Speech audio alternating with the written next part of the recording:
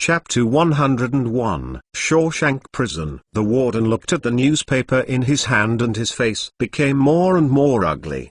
The newspaper said that a thief surrendered to the police station and admitted that the two were murdered, which means that Andy's case is likely to be reversed. He also felt that Andy was impossible to reverse the case, and that he wanted to reverse the previous judgment unless there was incomparably sufficient evidence. Unexpectedly, there was a thief who turned himself in. At this moment, the warden even suspected that the thief had been deliberately arranged to commit the crime. It was not uncommon for him to commit crimes, and he knew a lot about it. Thinking of coming to see Andy's lawyer 2 days ago, things can't be so coincidental. Someone should be helping Andy. He doesn't care if Andy is wronged. What he cares is that Andy knows too many secrets. Help him evade taxes, make false accounts, and launder money. Once these things were shaken out, Sam Norton was all over. Not to mention that the position of the warden is not guaranteed,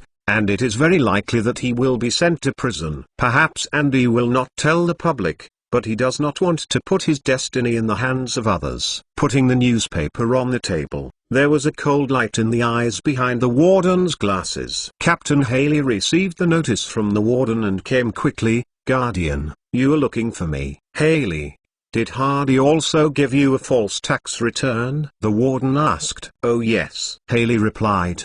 He knew that this matter could not deceive the warden. "Look at this newspaper. There are news you are interested in." The warden threw the newspaper to Haley. Haley took the look, and his eyes widened after watching it. "Someone admits to killing Andy's wife. Isn't Andy's case going to be changed?" Haley asked in surprise. "Yes, if the sentence is changed, he will be released after he is not guilty, but he knows too much about us. If it leaks out, think about the consequences." The warden looked at Haley with a gloomy look. Haley's face kept changing. If his tax evasion is exposed, his current job will definitely be lost, and the tax bureau will also prosecute him. The lighter taxpayer will make up for the tax, and the severer will go to jail. "Warden, what shall we do now?" Haley asked. A cold light flashed in the warden's eyes. "It is the best way to let him shut up forever." "You mean to kill him?" Haley asked.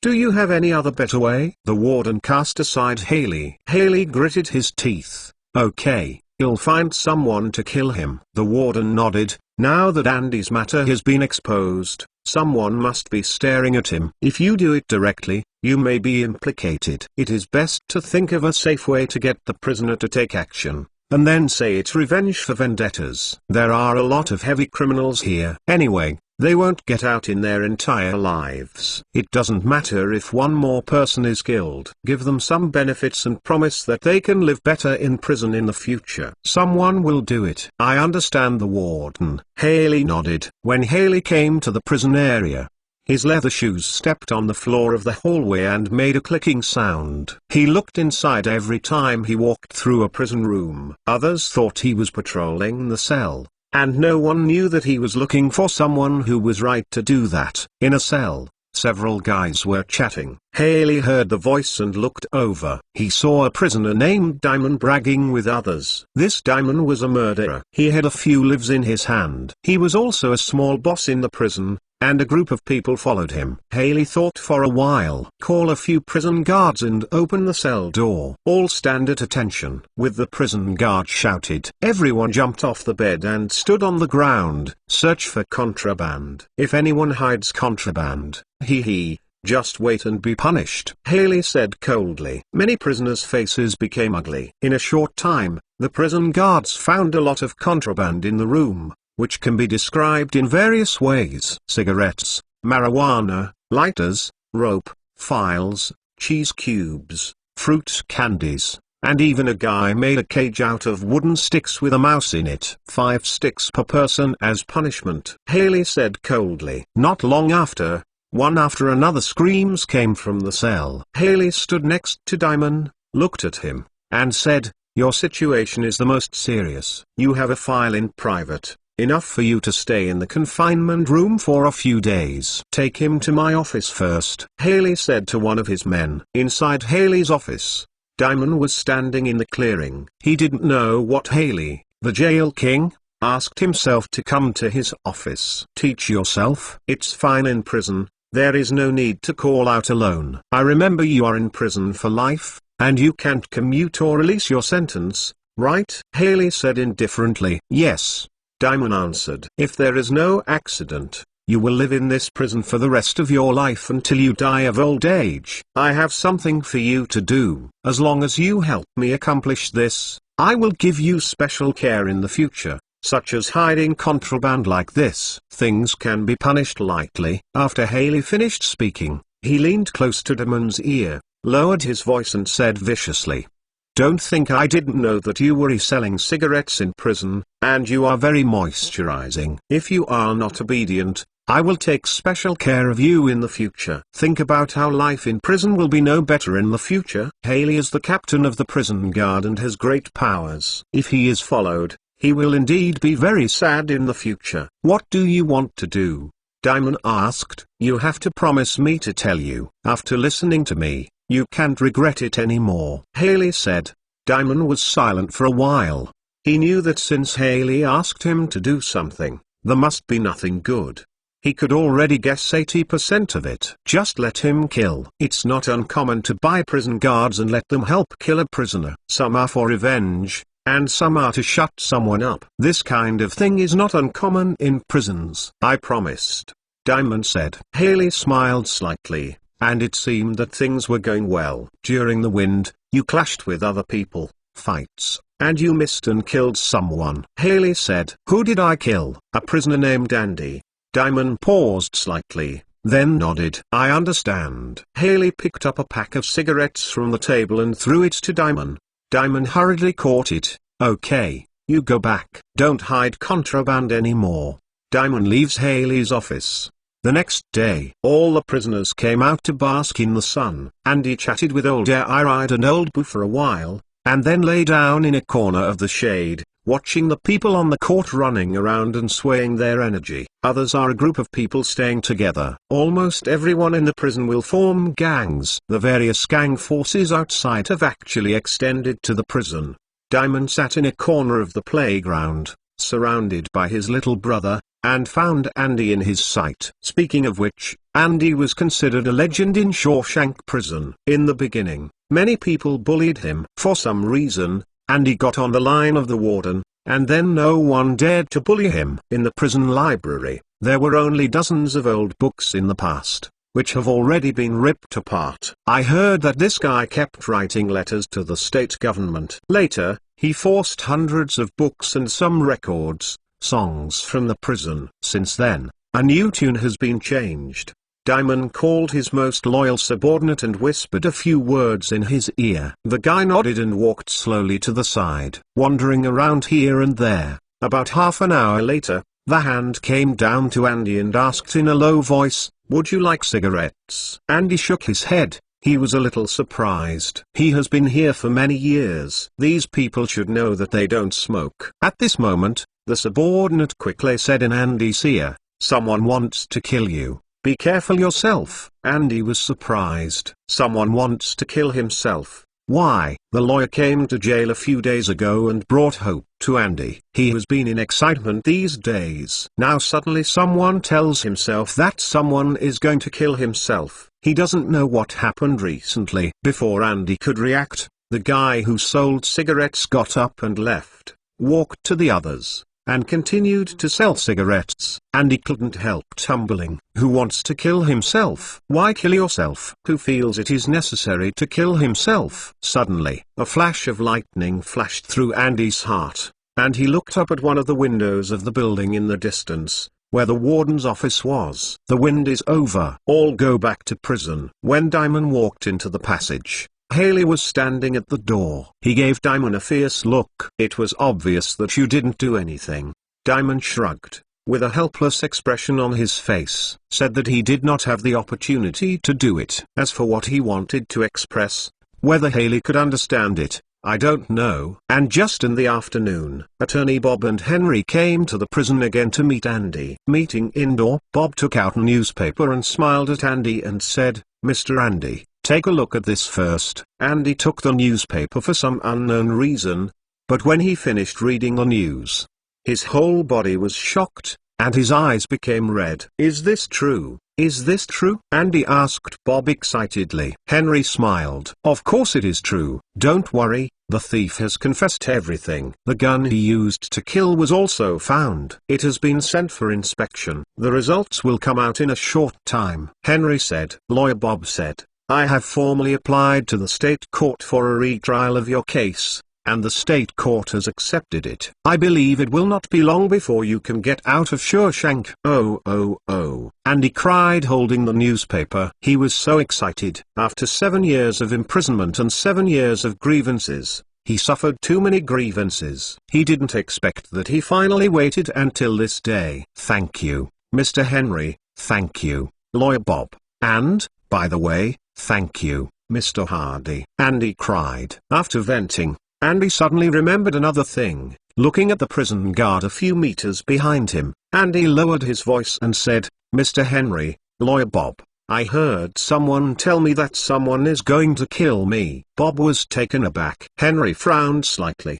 "Do you know who is going to kill you?" Henry asked in a low voice. "I don't know. Someone secretly sent me a letter saying that I was warned that someone would kill me. I don't know about other things," Andy said. Henry nodded. www.mentalnovel.com. Be careful during this time. I will take care of other things. After the meeting with Andy ended, Henry and Bob left. After returning to the city, Henry made several phone calls. That same afternoon, several groups of people came to Shawshank Prison to visit the prison, including Diamond. One of his cousins came to visit him with his belongings. At dusk, Henry knew everything.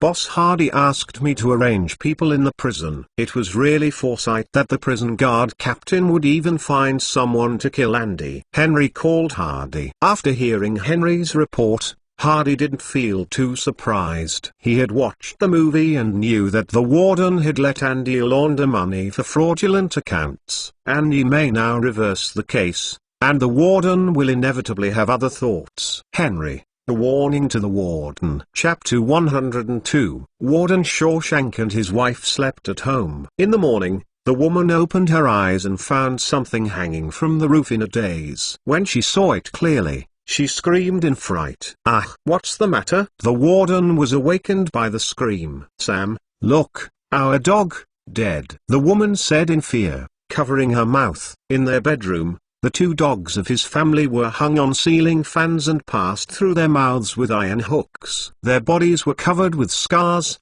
blood ticking down to the ground, and the whole scene was extremely and terrifying. The warden was also shocked. "What's going on? I'll call the police." The warden Kian got up calmly and walked quickly to the table to make a call. Ring-ling-ling. Just then the phone rang suddenly. The warden took a moment to answer. A voice of negative test came from the microphone. "Hello, Warden Norton. I should have seen the gift we gave you. When you hung them in your bedroom, your husband and wife slept too soundly, so I didn't feel embarrassed to disturb you." Hearing these words, the warden's body suddenly tightened. He heard the meaning of the other party's words. His dog was killed by them, and they can enter their room at will, hang the dog on the ceiling fan without being known by him, which means they can kill themselves at any time. "Who are you? What do you want to do?" the warden shouted angrily into the phone. "Think about what you did yourself." The warden was taken aback. What he has done? Too many things he has done. How does he know how to offend these people? The person on the other end of the phone spoke again, but the next words made the warden chill all over. "The annual maintenance cost of the prison exceeds hundreds of thousands, but half of it goes into your pocket. Doolittle Construction Company just pretends, right?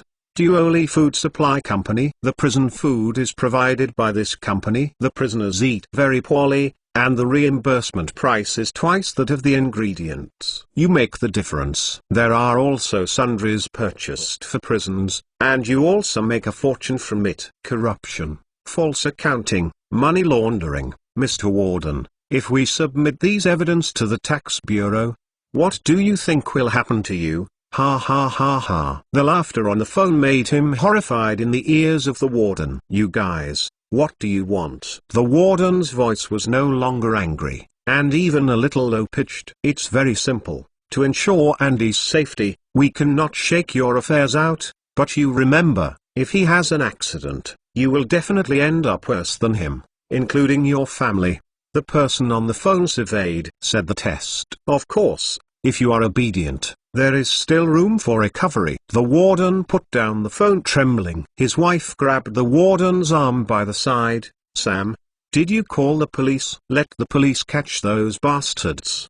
They killed our dog. The warden took a deep breath. You can't call the police. You can only handle this matter yourself. Why? The wife screamed. The warden was a little annoyed. Did you not see it? This is a warning. The call was just made by those people. If we dare to call the police, they will send me to jail, and even come in at night and kill you directly. The warden's wife was also terrified. Then, what should I do? What else can I do? I can only do what they say, the warden said dejectedly. The warden returned to Shawshank Prison, came to his office. Captain Haley immediately followed, and after closing the door, he reported in a low voice, "The warden, I have arranged for a guy named Diamond to find a chance to kill Andy. He will get into a fight. Absolutely not involved. Come to us." Slap. The warden gave Haley a big slap in the face. There was a fierce light in his eyes. Captain Haley was beaten up.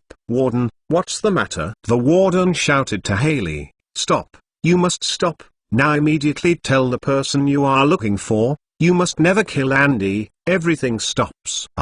Haley is a little unsure. At first it was you who let yourself kill, but now you suddenly stop. But once Andy reverses the case and gets out of jail, what if our affairs are reported? Haley asked. The warden said heartily, his own affairs have long been known, and now Andy is no longer the focus. The focus is on the people who threatened him. Killing Andy, the other party will definitely get revenge. Going to jail or being beaten to death on the street. His family members were killed, but he did not end well anyway. And even if Andy went out, even if he was reported, he would be punished at most, and would not involve his family. It is also possible that Andy will not shake off. The other party said that there is still room for recovery, which gave him a glimmer of hope. Now I can only choose to be obedient. There is no second way. Stop talking nonsense. Now hurry up and notify the person you are looking for. Have you stopped hearing it? The warden shouted at Haley. Okay, I'm going to inform now. Captain Haley brought Diamond to his office again, closed the door and said in a low voice, "The thing that I told you before, don't need to go on. Stop here. I warn you. Just as if this matter has never happened, you are not allowed to mention it to anyone and forget him. If you dare to disclose it, there will be no good day in Shawshank in the future." Diamond nodded. I don't know what happened. Leaving Haley's office, a smile appeared on Diamond's face. People who are looking for themselves can have a lot of energy. The news that I learned only yesterday will settle things down today. Shawshank Prison Playground. It's time to let the wind go again. Andy is not as leisurely as he used to be. He is sitting in the corner, staring at the crowd in the distance. He has been worried when he received the message yesterday that someone wanted to kill himself. The little brother who sold cigarettes started spinning around again, peddling the cigarettes in his hand, and turned around and came to Andy. "Do you want a cigarette?" Andy Xin said. "I said that I don't smoke. So how come I sell it to me?" At this time, the little brother lowered his voice and said, "Your business has been settled. You are really amazing." He patted Andy on the shoulder and left. Andy was taken aback. Yesterday, this little brother told himself that someone was going to kill him. Today, he came to tell himself that things have been settled. Andy was uncertain. Solved. Who helped me solve it? Andy sorted out the whole matter, and he felt that the most likely solution to this matter was the Mr. Henry. Or it is Mr. Hardy, the boss behind him. Although he has never seen each other, Andy has already sensed that Mr. Hardy's supernatural powers. Why did Mr. Hardy help himself? He never figured it out. 5 days passed in a flash. On this day, Andy received a notice that he would be transferred to the state court detention facility, ready to participate in the next trial. Upon receiving this news, Andy stayed up all night in excitement. "I can finally leave here." He whispered the news to Eldrit, and the two sat together and chatted quietly. I don't know what I'm feeling right now. I'm excited, but I'm a little bit sad. I loved my wife very much, but I was not good at expressing it. She always complained that I spent too little time with her, and said that I hurt her. My temper hurts her. The only difference is that I fired the gun. In fact, during this period of time in prison, apart from feeling wronged, I still feel a little bit of atonement in my heart. Maybe this is the punishment of fate. Let me stay here for 7 years to punish me for the faults in that marriage. Old Reed shook his head slightly. I don't think your wife is doing the right thing, enjoying the money and benefits that your work brings, but can't help being lonely to find Xia Bayface. This is a shameless behavior. You are not a murderer. Maybe you are not a good husband and you can regret it, but you are not guilty and you shouldn't stay here. Andy was silent, turning his head to look at Old Reed. If there is a chance, I will release you on parole. Aldrich was silent. He was not as excited about being able to go out. There is even a trace of worry. I am different from you. I have really killed people, and I have not been wronged in my heart. After staying here for more than 20 years, I have not adapted to the life outside. I am afraid I can't survive when I go out. You know a caged person bird? For a long time, it has not adapted to the sky outside and has no courage to soar. Laurie said slowly. Then if there is a chance to go out, what kind of life do you want to live? Andy asked. Aldrich thought for a while. Open a hotel and raise a dog. The hotel business doesn't need to be very good. I have contact with customers every day, sitting at the door idly, with the dog lying next to me. Maybe that's the life I want most. Andy is gone, leaving Shawshank Prison. When he left the prison with salute, many people looked at him from the fence. Watch him leave. The warden stood at the window and watched Andy being taken away by the state court police car. At this moment, he didn't know how he was feeling. Finally, I don't have to worry about whether to kill Andy. But then he will continue to suffer. The sword of Damocles was held in someone else's hand and could be cut down at any time. He didn't know what his future fate would be like. Such a day of fear all day is so uncomfortable. Perhaps he is not as happy as the prisoners lying on the playground. The prison room of the state court is much better than the Shawshank prison. The double room has a separate bathroom and the beds are softer. The food is more than one grade better than Shawshank. Attorney Bob and Henry came to see him again. Lawyer Bob smiled and said, "Next there will be a process, but I can tell you that your case is well documented. As long as there is no major accident, you will be released in court next month." Henry said next to him, "Mr. Andy, wait at ease during this time. You can tell me what you need." Andy thought for a while. "Can I ask for some newspapers and books? I have been isolated from the outside world for too long and want to know more about the current situation outside." "No problem," Henry said. Andy thought about it again. "Mr. Henry, can I talk to you alone?" Attorney Bob smiled and stood up and said, "You'll go outside and smoke a cigarette first." You are reading www.uukanzu.com. After the lawyer left, Andy looked at Henry and asked, "Mr. Henry, I want to ask, did you arrange for the surrendered thief?" Henry had a meal. Then I understood what Andy meant. "We arranged for him to surrender, but that person was indeed the murderer who killed your wife and lover. My boss accidentally knew about this, so he arranged for me to see you and let the thief surrender." Andy's heart finally let go. If the thief is fake, he might be very guilty. "Mr. Henry, can I ask about Mr. Hardy's situation? These days I have been curious about why Mr. Hardy helped me." Henry pouted his lips. "I don't know. Maybe it's really for a sense of justice." Chapter 103. Many books and newspapers were brought in from the prison. There were 30 or 40 books, all of which were requested by Andy, and there were a large number of economics monographs in it. Andy read all the books in prison, including the ones that will come later. Among them are several economic books. This is his specialty. This time he sorted out a large number of books for Henry to help purchase. You should know that the prices of books in this era, especially professional works, can be described as expensive, each costing dozens of dollars. This batch of books can be said to be expensive. As for newspapers, There are 2 large bags of more than 10 kilograms of weight. The New York Daily, the Wall Street Financial News, and the newspapers for the past 6 months are here. Andy is a book fanatic. As long as there is a book to read, he can't feel the passage of time. He has been out of touch with society for too long, and he urgently needs to understand the current situation. In prison, he only knew that the Second World War broke out and then ended. Now he knows nothing about the specifics of the whole society, and these newspapers gave him the answer. After reading half of it, he had a kind of return real-world feel. In these newspapers, he saw a report about HD Security. In his opinion, the series of HD Security operations can be regarded as classics,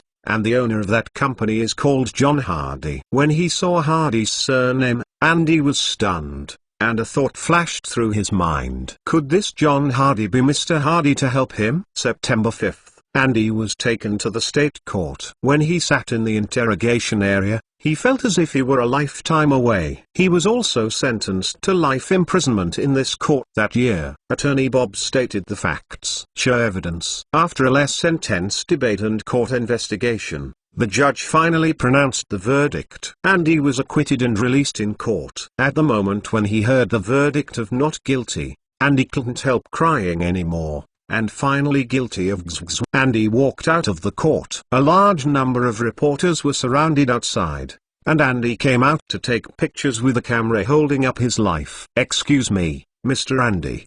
What do you say about the court's decision, and how much impact your life has been in your imprisonment for 7 years? Will Mr. Andy sue the judge who tried you? How will the court compensate you? Mr. Andy, did you kill your wife? Did you arrange the crime for the surrendered thief? Henry and his men helped Andy push the crowd away, got in the car, and the car drove away quickly. In the car, Henry asked Andy, "Does Mr. Andy go where we will send you there?" "I don't have a home anymore, and I don't have a place to go now, Mr. Henry. Can I see Mr. Hardy?" Andy looked at Henry and asked. Henry smiled. "Of course I can. Why don't I help you find a hotel, take a shower and change clothes?" "It is good."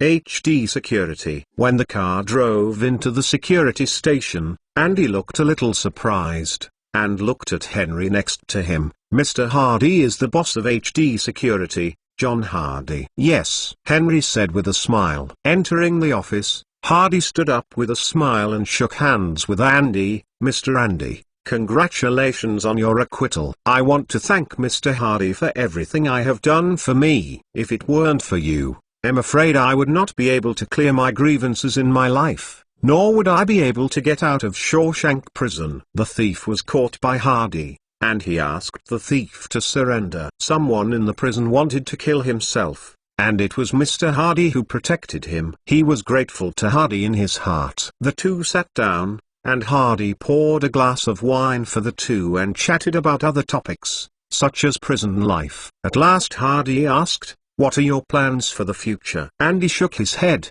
"I don't know.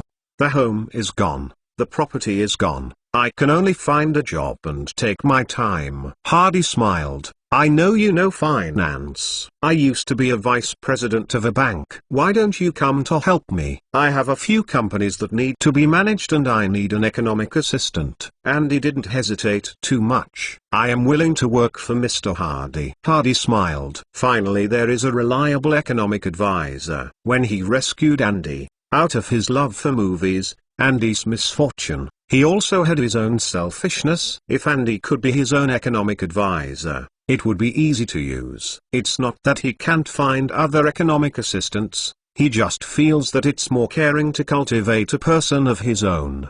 There is no need for Andy to intervene in the finances of the gang. There is the original Spanish military commander Charles Simon, but Simon is enough for the gang's business. Take a few days to adjust, and then come over to work, Hardy said. Andy shook his head. "I don't need to rest. I have been resting long enough. For 7 years, I feel a bit out of touch with society. I want to get acquainted with it while working, as long as you are willing to." Those who work hard and be bosses are not happy. Arranged a place for Andy to live in, a small villa in the wealthy area, where the environment is quieter and safer. and bought him a car with a driver. Andy officially became Hardy's economic advisor. HD Security Company, HD Pictures, Broker Company, Wash Mining, Mineral Water Company, TV Company, Auction, Las Vegas Casino Shares. Andy spent a week combing through all the financial status of Hardy's Industries and found that there were many problems. Mr. Hardy, your use of funds is very messy, which involves issues such as the source of funds is unknown, large amounts of funds have not been reported for taxation, etc., need to be sorted out. If it is found by the tax bureau, I am afraid you will have trouble. Andy said, that's why I'm looking for a good economist to help. Hardy smiled. Andy nodded, don't worry, I will take care of these for you to ensure that there will be no problems when the tax bureau checks the accounts. Andy said confidently. Hardy said, I spent so much effort to get Andy out, and I definitely made a profit. With such an accountant to help me sort out the accounts, the tax bureau guys can't do anything about it. Just think about it and feel good. Andy, I have a suggestion. For my companies, there will be more and more accounts in the future. I am afraid that you can't be too busy. I suggest you set up an accounting firm and recruit a group of subordinates, so that you can also relax.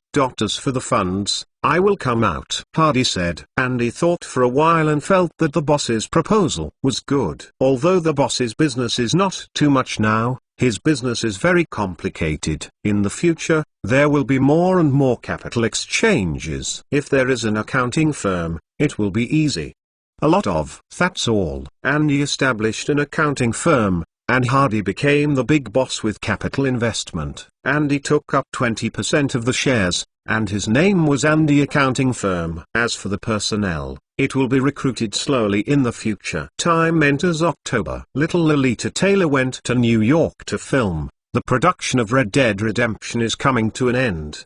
The Mineral Water Company is under vigorous construction, and the auction company has begun to operate. Hardy drove to the auction company. The front desk saw the big boss coming over and immediately greeted him with a smile. Good afternoon, Mr. Hardy. Is Yejin? Mr. Han is not here. Irina is in the office, the front desk said. Hardy pushed open the office door. Irina looked up and saw Hardy. She immediately showed a smile, put down the pen in her hand and walked over. Dear Mr. Chairman, welcome to the company, Irina said warmly and gave Hardy a hug. I have to say that this girl is really in good shape. The place that should be thin is thin, and the place that should be plump is not stingy at all. I haven't come in the last few days. Have you received any good products? Hardy asked. Yes, I will show you to the storage room, Irina said. The two came to the storage room. This is a treasure house specially built by the auction company. It is no less than a small vault. It covers an area of about 60 square meters. On weekdays, they put some newly received antiques and transfer them to the HD Security Company storage room after they are in batches.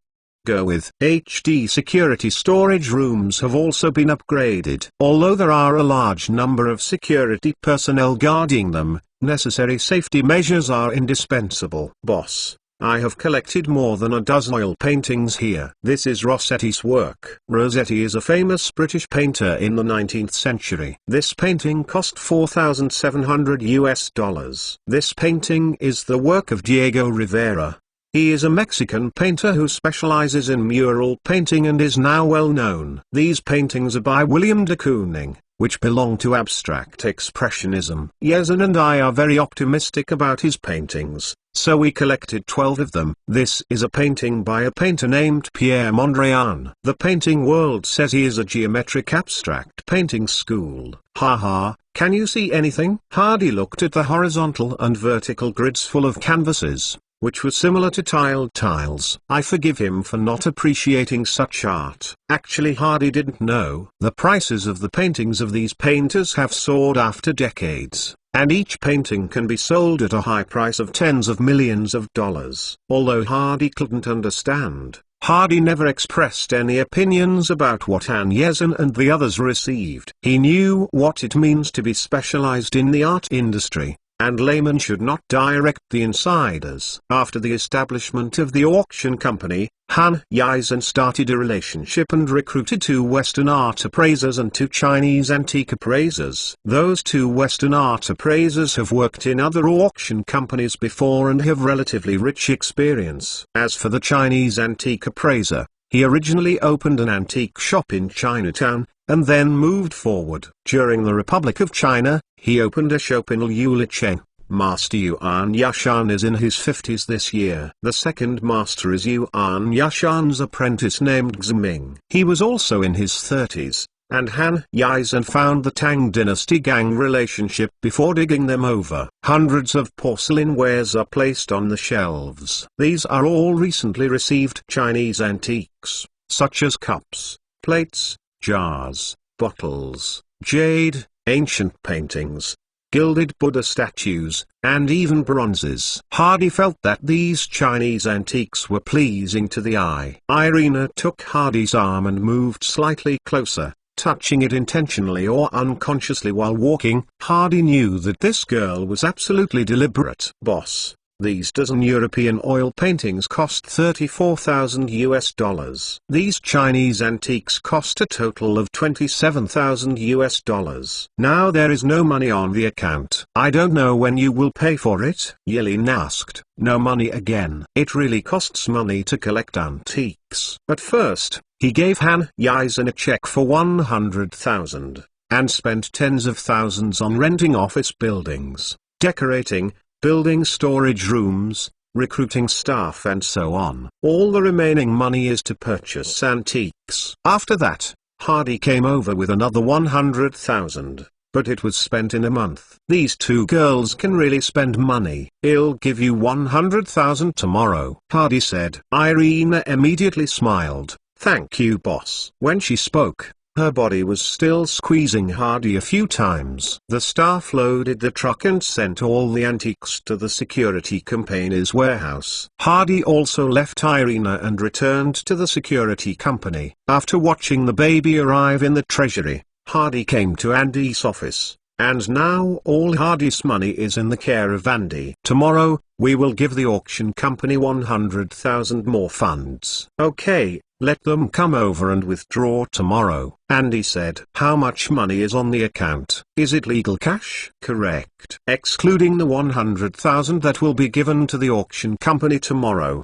there is still 243,500. Hey, there is only so much money left to spend. You have to find a way to make money. Otherwise the auction house will not be able to support it, Hardy said with emotion. He has a lot of investment projects in his hands now. www.mentalnovel.com are still in the investment stage, and there is no income at all. I am afraid that it will not be able to help him withdraw the funds for a while. Andy looked at the boss and said with a smile, in fact, it is not difficult for you to make money now. You have a gold mine in your hands. Oh. What gold mine? It's Walsh Mining. These days I have focused on researching Walsh Mining. His current stock price is around 2 or 3 cents. This is a very low price, which means it is relatively easy to operate. As long as we operate a little bit, we can make a lot of money, and all of them are legal, Andy said. Andy briefly talked about his operation. Hardy is a major shareholder,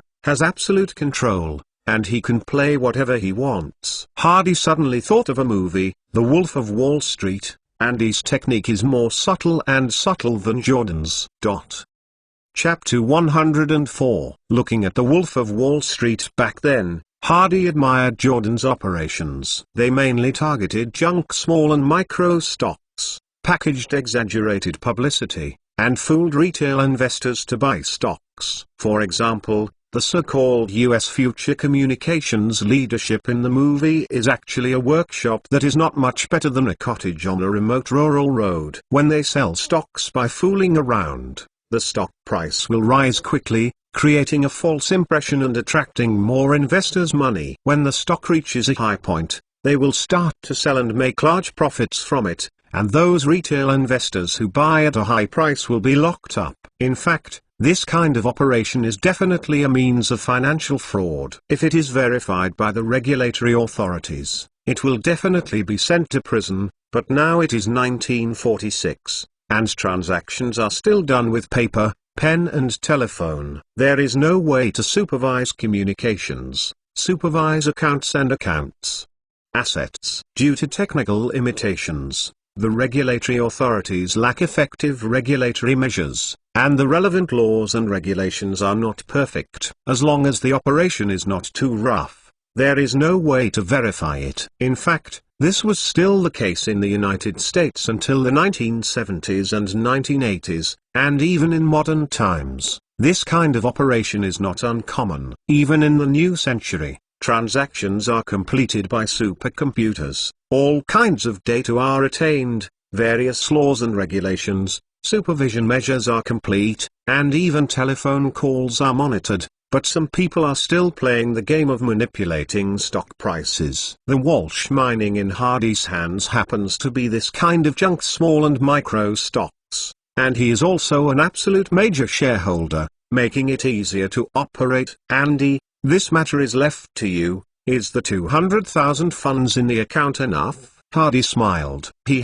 Enough. Andy asked the personnel of the security company to open a batch of new accounts. He didn't use the ones that Hardy had used before because there were traces of operations inside. A total of 60 new accounts were opened. Only $3,000 or $4,000 are put in each account. Andy did not rush to buy stocks, because Walsh Mining's current value is too low. It is possible to invest a few thousand yuan to raise the stock price. 2 days later, Walsh Mining released its quarterly earnings report. The financial report shows that, in the last 3 months, Walsh Mining's income was zero, and its debts increased by 110,000, which was used for wages and other expenses, and the company's liabilities increased to 346,000. Originally, Walsh Mining was a junk stock among junk stocks. It had no investment value. The stock price remained at around 3 cents.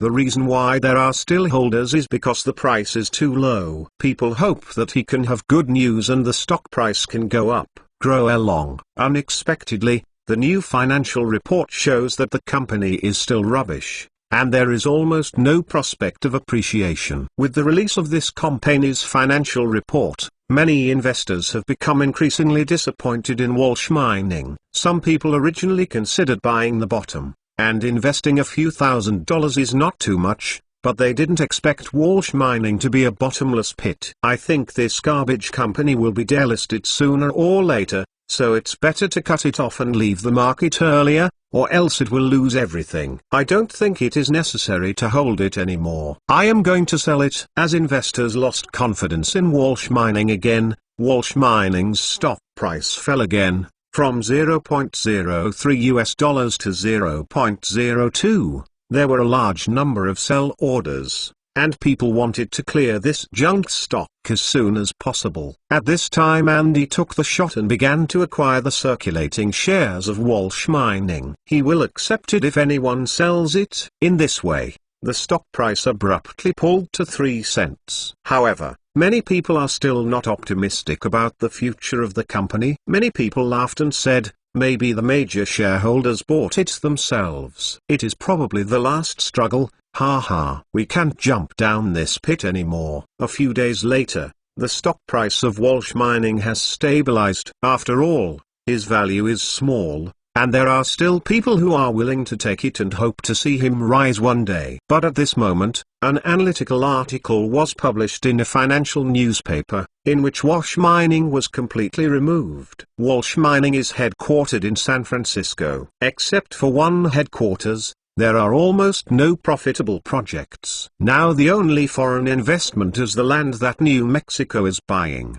but the facts have proved that there is no mineral vein there, and it is simply a wasteland. Some people even say that Walsh Mining may be forced to delist, when the stock price will be lower, and shareholders will lose their money. All of a sudden, those who were still on the sidelines couldn't sit still, and reluctantly cut their meat. The stock price of Walsh Mining fell again and a large number of selling orders appeared. With this opportunity, Andy ate a lot again. In just 1 week, He used dozens of accounts to absorb 80% of Walsh Mining's outstanding shares. The stock price remained at around 3 cents. And just when people thought that Walsh Mining was so immortal, a week later, an advertisement was published in the New York Times, the largest newspaper in the United States. The photo is a beautiful glass bottle, like a later generation of Baijiu mineral water bottle, with Rocky Mountain patterns and trademarks printed on it. Rocky Mountain Mineral Water. Rocky Mountain Mineral Water has a pH value of 7.3 ± 0.5. It is weakly alkaline and has a natural taste. The Rocky Mountain glaciers melted for thousands of years and the mountains were nurtured for thousands of years. It contains potassium,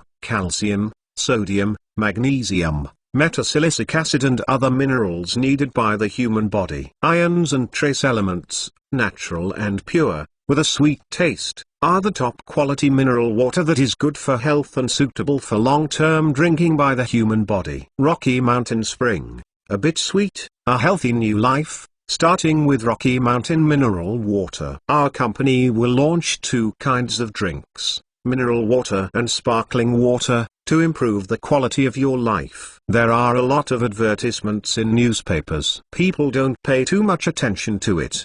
They just think that the mineral water is relatively tall. What mineral ions? What trace elements? These are still new terms to people in the 1940s, and they are very bluffing. Hans is an editor of a newspaper and he often trades in stocks. He didn't care too much after reading the advertisement, but was stunned when he accidentally saw the mineral water company. Rocky Mountain Mineral Waters Company is marked with 2 names. One is Maybau Mineral Water Company, and the other is Walsh Mining. How is this going? Why did Walsh Mining start a mineral water business again? When he was curious, he called and inquired about the commercial management department and found that this mineral water company did have shares in Walsh Mining. Walsh Mining accounted for 20%. The registration time was a few days ago. After discovering the Rocky Mountains and waters, Hardy called Mike. This land was Hardy's site. Mike felt that it could not be used in vain. The two negotiated. It is better to establish a brand independently for various mineral spring companies. This mineral water plant in the Rocky Mountains is called Rocky Mountain Mineral Water. A separate company was established. Hardy and Mike each accounted for 40%,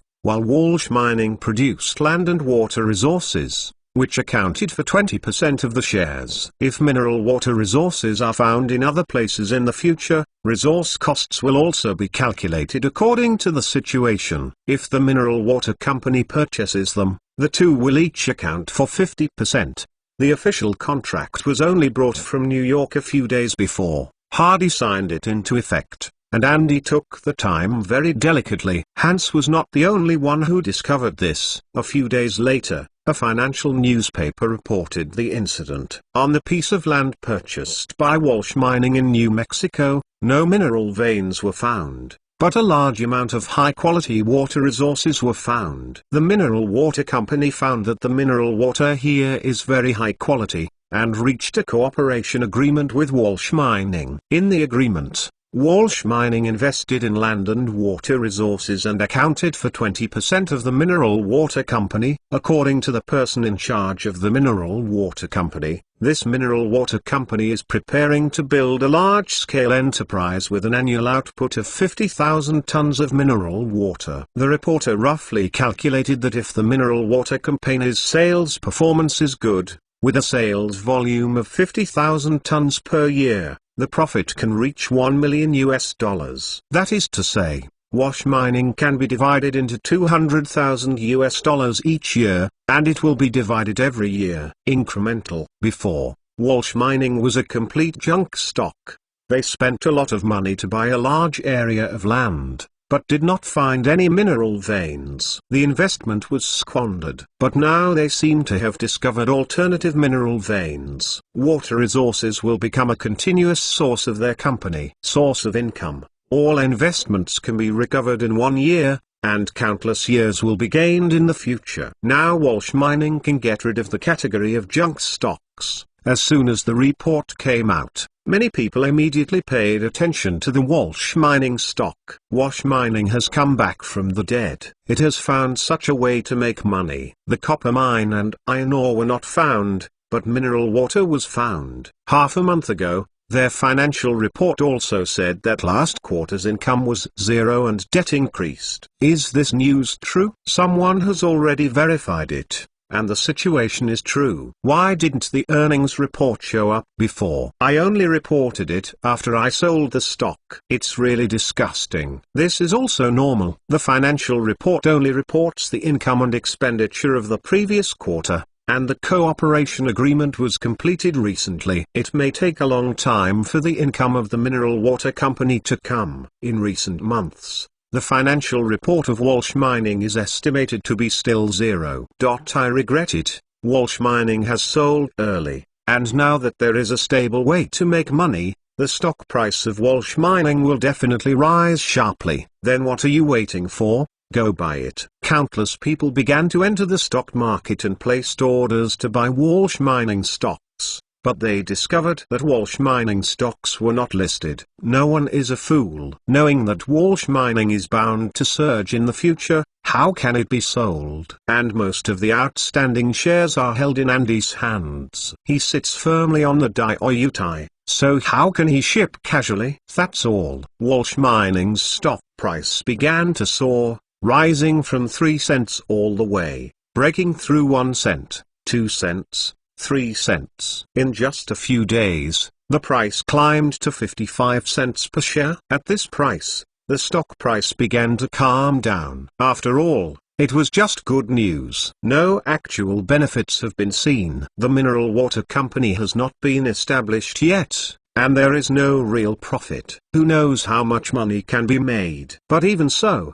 it has soared 18 times from the lowest price. Many people have turned over their profits. After all, there are still some outstanding shares on the market. Someone bought Walsh Mining stock for $1,000 before www.mentalnovel.com and it has now become 18,000 yuan. Of course, Hardy is the one who makes the most money. He has 75% of the shares and 80% of the outstanding shares, which is equivalent to holding 92.5% of the shares. Now the stock price has soared 18 times, and the value of Walsh Mining's shares in his hand has soared to 5 million. After reading the data, Hardy showed a comfortable smile on his face. It was so easy to make money with Andy as a financial expert. In his previous life, he heard a saying that the world's largest gold mine is insignificant in front of Wall Street, and Wall Street is the world's largest gold mine. Andy, are you going to sell the circulating shares for cash next? Hardy asked. Andy shook his head.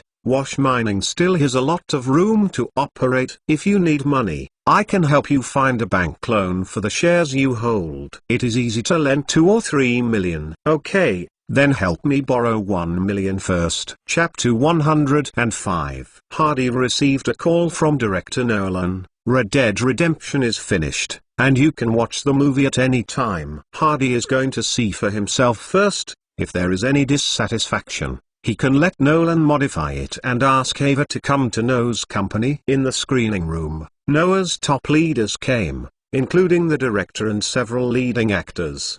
The movie was being screened, and a melodious whistle sounded. This piece of music is adapted from the whistle given by Mr. Hardy, and it is about 2 minutes long. Director Nolan introduced, in the wilderness of Mexico, there was the sound of horse hooves. The surrounding wilderness was desolate. A man rode into the field of vision on a not-so-strong horse, walking into a small town. The town is not big, and the streets are empty. The man saw the well. He was a little thirsty to get some water to drink. A 5 or 6-year-old boy ran out to attract the man's attention. But the boy ran up to him, in front of a house on the opposite side. He had just got into half of his body when he was scolded and scolded. 2 strong men threw the child into the street. One of them took the revolver and fired at the child's feet repeatedly, making the child cry and run away. At this moment, a window of the house full of iron railings opened, and a beautiful woman appeared in the camera. It was Ava Gardner. She looked at the child being shot and driven away, tears in pain with her expression.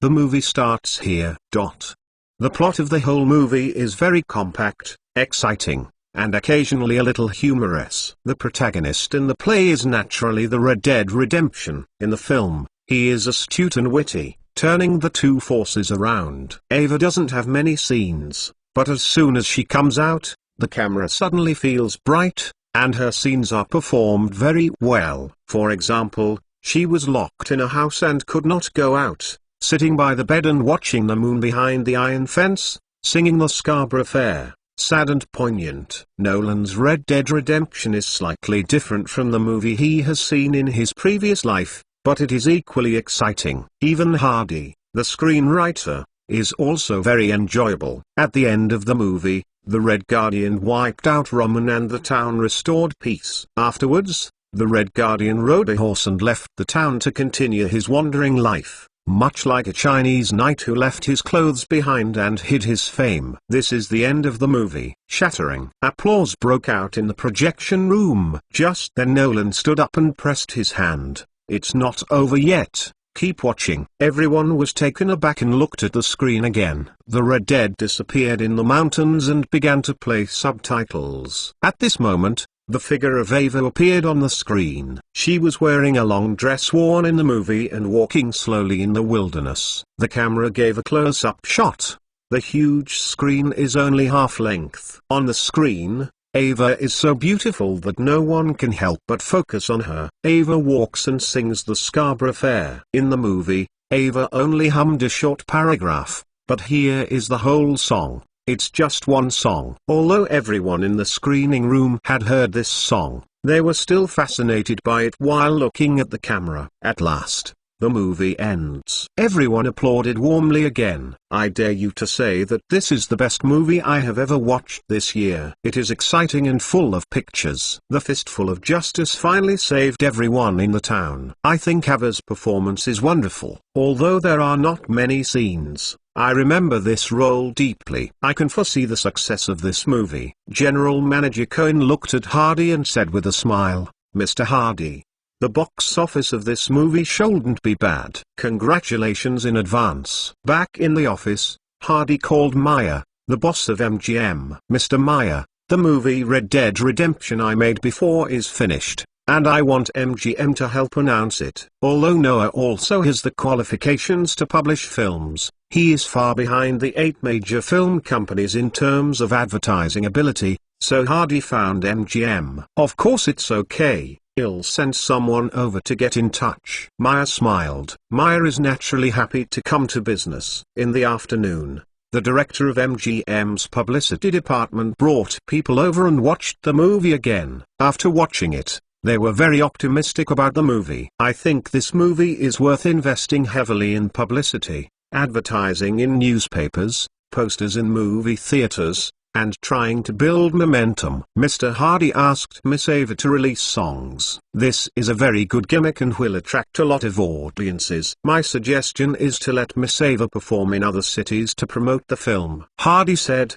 "It seems that later generations of film announcements are also the same. Advertising in the media, variety shows at star events. Take the protagonists to run city by city for publicity, premiere, press conference and so on." The head of the publicity and distribution department calculated the bill, and it turned out to be $800,000. Hardy relied on it, and it cost less than $300,000 to shoot the movie himself. The publicity cost turned out to be 3 times the shooting cost. "How about this fee paid by MGM? And we'll pay it back when I make money." Hardy said shamelessly, "I can't be the master of this. You need to discuss with Mr. Meyer." The main channel of the propaganda department. Hardy called Meyer again, and Meyer happily agreed and was willing to advance the funds. Of course, it was mainly because MGM was able to make a large sum of money in the publicity expenses that he was willing to advance the money. Ava is gone. Follow the crew to other cities for publicity. Hardy had just been idle for 2 days,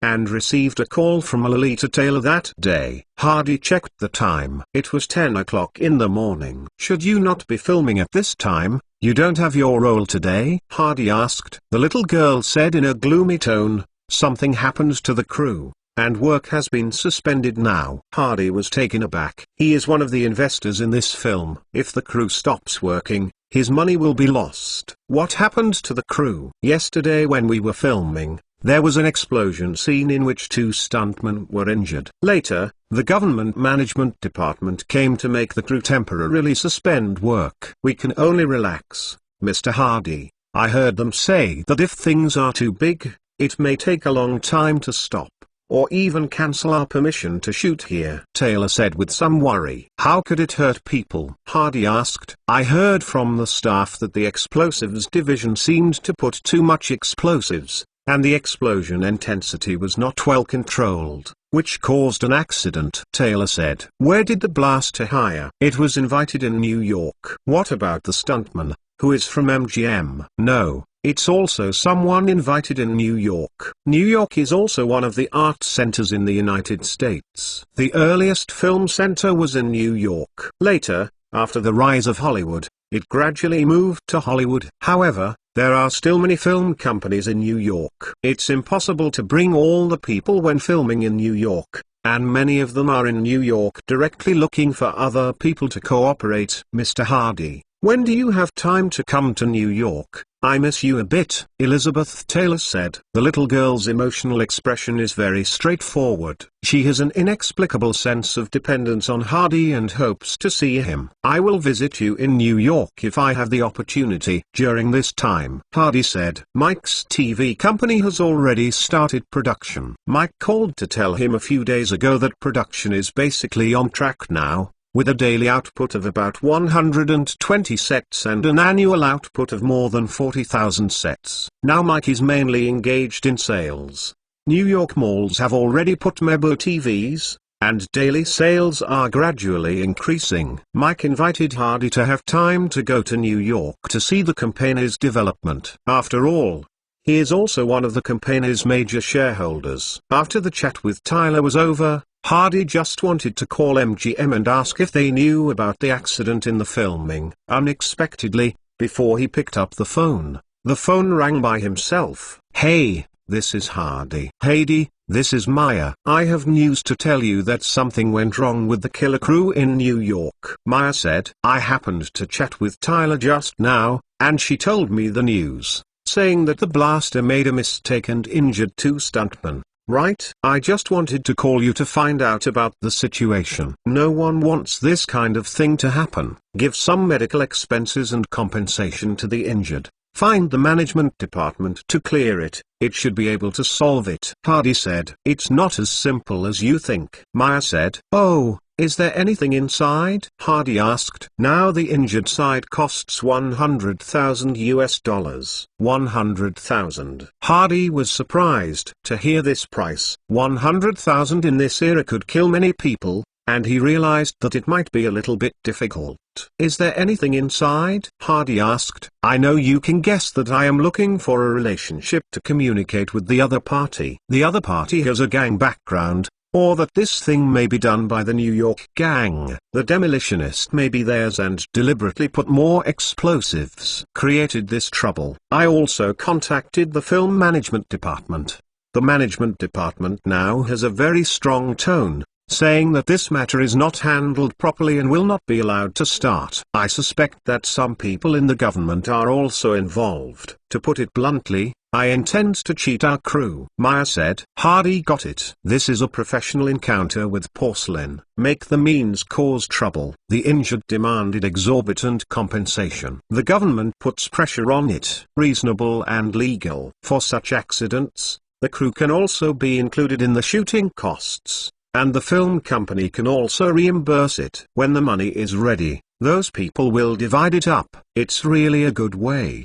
What are you going to do? Hardy asked Maya. I found a gangster who is familiar, and the other party said that this matter is best solved with money, otherwise it is very troublesome, and it will cost at least $60,000. Mentalnovel.com. Maya said in a deep voice. We are partners. I called you to ask your opinion. Do you agree to pay the money? Maya asked. Hardy said heartily. The other party relied on being a local snake, ready to take a bite. So let him pay. He was very upset. Is there no other way? Hardy asked. My energy can only do this step, Meyer said. Although he is the big boss of MGM, but the manpower is sometimes poor. Meyer's relationship in New York, it is not easy to do this step. Hardy thought for a while. Mr. Meyer, I'll give a call and try. Chapter 106 New York, Corleone Manor. The old godfather is listening to The Economist and his son Tom, reporting on the operation of the gang. After listening to the report, the old godfather suddenly remembered something and asked, how are Mike's TVs selling now? Tom was taken aback for a moment. I have inquired that 12 units can be sold every day. The old godfather smacked his lips. The production line produces 120 units a day, and can only sell 12 units a day. If this continues, it will accumulate a lot of products and hold down a large amount of money. He can't support it for too long. Tom said, Mike has been running sales these days. I believe his ability will improve. The old godfather nodded without speaking. Just then the phone on the desk rang. Tom looked at the old godfather and picked up the microphone. This is Corleone's house. Who is it? Hello, this is John Hardy. I hope to find Mr. Vito Corleone, Hardy said. Tom covered the microphone and looked at the old godfather, foster father. It's John Hardy in Los Angeles, the man who worked with Mike. The old godfather nodded. I heard it. After he reached out his hand, Tom quickly passed the phone. Vito. Hardy's tone became respectful. Good afternoon, Mr. Corleone. Take the liberty to call you this. Don't be presumptuous. I remember you came to my birthday party and gave me a gift. I like the silver plate very much. The old godfather said with a smile. I called you today. I have something to ask you for help. I hope you can help solve it. Hardy said. You said, Mr. Meyer of MGM and I invested in a movie called This Killer Isn't Too Cold. It is now shot in New York. But an accident happened 2 days ago and the film administration stopped the shooting. Meyer asked someone to coordinate. The other party asked for $100,000. There may be other families in New York, and some of them are difficult to solve. So I ask for help, and hope you will help. Okay, let me know about this. The godfather replied after hearing Hardy's words. The old godfather's face was always calm. He had encountered too many things, and what Hardy said was completely trivial to him. I am going to New York in these 2 days, and I will visit you at that time. Hardy said, okay, come to the house for dinner then. The old godfather said kindly. Hang up the phone. The old godfather looked at his son Tom. Tom, you can investigate this matter to see who is in charge of the film administration and which family is doing this. Good foster father. Tom took the order and went out immediately. Only the old godfather remained in the study. The kitten jumped into his arms, and the godfather hugged it and stroked it gently. I remembered that Siegel brought that little guy that day. On that day, he only thought that Hardy was a very promising subordinate of Siegel, and brought him to the party to meet the world. Unexpectedly, that little Hardy guy later became friends with Mike, and the two also established a TV factory. $1 million investment. It's definitely not a small sum of money. This made the old godfather pay attention to Hardy. Sent someone to conduct a detailed investigation of Hardy's past. Fighting hero. Wounded and discharged from the army. The experience is very similar to Mike. No wonder the two quickly become friends because they have a common experience. Later, he joined Siegel's Jewish gang. Although he had no reputation in the gang, he became Siegel's confidant in a short time. Later, what Hardy did was even more remarkable. He even formed a gang himself, and he did not become the manager, but pushed out his brother named Bill, and he was hidden behind the scenes. No matter who investigates him now, he is an innocent businessman. Later, HD Security was formed, and a bank robbery was used to make a small, unknown oil company known to all of the United States. Now there are 4 or 5 companies under his name. I can tell, Hardy is a very intelligent guy.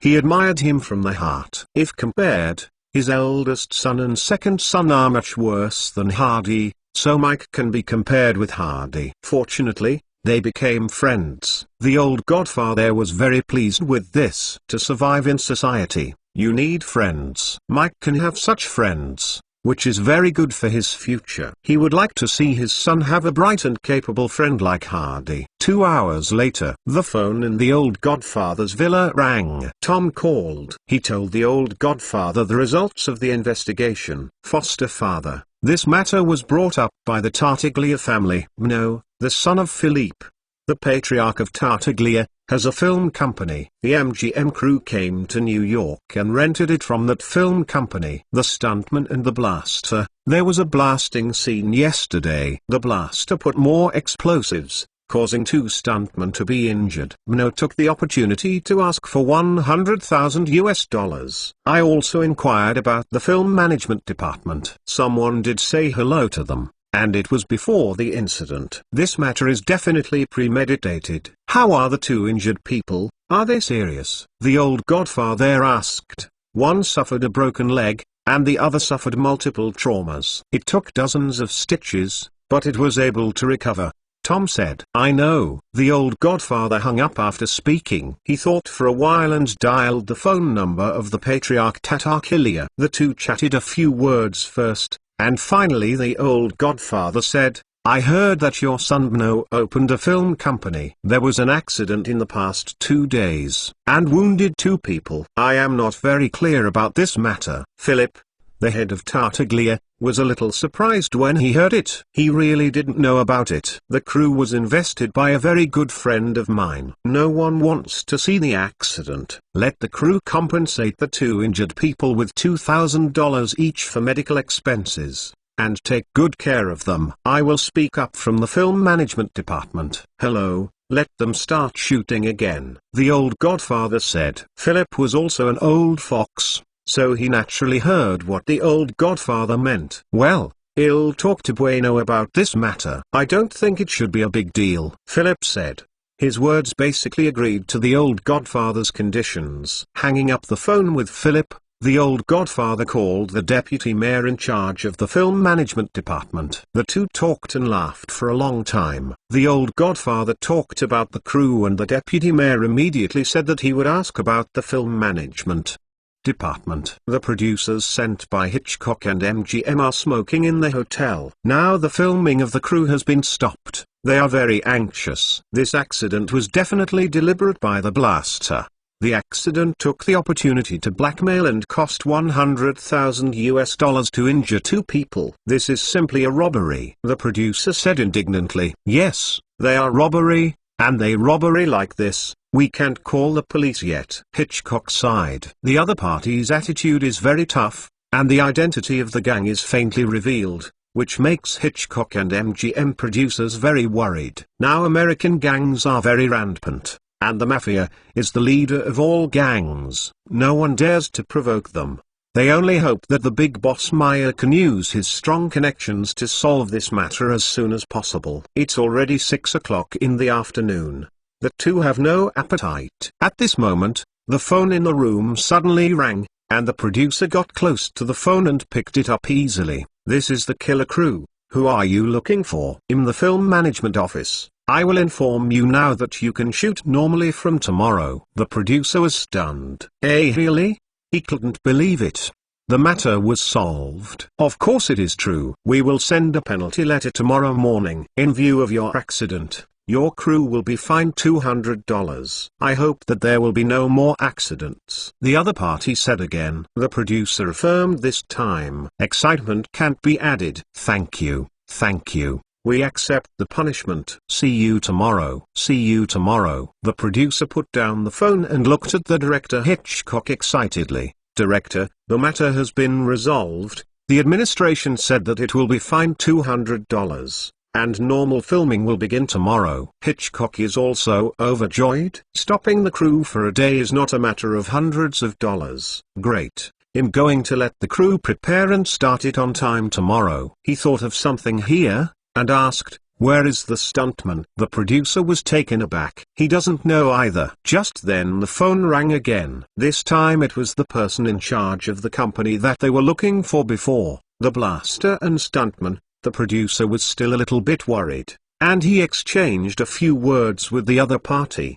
The person in charge said, "Our actor is injured, and the medical expenses are added. I hope that the crew will pay $2,000 for the subsequent lost work expenses." What do you think? 2,000. Hearing this, digital producer was shocked. Before, it was 100,000. Now it only costs 2,000, so there is no hesitation. He immediately agreed, and he sent the money back. Put down the phone. The producer still couldn't believe it.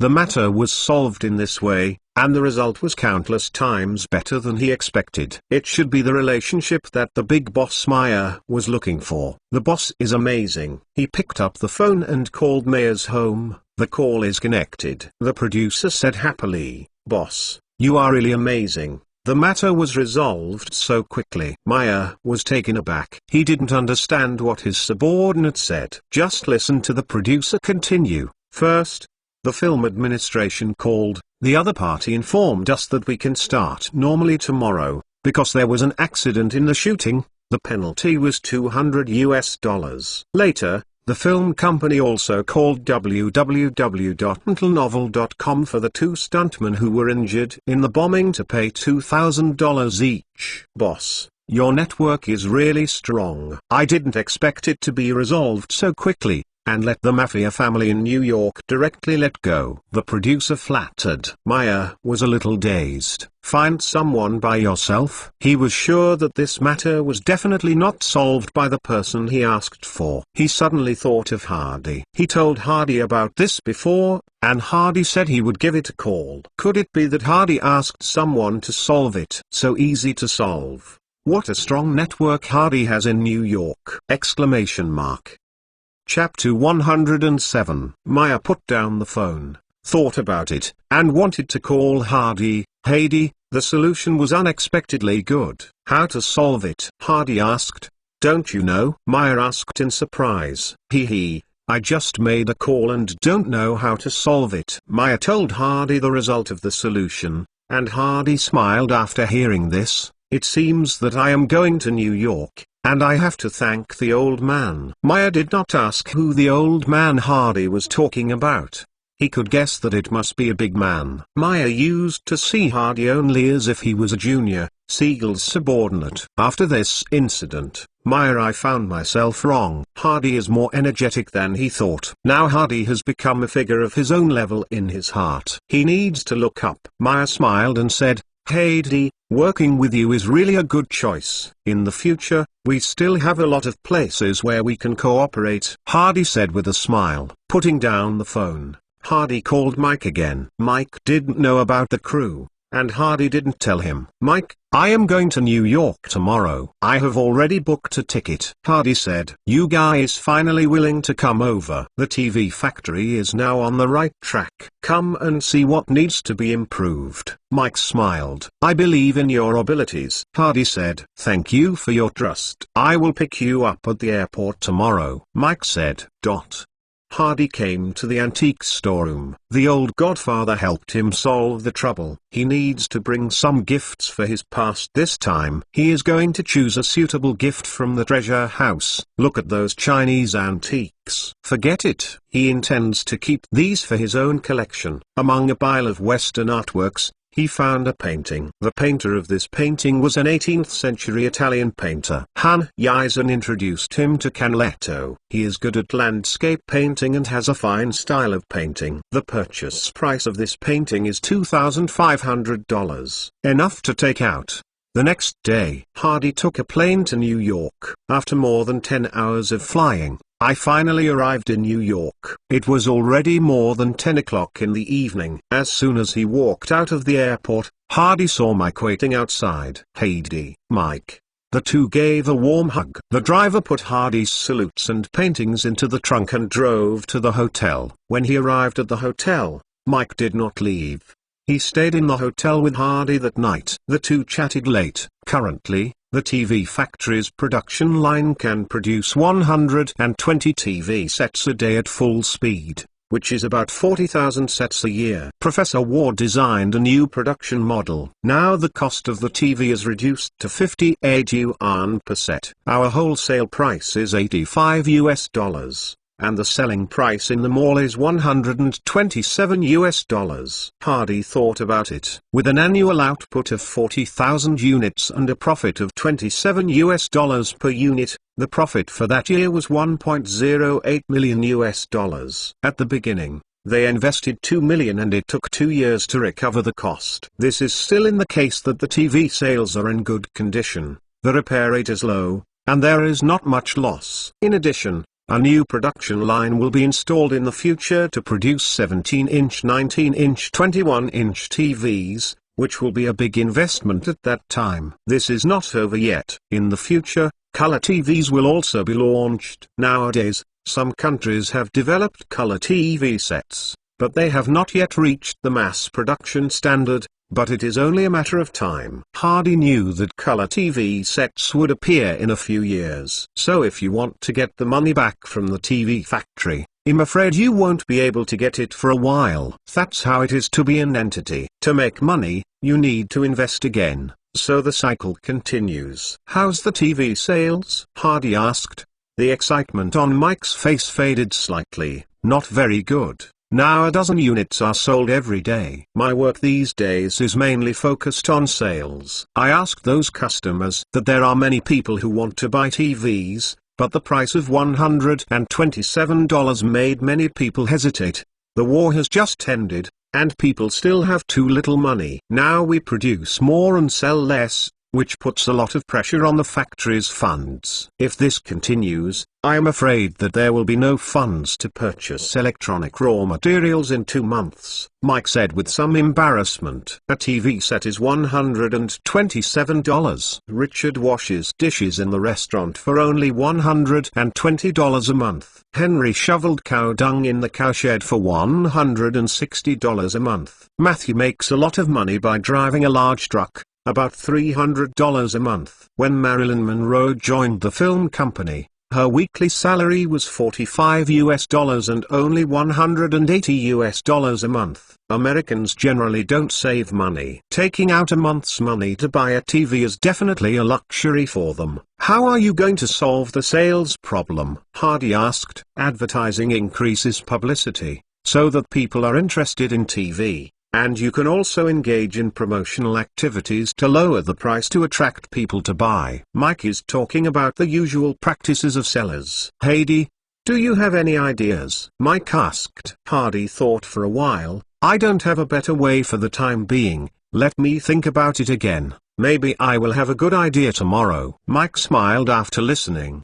The next day, Mike took Hardy to the TV factory. The TV factory is producing at full capacity.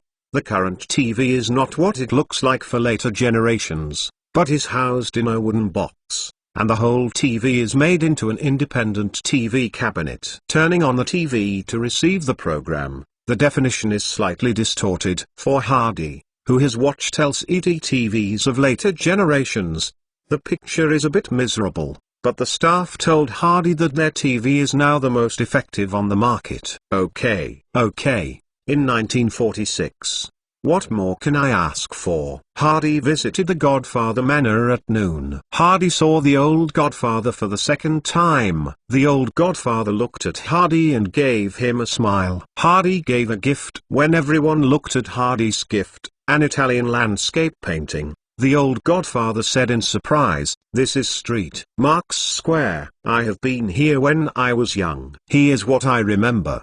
Do you still like this picture?" "Of course, thank you, child, for reminding me of my memories," the old Godfather said. Everyone sat down to eat. The old Godfather looked at his little son and asked about the current business. Mike spit a piece of barbecue and put it in his mouth and said, "Production is on the right track, and there are still some problems with sales. I'm solving it." The old Godfather looked at Hardy and asked, "Heidi, you are a partner. Do you have any thoughts on sales?" Hardy thought for a while and said, "I talked to Mike about this issue yesterday. He said that increasing advertising and promotion is a good way, but I have an immature idea, and I haven't had time to discuss it with Mike." "Oh, what method? Just say it now and listen," Mike said. The old Godfather also looked at Hardy. Hardy sorted out his thoughts and said, "Mike did a market research and said that many people want to buy but it is really difficult to get the full amount at once. If we want to sell at a discount, we might as well do installment sales. Discount sales not only reduce our profits, but also reduce brand value. We can find a bank to cooperate with. The sales price remains unchanged, which is still $127. Those who want to buy a TV can use the interest-free loan model. We buy TV sets, and we pay the interest. I figured it out. The money is much less than discounted sales. Tell me about the specific method. Mike put down his fork and asked anxiously. The specific method is to let consumers pay a down payment, such as 30%, which is $38, and the rest is paid off in 9 installments, and $10 per installment is enough. I believe that in this way, many people will be able to afford the down payment without the need to come up with $127. In the meantime, although we have to spend part of the interest, our profit has increased, which is equivalent to direct sales at a cost of 56 yuan, which is more than the previous profit in the mall. I'm guessing that we can also introduce a preferential policy. For example, for military personnel, we can implement a zero down payment, interest-free loans to buy TVs, and pay off in 12 installments. There are so many bank outlets in major cities, all of which can be called our partners. I believe this sales model is greater than the sales in the malls. Mike thought about Hardy's words carefully and found that this suggestion was very operability, and he thought it was a good way. But what should we do if someone fails to recover the debt? We need to bear a lot of losses, Mike said. Hardy smiled. After all, there are a small number of people who do not repay the money. After all, their identities and qualifications need to be reviewed by the bank, and only those who have a job can lend to him. This already guarantees that most of the loans can be paid off. Even if there is a part of the loss, our profits increase, and this part of the loss can be fully offset. Moreover, by cooperating with the bank, we can get money quickly, buy raw materials and continue to increase production. In the future, the market will expand. I believe we will only make more. The old godfather nodded satisfied after hearing Hardy's words. I think Hardy's suggestion is very good. It's worth trying. Hardy is really smart in business. A meal is a pleasure. Hardy once again got closer to the Corleone family. Also got the approval of the old godfather. The sky in New York is sunny today.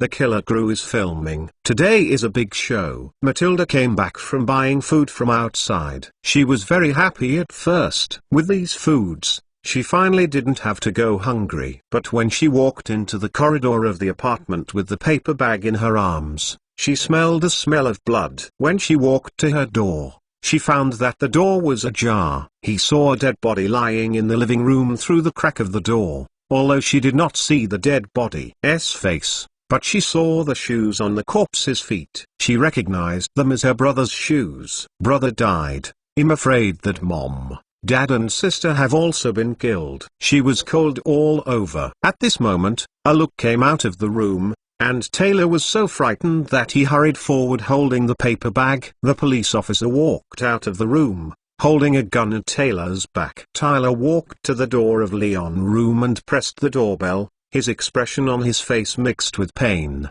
sorrow and terror, and whispered to the door, "Please, please, please open the door." Very good. This shot has passed, Hitchcock said happily. Since filming began, Taylor has given Hitchcock a surprise, and his grasp of the role of Matilda is very good, even exceeding his expectations. When Taylor turned around, he suddenly saw a familiar figure. Mr. Hardy. Tyler got excited at once, jumped and ran to Hardy's side, rushed to him. Hardy had to catch him quickly. Tyler jumped into Hardy's arms. Director Hitchcock and the producer all smiled when they saw this scene. The matter was resolved that night. They thought it was Maya's boss who asked someone to solve it. But then they received a call from mail.mentalnovel.com to tell them that Hardy had found someone to solve the matter in New York. Hitchcock and the producers learned about Hardy's energy. When the investor came over, They both greeted each other with smiles. The crew rests in the evening. Hardy took Taylor to a French restaurant in New York for dinner. Tyler looked at Hardy during the meal and asked in a low voice, "Mr. Hardy, I heard a rumor in the crew that the explosion was actually caused by gangsters who mistreated the crew and prepared to extort money from the crew. I also heard that you, Mr. Hardy, solved this matter, and Mr. Meyer couldn't find anyone to solve it. There are also rumors. They say that Mr. Hardy is related to the mafia, and they all say that you are a very energetic person. Mr. Hardy, what does the mafia look like?" Tyler looked at Hardy curiously and asked, "Ha ha ha ha." Hardy couldn't help laughing. Chapter 108. Tyler asked Hardy what the mafia was like,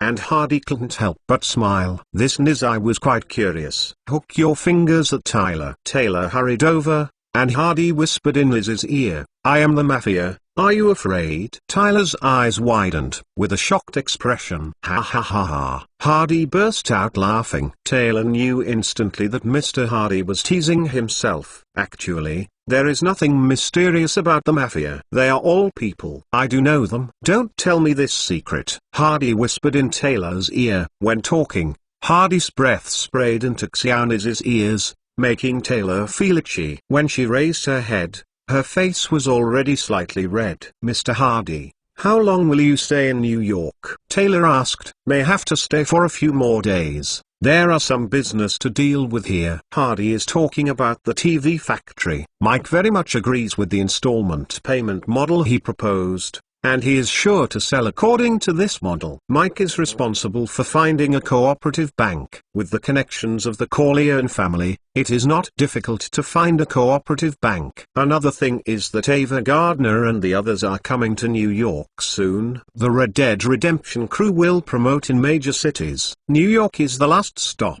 After the New York promotion ends, Red Dead Redemption will be officially released. Hardy is going to wait for them here, see what can be done, and then go back together. Taylor knew that Hardy was going to treat some days in New York, very funny, so she could meet with Mr. Hardy occasionally. "Then can you visit me often?" Tyler asked in a somewhat coquettish tone. "Of course, as long as there is time." Hardy agreed with a smile. After the meal, Hardy sent Tyler back. Xiaona's I didn't want to get off the car. The two chatted in the parking lot. They talked about how to act these days and what problems they encountered. They talked with great interest. Hardy looked at Tyler. "It's already late, and you have to act with the show tomorrow." Taylor looked at Hardy a little bitterly. "I just want to stay with Mr. Hardy a little longer." Hardy touched Taylor's hair. "Don't worry, I said I won't leave this time. I will come to you as long as I have time." Tyler looked at Hardy, gave him a quick kiss on the face, quickly jumped out of the car and ran to the hotel, happily like an elf. Mike and Citibank of New York reached a cooperation agreement to start the business of selling TV sets with installment loans. As soon as Hardy came back, Mike told him the good news. The old Godfather has a very good relationship with the vice president of Citibank. He called to find the other person. The other party felt very good after hearing the plan of the Godfather. The bank was responsible for handling the business, and the interest-free loan was used to purchase TV sets. The TV factory paid the interest part. For the bank, it is a very good business, a transaction that makes a profit without losing money. And there are two benefits. One is to increase business volume. If there are 1,000 people handling this business, they are equivalent to making 1,000 loan orders. If 10,000 people, that is 10,000 loan orders, virtually adding a large number of customers. Don't underestimate small value customers. Small value customers are also customers. When these people become familiar with Citibank and accept the services of Citibank, they will be the first to think of Citibank when they will deal with lending business in the future. The second is to expand publicity. When this business is launched, Citibank will inevitably receive attention. The TV factory promised to advertise in newspapers. Citibank is one of the cooperative units, which is equivalent to invisibly advertised to Citibank. In the New York Times the next day, the headline of the front page ad was "Moving the TV set home for $0, so it's better to act now." The photo is of a beautiful television. Advertising introduction. Mebo TV Factory in New York will cooperate with Citibank to handle interest-free loans to purchase TV sets. Ordinary people make a down payment of 30%, $38, and pay off the remaining loan in 9 months, with a monthly repayment of $10, without paying a penny of interest. Soldiers have a bigger discount. They don't need to pay a penny. They can take the TV home directly. The loan is paid in 12 installments, with a monthly payment of $10 and a final monthly payment of $17. For those who buy TV sets, the only requirement is to prove that they have a source of fixed income. Inside the TV factory, trucks were pulling TV sets out. Mike looked at the truck driving away and said to Hardy,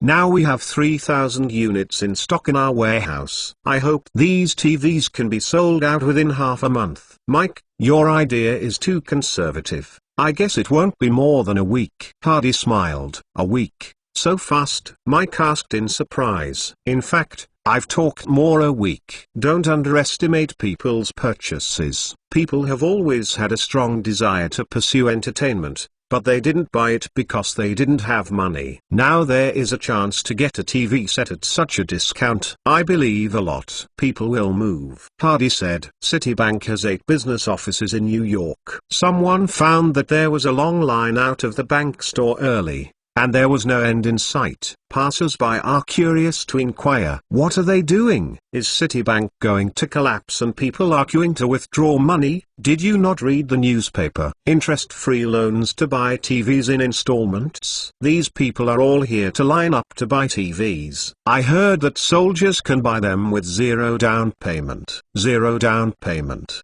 Don't you want a penny? The man was stunned. Yes. You don't need to pay for the TV. You can pay back $10 a month from now on. But you have to be a soldier. This person suddenly became excited. I only retired last year. I am qualified. My wife said that I wanted to buy a TV, but it was really difficult to spend so much money at once. This activity is really great. Then I advise you to go home quickly to get your military ID and bring your work certificate. Look, there are so many people lining up here. I'm afraid you won't be able to get it late. This person hurriedly left. The bank finally opened. The staff was also taken aback by the black crowd. The guests rushed forward, all of whom came to buy TVs. I want a TV. I have a job. This is my down payment. A man took out a work certificate and dozens of dollars to the staff. The staff quickly helped him through the formalities, and the man took the certificate and led a TV set at the door happily. Another person stepped forward. This person took out a military ID and work certificate, and the staff went through the loan procedures directly. This former soldier really took away a TV without a penny. Mike and Hardy drove to the door of the bank. When Mike saw this hot scene, he was a little stunned. Hardy, I really got you right. People's enthusiasm for buying is really high. Mike TSK said, it looks like our inventory may not last for 3 days, but what should we do next? Mike frowned again. Hardy smiled. It's all so simple. If you can't buy it this time, let the customer go through the loan procedures in advance and leave the address. If it is in New York, when the TV is produced, we can directly deliver it to the door. If the distance is too far, we will call the customer. Come to pick up the goods. Mike heard that this was indeed a great idea. First day, 8 bank outlets handled more than 1,500 transactions, half of the TV sales went out, and the next day was even more popular, and the remaining 1,500 units were sold out in the afternoon. After hearing the report, Mike murmured, I thought I could last for 3 days. But now I haven't persisted for 2 days. At this moment Mike was only excited. Soon there was news from the bank that many customers who had not bought a TV are now stuck in the bank, saying that there are too few TV sets and they want them too. Hardy had already given Mike an idea before. Mike didn't rush to arrange it. Let the bank continue the loan business, and tell customers that when the TV is produced, they will be notified to receive it. And this activity will continue. The customers who were stuck in the bank finally calmed down, and people continued to apply for loans. Anyway, without interest, it would be okay to wait a few more days. Factory office. The 3 shareholders, Mike, Professor Ward and Hardy, are all here, listening to the manager's report on sales. The sales manager reported the current situation, and the three bosses were very happy. Mike smiled and said, "Our previous inventory of 3,000 units has been sold out, and the bank has processed more than 2,000 scheduled loans today.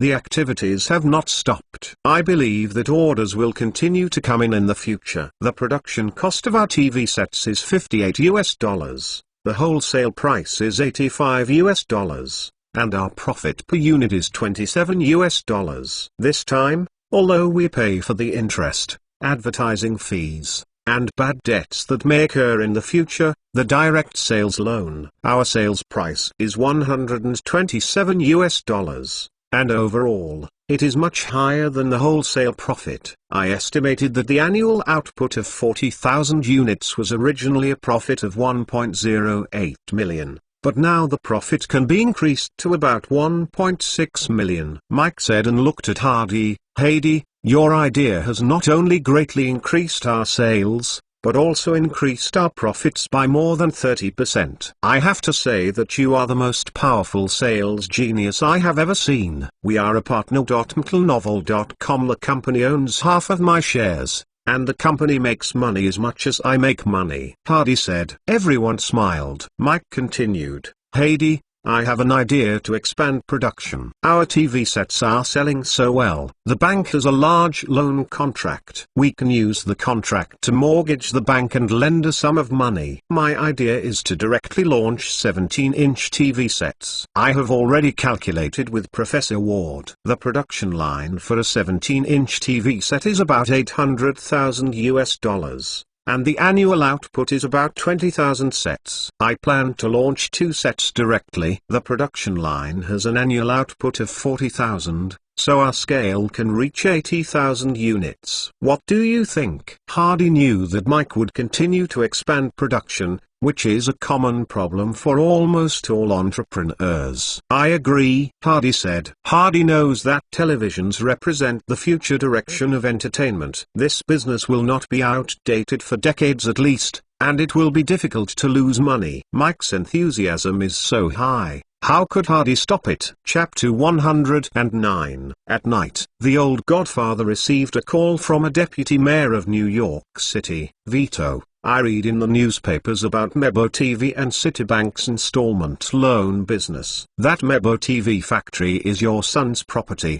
right?" "Yes, my youngest son. He came back as a soldier and got this property." The old godfather smiled. "They have a more favorable policy for soldiers. You get a TV with a 0 down payment and repay it in 12 installments. There is no interest for a penny, right?" the deputy mayor asked. "Yes. Mike and his partners are both military backgrounds, so there are even greater discounts for military personnel," the old godfather said. The deputy mayor sighed. "Vito, we have just ended the war, and the soldiers have paid a lot for this country and should be taken care of. I have an idea. I want to promote the TV factory. This is also a kind of praise and encouragement to the soldiers. What do you think?" "Of course, I believe the soldiers will be very happy to know this news." "Then let the newspaper publish a report tomorrow, saying that this event was held with the support of the New York City government. What do you think?" "No problem at all. I will tell the child. I believe he will also be very willing," the old godfather said. "Just like this,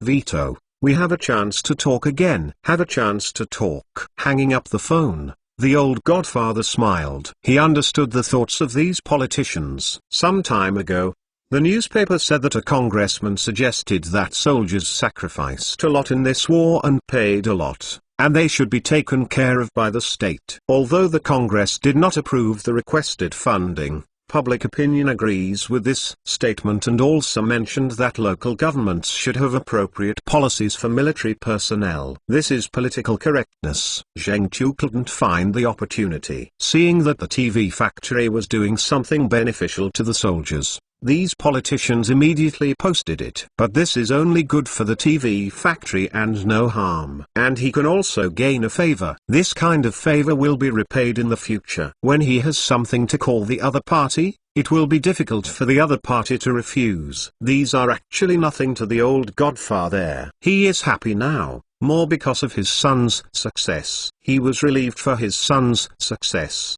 The next day, the New York Times issued a report. New York's Mebo Television Company launched an interest-free loan zero-down payment discount activity for soldiers to purchase TV sets. This activity was carried out with the support of the New York City government in order to commend those soldiers who have made contributions to the country. At the same time, newspapers also praised New York's Mebo TV company's approach, encouraging more companies to make such moves to take care of military personnel. Hardy smiled slightly after reading the newspaper. The sense of smell of these politicians is really sharp. The hotness of Chihuahua, put gold on your face. Get a political achievement without spending a penny. However, this report is also beneficial to Mebo. There are more people who go to Citibank to apply for loans to buy TV sets, and a large proportion of them are military personnel. How many Americans were there in World War II? According to statistics, more than 12.5 million people. The death toll did not exceed 300,000. That is to say, the remaining 12 million people are all the strong labor of this country,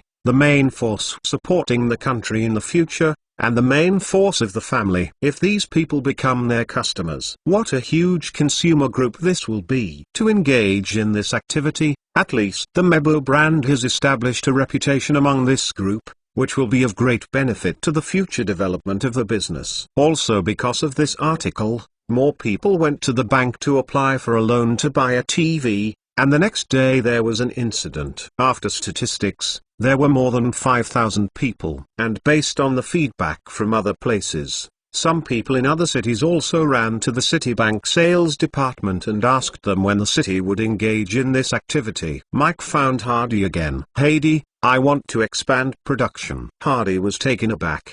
"Didn't it have been discussed the day before yesterday?" "I agree with you on the new production line." Hardy wondered why Mike came to talk about this issue again. Mike shook his head. "The scale I want to expand this time is much larger than what I discussed the day before yesterday. I hope to build an enterprise with an annual output of 400,000 TV sets," Mike said. Hardy was taken aback. 400,000 units. It is 10 times the current scale. "Do you believe in the future development of the TV industry?" Mike asked. "Of course I believe." Hardy nodded. He even knew that because of the rise of the TV industry in the future, even the squeezed film industry was gradually shrinking, and later many big film companies were struggling. In the 10 years after World War II, the number of television sets in the United States surged from about 1 million sets to 10 million sets. In the following 10 years, in 1965, television sets became even more popular, and 30 million households had television sets. Machine. There is no doubt that the TV industry will be a high explosive and high profit industry in the next 20 years. I also believe that we need to increase production capacity. I have already talked to the management of Citibank on the phone. They are also optimistic about the future of the TV industry and are willing to lend us a loan. Now they have agreed to an amount of 6 million. Hardy was also surprised. 6 million. Citibank is so generous. It seems that they are very optimistic about this industry. I have already thought about it. I plan to launch 8 14-inch production lines. At least in recent years, 14-inch production lines are still the mainstream, and then 6 17-inch production lines and 2 19-inch production lines will be launched. When he discussed increasing production with Mike before, he talked about the cost of the production line. A 14-inch production line costs about $500,000. A 17-inch production line costs $800,000. And a 19-inch production line costs $1 million. Hardy did a mental calculation. According to the figure reported by Mike, the total cost will reach $10.8 million. And the bank loan of $6 million is not enough. Mike has his own ideas. "Hardy, I plan to start negotiations with the company that makes the assembly line. One is to reduce the cost. If we order so many assembly lines, at least let them reduce the price by more than 10%. There is also installment payment. I plan to pay them a 30% deposit first, and then pay 20% of the funds after the completion and acceptance, and the next 50% will be paid off in 3 years. Of course, the interest payment will be calculated based on the bank interest. Hardy found that Mike's approach was very smart, which was equivalent to asking the assembly line company to give them a second loan. At that time, the TV company began to make profits, and naturally had the ability to repay. I have to admit that Mike's great courage is worthy of being the second-generation godfather, and he has also shown amazing courage in business. Okay, I agree, Hardy said. Mike smiled. The support of the partners is the greatest support to him, and he is now more confident in doing this. Hardy, I plan to divide into 2 factories. From now on, our TV sets will be sold throughout the United States. If they are all produced in New York, transportation will be a big problem. Sales. I will send the management team and technicians over. You don't need to worry about these. You only need to be responsible for the safety of the factory. Hardy smiled. I'm good at security matters. Don't forget that I have HD security. In fact, Mike was talking about gangsters, and Hardy also knew what Mike meant. But he deliberately referred to HD security because they were a regular company. Mike also laughed after hearing Hardy's words. The two talked about some details Mike has investigated.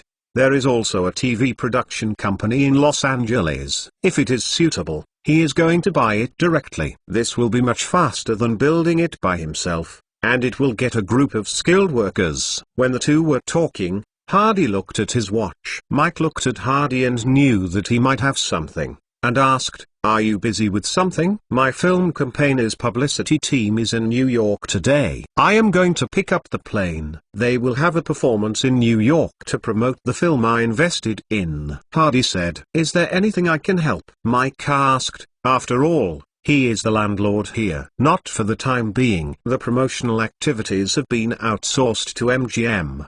They have already signed a contract with a performance company in New York, and have a performance event on Broadway. Hardy said. Mike looked at the time. "I'm fine now. I will accompany you to pick up the plane." "Does it fit?" "Nothing inappropriate." Mike curled his lips. The two went to the New York airport in the same car. When they were waiting for someone, they had been talking about the details of building the factory, and Hardy knew what Mike was chasing after. It turned out that the topic just now was not finished. The plane flying from Philadelphia landed. Director Nolan, Eastwood, and MGM publicists walked out of the passage. Ava saw Hardy at a glance, and ran over to give him a big hug with excitement, and even couldn't help it in public. Kissed Hardy. When Mike saw Ava, he said to his heart that she was really a big beauty. It's no wonder that Hardy is not in the mood to even talk about tens of millions of business. It turned out to be for the beauty. Hardy introduced Mike to everyone, only that he was his own partner, and everyone didn't know Mike's identity. That night, Little Don't Win the Newlyweds, The Long Drought Meets the Rain. Hardy sang Cheng Po, killed 7 in and 7 out. Ava lay in the man's arms with a face of contentment. "Tired of running the notice during this time?" Hardy asked, concerned. "It's a bit tired, but it's also very fulfilling. Everywhere I go, people ask me to sing Scarborough Market. The audience is very enthusiastic. I really like the feeling of being liked," Ava said. There is no doubt about Ava's beauty, and the evaluation of her from later generations will know that she feels a little like the younger version of Bridget Lynn for Hardy. People have no resistance at all to such a beautiful woman with a wonderful singing voice. "Hardy, why did you come to New York? Did you come to us on purpose?" Ava asked, looking at Hardy with big eyes suddenly. "Yes. Are you happy?" Hardy's mouth deceived the dead and did not pay for their lives. With a happy expression on Ava's face, she kissed Hardy's chest and said, "Although I know you are lying to me, I just like to listen. This is the last propaganda. I will accompany you here. When the propaganda ends, we will return to Los Angeles." Hardy said. The next day, Hardy was picked up by Mike a long time ago, and the TV factory still has many things to decide, and he has to go to the bank to discuss the loan. Ava and the propaganda team came to the New York Grand Theater. Ava stood on the stage, looking at the high dome and the round seats. She stood in the light, feeling extremely excited. It is the dream of many singers to be able to perform in this hall. She once had such a fantasy, but she did not expect that her dream would come true today. She knew that all of this was given to her by Hardy. It's a pity that Hardy went to talk about business, otherwise she would jump into the man's arms and kiss her with excitement. At this time, a man in his 40s walked into the hall, wearing a white suit, combing his hair meticulously, and two assistants behind him. He walked into the hall and saw Ava Gardner under the light at a glance. Ava was tall and graceful, with long wavy hair and beautiful appearance. The man couldn't help his throat move twice, and his eyes stared at Ava up and down. "Look up." "She's Ava Gardner?"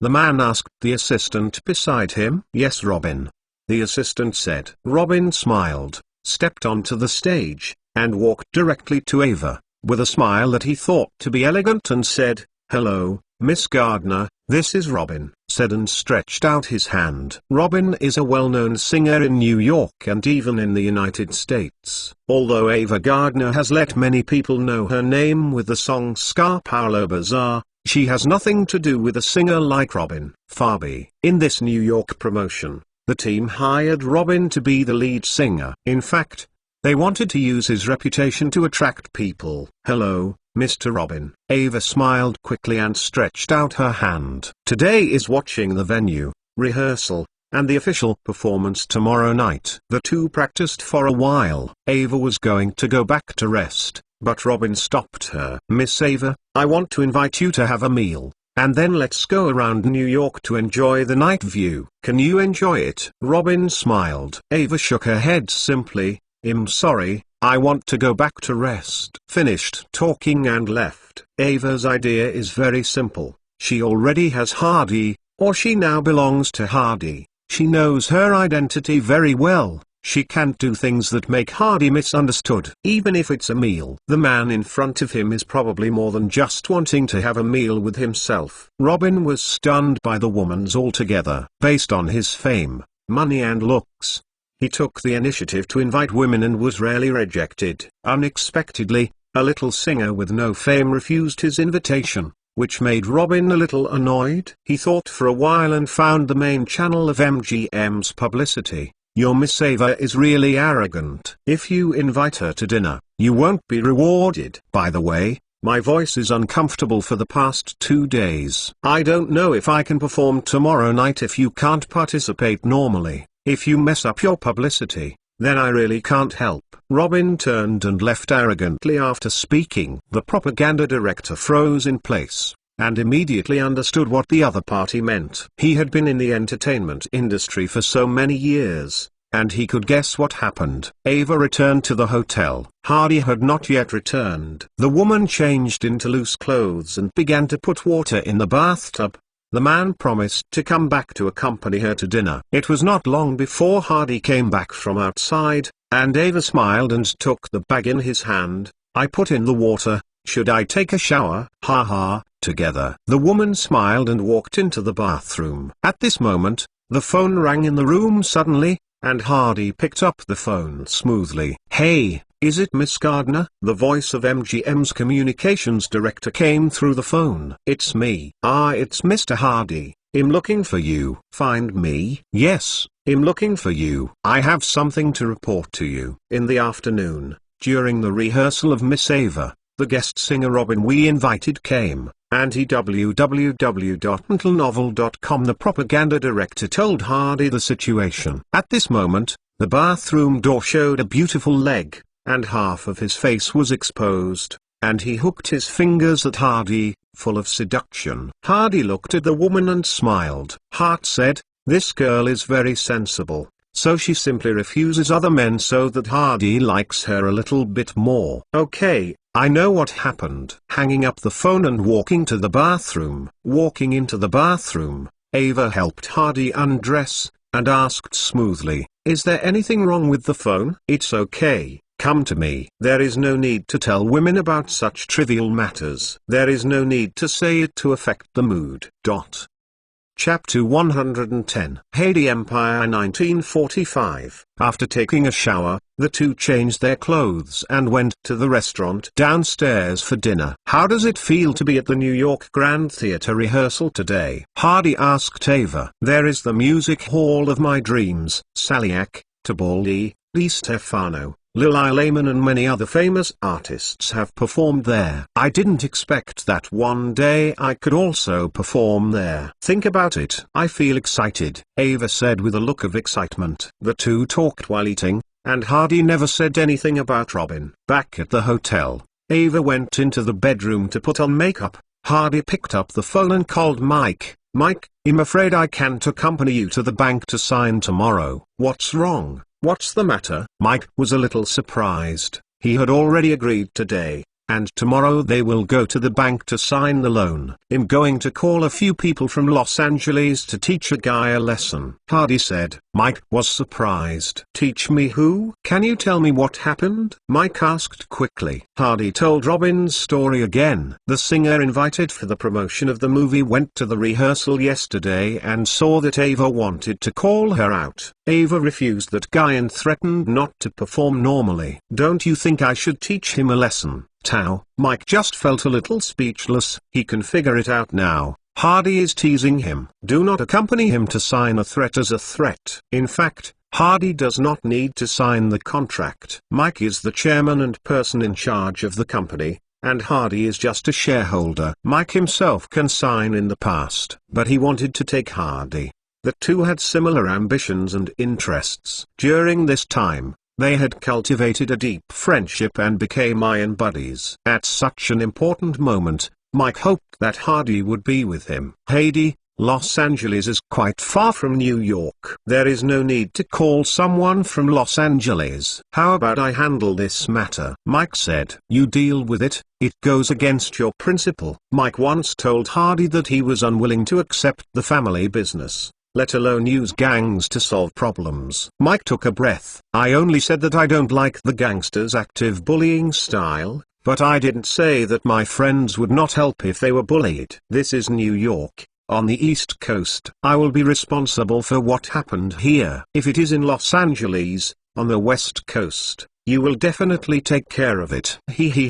Listen to you, then I'm going to bed. Hardy smiled. Mike put down the phone, with a helpless smile on his face. Hardy, this guy has been doing his own routine. In fact, he just wants to solve this matter by himself. But he turned the begging of himself into begging him by himself. Shameless. Mike thought for a while and wanted to fight Clemenza. Clemenza is one of the Godfather Vito Corleone's men. The family position is the commander of the army and is responsible for the execution of operations. Don't look at him as a short and chubby man, good old man, but the strongest person in the Corleone family. Uncle Clemenza, this is Mike. Do I want you to help? Mike said. Mike, just say anything. Clemenza said with a smile. He watched Mike was born and grew up. Among the three children of the Godfather, he liked Mike the most, because he felt that Mike's character most resembled the old Godfather. My partner, John Hardy. You saw The Last Meal. He has a film company in Hollywood and shot a movie to promote in New York. Mike talked about the matter with Clemenza. The basic situation was that Hardy's girlfriend was attracted by a singing guy and wanted to mess up other people's propaganda if he ignored him. This is a trivial matter. He'll solve it. Tomorrow his body will lie at the door of the house. Clemenza said. No. My friend said that just a lesson. Mike didn't like killing people because of this little thing. Teach me a lesson. To what extent? Is it hemiplegia with both hands and legs broken? I don't think it is necessary. Just let him know that things are great and do what he should do honestly. Clemenza put down the phone, touched his fat face and picked up the phone to call the old Godfather. This was the first time Mike had asked him to do business. He felt it necessary to talk to the old Godfather. The old Godfather heard that Mike asked Clemenza to teach others. His first feeling was gratification, and Mike became more and more mature. He used to talk to Mike about family matters. Mike has always resisted, and he has done a lot of rebellious things. After he returned from the army, he always tried to stay away from the family. He found an editor job himself, and only occasionally went home for a meal. Do not contact with family members. Vito once thought that his relationship with his son would go on like this.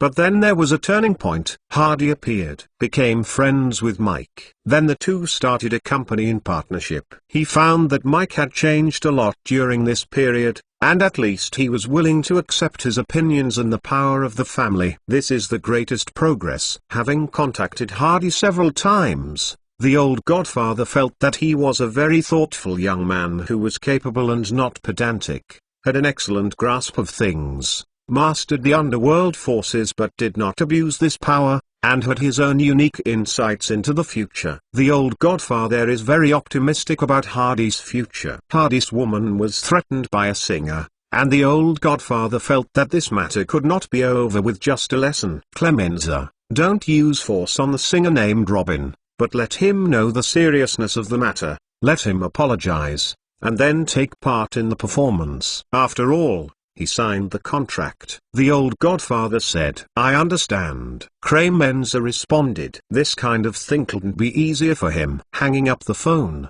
the old godfather called other people again. This time he contacted an old friend in the entertainment industry. Hang up and call his son Johnny Fonting. After making a few phone calls, the old godfather felt that he was almost done.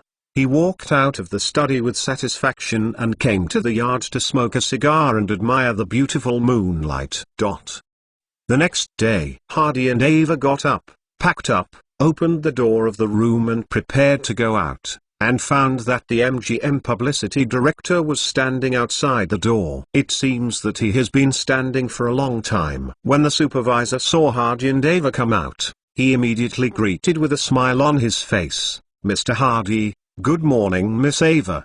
Busy? Yes, there are some things to report to you. Great happy event. I connected to a few calls this morning. The first one was from Robin. He said that he would attend the performance on time tonight. Now he has gone to the theater to prepare for the rehearsal. Ava looked at the supervisor a little unclearly. Is there anything wrong with Robin? The supervisor saw that Ava probably didn't know what was going on. He glanced at Hardy and smiled and said, it's nothing. Robin said yesterday that he had an uncomfortable voice. Today I am fine. It will definitely not affect the performance. Also, I received another call from 2 performing arts companies. They said that someone would perform as a guest tonight. Speaking of this, the propaganda director was obviously excited. One is Miss Judy Garland. She happens to be in New York, and he will sing the theme song Flying Over the Rainbow at the party. Ava opened her mouth in surprise. Really? Judy Garland will come too? There is also Ms. Musculi,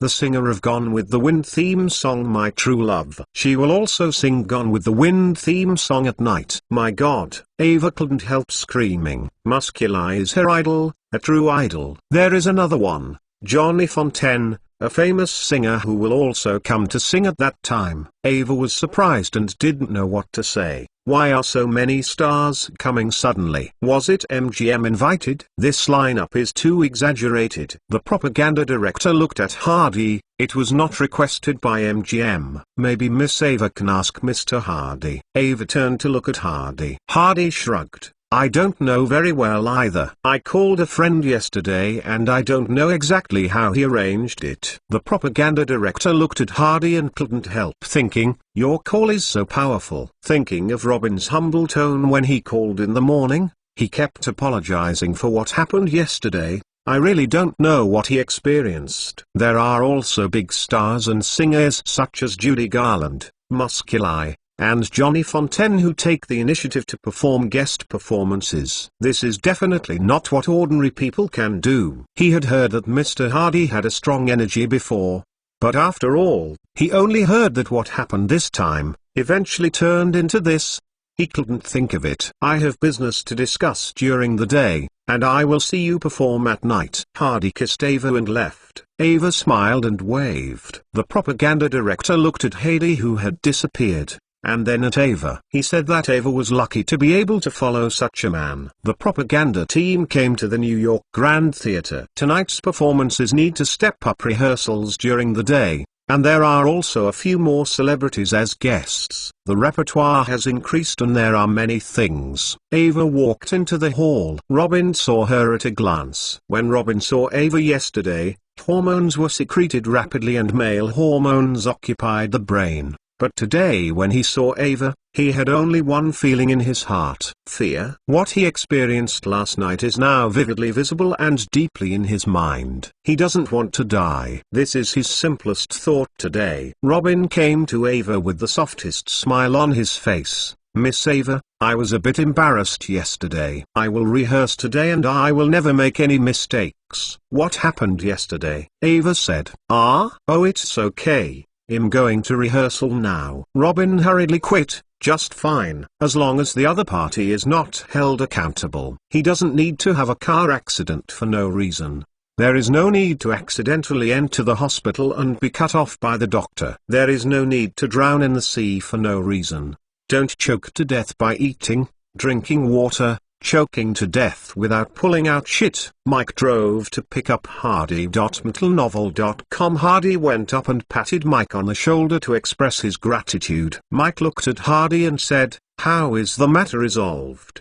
Don't you know?" Hardy looked at Mike in surprise. "I don't know. I only made one call yesterday." Mike said, "Bye. This guy is better at pretending than himself. He showed off a face accidentally. Let's go.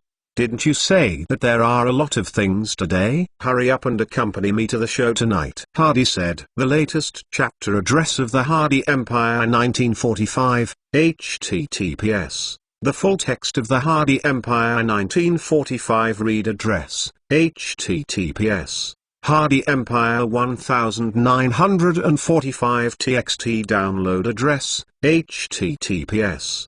Hardy Empire 1945 mobile reading, https. In order to facilitate the next reading, you can click favorites below to record the reading record of this time chapter 111 was shown, and you can see it next time you open the bookshelf. If you like Hardy Empire 1945 inches, please recommend this book to your friends QQ, blog, WeChat, etc. Thank you for your support!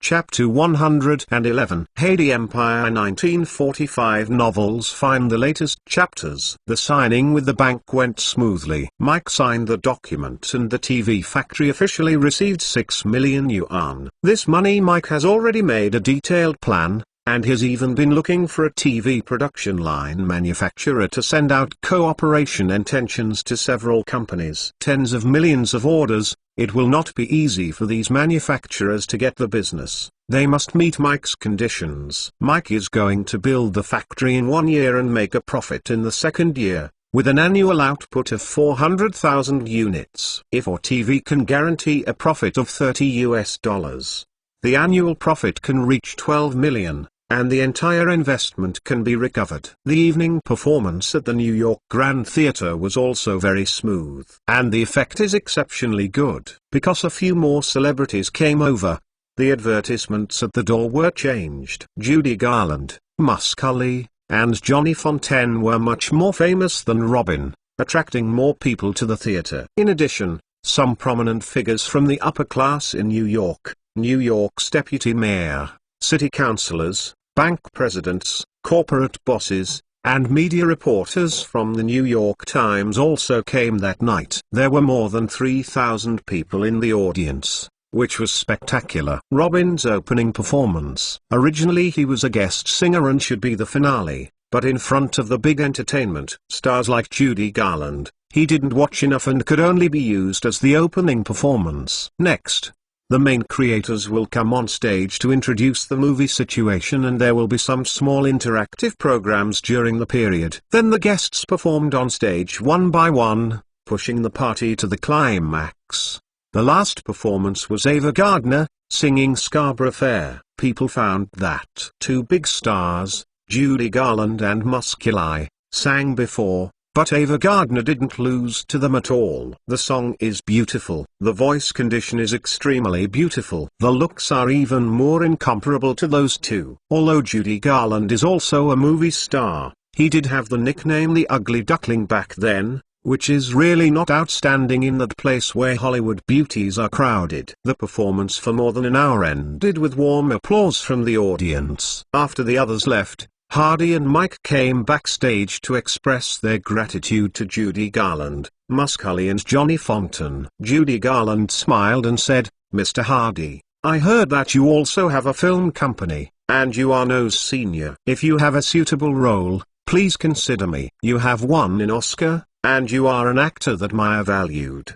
Do you still use me to help?" Hardy smiled. No actor does not want to get a good role. No singer does not want to get a good song, just like Ava's Scarborough Fair. I absolutely love this song. I often listen to it a dozen times. Play. Judy Garland said, "Well, I will be the first to think of you if there is a script suitable for Miss Garland in the future." Hardy agreed with a smile. Then Hardy thanked Muscali again, and Johnny Fontaine was talking to Mike, a godfather's son and a godson, and the relationship between the two was unusual. Robin stood beside him. Although he had a smile on his face, he looked a little stiff, and his eyes were even more trembling. He knew about Johnny Fontaine. Then he guessed the identity of Mike. Thinking of those people again last night. He knows who has offended. Okay, these people really don't have any scruples when they want to kill themselves. Now he is standing here, with fear in his heart, only to be satisfied with his performance today, so as to let him go. Mike introduces Johnny Fontaine to Hardy. Johnny Fontaine, my father's godson. John Hardy, my partner. Hardy and Fang Ting shook hands. Johnny Fang Ting said, "Hey Dee, a sincere request. I really want to enter the showbiz and make movies. If you have the opportunity, please consider me, as a supporting role." Hardy knows, today's scene must have been created by the old Godfather, otherwise Johnny Fontaine and Judy Garland would not be able to come over. Those big figures with identities who came to watch the performance should have come for the Godfather's face, otherwise how could they have participated in a movie promotion performance for no reason? Hardy was very impressed with Johnny Fontaine. In the film Godfather, Fang Ting asked the old Godfather to help him find a film role because he wanted to develop in film and television. The old Godfather asked someone to speak to the film company boss, who knew that the other party had uttered wild words and belittled the Corleone family, saying that he had something to do in Washington. Then, he bought a horse for $600,000. The horse's head appeared on his bed. Hardy was very impressed by this scene in the movie. "No problem. My film company will open a lot of movies in the future. There will always be a suitable role. I will call you at that time," Hardy said. Hardy said when he said this, "It's better to go back and get Song in the Rain out." Both Johnny Fontaine and Judy Garland were born in singing. Singing and dancing are not a problem, and they are also well known, so they are suitable to star in this movie. There is also another movie he watched, City of Philharmonic. As for the songs, just let professional arrangers write them, and there are a lot of people who can write songs in Hollywood. The next day, the New York Daily specifically published news that the crew of Red Dead Redemption came to New York to promote the new movie. Judy Garland, Muscali, Johnny Fontaine and others will perform on stage. The movie will be released in the near future, giving the new movie a hit wave advertising. After dealing with the matter in New York, Hardy was going to return to Los Angeles. Before leaving, he went to the Killer Crew to bid farewell to Tyler Nizai, who was very reluctant to leave. This time back to Los Angeles with Hardy. There is also a TV factory team sent by Mike, including a manager and 3 supervisors. They will acquire a TV manufacturer in Los Angeles and form a Mebo TV Los Angeles branch. Edward and Andy come to the airport to pick up the plane together. The film team is handed over to Edward, and the TV team is handed over to Andy, and Andy will help them buy the TV factory together. As soon as Hardy got home, he received a call from Maya. "I heard that you are back. The effect of New York publicity is very good. Maya heard a report from the propaganda director about what happened in New York. The Robin originally wanted to take advantage of the crew. Hardy made a call. The next day, he was scared to apologize and invited a group of big stars to help. I also heard that Hardy had established a business with someone else in New York, with an investment of tens of millions. Maya did not expect Hardy to develop to such a degree in such a short time. Not bad. I asked a few people to help out, and the newspaper propagated another wave. Hardy smiled. The promotion is over, the film should be released, and the film has been printed and shipped to various places. When are you going to start? Maya asked. This is a big event. It's best to look at the almanac. Hardy said. What is the almanac? Maya didn't understand what the term Hardy meant. Hardy was not easy to explain. Oh, it's similar to astrological divination.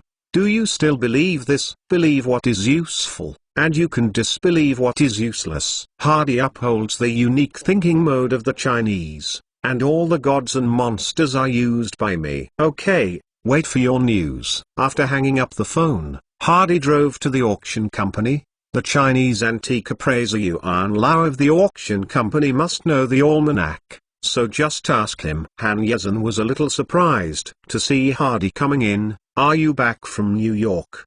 Did you miss me? Hardy smiled. Han Yezhen gave Hardy a blank look and ignored the man's ridicule. Why? Let's see what antiques are received. Only dozens of Chinese porcelains have been received these days. But we contacted a Frenchman who claimed to be I have a group of artworks from the family that were taken away by the Germans and later returned, and I want to find a big buyer to sell them together. He said that the batch of artworks included hundreds of oil paintings, including masterpieces by Monet, Van Gogh, Picasso, and a large number of other artworks. If this thing can be done, then we can buy a large number of collections from Europe. A large number of artworks, inherit the family heritage. Yejin, be careful when you come into contact with such a person. You may encounter a liar. Remember to check the authenticity of something before you pay. Hardy said. I will. Han Yezhen responded. Is Master Yuan here? Hardy asked again. Yes. Are you looking for Master Yuan for something? Look for him to see the almanac. Master Yuan does understand the yellow calendar. He simply calculated it and said, on the 30th, the 21st of the lunar calendar, it is suitable to open the market, pay for money, break the ground, sacrifice, pray, everything goes well, and the 30th is Saturday, a day of rest. People have time to go out to watch movies. It's just that we are only 3 days away from today. I wonder if you have time, Yuan Lao said to Hardy. Slap. Hardy clapped his hands. Everything else is ready. Just wait for the show to start. 3 days will not be long or short, Hardy said with a smile. He was very satisfied with the day the old man chose. Hardy called Maya at the auction and told him the time to choose. Maya also thought that the 30th was good, and it was so decided in the end. Hardy chatted with Han Yezhen for a while, looked at the newly collected porcelain in the warehouse, and said before leaving, the first movie I invested in is released. Would you please go to the movies when you come? Han Yezhen hesitated. She is not as open-minded as Western girls. She always feels that going to the movies with men and women is something that couples do. She promises to go to the movies with each other for fear of misunderstanding. But thinking that this movie was invested by Hardy, the meaning is different. Well, I will go to the cinema to cheer for your movie at that time. Hardy said goodbye and left. 3 days passed in a flash. In the past 3 days, more than 300 movie theaters in the United States have posted posters for the release of Wilder Prostitutes. Because of the previous publicity, many people are looking forward to the release of the film. Los Angeles Chinatown Cinema. Ava wore a simple woman's dress, with a tulle scarf on her face, and walked into the cinema holding Hardy's arm. Today is the first game of Red Dead Redemption. The movie theater is full of seats. Seeing that the ticket sales are so good, Ava smiled and said to Hardy, I believe this movie will sell well. Hardy nodded, I have faith in it, too. The movie opens. The opening animation is two huge HD letters, which occupy almost half of the screen, like two towering mountains, which are very shocking. The movie officially began with a melodious whistle. Overall, the film is well made, full of stories, and constant conflicts. Many viewers are hooked. When the subtitles were finally put on, Ava appeared and sang Scarborough Fair. All the people who were going to leave sat down to enjoy the song again, and the audience applauded after the song was finished. There are 5 shows on the first day. According to statistics, the attendance rate can reach about 90%, and the average attendance rate can reach 80% on the second day and the third day. This is already a very high attendance rate. Maya happily called Hardy. "Congratulations, Hardy. Your movie is a success. Do you know how many box offices have been sold in these 3 days? How many? $1.32 million US. This is a very high number. According to past experience, the box office is expected to reach 6.5 million to 7 million during the own-a-month screening period, as long as there is no accidental drop. Last year, Ingrid Bowman starred in Unrest Love, with a box office of $7.5 million, was last year's box office champion, and Your Red Dead Redemption is also expected to become this year's box office champion. Hardy knows www.mtlnovel.com. Red Dead Redemption spent 200,000 yuan in the year, and finally the box office reached 14.5 million. Now the box office is only 7 million, which has doubled. But considering the difference of 20 years, the price of the movie halfway through, Hardy can accept the 7 million box office. He calculated it mentally. Excluding the theater's share and publicity costs, there will be a profit of about 2 million yuan. In fact, in Hardy's view,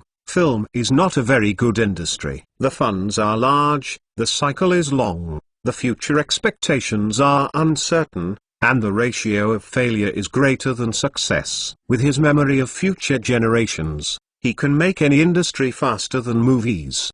The reason why he entered the film industry, it's definitely not because of women. In order to facilitate the next reading, you can click favorites below to record the reading record of this time. Chapter 112 Red Dead Redemption is released, and you can see it next time you open the bookshelf. If you like Hardy Empire 1945 inches, please recommend this book to your friends QQ, blog, WeChat, etc. Thank you for your support!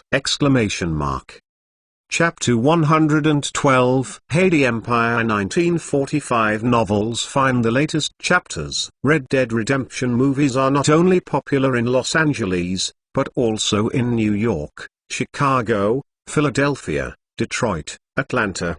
These cities are also very popular. Many newspapers have reported the story of Red Dead Redemption is very unique. It is not like building a homeland, fighting with Indians, or discovering gold mines, robbing and murdering each other. I think this movie has created a new category. It's called a Western chivalrous movie. Guns, horses, the West, a few whistles, the back of a man leaving. This is the West in my mind. The protagonist is a bounty hunter, a ranger, and a prodigal son fighting for chivalry, showing a unique charm, redefining Western films. Marissa is beautiful, her singing is more beautiful. Scarborough Fair is a song that makes people never tire of hearing, even if it is just for the end of the credits. Marissa's song is worthy of you to walk into the cinema. I hope Ava Gard if Miss Snack can make a record, I will definitely buy it. The reporter interviewed the audience after watching the movie.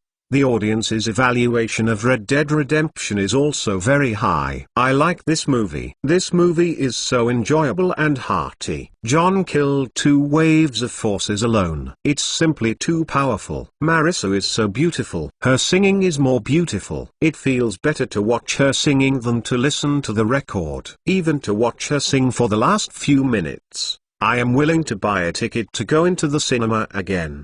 The last shot of Ava singing, similar to later generations, has never been seen by people now, and has no resistance to this form. With newspaper propaganda and the audience's reputation, the popularity of Red Dead Redemption has continued, and the attendance rate has remained high in the past week. Maya Manor. A party is being held here, and many stars come over. Ava Gardner is wearing a slim and mopping evening dress tonight, with a graceful and radiant figure. At the moment she was surrounded by many people. The last time I attended the Maya Manor party, no one knew who Ava was, except that she was a beautiful female companion brought by others, and this time she became the focus. The success of Red Dead Redemption made her one of the stars. Now she has also become a sought-after object by others. Maya looked at Ava in the distance and smiled and said to Hardy, "Heidi, you have found a treasure." With Ava's beauty and acting skills, I believe she will become a big star in the future. Everyone knows that Mr. Maya is the most powerful star-making giant in Hollywood. The people introduced by MGM, Gable, Crawford, Vivian, Garbo, and Xa, which one is not a superstar? Hardy said.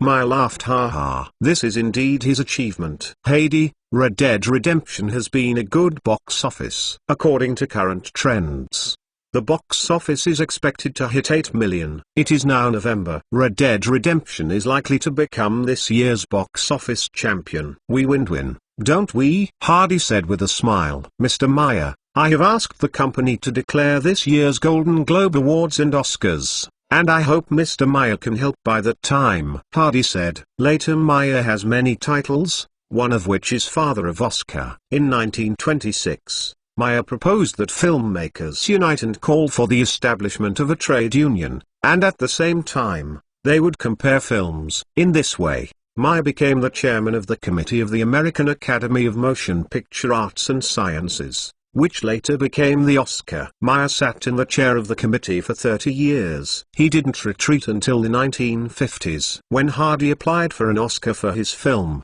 he must greet Maya. The committee selection is always fair. This is the most attractive part of Oscars, isn't it? Maya said lightly. Indeed. Hardy smiled and nodded. Sometimes the dialogue between big people is so delicate. Hardy said his request. Maya did not refuse. Is there any new plan recently? MGM can cooperate with HD Pictures. Maya said. It does. I made 2 scripts. One is called Song in the Rain, which is a musical drama. I let people estimate it. The production cost is about 1.5 million. The other script is called Across the World. It is an urban thief movie, and the cost is estimated to be 2 million. Maya immediately became interested. Heidi, tell me about these 2 films. Hardy first talked about Song in the Rain. This film tells the story of 2 silent film stars and a female voice actor who is not very beautiful. As the technology matures and sound movies appear, the female star has a beautiful appearance, but her voice is very unpleasant. The company found her a voice actor with a good voice and a good singing, and the story unfolded among these few people. Hardy tells the whole story structure again. Emotional entanglement. Male stars do not love beautiful female stars, but fall in love with plain-looking voice actresses. At work, Tang and Casey are very affectionate, Lina is jealous, and stalking everything, and finally the big star and the small voiceover walk together. Complete the Cinderella template. After hearing this, Maya nodded. It's a good story. I think it must be a good-looking movie. Let's talk about the Grand Theft Auto movie. The name of the urban thief movie is Across the World. A robber adopted 3 orphans, 2 men and a woman, and trained them into art robbers. The beginning was a clever theft scene, which made the stealing play superb. Later,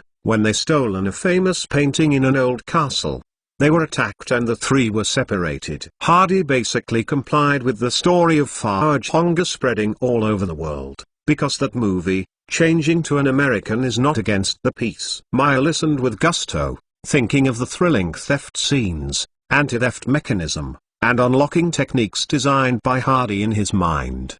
He felt that the shooting would be very attractive to the audience. After Hardy finished speaking, Maya looked at Hardy and said, Heidi, I am very optimistic about the 2 movies you mentioned. How about our cooperation? Of course it's good. Hardy agreed very simply.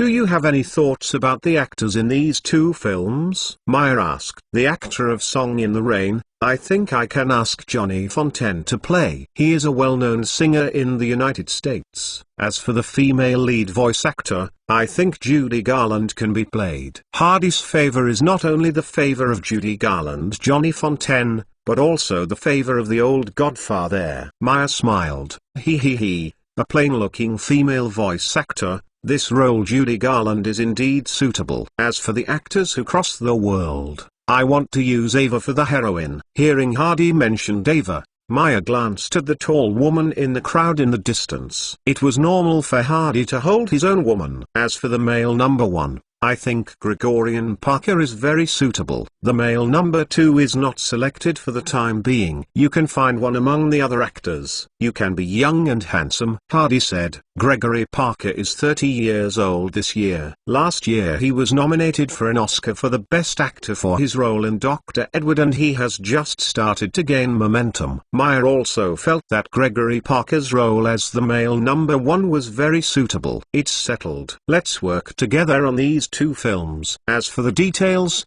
let our subordinates negotiate. Maya said. No problem. Hardy smiled and raised his cup, and touched Maya. The two reached a verbal agreement. The party is over. Hardy and Ava drove away. Ava sat in the co-pilot and looked at the man. I think you talked with Mr. Meyer all night. What else? About the new movie. Hardy said. Are you ready to shoot a new movie again? Ava asked quickly. Yup, that. Ava stopped talking. Hardy smiled. There is a movie called Across the World. There is a heroine in it, which is similar to The Modern Thief, with a variety of styles and agility. The scene is much more than that of prostitutes. It is an absolute female number one. Are you interested in acting? Hardy said. Yes. Ava kept agreeing excitedly. Thank you, Hardy. Ava hugged the man and kissed him. Hardy is driving. Fortunately, the speed is slow, it is late, and there are few cars on the street, otherwise there is a possibility of a car accident. Hardy hit the steering wheel, stepped on the brake and stopped the car on the side of the road. Ava excitedly hugged Hardy and kept kissing. The sky thunder shook the ground, and the car swayed not long after. HD Films submitted applications to the Venice Film Festival, the Golden Globes and the Oscars, and they have talks about their new film cooperation with MGM. Hardy counted it. About $2 million will be invested in the two departments. Before the stock price of Wash Mining increased, Hardy asked Andy to borrow $1 million from the bank, but now it seems that it is not enough. He has a lot of industries now, but basically all belong to the input stage, and very few have output. The mineral water plant is still under construction. The auction house only spends money but does not make money. Walsh Mining Company did not make any profit, and only borrowed $1 million from the bank using stocks. The TV factory still owes the bank $6 million. HD Brokers, HD Films, and Red Dead Redemption have a good box office, but they have to wait until next year at the earliest if they want to receive the money. HD Security is a company that is truly on track. Now Security has signed cooperation agreements with 5 banks including Bank of America. The total number of HD Security now exceeds 900, all of whom are veterans who have been on the battlefield. The security company has made money, and there are many places to spend it. Hardy did not intend to use their money. He promised Lanster that all the money earned now will be used for the development of the security company. HD Security is ready to enter the next step. San Francisco and other cities on the West Coast. Lack of money. Hardy let out a sigh. Called Andy and said, Andy, you can talk to the bank and see if you can use Red Dead Redemption in the future box office share and borrow $2 million US. Okay, ask the bank here. Andy agreed and went out. With such an economic advisor, Hardy can save most of the trouble. He doesn't need to do it himself, and he does a lot better than himself. At this time, the phone in Hardy's office rang and picked it up to answer. Siegel's voice came through the phone. Hardy, it's me. Mr. Siegel. How are you doing in Las Vegas recently? Hardy asked concerned. Siegel's voice on the phone was a little low. Casinos, parking lots, restaurants, hotels are almost the same. but entertainment facilities are still far behind, and there is still a big gap between the resorts I envisioned. Hardy knew that www.mentalnovel.com Siegel had to hurry up due to the pressure of other gangsters. He originally expected it to be completed in the middle of next year, but those gangsters waited. It's too late. Heidi, I'm back to Los Angeles. I'm at home now. You come to my house. I have something I want to talk to you. Siegel said. Okay, I'll go over now, Hardy replied. When I drove to Beverly Hills, the car drove into Siegel's large estate. Siegel's estate was no worse than MGM Zona Meyer's estate. It occupies a few acres, even in Beverly Hills mansion. Hardy walked into the living room. The huge living room was empty and Siegel sat alone. Seeing Hardy, Siegel's first sentence was, Heidi, I want to borrow money from you. In order to facilitate the next reading, you can click on the favorites below to record the reading record of this time chapter 113 Siegel borrowing money, and you can see it next time you open the bookshelf. If you like Heidi Empire 1945 inches, please recommend this book to your friends QQ, blog, WeChat, etc. Thank you for your support! Chapter 113 Heidi Empire 1945 novels. Find the latest chapters. Siegel poured Hardy a glass of red wine, and walked slowly in the hall with a glass of wine. I have a complete plan and my own vision. I believe that I can succeed. The only thing I did wrong was to find a bunch of to cooperate. Siegel became more excited as he spoke, and said angrily, they suspect that I am corrupt. Shit, I am not relentless in corruption. What I want to build is a palace, a city, and a future. Those kept calling me, urging me to be faster. I still have a lot of things to do, but they can't wait to make money. Siegel turned to look at Hardy. Flamingo is going to officially open next month. You know that the casino operation requires a large amount of startup capital. I asked them for money. They all refused, and they didn't pay a cent. They said I spent enough, and the rest think of a way by himself. I have to fulfill my ideals. They can stump me. Hee hee, I still have assets.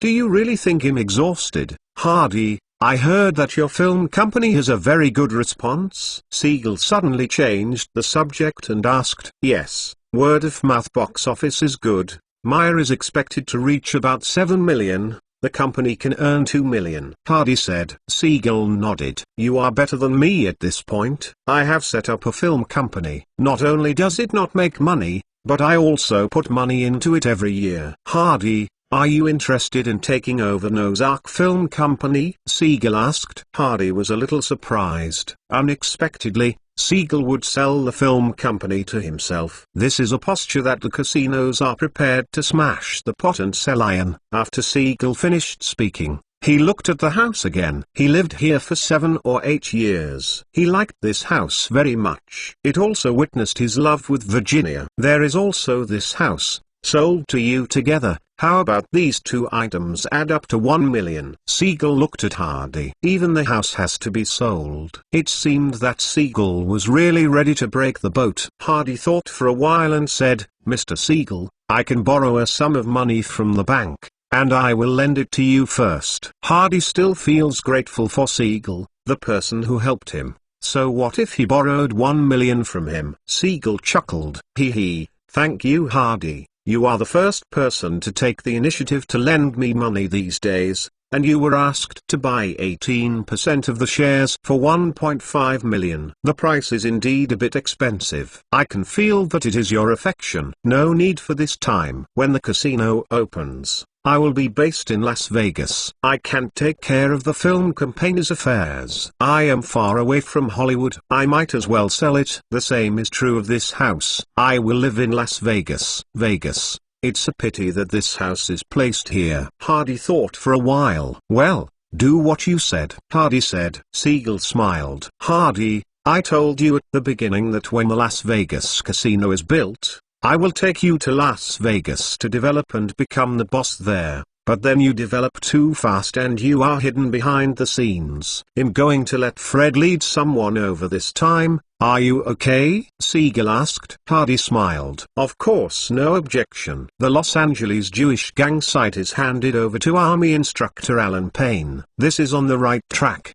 He can handle the small things, and Fred and I will come back at any time. Hardy says goodbye to Siegel. Go back and let Andy prepare the money. He now only has more than 1 million cash in his hand. After the last time the shares of Walsh Mining rose sharply, Hardy asked Andy to borrow from the bank. This time, his hands were empty again. However, he also got a mansion from Noah Film Company in Beverly Hills. Not to mention the value of the film company, only that mansion covers a full area of 4 acres. This is Beverly Hills. If you wait until 2000, this estate can sell for hundreds of millions of dollars.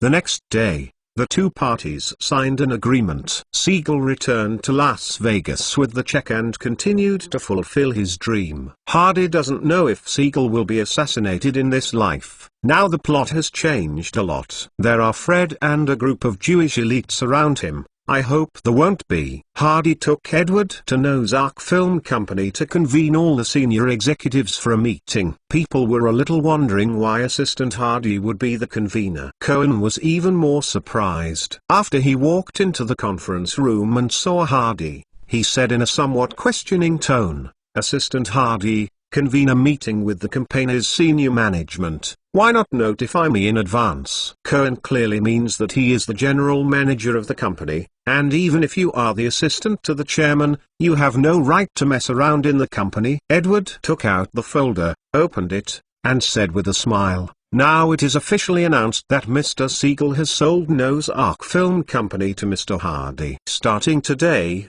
Mr. Hardy has become Noah's Film Company full owner." The people in the conference room were shocked. It was as simple as that, and they changed to a new boss.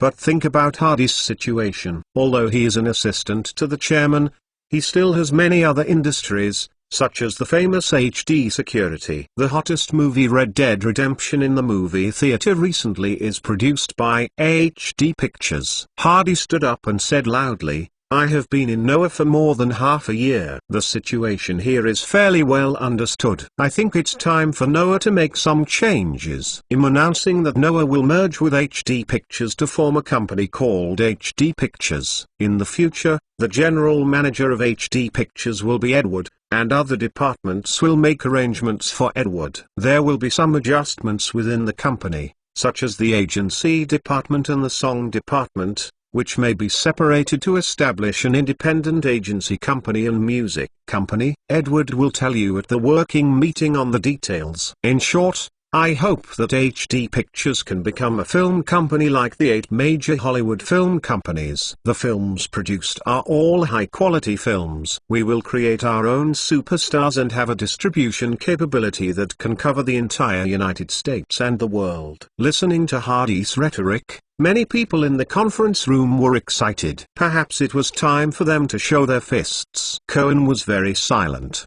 He knew that this place was no longer suitable for him. After the meeting, he found Hardy and submitted a letter of resignation to Hardy. Hardy happily signed it. The end of an era. Some people will inevitably fall. What's more, Cohen did not do well in the first place, and the company has long had serious opinions on him. Noah has a great responsibility for his lack of progress in so many years of development. In the past, HD Pictures only rented a small office space, but now they all moved to Noah's office. Noah's family background is actually quite solid, with its own company location, office building, all departments of the film and television company, and all the qualifications, which is stronger than 99% of Hollywood film companies. However, in order to realize Hardy's rhetoric, a lot of money needs to be invested, and Hardy sighed again. Lack of money. Back to the security company, Hardy saw Andy and asked,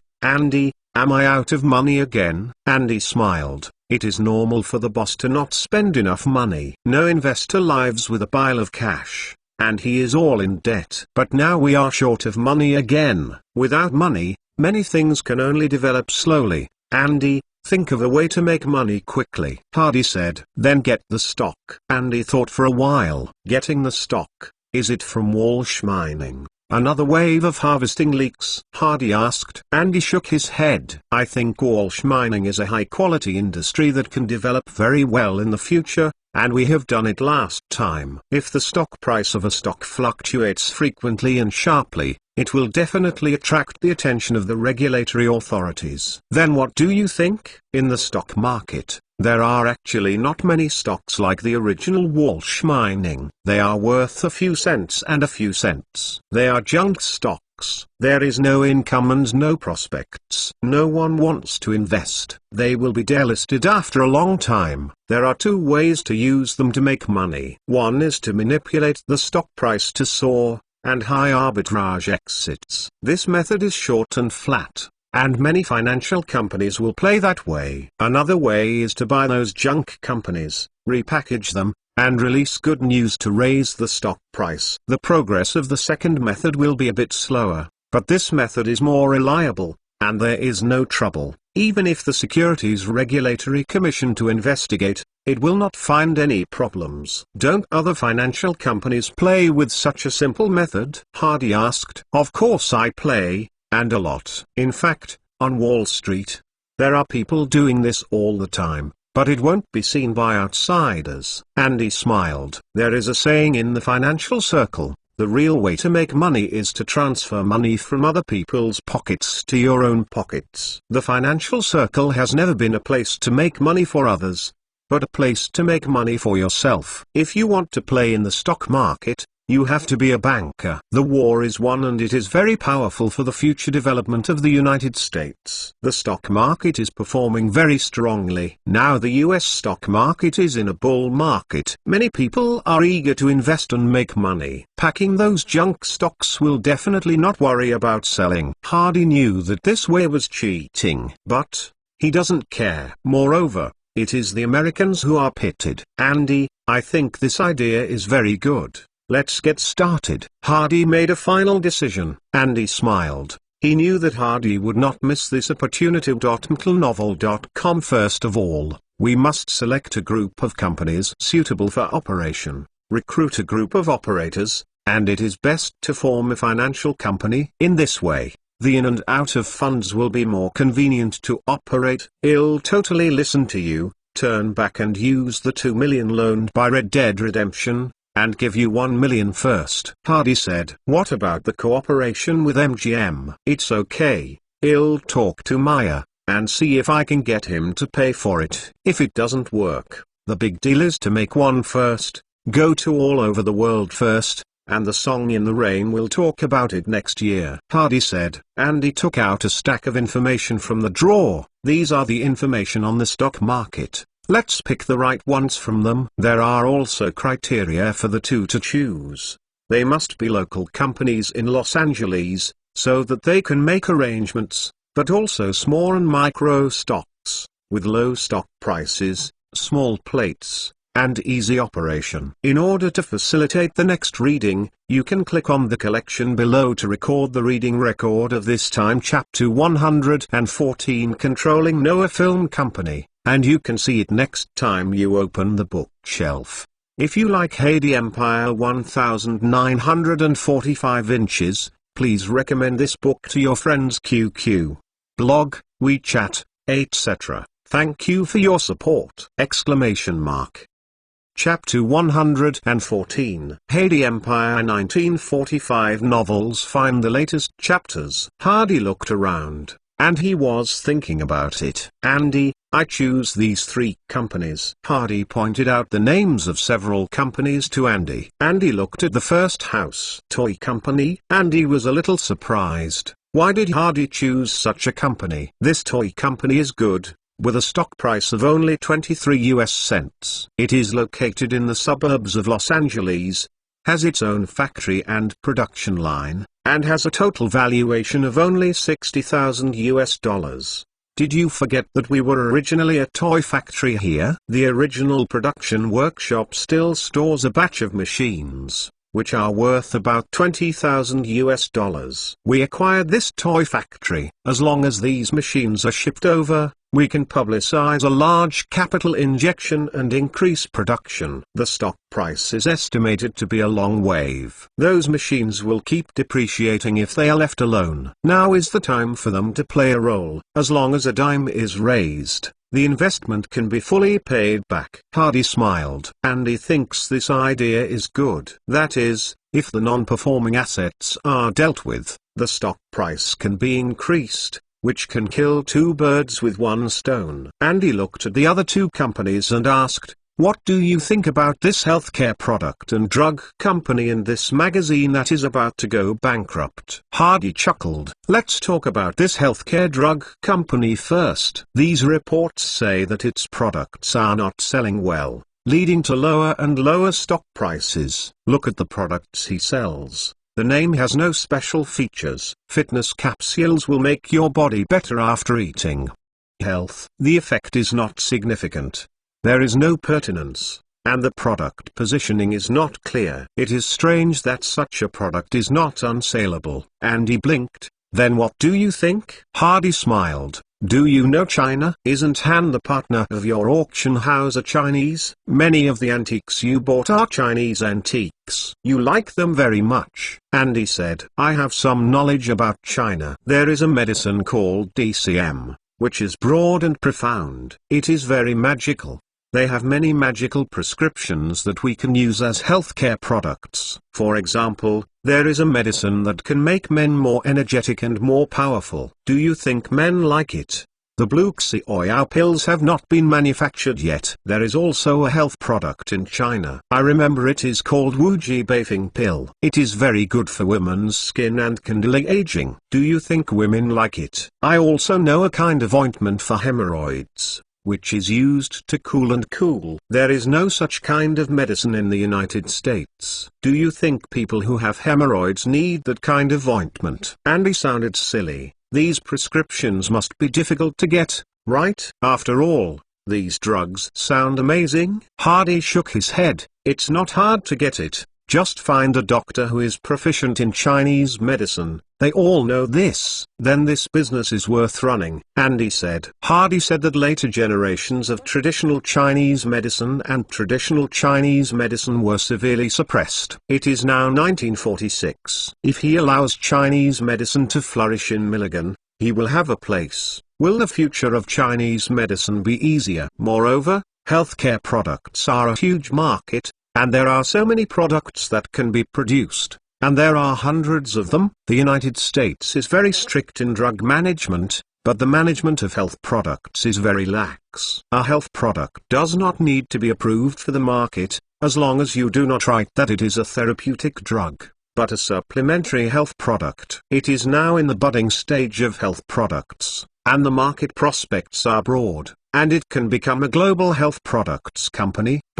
Hardy found something wrong. At the beginning, I just wanted to get a junk healthcare product company to raise the stock price for profit, but even after thinking about it, I wanted to get a formal company. Does this count as going astray? Then why did you choose a magazine? Andy asked, pointing to the last listed company. In fact, when Hardy saw this magazine, the first thing he thought of was a men's magazine, Playboy. No matter what the content of the original magazine is, Playboy can be launched. I believe that this magazine will immediately come back to life. If the cover of the magazine is a pretty beautiful woman, would you have the mind to pick it up and watch it? If there are a lot of fruit photos in it, would you be willing to pay for it? Of course, the content of the magazine is not necessarily low level. We can write anecdotes about movie stars. We can also write superstars in the music industry, and the beauty of the car and enjoy life. You can express your political stance. You can also hold high the banner of anti-war,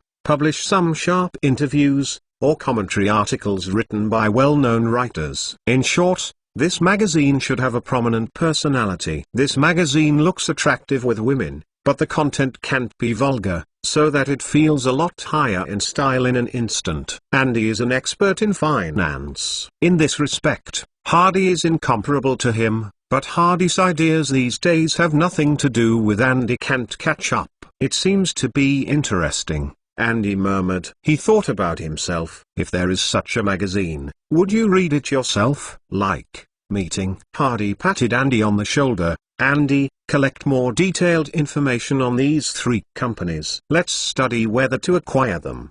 The more detailed the information, the better. I will tell Henry and let his intelligence room help you. The Security Intelligence Department plus accounting company collect information together, and believe that the information they can find must be more detailed than others. Leaving Andy's office, Hardy returned to his room, picked up the phone and called Maya. And Hardy told Maya about his current situation. Not enough money in hand. Either one of the 2 films mentioned before will be stopped or Maya will pay for it first. Heidi, why don't you just give these 2 movies to MGM? I can give you 10% of the income. As for the heroine who runs all over the world, it must be Ava. Maya said, this old cunning guy must have said this because he is optimistic about these 2 movies. Hardy himself is optimistic about these 2 movies. The movies he produced are all classics of later generations, and the word-of-mouth box office is guaranteed. If he agreed to the old fox, he would lose millions. Mr. Maya,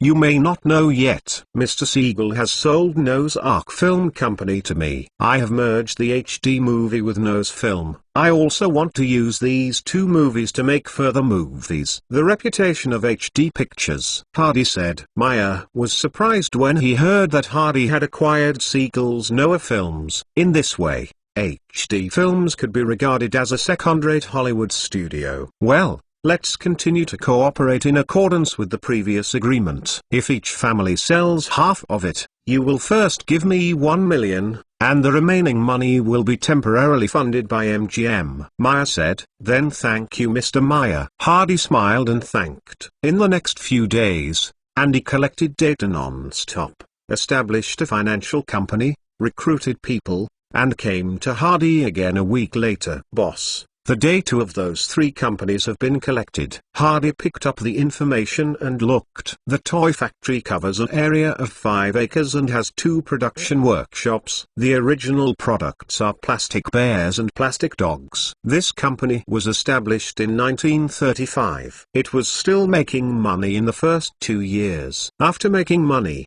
the boss was a little bit frustrated. Play with all women. Someone tricked him into making money from listing. This guy saw other people frantically making money on the stock market, and he also found a financial company to list the company's operations. At the beginning, he did make a lot of money in the stock market. The boss became more proud and he was not managing the factory affairs. He knew how to eat, drink and have fun every day. Later in the Second World War, the supplies were tightened and the factory suddenly lost raw materials. Without production, there would be no money. Originally, more than 100 workers were scattered. The war ended and the ban on raw materials was lifted. This guy hurriedly recruited workers to start production. However, after a few years, his toys were outdated. No one buys it on the market. A large number of toys are piled up in the warehouse. The factory is in a state of loss, and the boss now has no money in his hands. The bank is not optimistic about his industry, so he does not lend to him. The company is stuck here, and cannot go up or down or down. When the quarterly earnings report came out, the stock price naturally fell, and then fell and fell, from more than $1 all the way to only $0.23 now. There are also photos next to the profile. Hardy picked it up and looked at it. The area is not small, the factory building is not dilapidated, and all other supporting facilities are not lacking. Look at the second document. This health product company is called Jiangxi Health Product Company, and its product is fitness capsule. It is said that eating it will make you healthy. In fact, the company's performance was fairly good at the beginning. The reason why his stock price has fallen to this level is that he was completely killed. There are various vitamins in fitness capsules. The other ingredient is potato powder. Vitamins have been discovered for decades. or even only a few years. But vitamins are very famous. The Nobel Prize in Medicine or Physiology has been awarded 17 Nobel Prizes to vitamin researchers since 1906. This makes ordinary people know that vitamins are very important to the human body. The Jiangxi Healthcare Products Company started to produce fitness capsules after obtaining the license for the production of vitamin healthcare products. There were already many similar products on the market that year, and many large pharmaceutical companies focused on this piece of cake. Jiangxi has no advantage at all. The shareholders who invested in him started to lose money on the first day, but finally they had no choice but to hire a professional manager who promised to turn losses into profits. But he wanted 20% of the shares and allowed him to cash out after the company went public. Several shareholders finally agreed. That's all.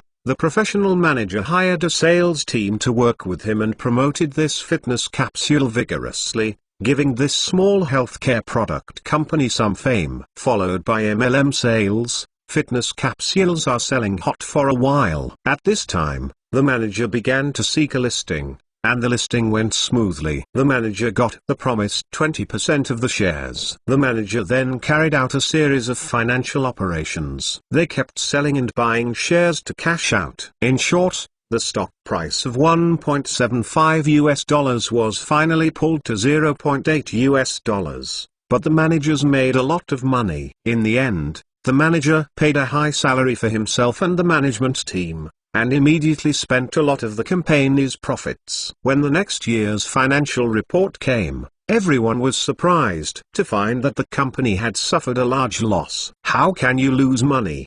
Because the sales team did not sell many products at all in the second half of the year. The directors were dazzled by the data in the first half of the year. In the second half of the year, the sales team has been in charge of themselves. Then the shareholders and the management team fell apart. The management team left collectively, and the company was once again in trouble. Many people analyze that Jiangxi has encountered the professional cleaning company team. Jiangxi Healthcare's share price also plummeted www.metalnovel.com all the way down to only 16 cents, less than a tenth of the issue price.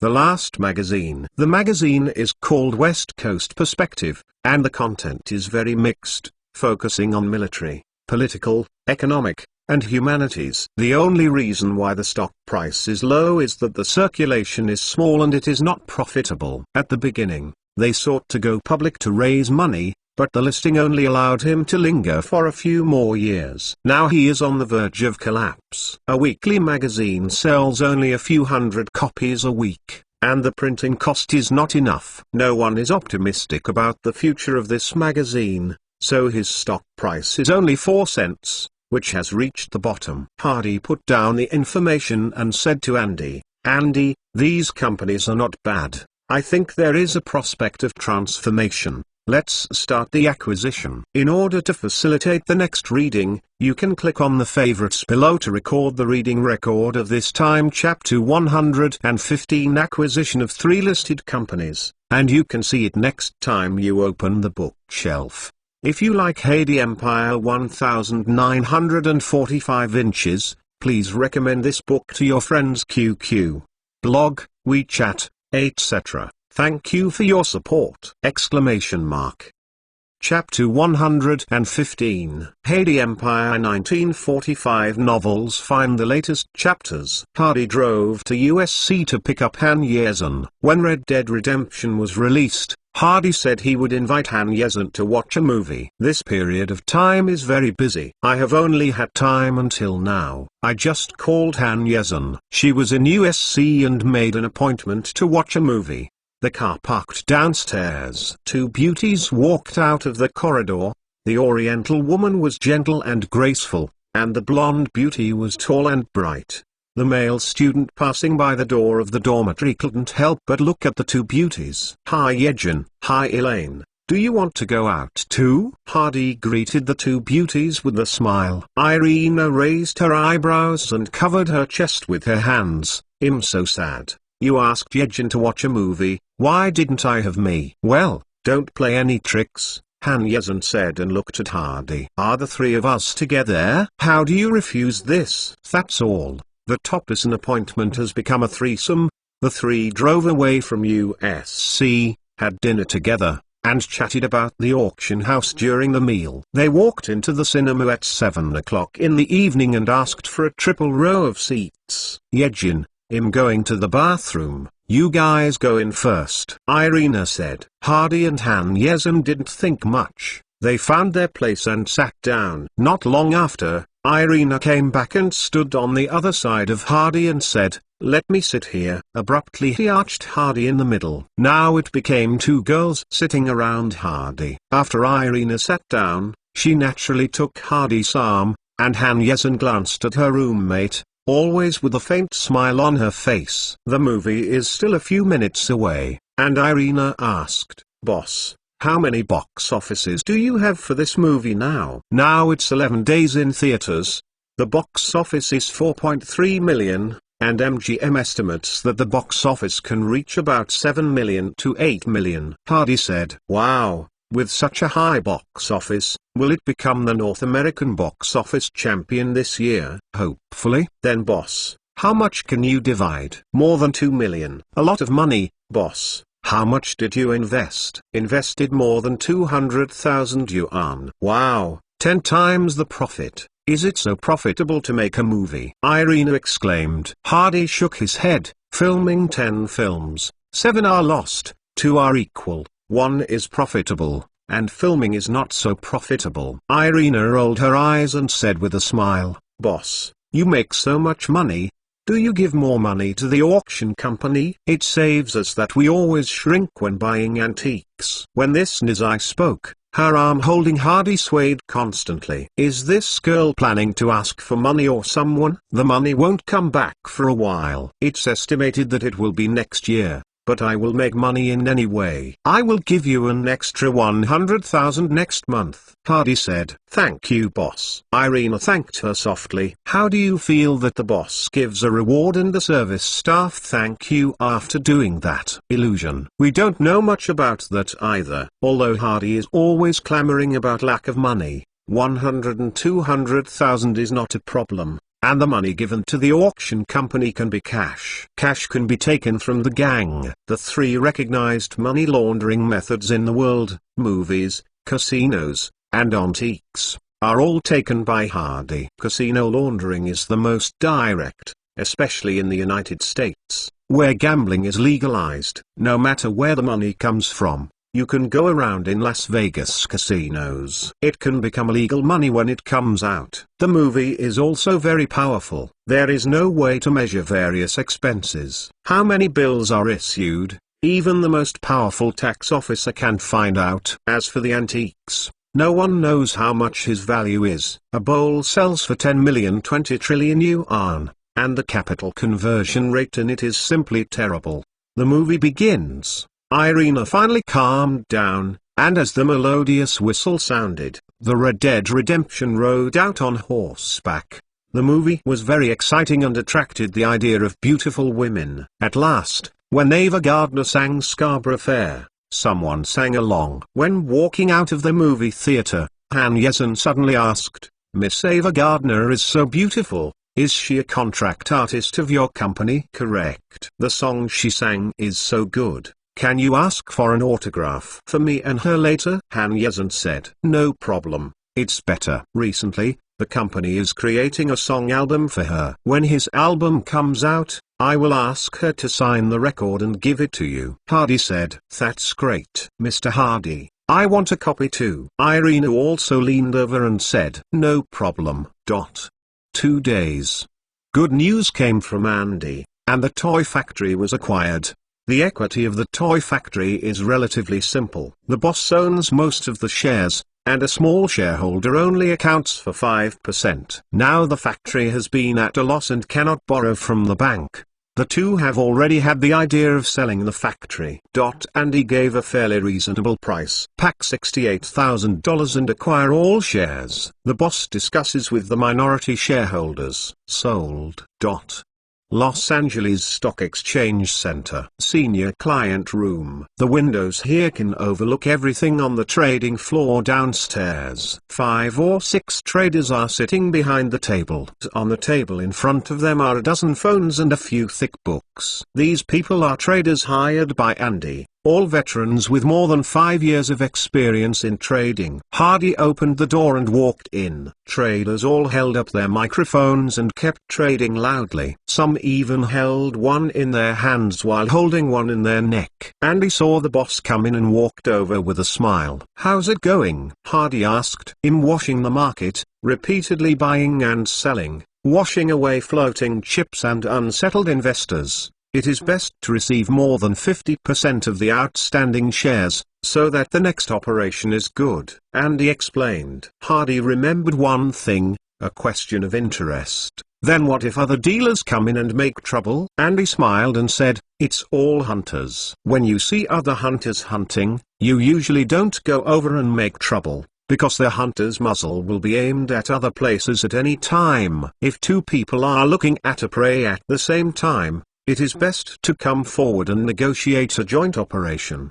There is no possibility of making money at the same time in confrontation. For example, if someone comes out to grab stocks in a toy factory with us, he must raise the stock price to receive a higher share. Well, I will sell it all to him. If we arbitrage and leave the market, he will be locked up by a high position. If we work together, it will be retail investors who are locked up." Hardy came to a conclusion. "So, retail investors are everyone's prey, right?" "Yes, brokers, financial companies, stock companies, institutions, and funds, all of these people's prey are retail investors. Occasionally I hear a duel between a large institution and a financial company. It is also caused by other reasons. It is like a crocodile in a pond. The staple food can never be another crocodile, but those fish. In fact, Zhuang is not too mysterious. It is nothing more than constantly pulling up and releasing. It is not that no one in the market sees this situation. People who are a little knowledgeable can see some ways.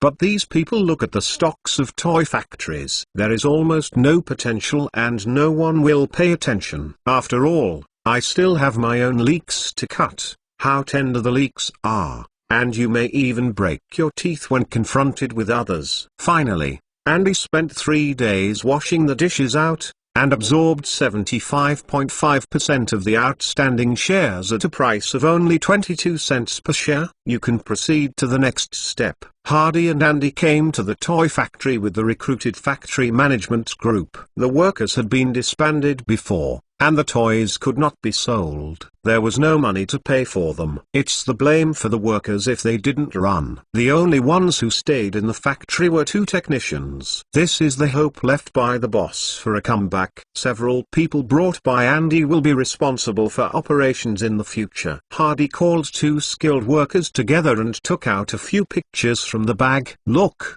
can this be produced?" The worker picked up a drawing. On it was a beautiful doll with brown hair, a slender figure and a beautiful appearance. Ava Gardner could be faintly seen. The height and measurements of the doll are also marked below. He is 24 centimeters tall, measures 391,833, and has sky blue eyes. Name, Princess Ava. Age, 24 years old. Features, mature and beautiful. The second picture shows a doll with black hair. This doll obviously looks a little smaller, but it is even more cute. It looks like Elizabeth Taylor in 7 parts. He is 21 centimeters tall, measures 351,631, and has violet eyes. Name, Princess Taylor. Age, 16 years old. Features, soft and cute.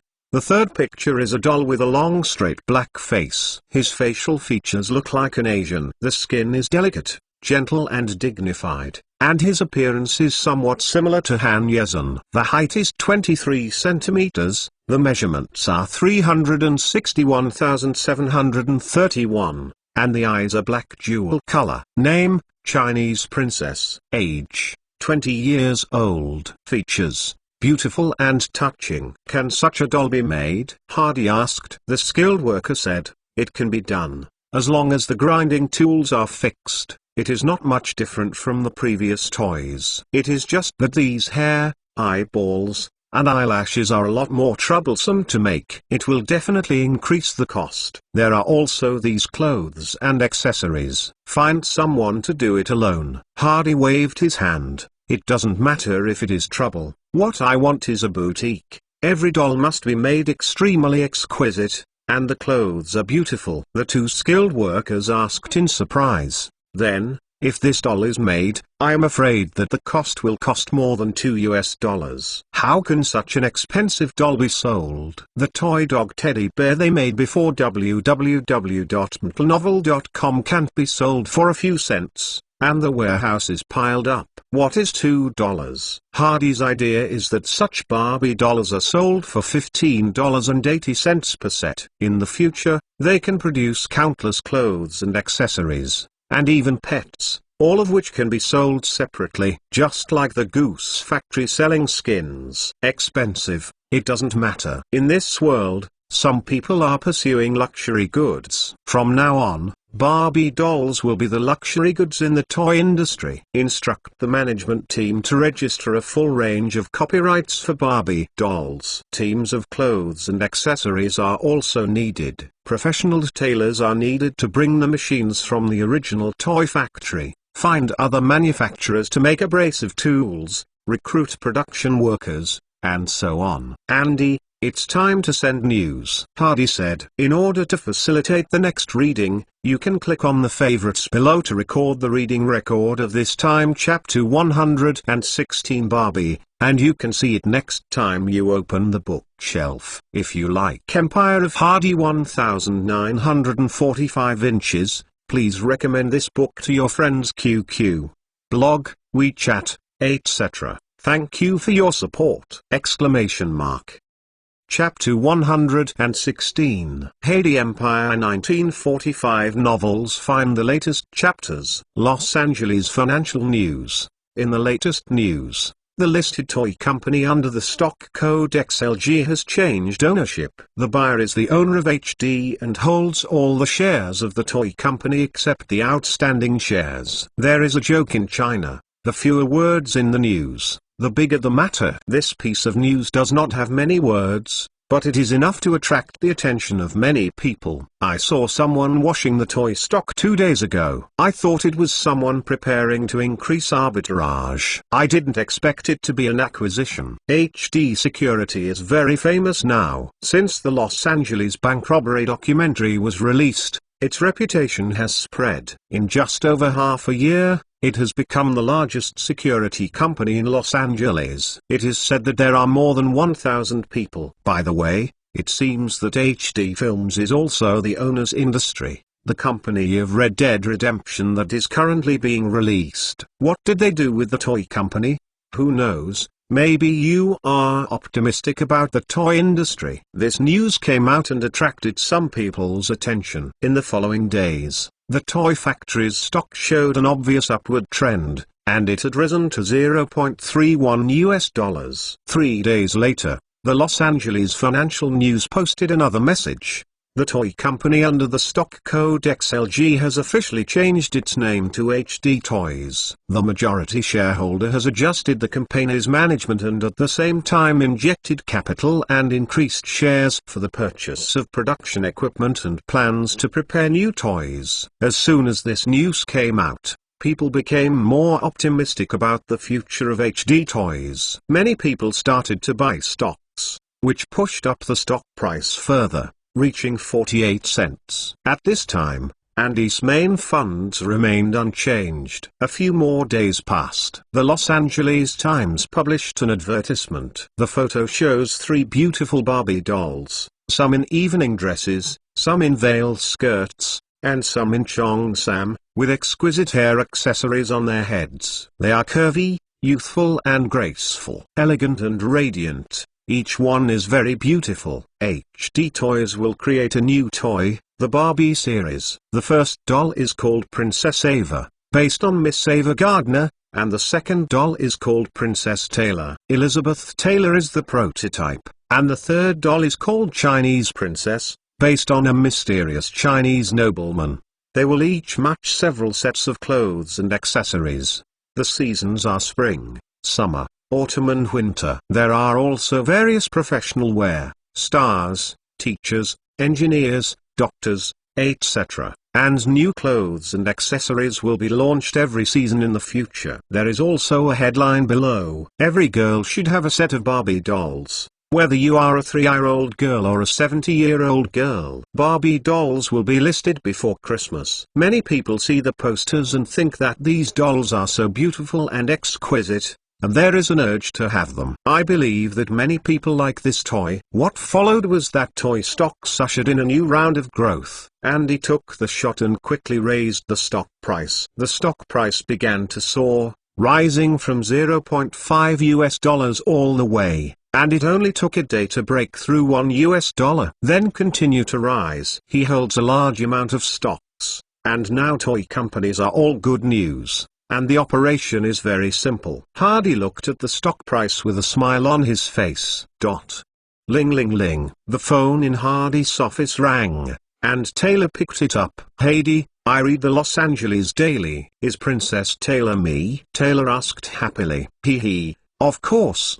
Do you like it? Hardy said. Like. Hardy, the gift I hope to receive for Christmas is Princess Taylor. I want a full set. Taylor said. Of course, no problem. Hardy agreed. That is to say, will you come to see me in New York on Christmas? Director Hitchcock said. The Christmas crew only has one day off, and I can't go back to Los Angeles. Taylor said, a little depressed. Okay, I'll go to see you in New York. Hardy agreed. Awesome. Elizabeth Taylor cheered on the other end of the phone. In fact, she doesn't care about a toy, but Hardy can visit her. After the chat with Tyler was over, the phone rang again as soon as I hung up the phone. This time it turned out to be from Han Yezin. Is there anything wrong with Yejin? I want to ask. Who is that Chinese princess? Han Yezin asked softly. You. Hardy answered very concisely. There was a silence on the other end of the phone. I like it very much. I want a set later. After speaking, he quickly hung up the phone. Hardy smiled while holding the microphone. Putting down the phone rang for the third time, and Hardy had even guessed who it was. Ava on the phone said happily. The name Princess Ava sounds so good. I didn't expect that a country girl like me will become a princess one day. Hardy, thank you. While reorganizing the toy factory, Andy began to operate magazines and health products, washing the stocks of these two in the stock market. In the continuous fluctuation of the two stocks, 74% of the tradable shares of the magazine and 61% of the tradable shares of health products were received. Andy started contacting magazines and health products companies, preparing to make acquisitions. The owner of the magazine intended to sell, but he offered a high price. Andy smiled and said, if I remember correctly, the magazine has been operating at a loss for 4 consecutive years, triggering the delisting red line. This year is the last year, and there will be another month. Christmas is coming. Do you think there is still a possibility for the magazine to come back from the dead? It will be forced to delist until next year. At that time, it may not be worth a penny. Your final result is to leave. The owner of the magazine has an ugly face, but he knows that Andy is telling the truth. Finally, I thought about it and said, I can sell the shares, but I hope I can continue to work, and there are more than a dozen employees in the magazine. I hope that they will not be dismissed within 6 months and their wages will not be lowered. I can agree to this condition. Andy said he has seen the salary situation of the magazine, which is not high compared to the same industry. These people are all familiar and can stay. That's all. Andy completed the acquisition of the magazine. But at the health product company, Andy ran into trouble. Several shareholders of the healthcare products company seem to have known that Andy finances the acquisition team of the HD Security boss.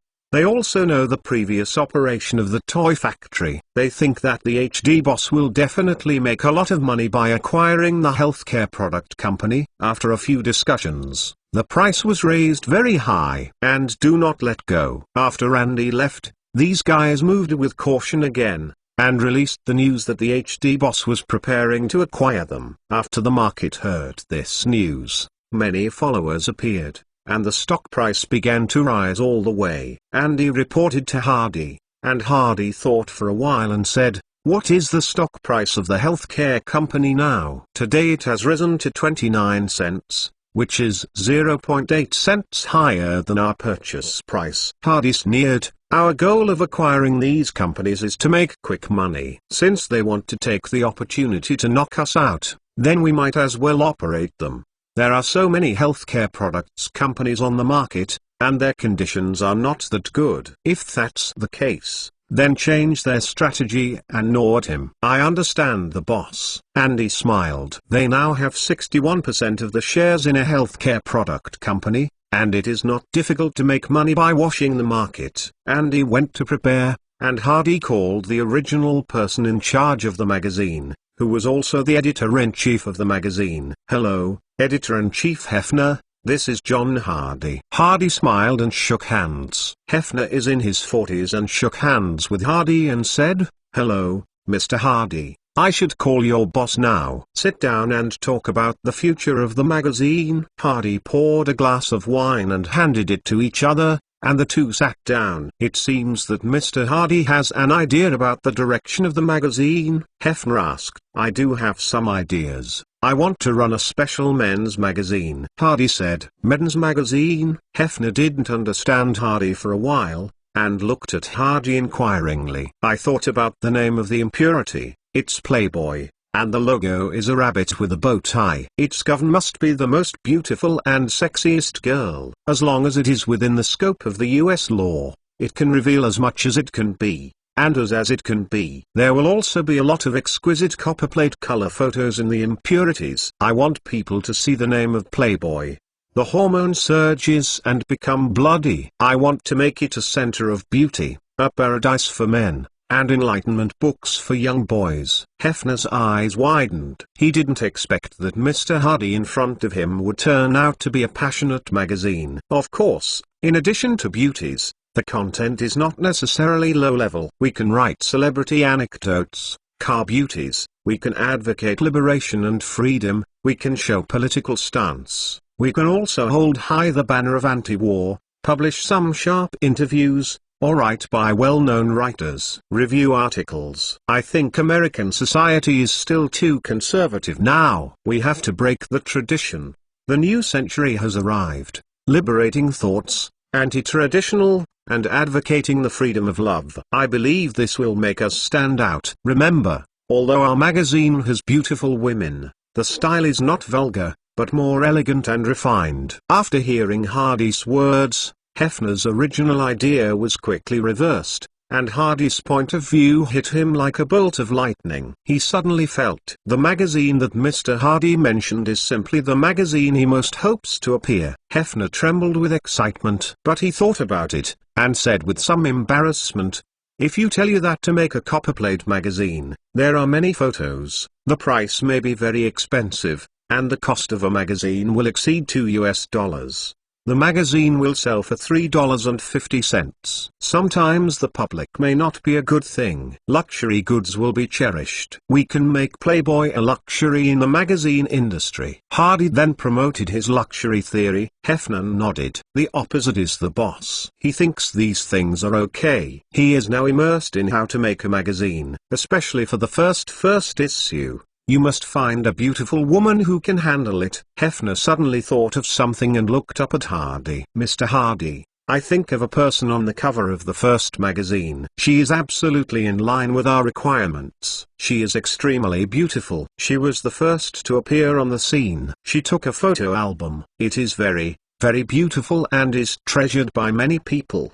She's Heidi Rama. Mr. Hardy should have heard of it. Right? Heidi Rama." Hardy finally remembered the name. He did hear it in Hollywood. She signed with MGM before, but last year the contract expired and she set up a production company. But what makes Hardy remember this woman is that this woman has another title in the future, which is called the Mother of Wi-Fi. Heidi Rama was born in Vienna, Austro-Hungarian Empire. She is so beautiful that she has a perfect appearance and elegant temperament. She loves acting. It is a pity that her work has not won any awards, which has become her lifelong regret. She is not only an actress www.mentalnovel.com but also a scientist. In 1941, she invented the wireless frequency hopping technology and became the world's first female scientist to win the Oscar Award for invention. Later, a little-known company developed CDMA wireless digital communication technology based on frequency hopping technology. This company became Qualcomm. This technology Heidi has been dedicated to the US Navy for free. But that is a military version. Can I buy the civilian version of the patented technology now? Will there be Qualcomm in the future? Even if they don't use it,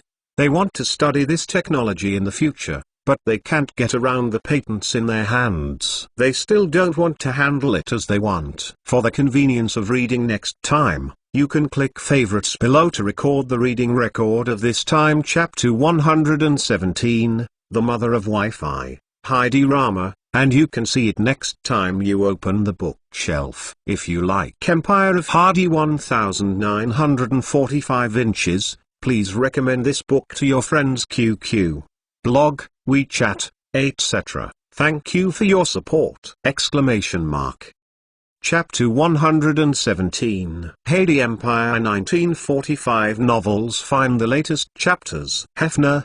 The cover of the first issue. Let's tentatively set Miss Heidi Lamar. You can contact Miss Heidi to see if she is willing to appear in the photo. If she agrees, then take a set of perfect photos. Also, she is definitely not enough. We need a lot of beautiful women. You can go to Edward, the general manager of HD Pictures, and he will make arrangements. HD Pictures not only merged with Siegel's Noah Films, it also merged with the adult film company of the Spanish Gang. The adult film company originally had more than a dozen signed actresses, and they all shot adult films. Not to mention some photos. If they can be in a magazine, it is also a kind of publicity for them, and perhaps they can become famous and become a real star, and their value will definitely increase by then. This is called resource integration, and the power is multiplied. Okay, I will contact General Manager Edward and Miss Heidi,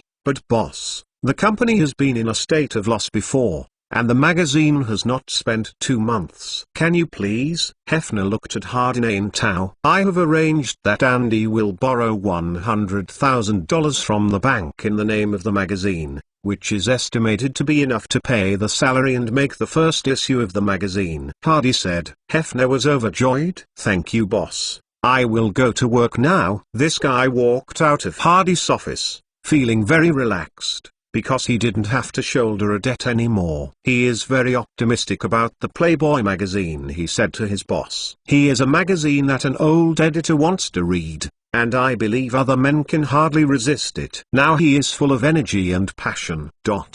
Los Angeles Stock Exchange Center. Hardy came here for the second time. This time it was the acquisition of stocks in the toy factory, and this time, Hardy was going to see how Andy manipulated the stocks up and down. Boss, I asked the newspaper to publish a message to formally confirm that the owner of HD is preparing to acquire Jiangxi Health Products. It is estimated that there will be a good show when the market opens. Andy smiled. The stock market opens. Shareholders saw the information in the newspaper, and many people had an idea. The previous HD company boss bought the toy factory. The stock price of the toy factory suddenly jumped from the original 22 US cents to the current $1.25, almost a 5-fold increase. They bought another magazine the day before yesterday, and that magazine has officially changed its name to Playboy magazine and published an explanation. Originally, the stock price of this magazine was only a few cents left, because it was acquired by the HD boss, and now the stock price has soared to 33 cents, which is a full 8 times increase. Now HD bosses have taken a fancy to Jiangxi Healthcare Products Company. Many people realize that there is a chance to make a fortune. Now they buy stocks of Healthcare Products Company and wait for HD bosses to complete the acquisition. They will definitely make a fortune. Therefore, As soon as the stock market opened, investors began to berserk the Jiangxi stock, and this healthcare product stock began to rise sharply. Soon it rose from 0.21 to 0.36. At this time Andy started to take action and let the operator grab the order. Many investors saw the price soaring and knew that big buyers had appeared and the upward channel had been opened, and many people followed suit. The Jiangxi plate was originally very small. Andy had already finished washing the market before, and there were very few shares on the market, less than 40%. Now the stock price has risen by a large margin with a little action. This makes many people look jealous. At the end of the first day of trading, Jiangxi's stock price had risen to 56 cents. Fight again the next day. News sent news again. The major shareholder of Jiangxi Health Products Company confirmed that a financial company has approached them and offered to purchase all the shares. The shareholders will feel that the other party's offer is slightly lower and require a 20% premium. The newspaper also interviewed people from financial companies, who said that HD bosses are very optimistic about the future of the healthcare products market and decided to enter the healthcare products market. They value Jiangxi because they think there is a lot of room for development in the future. This news shows the determination of the HD boss to acquire Jiangxi, which is an absolute positive signal. Buy. Driven by retail investors and Andy, the stock price rose to 84 cents. Which has risen 4 times from its lowest point. Humanity is greedy. People think he still has a lot of room for improvement. Some financial experts in the newspaper analyzed that if the HD boss completes this round of acquisition, the share price of the health product company will definitely catch up or even exceed the stock of the toy factory. In the past 2 days, the toy factory's stock has risen again, reaching $1.37. In other words, the healthcare product company may rise to more than $1.4. So there is nothing to hesitate and continue to buy. At this time, even some small groups couldn't help but get involved, ready to get a share of the pie. They didn't want to compete with HD. They just wanted to take the opportunity to take a bite and leave. Because of the joint push of many forces, the healthcare product company finally broke through $1 on the 3rd day, and it was determined to buy higher. On the 4th day, the news came out again that the financial company contacted the healthcare product company for the 2nd time, and the quotation has been greatly increased. The shareholders of the healthcare product company have already been tempted, but the largest shareholder feels that it is not the time yet and decides to wait. Maybe the other party will offer a higher price. Because of this news, the health product company's share price climbed to $1.27. There are still a lot of people killing them, but they just can't buy stocks, and they have accumulated a lot of buying orders. At this time, some people began to take orders to ship. Because of a large number of selling orders, the stock price quickly fell back to around $1.1. Some people panic. Could it be that the main force is going to flee? But they think it's bad. The next day there was news that the HD boss was looking for a bank to negotiate a loan of $2 million, which is likely to be used to acquire a healthcare product company. The news is correct. Hardy was indeed looking for a bank to borrow money. He found Bank of America and planned to use stocks in the toy factory and wash mining company to borrow $2 million as a mortgage. As for the purpose, Maya still owes $800,000. The toy factory was upgraded and the Playboy magazine was upgraded, and promised to give Han Yezin the money to the Alien Auction Company for the construction of the mineral water plant. There are too many places to spend money. As for the rumors of raising funds for the purchase of shares in the healthcare products company, Hardy just wanted to say that they were thinking too much. You ask who released the rumors? God knows. Friday, on the last day of trading this week, as soon as the stock market opened that day, the healthcare products stocks quickly pulled up, and there was a huge positive line. There are Andy's operations, and there are also many other funds and retail investors. Many parties have pushed up the stock price. The stock price broke through the original highest point and accounted for about $1.4. At noon, The disk surface is beginning to see a bit. Some people ship goods and some eat goods, and the transaction volume has become very large. Once again, some people suspect that it is the main force of shipments, but some people suspect that the main force is in the second wash, and there will be a larger round of promotion. But just half an hour before the end of the transaction, the surge in healthcare products stocks can be described as a flood, but he wants to eat all the orders on the board, no matter how big or small. The stock market ends this week before many people have reacted. Mr. Andy, all the orders have been released, a trader said. Andy nodded in satisfaction. Originally, they bought about 61% of the outstanding shares of health products companies, with an average income price of 21 US cents. Now all the stocks have been emptied, with an average selling price of 1.24, and a total income of more than 1.3 million US dollars. It can be said to be full of earning. As for who suffers, I don't know. Andy returned to the company to report to Hardy. Hardy opened a bottle of red wine to celebrate. The revenue of 1.3 million yuan was enough to spend a while. Andy, shall we short the healthcare stocks? Hardy asked. I have already found someone to make arrangements. When I got the stock from the institution, I announced that because the stock price was too high, I decided to terminate the acquisition. I believe Jiangx's stock price will fall sharply,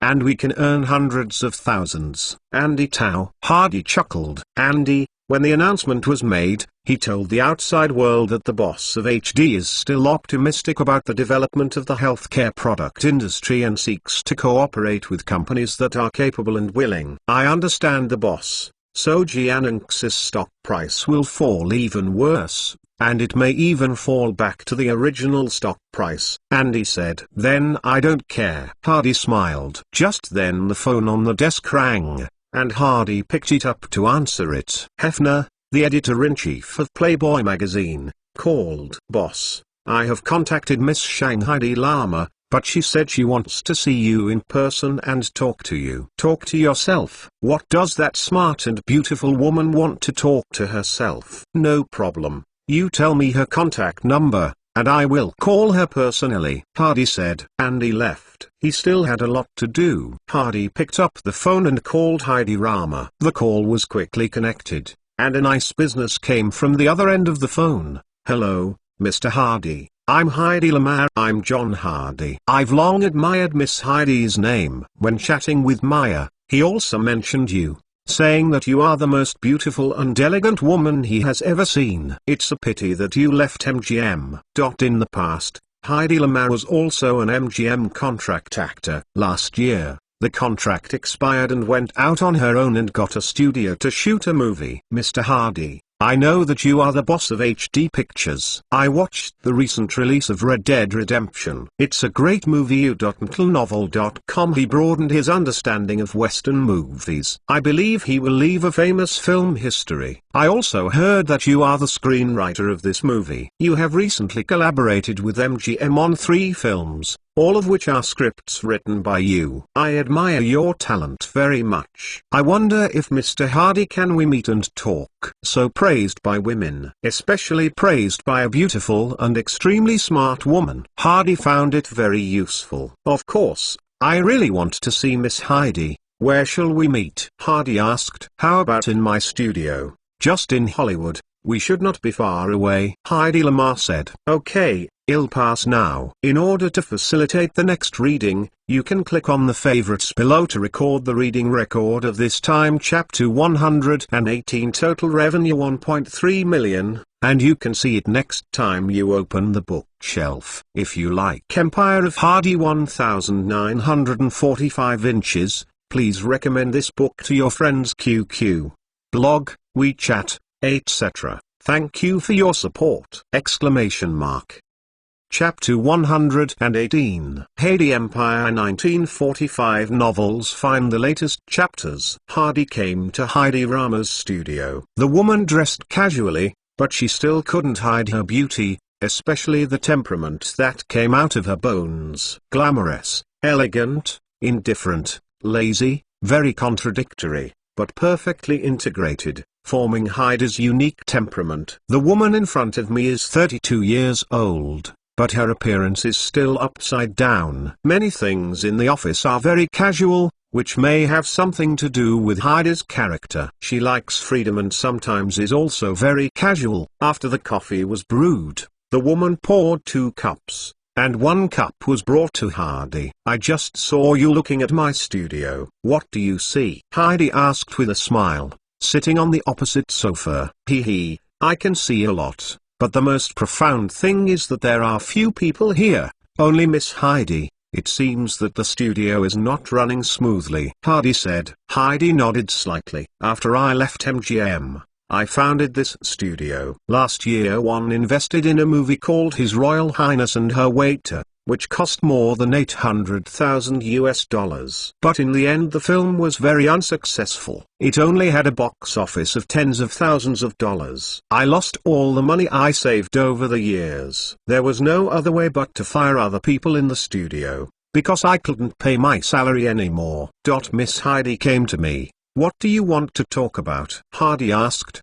"The editor-in-chief of Playboy magazine came to me and wanted to use my photo for the cover. I heard that it was Mr. Hardy's property, so I contacted you through him. I know that you are the owner of a film company and have a lot of strong creative ability. The several films you have collaborated with MGM are scripts written by you. I wonder if we have any chance to cooperate?" Heidi asked softly. Heidi was originally signed at MGM, where there are many acquaintances. It is not surprising to know some of Heidi's situation.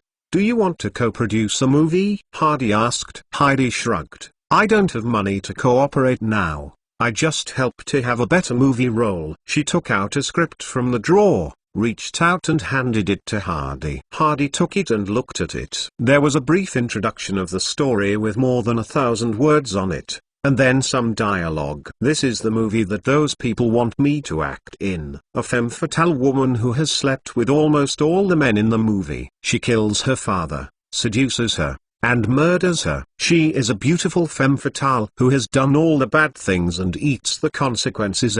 Story. At this moment, Heidi also finished reading the introduction, and said, "There are heavy traces of Gone with the Wind, but the story is messy and there is no aesthetic feeling." A sorrow flashed in Heidi's eyes. "I left MGM because they always let me play the role of vase. I wanted to get rid of it. But after I came out, I found that I didn't have that much energy at all. After the film failed, I asked other film companies for a role. They felt I am suitable for such a role, and I feel sad." Heidi looked at Hardy. "Mr. Hardy, does your film company have a suitable role for me?" Hardy took a sip from the coffee cup and asked, "What kind of movies does Miss Heidi like?" "Love. I like the feeling of love. It would be best if there is a role to show love." Heidi said, "Women in this era generally believe in the existence of love. By the 21st century, most people don't believe in that stuff anymore." "Love movie? No action." Several classic love movies flashed through Heidi's mind,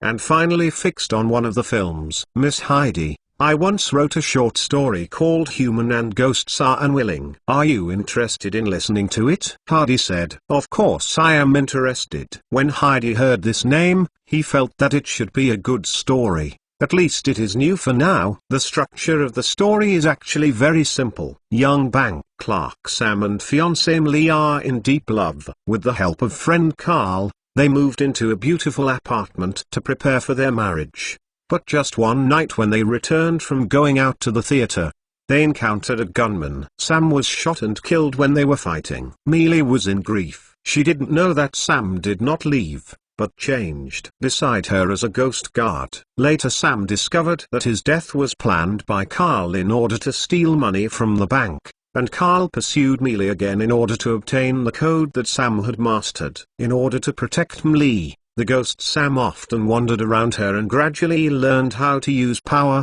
but he was unable to communicate with Millie. Later, I found a psychic and finally got in touch with Millie with the help of the psychic. Millie didn't believe it at first, until she felt Sam's existence. This story has ghosts, but it is not terrifying, but very warm. People and ghosts talk to each other and the story can be described as ingenious. Heidi is very eloquent, and when he tells the story of a ghostly love, he brings feelings into it, and Heidi seems to be stuck in it. When Hardy finished speaking, Heidi hadn't slowed down, looking at Hardy and asking, "Did Sam really leave in the end?" People and ghosts have different paths. After all, they are two worlds. He went to heaven. Heidi was relieved now. Then he became excited again. "Mr. Hardy, I dare say this is one of the most beautiful love stories I have ever heard. If it is made into a movie, I believe it will touch countless people." She said. She looked at Hardy deeply and said, "Mr. Hardy, do you think I can play the role of Mealy?" The woman's eyes were full of pleading. Her eyes seemed to speak. "Please, will you please give it to me?" Hardy spread his hands. "The story I just told doesn't even have a script, and HD Pictures has invested in 3 movies this year. There is a lot of financial pressure. I'm afraid this Human Ghosts Are Coming may not be launched until next year." Hardy Tao. Heidi's eyes became brighter. "That is to say, if HD Pictures launches the movie Human Ghosts Are Coming next year, let me be the heroine?" This woman is really good at making sentences. "Mr. Hardy, I will also write the script." "I will write the script of Human Ghost Is Coming. I will prepare slowly now and start when you think it is suitable," Heidi said. Hardy thought for a while. "Okay, all right." "Wow!" Heidi jumped up with excitement. Her face was joyful, and her active appearance was not like a woman in her 30s, but more like a little girl. After being happy for a while, Heidi sat down and said, "By the way, the magazine asked me for a photo. I don't know if I am going to use my previous photos or take a new photo. Definitely have to reshoot.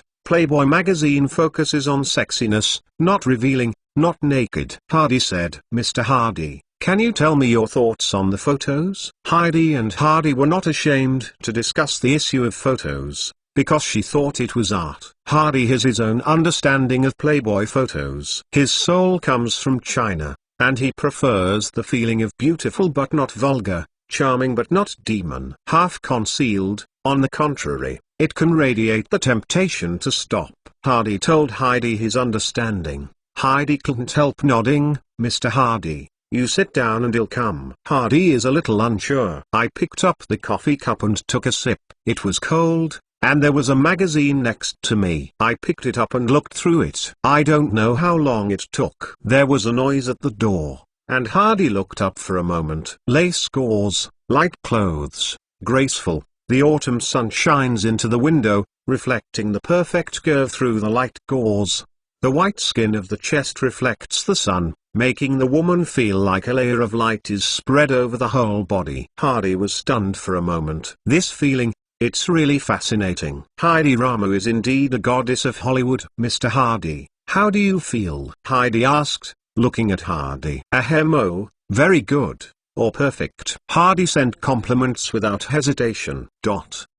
Hardy did not stay for dinner. He said goodbye to Heidi and returned home. When he got home, he called Hefner and told him that Heidi had agreed to take pictures, and made an appointment to take Heidi to HD Pictures to take pictures. HD Pictures has professional photographers with first-class photography skills. The 2 days of the weekend passed in a flash. Many people are still concerned about the stock situation of Jiangxi Health Products Company.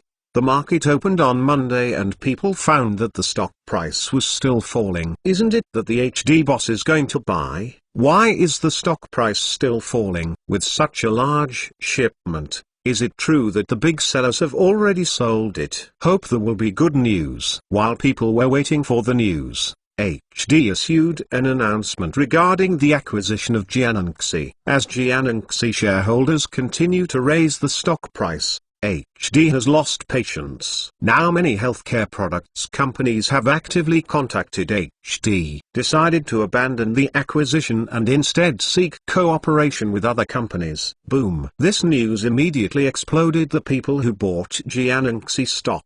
The reason why Jiangxi's stock has grown wildly is that HD is preparing to acquire it. Now that HD lets go, that Jiangxi's stock has become worthless, many people are anxious, began to sell like crazy. As a result, Jiangxi stock plummeted, and he has finished shorting, and now has another wave of Jiangxi. Not much. just a few 100,000. The editor-in-chief of Playboy Hefner found Hardy and brought a few portfolios. Boss, this is the photo taken. They are all taken in accordance with your 24-character policy. What is the 24-character policy? Showy but not vulgar, charming but not demon, contain but not reveal, half cover and half cover, pure and lustful, charming and sultry. Open the first portfolio. It is full of Heidi Rama's photos. Hardy enjoys them one by one. I have to say, this woman is so beautiful. As an old driver who has been baptized by the internet in later generations,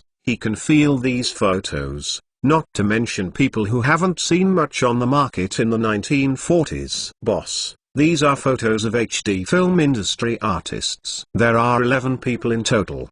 5 sets are going to be used in the first phase, plus some scattered pictures. You can see which ones are suitable. Hefner opened the other portfolios again. Stoya, the skin is white as snow. Bibi Jones is tall. A.I. Xulin is young and beautiful. Caden Cross, the upper way is plump and charming. The two carefully selected and finally selected the 5 best. These women are all beautiful in appearance, and most importantly, they have their own characteristics. You reading www.uukanzu.com can satisfy the tastes of all kinds of men. After selecting people, the 2 selected photos. There are many photos taken. For example, Heidi Rama has more than 80 photos, and other girls have 30 or 40 photos. It is impossible to use all of these photos. Pick the best. This is also tiring work. However, because it is the first issue, we must strive for perfection and come up with the most perfect condition.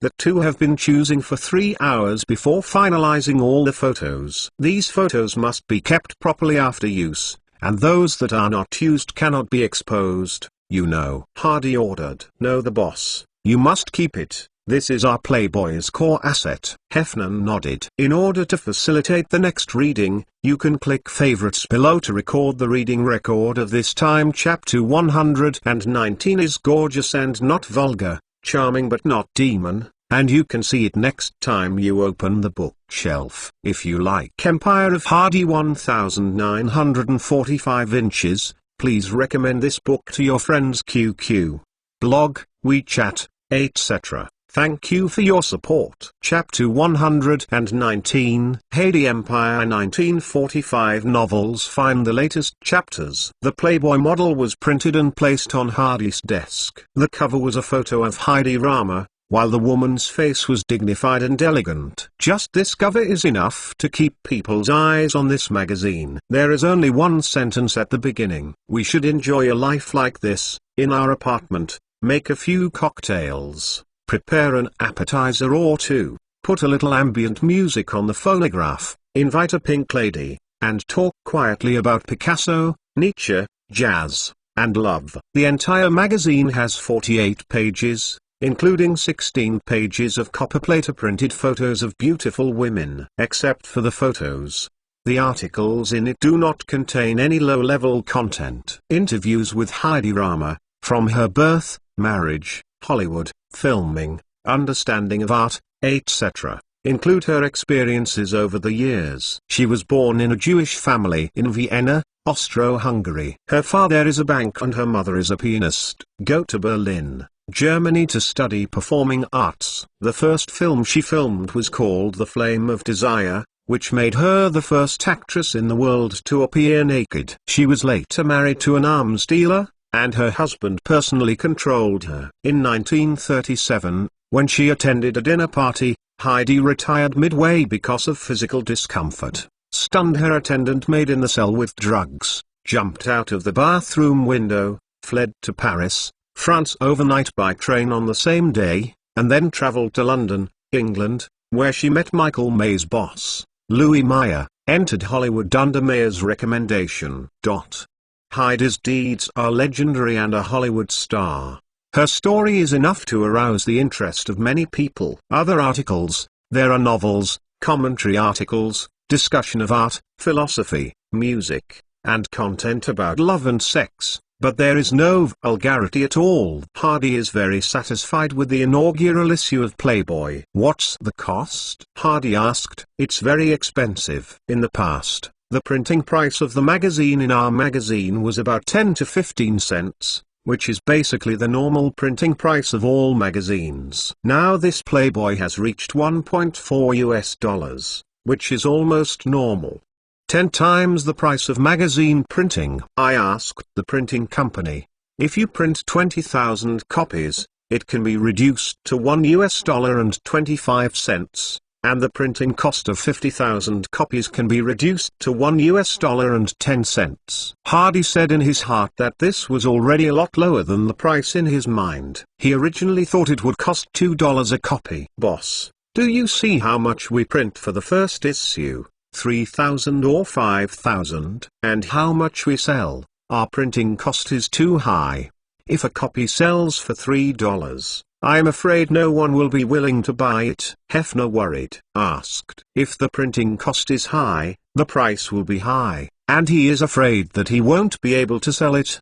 The normal salary of Americans this year is about $200, 10 cents for a bottle of beer, 10 cents for a hot dog, 20 to 30 cents for a movie ticket, and an ordinary magazine such as Time magazine and Reader's Digest. It's about 30 or 40 cents. If Playboy sells for $3 all at once, which is 10 times that of other magazines, it is estimated that not many people can afford it. Hardy smiled and waved. 3,000 and 5,000 is not enough. You can print 50,000 copies directly. Don't worry. There are more rich people in this world than you think. Also, I want people to have a concept that Playboy pursues quality and nobility. It is a book worth cherishing, not a newspaper or magazine that you can throw away after reading it. As for the price, it is set at $3. There is actually no point in lowering the price. Those who can buy it will naturally buy it. Those who can't afford it will be too expensive even if the price is lowered to the cost price,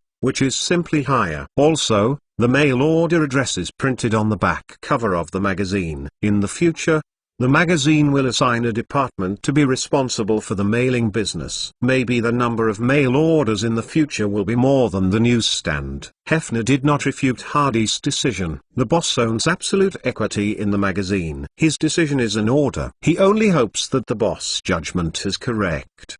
There are so many people who are willing to spend $3 to buy a magazine. Then the two discussed the issue of distribution. There are booksellers everywhere, and they can sell magazines all over the United States. Don't worry about this. The two researched wholesale prices. In the end, Hardy set the wholesale price at $2.20, which is equivalent to wholesale a copy. The magazine can earn $1.20. And the remaining profits are shared by the bookstore and the distributor's newsstand owner.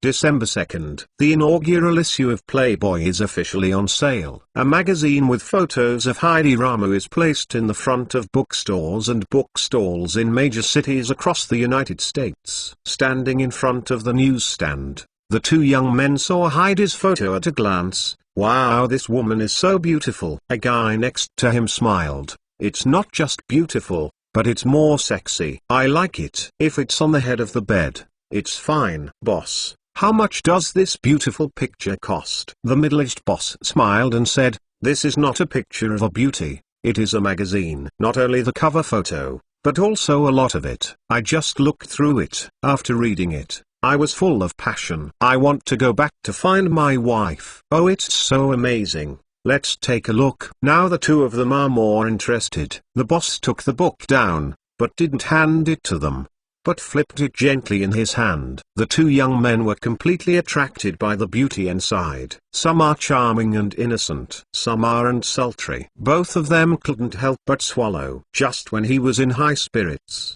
the boss suddenly closed the book, and the two young men were taken aback. Boss, why didn't you turn it over? I'm selling it. If you guys see who I will sell it to. The boss curled his mouth. Both of them scolded the boss for being stingy. One of them asked, how much is it? I bought it. $3. The two young men were stunned. What? How much is it? $3 a copy. The boss said again. $3. Are you robbing? A magazine sells for $3. A young man shouted excitedly. The bookstand owner shrugged. This is not the price set by me. This is the price set by the bookseller. Take a look. Turning the magazine over, the price is marked on the back cover. $3. This is too dark. Normally, a magazine is only about 30 cents. This one actually costs $3, which is 10 times that of ordinary magazines. I think the owner of this magazine is crazy. The bookstore owner also expressed helplessness.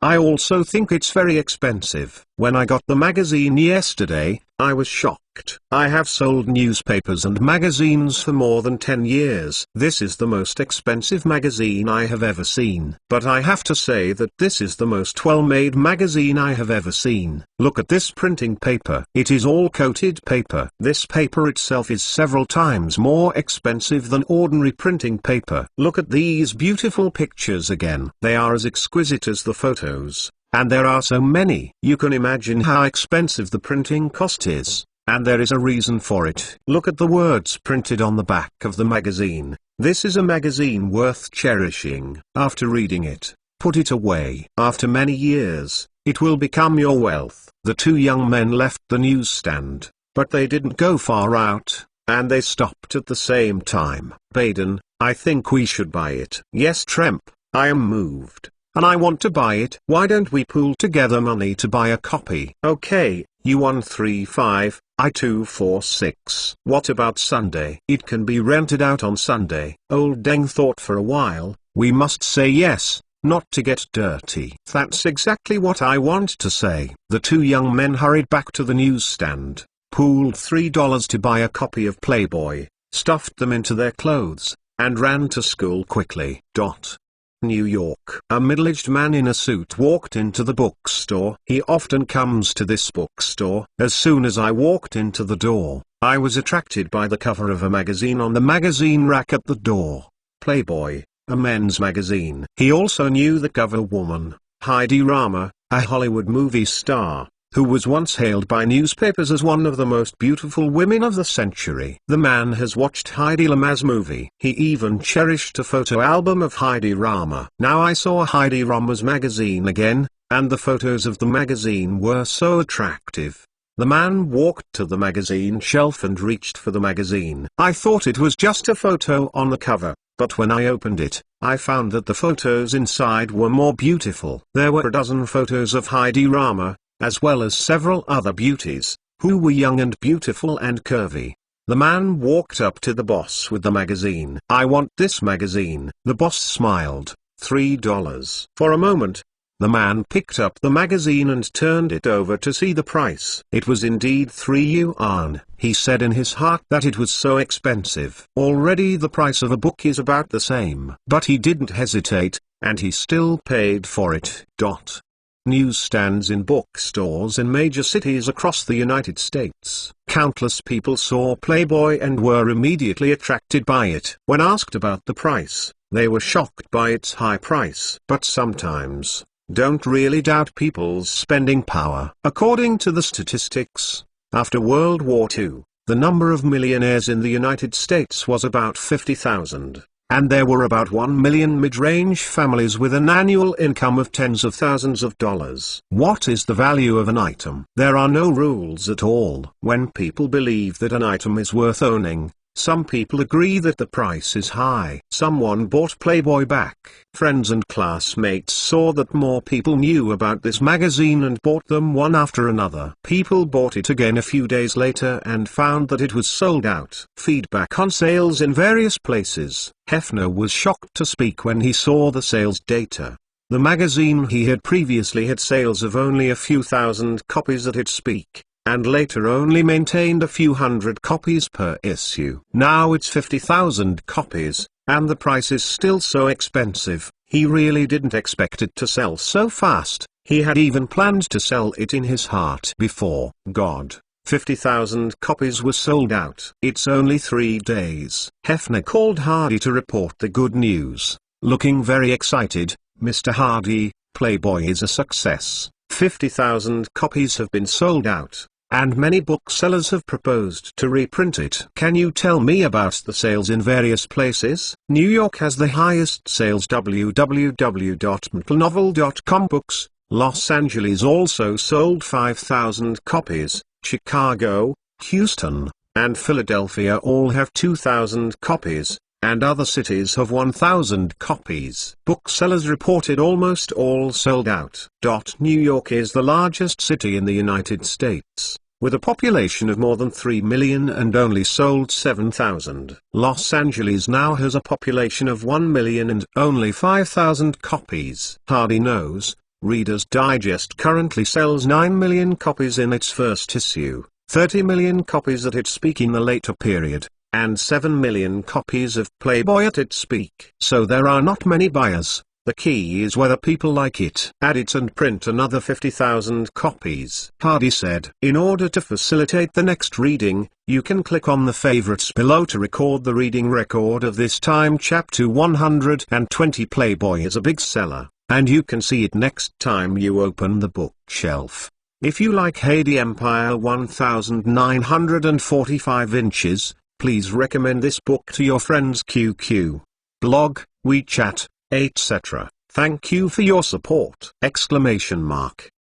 Chapter 120. Hardy Empire 1945 novels. Find the latest chapters. Playboy is not only liked by young people, but also by middle-aged and elderly people. Beauty is a thing that covers all men over 14 years old, regardless of whether you are married or unmarried. While the magazine is selling hot, there is one more thing that makes Hardy happier. Andy came to report to him that because of the magazine's big sales, the stock price of Playboy began to skyrocket, from $1.5 to $5, and the upward trend has not stopped. The first issue of the magazine sold 50,000 copies. This news can't be kept from people. After knowing this news, many people immediately entered the stock market and bought Playboy stock.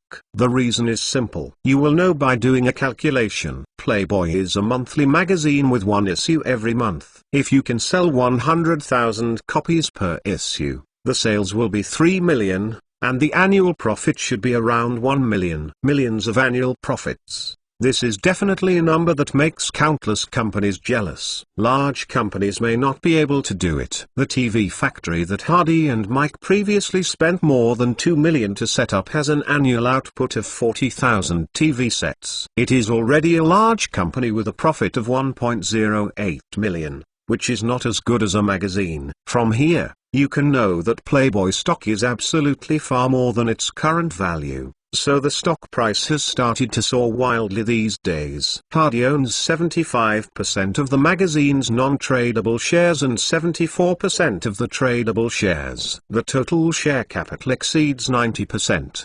His stock price at the time of the acquisition was 4 cents. Now the value has exploded 125 times. And people feel that this is not the real value of Playboy. The first issue sold for 100,000. And sales will definitely continue to grow in the future. If 200,000 copies are sold in the first issue, the profit will be 2 million. With 1 million copies, the net profit can reach $10 million.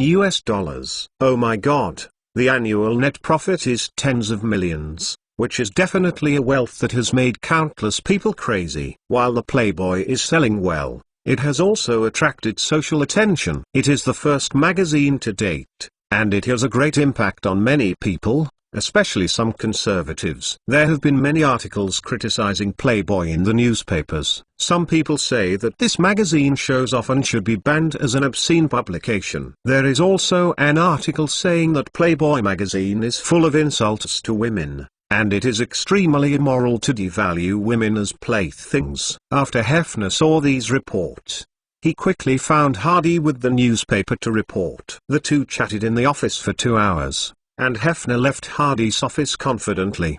The next day, the New York Times published an article by Hefner, the editor-in-chief of Playboy. Playboy is not an obscene publication. First of all, there are no photos in the magazine, and the scale is completely within the scope of American law. These photos are art. Are the fruit works of those oil painting masters also obscene works?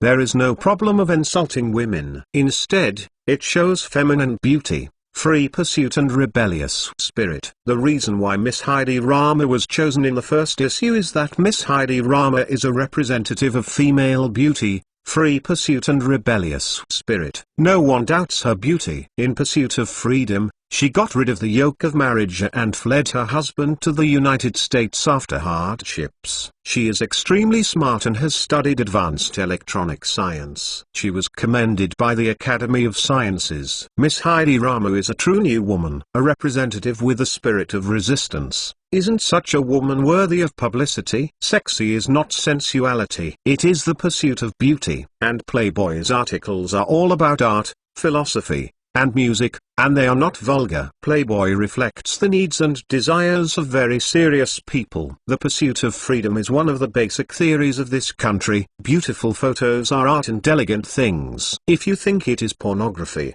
it is dirty inside you. As soon as this article came out, it immediately attracted a lot of attacks from conservatives. These people published articles in the newspapers or criticized or abused it. Hefner only smiled when he saw these articles. When he saw these criticisms, he was a little worried, but after the boss' guidance, he no longer worried about these people. If you post a scolding me, then I will post a post to show my position. Let's obey the law. Free speech in the United States. We support women's attainment of higher independent human rights. We support the emancipation of the mind. From these points of view, in this country, you can always be invincible, and you can also assume a righteous posture for the future of the people. Literati.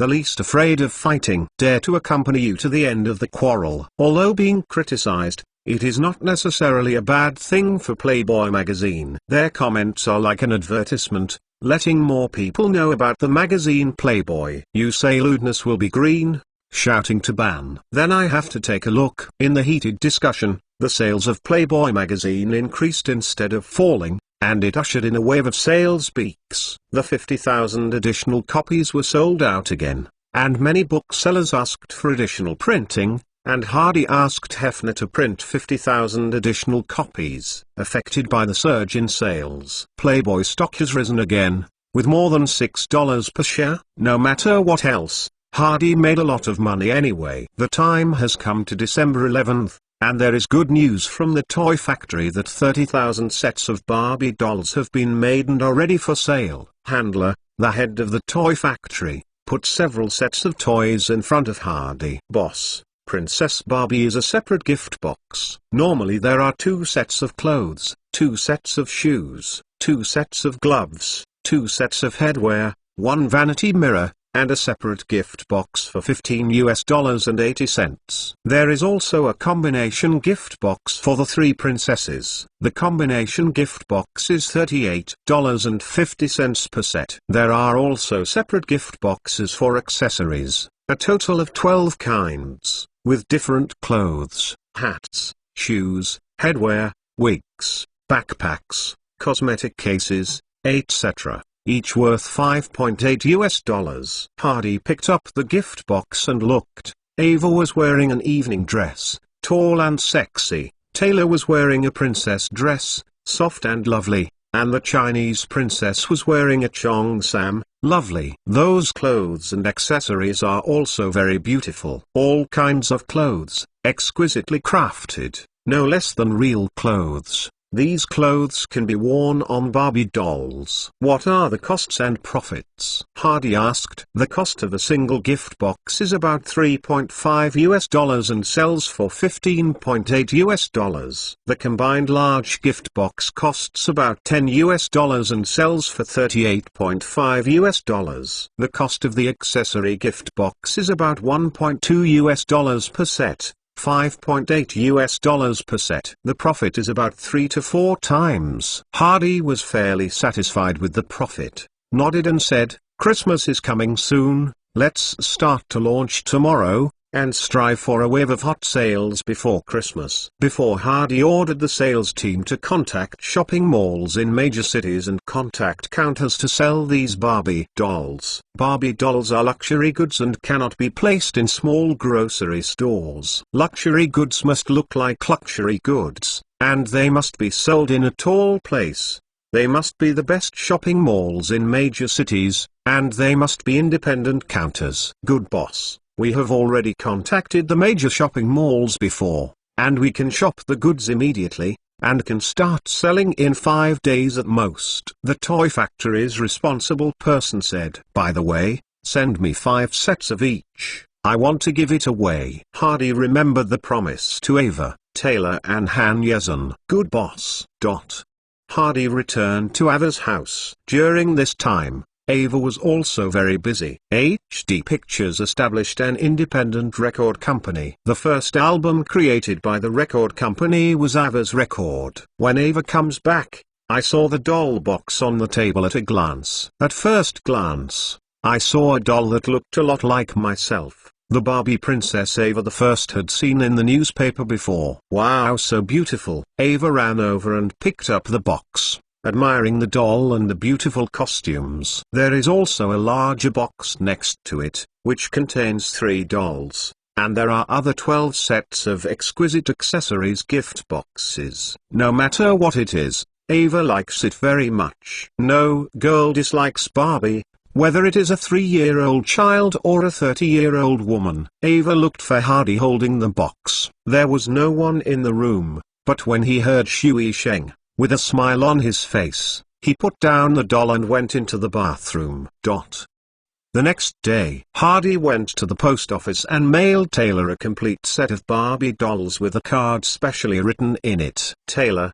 Merry Christmas. This is a Christmas present for you. I promised to see you in New York before. I'm afraid I will miss the appointment. At Christmas time, I will participate in a very important company opening event. There is a time conflict. I am afraid that I will not be able to get to New York in time. Don't be angry. I will come back to compensate you. The opening event Hardy wanted to participate in was the opening event of the Flamingo Casino. He received a call from Siegel, inviting him to participate in the casino opening event on Christmas Eve. After more than a year and spending more than $7 million, the Flamingo Casino is finally about to open. Hardy doesn't know how Siegel is doing. He just hopes that he will not be as hasty as in his previous life. As for the missed girl, Hardy's ideas have always been sensible. You can never treat a woman too favorably, otherwise the consequences will be terrible. Every time you are satisfied,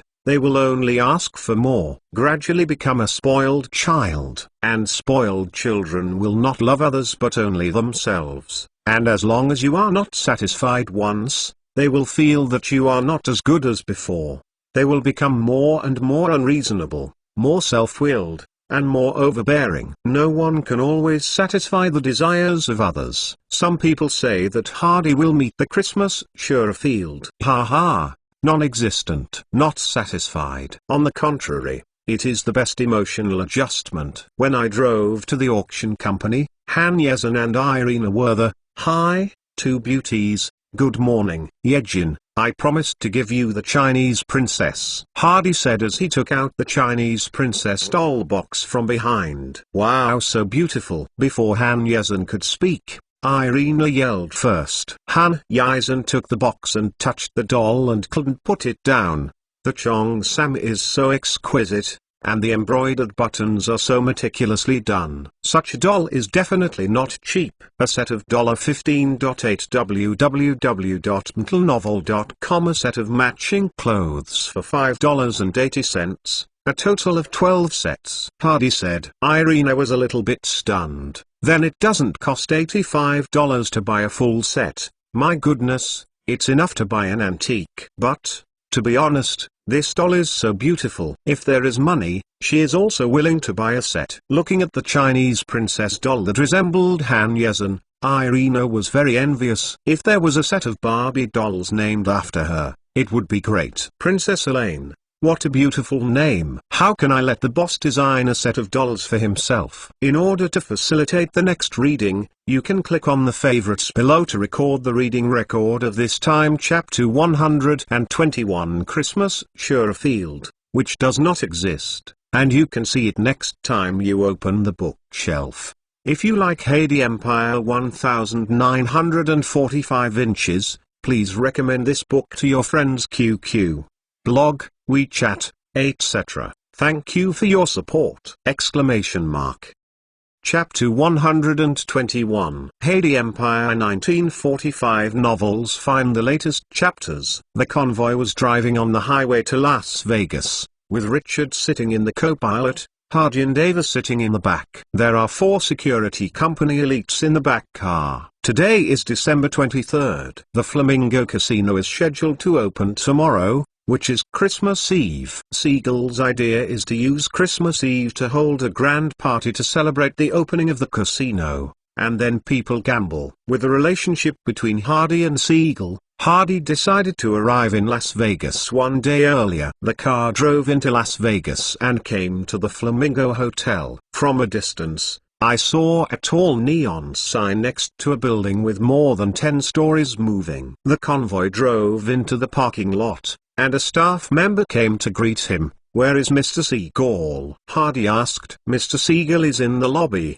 receiving guests." The waiter replied. "Let the others wait here." Hardy took Ava and Richard into the lobby, which was extremely spacious and luxuriously decorated. No wonder Siegel spent so much money. There were already quite a few people in the hall at this moment, and Hardy had a very good memory. He glanced over and found a few familiar faces. People from the 5 major families that I met in the old Godfather's house, who have invested in the Flamingo Casino, are shareholders here, and naturally they will come here early. Among them was a young man in his 20s who was also sitting in the main seat. The young man glanced at Hardy, then fixed his gaze on Ava, scanning the woman's face unscrupulously. Seeing Hardy, Siegel stood up with a smile, came over and gave Hardy a hug, then looked at Ava. "Miss Ava is so beautiful. Especially your singing is like a natural sound. I like your Scarborough Fair very much. I don't know when a new song will be released. The company is already recording an album for me,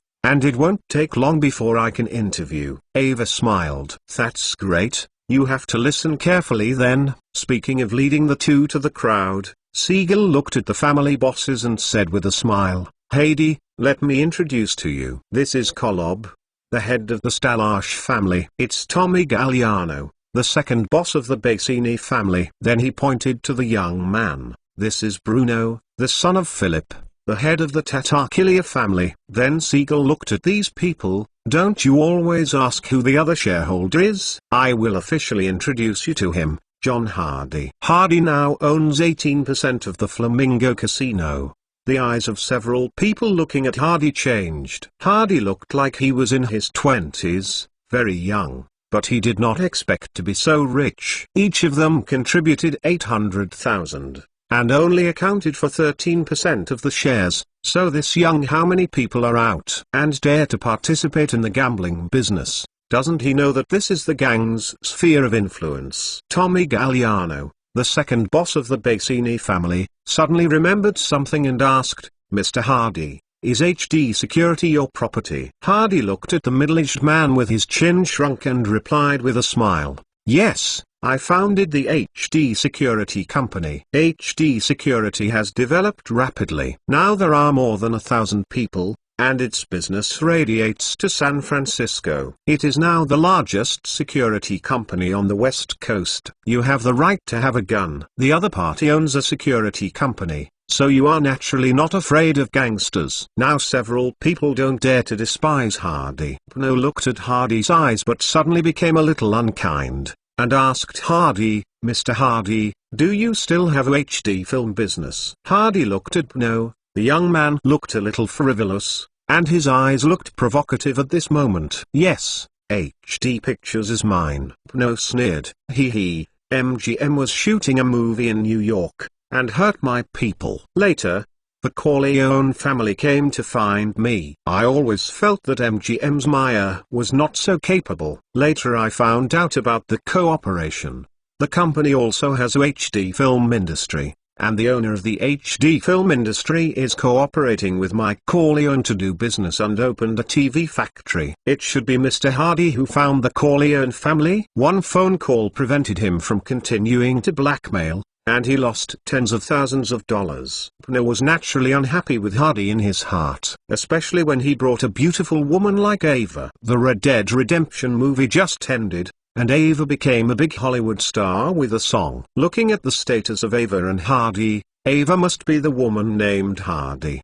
He is also a young man, his career is more successful than his own, and the woman is more beautiful than his own. Pno is even more unhappy with Hardy. Hardy looked at Pno seriously, and said lightly, "So you are the boss of that film company?" "It is indeed Mr. Vito I was looking for." "Thank you for raising your hand." Pno heard the irony in Hardy's words, and hated Hardy in his heart. Other family elders did not focus on the small matter of Pno. Tommy Galliano, the second boss of the Bassini family, turned his eyes and smiled. "Mr. Hardy, I heard that the TV factory is expanding, with an investment of tens of millions, and plans to become a huge enterprise with an annual output of 400,000 TVs. I wonder if we can invest. If we can, we hope to buy some TV machine company shares. The main purpose of the gang is to make money. This has never changed. The gang will reach out into any area where it can make money." It was the first time Siegel knew the news. Hardy and Mike invested tens of millions to build a factory, which surprised him. At the beginning, I was really optimistic about this young man, but I didn't expect him to develop so fast and create such a big industry in a short time. The bank loan is enough. We don't accept investment for the time being. Of course, when the TV is produced, Mr. Tommy can buy one back, which is considered to support our business. Hardy smiled. Tommy's face darkened. Being so categorically rejected made him feel a little unhappy. Hardy looked at Tommy, with a chuckle on his face. The gang wanted to get involved in his own business. If he was someone else, he might still have some scruples in his heart, but he himself is a gang, and his partner is Mike of the Corleone family. How could he pay them? On the white, Losey is innocent. When it comes to black, Lao Tzu is blacker than you. Hardy was not interested in chatting with these ghostly mafia, said hello to Siegel, took Ava around, how to say he is also one of the major shareholders, and wants to understand his own industry. The casino is set up, it can be described as magnificent. Hundreds of slot machines are very shocking. The gaming tables stretch for dozens of different ways. Now the staff is still cleaning, ready to welcome tomorrow's guests. The lounge, bar and restaurant are also ready, and they can already receive people. The two came to the hotel. The decoration of the hotel is also very luxurious, which is definitely up to the standard of a star hotel. But apart from these most basic facilities, all other entertainment projects that Siegel previously envisioned were almost incomplete. In other words, people can only gamble when they come. Hardy could only sigh, but it was too hasty. Those gangster families are all short-sighted guys. If they are willing to support Siegel, Siegel will definitely succeed. The next day, the sky in Las Vegas is a bit gloomy. The temperature dropped to only about 5 or 6 degrees. Siegel looked at the sky with some worry, and said to Virginia, the woman with her, I arranged a plane to pick up people from Los Angeles, and I hope the weather won't be a problem. At noon, guests came over one after another. Most of them came by car. After all, it is only 4 hours away from Los Angeles. These people include lawyers, accountants, and many celebrities. Hardy knew many of them. MGM boss Meyer and Warner's boss also came. Hardy went to greet them and chat with them. Now Hardy's identity is comparable to Meyer and Warner Brothers. Although HD Pictures is not as good as the 8 major film companies, Hardy's overall strength does not lose to them. Meyer and Hardy stood under a tree with wine glasses, and the two chatted about the movie. The director of The World, I Am Going to Let George Frostcher Come. 4 years ago,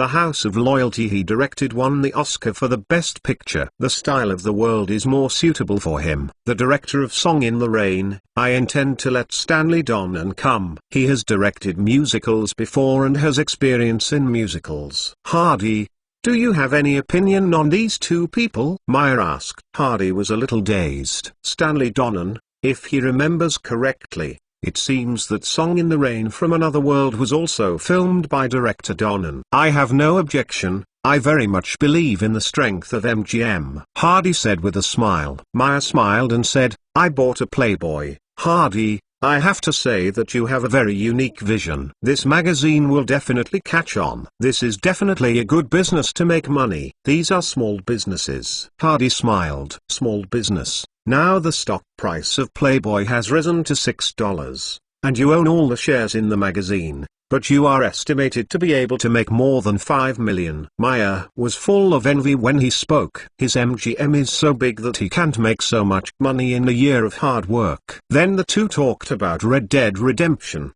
The box office of Red Dead has been fixed at $7.86 million, which has been locked in this year's box office championship. However, this money will be divided into the middle of next year. It is only the first one. I'm afraid it will take 1 or 2 years to get all the money. Hardy also has another income, which is the documentary Los Angeles Bank Robbery. The box office of this documentary also exceeded $2 million. Mr. Meyer, how about this year's Golden Globes and Oscars? Hardy asked. Meyer smiled. There are a lot of good movies this year, but I think Red Dead Redemption has a certain advantage in the competition for the Best Actor, Best Screenwriter, and Best Song in the Golden Globe Awards. What about Oscar? Hardy asked. Have you never heard that the Golden Globes are a barometer of Oscars? By the end of the afternoon, 300 or 400 guests had already arrived, and most of them were people with good looks. But this and Siegel's expectations are still a bit big.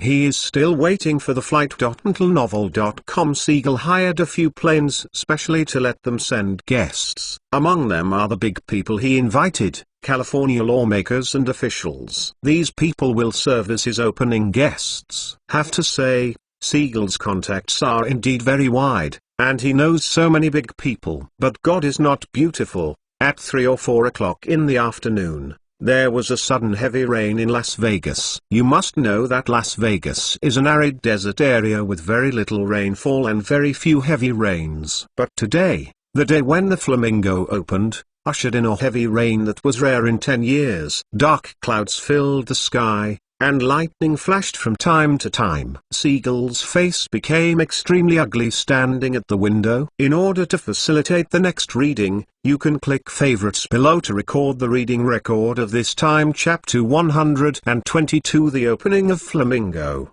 and you can see it next time you open the bookshelf.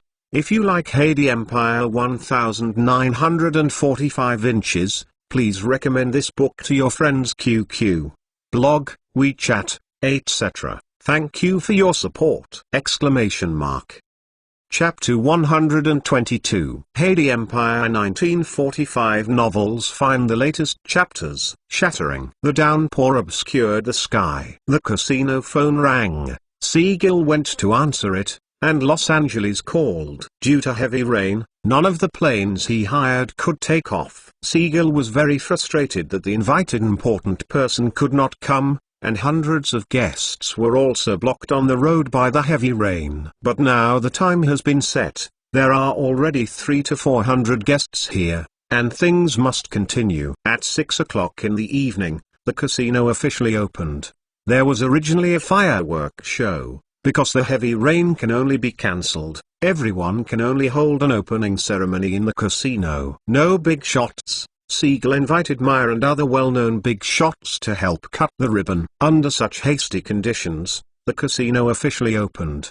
The guests sat on the gaming table and started playing, and the casino hall gradually became lively, which made Siegel a little relieved. When it was more than 10 o'clock in the game, a huge lightning flashed outside, and the casino hall suddenly went black amidst the rolling thunder. Power cut! Ah! A woman screamed in the casino hall. I don't know what happened. The staff hurriedly got the flashlight. There was a glimmer of light in the hall for a while, and people looked a little impatient at this moment. Seagull was anxious and shouted, "Send someone to check immediately to see what went wrong. Hurry up."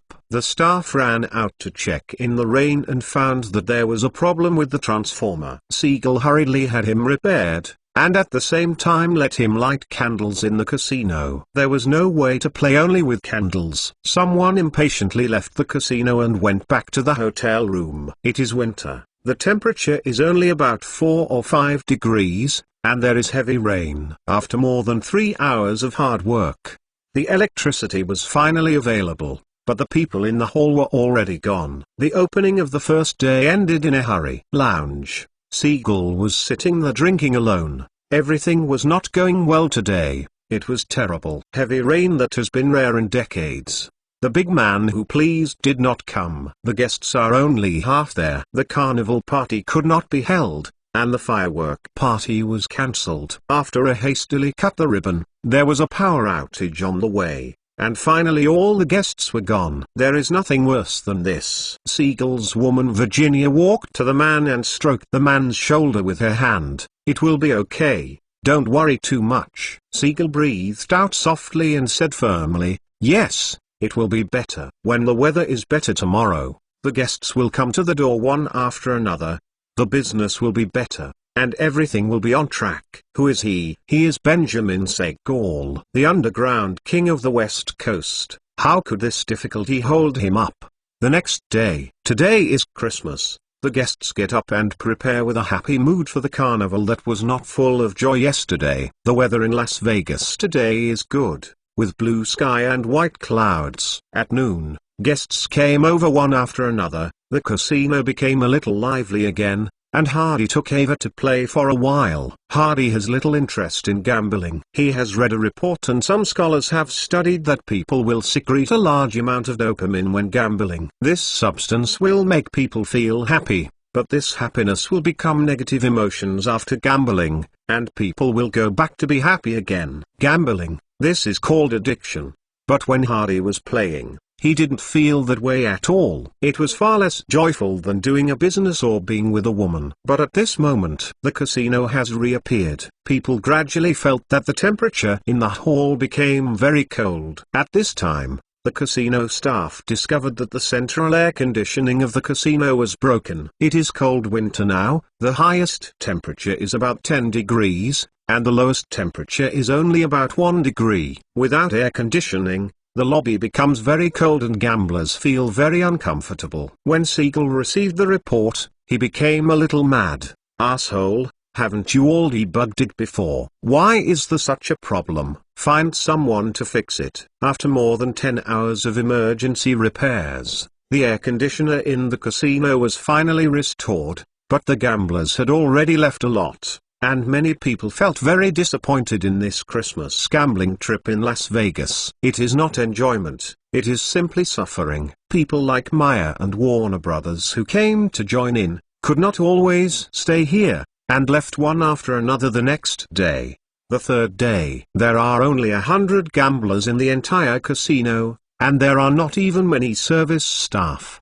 The huge casino seems empty. Originally designed by Seagull, the hotel had more than 300 rooms, and the casino could receive more than 1,000 gamblers every day. But now there are not even a fraction. Moreover, there is only one entertainment item for gambling, and there are no other entertainment items at all. Except for those who are obsessed with gambling, people will withdraw after playing for a day or two. It is difficult to retain residents. Hardy saw the casino's problem and found Seagull. "Mr. Seagull, it's better to advertise in the newspaper. I believe that will attract some tourists." Hardy said, "It has already been advertised, and that can only attract a small number of gamblers. The biggest problem now is that the other facilities here are not perfect. Flamingo is no different from other casinos, and there are no residents at all." Annoyed, his original idea was to turn this place into a tourist attraction, attracting a large number of guests,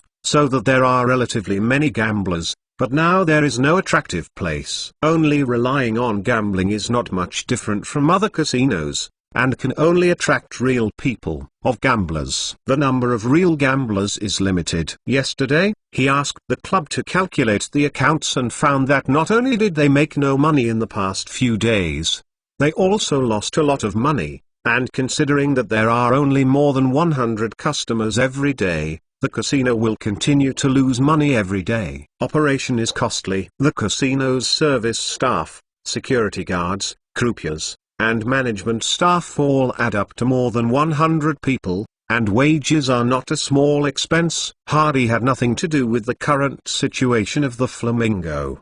To this day, it can be said that Siegel's stubbornness is caused, or it can be said that it is caused by other families' persecution, and it is also caused by good luck.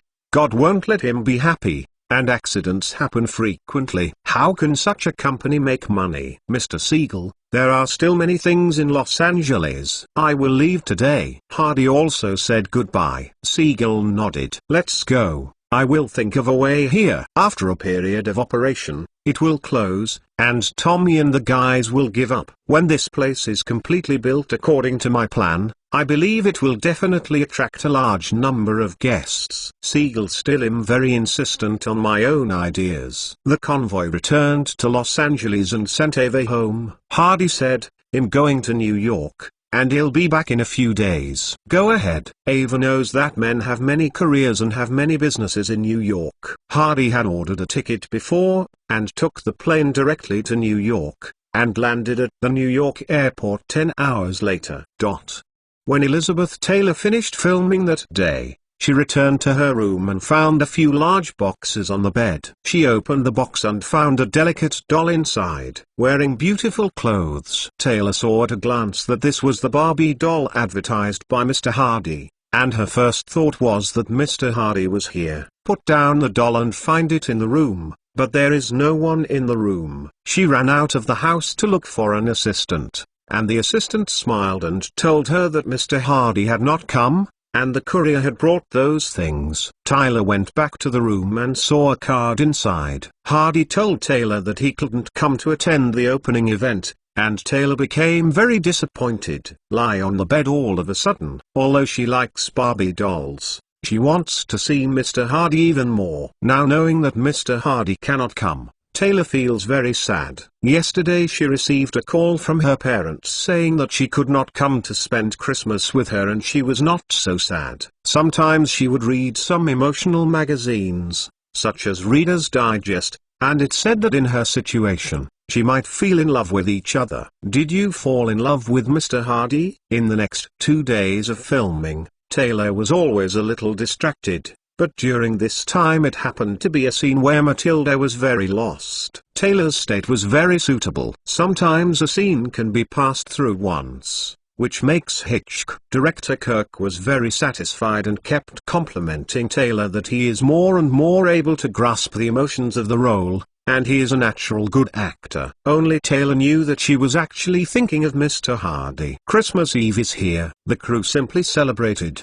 The next Christmas, the crew was off for 1 day. Taylor was unwilling to go out to play, and stayed in the hotel room idly. A few Barbies became her playmates. At the end of Christmas, the crew started again, and Taylor was again engaged in intense filming. 2 days later, when Taylor ended a scene and returned to the rest area, he suddenly saw a familiar figure. Hardy is chatting with Hitchcock at the moment. 4/5 of the film has been filmed. It will be completed in about 20 days.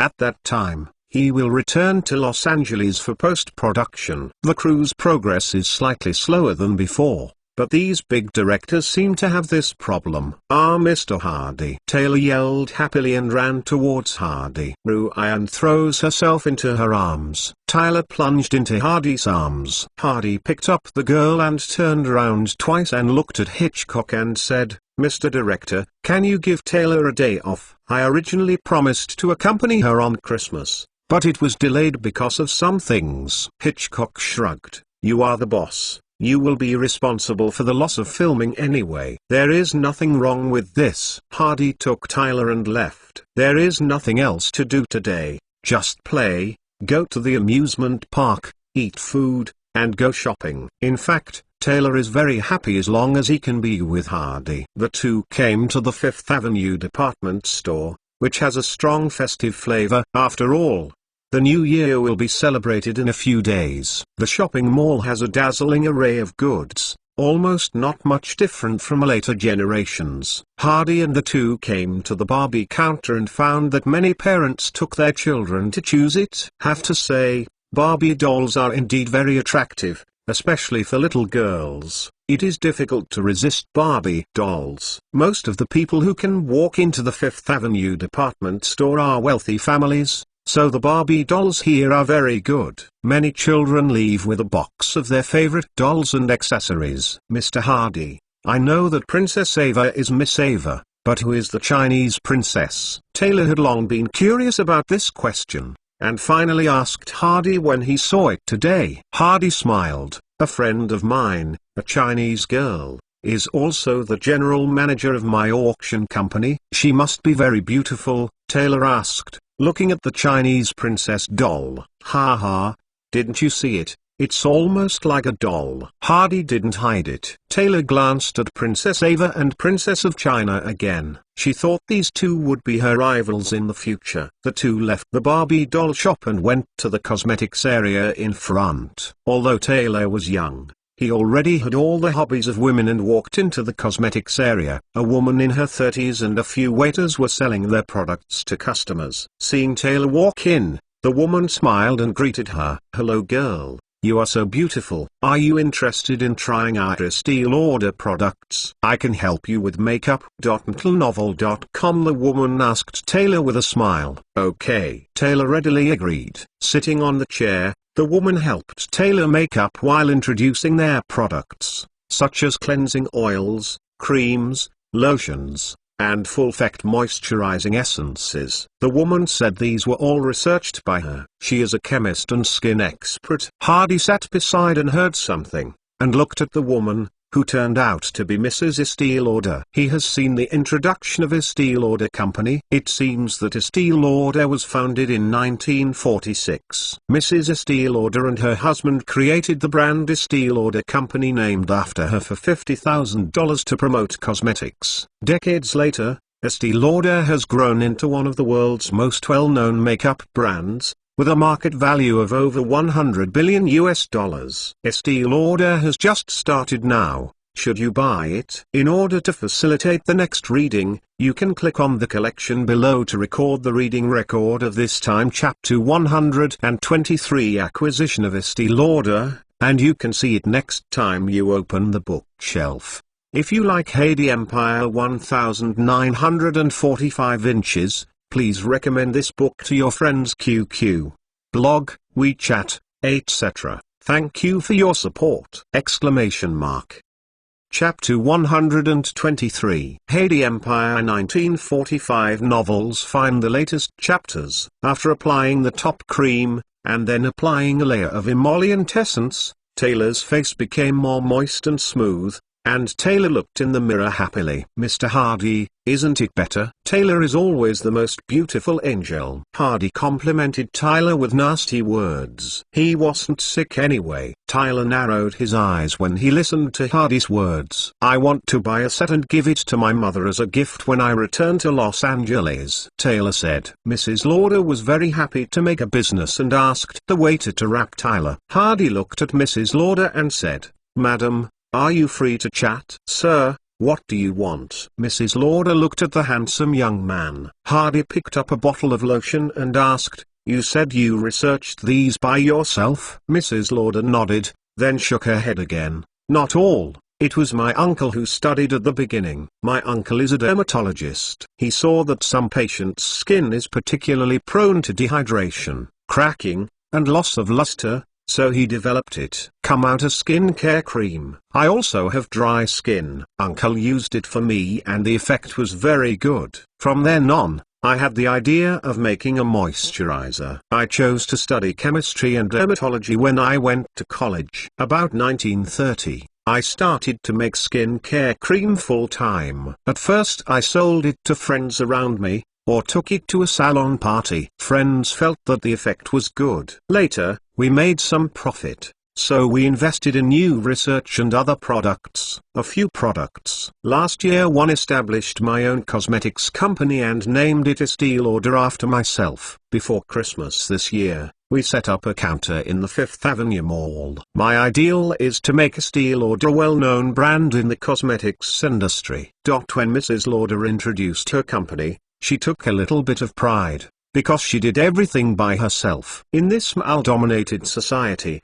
it is very difficult for a woman to make a career for more than 10 years in order to dream. I admire your persistence and hard work. Hardy complimented. Introduce yourself. My name is John Hardy. He took out a business card and handed it to the other party. Mrs. Lauder took the business card and looked at it, with a surprised expression on her face. Chairman of HD Security, Chairman of HD Pictures, Director of Mebo TV, owner of Playboy magazine, Chairman of HD Toy Company. The series of titles shocked Mrs. Lauder a bit. The HD Security Company was very popular some time ago. First, the newspaper promoted news reports, and finally produced a documentary Los Angeles bank robbery. Now HD Security is well known in the United States. HD Pictures has also been very popular recently. Red Dead Redemption has become the highest grossing movie this year. If calculated at the box office of $7.86 million, the ticket price of each movie is now only 25 US cents, which means that nearly 30 million people have watched this movie. The film. What a huge propaganda effort this is. There are also Mebo TV sets. Some time ago, they engaged in an installment sale with the bank, and the whole New York was a sensation. 3,000 TV sets were sold in a few days. There are also reports that Mebo TV plans to invest 10 million yuan to build a large-scale enterprise with an annual output of 400,000 TV sets. There is also this HD Toy Company. It seems that the recently sold luxury toy Barbie dolls are produced by this company. She even went to the Barbie doll counter to see those toys to see if the toys can be sold at such a high price. After she saw it, there was only one thought in her mind. Exquisite.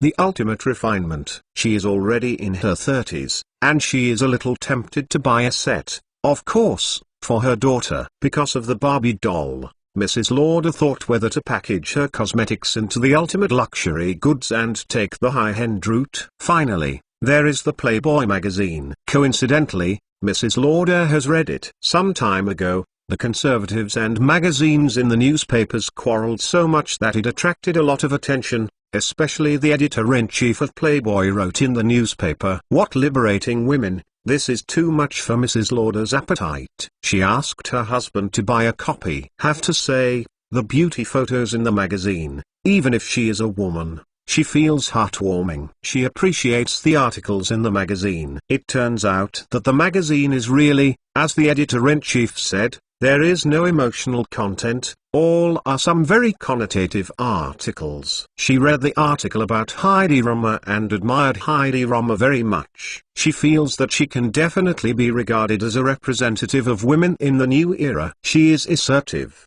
pursues her own ideals wholeheartedly, and has great scientific research achievement. Now Heidi Rummer has become the idol of Mrs. Lauder. Thinking of this, Mrs. Lauder looked up at Hardy. The man in front of him was young and handsome, with a strong self-confidence. But Mrs. Lauder felt that he was still too young, and she wondered if Hardy was the boss of these companies. Hardy saw the suspicion in Mrs. Lauder's eyes and pointed to Taylor. I don't know if Mrs. Lauder has watched The Jade Goddess Horse and the Dog Lacey. She is the heroine of those two movies, Elizabeth Taylor. Mrs. Lauder looked at Taylor and said in surprise, I just felt that this lady was a bit familiar, as if I had seen it somewhere. Now when you say that I finally see it, it is really Miss Elizabeth Taylor. Taylor is also regarded as a famous Hollywood star. Mrs. Lauder feels honored to be able to make up for Hollywood stars. She even thought in her heart that if there will be customers in the future, she can say that Hollywood stars have used her own products. Mrs. Lauder,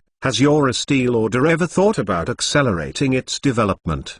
Do you need investors? Hardy asked. Oh, Mrs. Lauder didn't know how to answer for a while, because this question was related to the future of her business. Hardy smiled and waved his hand. Don't worry about answering. I have stayed at the St. Regis Hotel these 2 days. If you are interested in cooperating, you can come to the hotel to find me." After Hardy finished speaking, he took Tyler's hand and left. Suddenly being held by Hardy, Taylor's heart trembled and his face flushed. It feels good to be held by Mr. Hardy. Mrs. Lauder was slightly in a daze looking at Hardy's back. At this moment, she was a little nervous and a little excited. She has always longed for her career to grow, and that is her dream. Suddenly such a big opportunity appeared in front of her, which really made her excited, but she was not sure whether Hardy was real or not, and what if it was a liar. Squeezing the business card in her hand, telling the waiter to look at the booth, she quickly returned to the company. Mrs. Lauder's husband is responsible for the company's internal affairs, such as accounting and production, while she is responsible for promotion and new product development. The two couples also complement each other. "Joseph, I just met a man in the mall. He claimed that he is the owner of HD Security Company and intends to invest in our company." Mrs. Lauder told her husband the whole story in detail, and then passed the business card over. "Joseph, do you think that young man is a liar?" Joseph is now 40 years old this year and he is very calm. He pushed his glasses and said, "The St. Regis Hotel is one of the best hotels in New York. The people who can live there are either rich or expensive. And he is still with Elizabeth Taylor. His information is not difficult to find. The owner of HD Security Company, the shareholder of Mebo TV, and the owner of HD Pictures, these are all identities on the face. Just ask someone who has met him to know the truth. Using such an identity to deceive people means that the liar's IQ will not be too high. By the way, I remember a few days ago, the crew of Red Dead Redemption came to New York to promote. They invited Judy Garland to be a guest singer. Then Miss Judy Garland must have seen the boss of HD Pictures.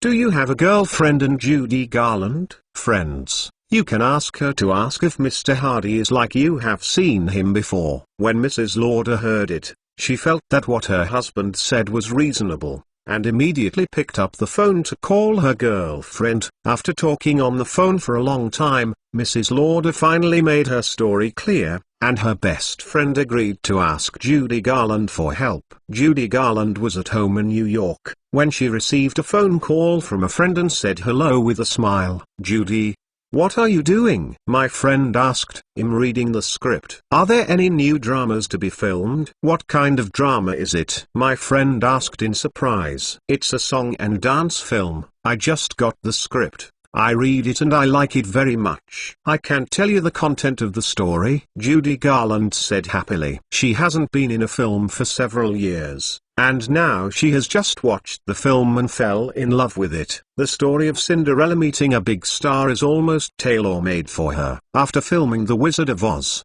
she immediately became one of Hollywood's most popular stars and won an Oscar. However, in the next few years, she never met a suitable role again. When she became an adult, her appearance became more ordinary. The film company asked her to play the people-friendly route. She wears glasses, braces, pads her nose, gains weight, and gets fattened. People took a nickname off Ugly Duckling. Performing such an image made Judy Garland very shocked. In history, Judy Garland suffered from severe depression during that period and was unable to film at all in the later period. At the age of 47, he chose to commit suicide. Judy Garland in this time and space is lucky, because she met Hardy. That's really congratulations to you, Judy. You finally waited for a movie you like. "Judy, I want to ask you someone," said the friend. "Who is it?" "The boss of HD Pictures. Have you met Mr. John Hardy?" "I want to inquire about John Hardy." Judy Garland was taken aback. "The boss of HD Pictures? Of course I have seen it." "You have also seen the movie Red Dead Redemption. It was produced by HD Pictures. Last time they came to New York to promote it, they asked me to come over and sing. I saw it there." "Mr. Hardy. By the way, I can also tell you that the movie I received was jointly invested by MGM and HD Pictures. It is said that my role was appointed by Mr. Hardy himself. I think I should help me. Singing has a certain relationship. Judy Garland mentioned that Hardy became extremely excited, and when the people from MGM's Performing Arts Department found her, she was also surprised. Why this day's good things would fall on her. She couldn't believe it. Director MGM told him that her role was personally appointed by Mr. Hardy, and the lead actor was Johnny Fontaine. Judy Garland remembered that when she sang last time, she had asked Hardy to help find a role, even a supporting role. At the time, she was just in the mind of an accident, but she didn't expect the other party to give herself such a big surprise so soon. Inwardly, she was very grateful to Hardy. "Why did you suddenly ask me about Mr. Hardy?" Judy Garland asked his friend curiously. "My friend did not hide it, and told Hardy about what Estee Lauder was willing to invest when he was shopping in the Fifth Avenue Mall." Judy, Mrs. Lauder said that Mr. Hardy is a handsome young man in her 20s. She couldn't believe that the HD boss is so young, so she asked someone to ask. The friend said, "Handsome young man, he. Yes, Mr. Hardy is indeed very young and handsome, as if he is only 26 years old this year." At this point, Judy Garland was suddenly stunned. What are you talking about? Mr. Hardy is here in New York." Judy Garland exclaimed. "If we're talking about the same Mr. Hardy, that's it." "What's the matter with Judy?" the friend asked. "If Mr. Hardy comes to New York, then I must visit. The role of my new play is given by Mr. Hardy. Do you know where he lives?" Judy Garland asked anxiously. "I asked Mrs. Lauder. She just seemed to say that Mr. Hardy had reserved her address.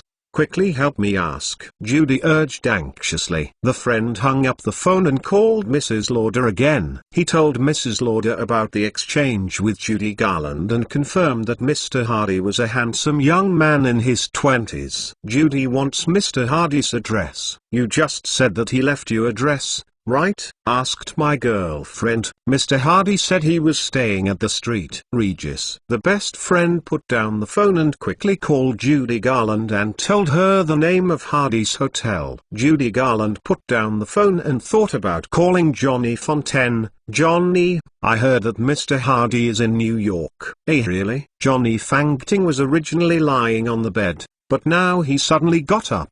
"Do you know where he lives?" "Street Regis Hotel." "Johnny, I think we need to visit Mr. Hardy," Judy Garland said. "Of course," Johnny said immediately. However, Johnny felt that this was not serious enough. He thought about it and said, "Judy, I think we should have a party to welcome Mr. Hardy to New York. But the time is too rushed.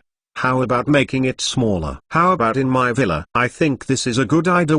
Novel.com Judy Garlando. The two big stars are thinking about how to flatter Hardy. Hardy now has become a respected person. Johnny hung up and called his godfather after thinking about it. This time he was able to get the role of the actor in Love in the Rain. Johnny knew that it was all because of Hardy. He listened to his godfather and supported Mr. Hardy. Mr. Hardy immediately arranged a movie actor for himself, and this musical is so fit to me. It's like tailoring myself. He knows. Most of the reasons for this were that Mr. Hardy gave face to the Godfather and his relationship with Mike, so he immediately notified the Godfather when he knew that Hardy had come to New York. In order to facilitate the next reading, you can click on the favorites below to record the reading record of this time. Chapter 124 is revered, and you can see it next time you open the bookshelf. If you like Empire of Hardy 1945 inches,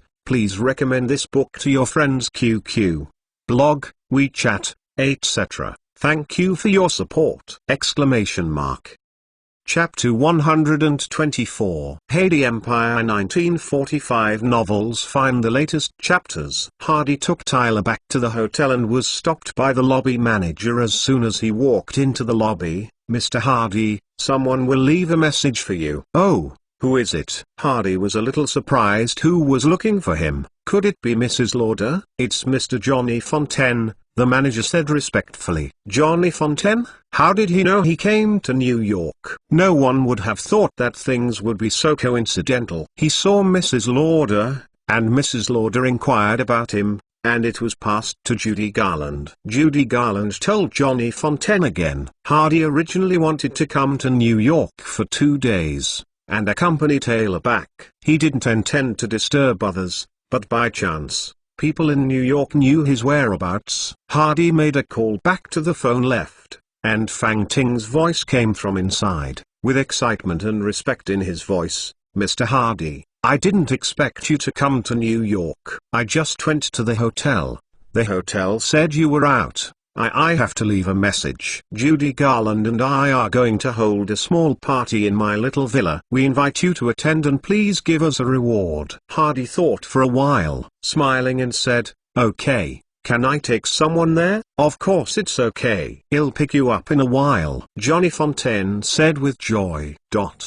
And in Mrs. Lauder's house, the husband and wife are discussing Hardy's acquisition. Joseph, do you think we have to agree to Mr. Hardy's acquisition, so that we will lose Estee Lauder? Mrs. Lauder asked worriedly. Listening to your tone, are you tempted? The husband asked. Mrs. Lauder softened her forehead in distress. Mr. Hardy is a multimillionaire. If he can invest in our business, I believe that the company will have a great leap in a short time. Relying on our little accumulation, I'm afraid it will take many years to get better. Think about our experience of entering Fifth Avenue this year. We found a lot of relationships and spent all the money before we got a counter. If we want to promote Estee Lauder, or even make it an international brand, it will be difficult. Joseph sighed slightly. In order to open this counter this year, the couple worked hard to finally succeed. How many shares do you think is appropriate to sell? And if the other party wants to invest, I am afraid it is directed at the major shareholders, Joseph said. Mrs. Lauder hesitated again. She wanted Estee Lauder to rise quickly, but she was afraid that she would lose it after Estee Lauder's rise, and she was worried about gains and losses. What do you think of 30%? Mrs. Lauder asked tentatively. The husband shook his head. Mrs. Lauder also knew that she was giving less. After all, a wealthy man like this would definitely look down on this share. 60%, this is my bottom line, but I want to manage decision-making power. Mrs. Lauder gritted her teeth. Joseph thought for a while. Should we go talk to Mr. Hardy and find out what he means before making a decision? Mrs. Lauder immediately decided to see Hardy. But when they drove to the St. Regis Hotel, they saw Hardy walking out of the hotel with Tyler, and there were a few people beside them. The two of them greeted each other with a glance. Mr. Hardy, do you remember me? Mrs. Lauder asked with a smile. Ah, of course, Mrs. Lauder. I didn't expect you to come so soon. I was about to go to a party. After speaking, Hardy pointed to Johnny Fontaine and Judy Garland next to him. Mrs. Lauder only saw the two of them at this moment, and was taken aback. Johnny Fontaine and Judy Garland, these two are really big stars. He had no doubts about Hardy's identity at this moment. I'm sorry to bother you. Mrs. Lauder stepped back 2 steps to give way. The current Mrs. Lauder is not the head of an international brand in later generations, but just the owner of a small company that produces cosmetics. Hardy looked at Mrs. Lauder and her husband, and said with a smile, how about going to the party together? Ah, hearing these words, Mrs. Lauder was very surprised. She had never participated in such a big star gathering, and she became excited. Is this appropriate? Mrs. Lauder said pretentiously. At the moment, Johnny Fontaine also invited the two to the party. Hardy was the guest of honor at the party, and the person he invited, Johnny, naturally wanted to invite them. The group drove to Johnny's villa. In Johnny's little villa, there were already 20 or 30 people here, all of them from the show business circle. When Hardy took Taylor into the villa, these people stood up and applauded. The party was very lively. Everyone talked, laughed, drank and chatted. All people in the entertainment industry have a common language. Hardy is the boss of the film company. These people are very fond of Hardy. If they seize the opportunity, they will come forward and talk to Hardy. 2 sentences. Sitting in the corner with her husband, Mrs. Lauder looked at Mr. Hardy, who was like a moon with stars, and said that Mr. Hardy might not have time to take care of himself tonight. Mrs. Lauder looked at the other stars again, wondering if she would go up and get to know them, and broaden her contacts to lay the foundation for the future. Just then Hardy walked over. "Sorry, knowing that you are not familiar with them, but also bringing you," Hardy said. No, it is our honor to be able to participate in this kind of party," Mrs. Lauder said quickly. Hardy sat down and said, "Mrs. Lauder, do you have any thoughts on my proposal during the day? Would you like to accept my purchase?" "I don't know how Mr. Hardy wants to buy," Mrs. Lauder asked. "I invested in some shares. Estee Lauder will continue to be operated by you," Hardy said. Hearing what Hardy said, Mrs. Lauder breathed a sigh of relief. At the very least, the other party didn't want to swallow herself completely, and the rest was the question of how many shares. Hardy is optimistic about Estee Lauder. In fact, Mrs. Lauder is optimistic about this person. There are so many cosmetic brands. Why are only so few successful in the end? In the final analysis, it is the difference in managerial ability. Time magazine once evaluated the 20 most influential business wizards in the 20th century. Among them was Mrs. Estee Lauder, and Mrs. Lauder was the only woman among the 20. From a small business of tens of thousands of dollars to a large company of hundreds of billions of dollars, how much wind, frost, snow and rain will have to go through in the middle, and Mrs. Lauder's success is enough to show her ability. "Then how many shares does Mr. Hardy intend to take?" Joseph asked. "I hope it is 80%, but I can give you the right to operate. This can be written into the agreement. As long as it is not a major event that endangers the company's survival, the two are responsible for everything in the company," Hardy said. Hearing 80%, the couple's heart sank. The heart said that they had guessed it correctly, and the other party really opened his mouth. "You want too much, I'm afraid we can't agree," Mrs. Lauder said. Hardy smiled and stopped talking about shares, but changed the subject and said, "I want to hear how you will operate next." Mrs. Lauder glanced at her husband and said, "We now have 4 main products: cleansing oil, cream, lotion, and full-effect moisturizing essence. We plan to vigorously promote these 4 products and advertise in newspapers to increase their visibility. When I have the funds, I plan to open a counter in high-end shopping malls in each city. After sales increase, I will continue to develop new products, expand categories, and expand production capacity. When the funds are sufficient in a later period, I still want to hire celebrity endorsements to make Estee Lauder a star product. My ultimate ideal is to make Estee Lauder a major international brand like L'Oreal." Hardy nodded from time to time as she listened to Mrs. Lauder's explanation. "You think you want to operate on your own. When can you complete these ideas?" Hardy asked again. Mrs. Lauder was silent.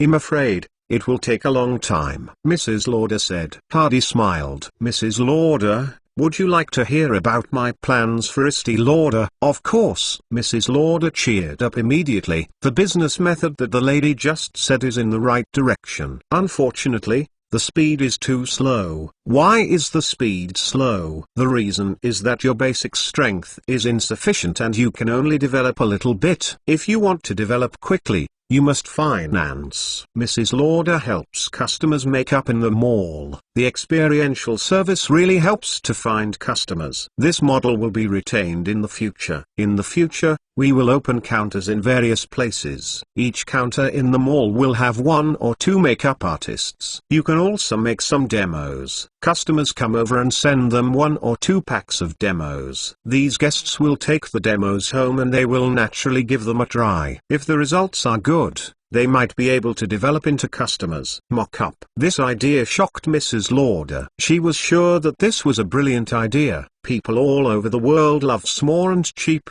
and give women some samples. They will definitely go back and use them, and maybe they will become customers of Estee Lauder. Miss Lauder's idea of advertising to increase brand value is very correct. A company must have brand awareness. My idea is to advertise on a large scale in newspapers, magazines, and even TV and movies to increase Estee Lauder's brand awareness. The newspaper should choose a big newspaper like the New York Times. For magazines, I can let Playboy have a page. Beauty and cosmetics will always complement each other. TV commercials are very popular now. As for movies, they can be made into insert ads, such as heroines. Use Estee Lauder products when applying makeup. You can even shoot a movie alone in the future, such as Estee Lauder Breakfast, Estee Lauder Angels or something. Mrs. Lauder swallowed hard. Making a movie with a brand, this proposal completely shocked Mrs. Lauder. If you really follow the publicity that Mr. Hardy said, Estee Lauder will become a well-known brand in a short time. But when you think about it, you know that with such advertising investment, advertising costs would be an astronomical figure. Before, she asked about advertising in newspapers. Tabloids cost thousands of dollars a year. Big newspapers like the New York Times cost tens of thousands of dollars a year. This is why Estee Lauder has not advertised so far. Tabloids are useless and big newspapers are too expensive. No money. Hardy continued to fool around. Miss Lauder is right to ask celebrities to endorse. This idea is also correct. The celebrity effect is the best propaganda tool. Mrs. Lauder will look at these celebrities at the party today and see how much reputation they will bring to Estee Lauder. Ava Gardner is an artist under my banner, and now she is in the limelight, so she can be the exclusive spokesperson for Estee Lauder. In the future, as long as which celebrity becomes popular, please invite which celebrity. Estee Lauder said to her heart, I know which one pleases, which is so good. But the endorsement fee is probably a figure she can't even think of. Barbie dolls have opened counters in major cities across the United States. I remember there are 78 stores in total. Estee Lauder wants to open all counters in these cities. The amount of funds required will probably not be less than 4 or 5 million US dollars. It's throwing money again. If I had money, I would play that way too. Mrs. Lauder slandered slightly in her heart. Unfortunately, all she lacks is money. After the Estee Lauder brand is established, it will go to the world and occupy the European market. Mrs. Lauder is talking about making Estee Lauder a brand comparable to L'Oreal. Before, Mrs. Lauder only regarded this as a slogan. Now she knew how difficult it would be to accomplish this goal. When the sales go up, it is natural to build a larger modern cosmetics production enterprise, and also have a special cosmetics laboratory. My idea is that Estee Lauder produces all the cosmetics that women can use. Water cream, face cream, eye cream, lipstick, perfume, eyeshadow, foundation cream, makeup, box, eyeliner, essential oil, etc.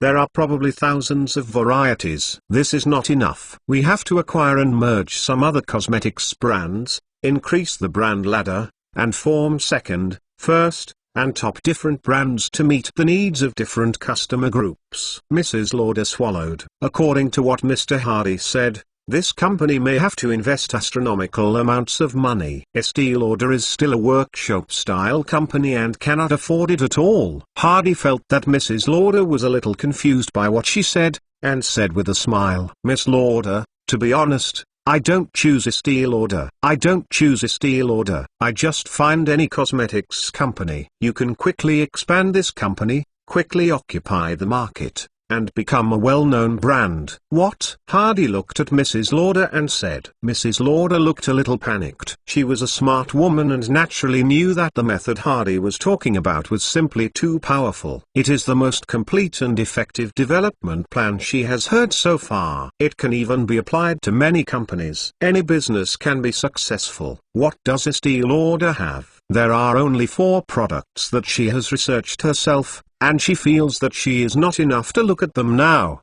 and any cosmetics company can research them. Mrs. Lauder gritted her teeth. Mr. Hardy, we are willing to sell 75% of the shares. As expected to be Mrs. Lauder, she really has the decisive power. When she finds opportunities and crises, she makes a decision quickly. Hardy smiled. In fact, he was just asking for 80%. and he was waiting for Mrs. Lauder to count to offer. If the operator's shares are too small and the motivation is insufficient, the investment money will be spent for nothing. His bottom line is 60%. I didn't expect to flicker to www.mtlnovel.com. Then you are welcome. Well, tomorrow we will discuss the funding and publicity issues in detail, and then sign an agreement. Now I will take you to meet these stars in New York. Maybe we will use it when we meet in the future. Hardy said. Mrs. Lauder was overjoyed. Immediately stand up and follow behind. This is also one of the reasons why she is willing to join Mr. Hardy,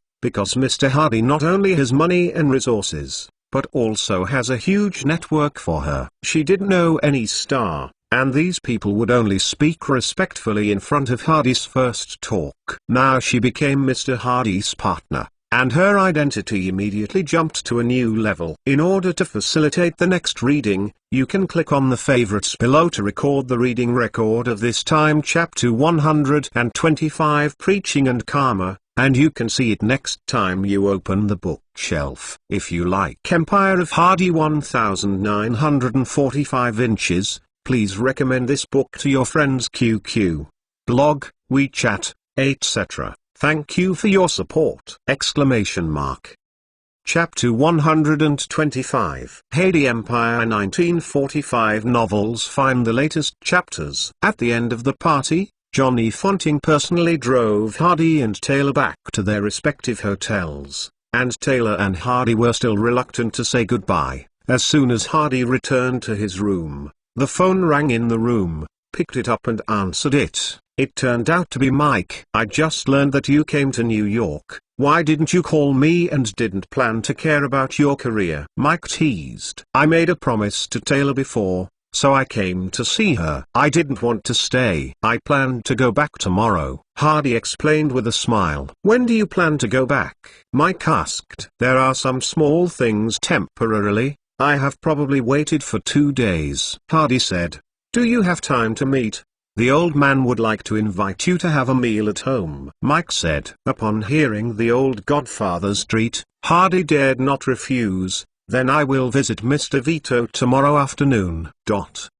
The next day, the Lauders came early, and the three of them talked about the agreement in the hotel room. Hardy will invest $750,000 to obtain 75% of Estee Lauder's shares, and Lauder and his wife will be responsible for the subsequent operations. The company hired Ava Gardner as its spokesperson. The endorsement cost is $200,000 a year, but the company has no money, and the money is owed first. Estee Lauder made a large-scale advertisement in Playboy magazine, reflecting the status of a high-end brand.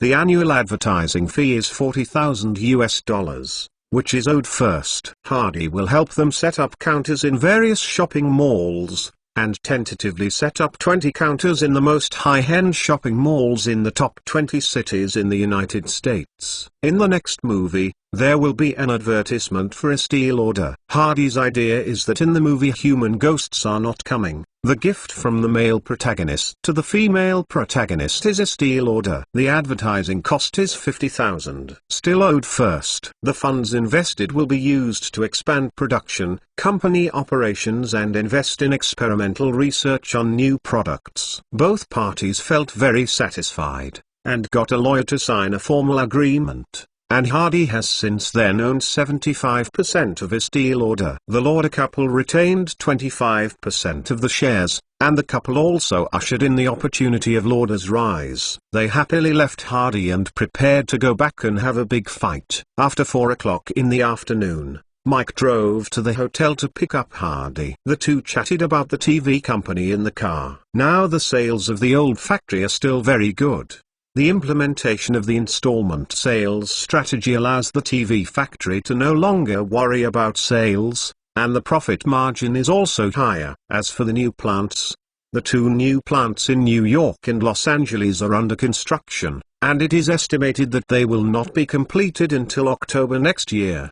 The car stopped at Corleone Manor and Hardy came here for the third time. The old godfather stood in the courtyard and saw Hardy come over and gave him a smile. Hardy went to respectfully salute him. The old godfather gave him a hug and patted him on the back. After these few incidents, the old godfather became more and more satisfied with Hardy, clever and decisive, and knew how to give back.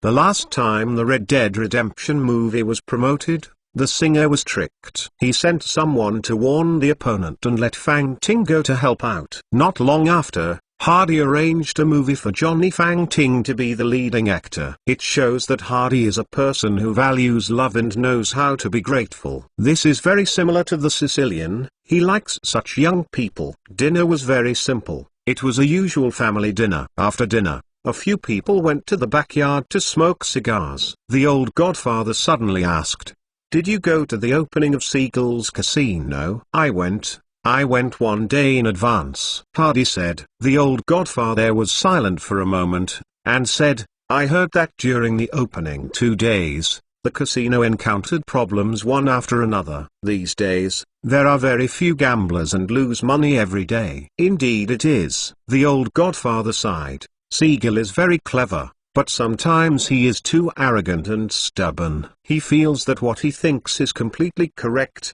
and it will harm him if he continues to do so in the long run." Hardy left after 9 o'clock, and Mike sent him back to the hotel. "Are you leaving tomorrow?" Mike asked. "The matter is over, the ticket has been booked, and the plane will be tomorrow afternoon," Hardy said. "Then I won't see you off. Call me if I have something to do." The two smiled. There was still time during the day. The next day, Hardy came to the crew to accompany Taylor. Xiao Niza knew that Hardy was going back, and felt very sad. Hardy patted her face. "Don't worry, it is estimated that you will be able to return to Los Angeles in more than 20 days.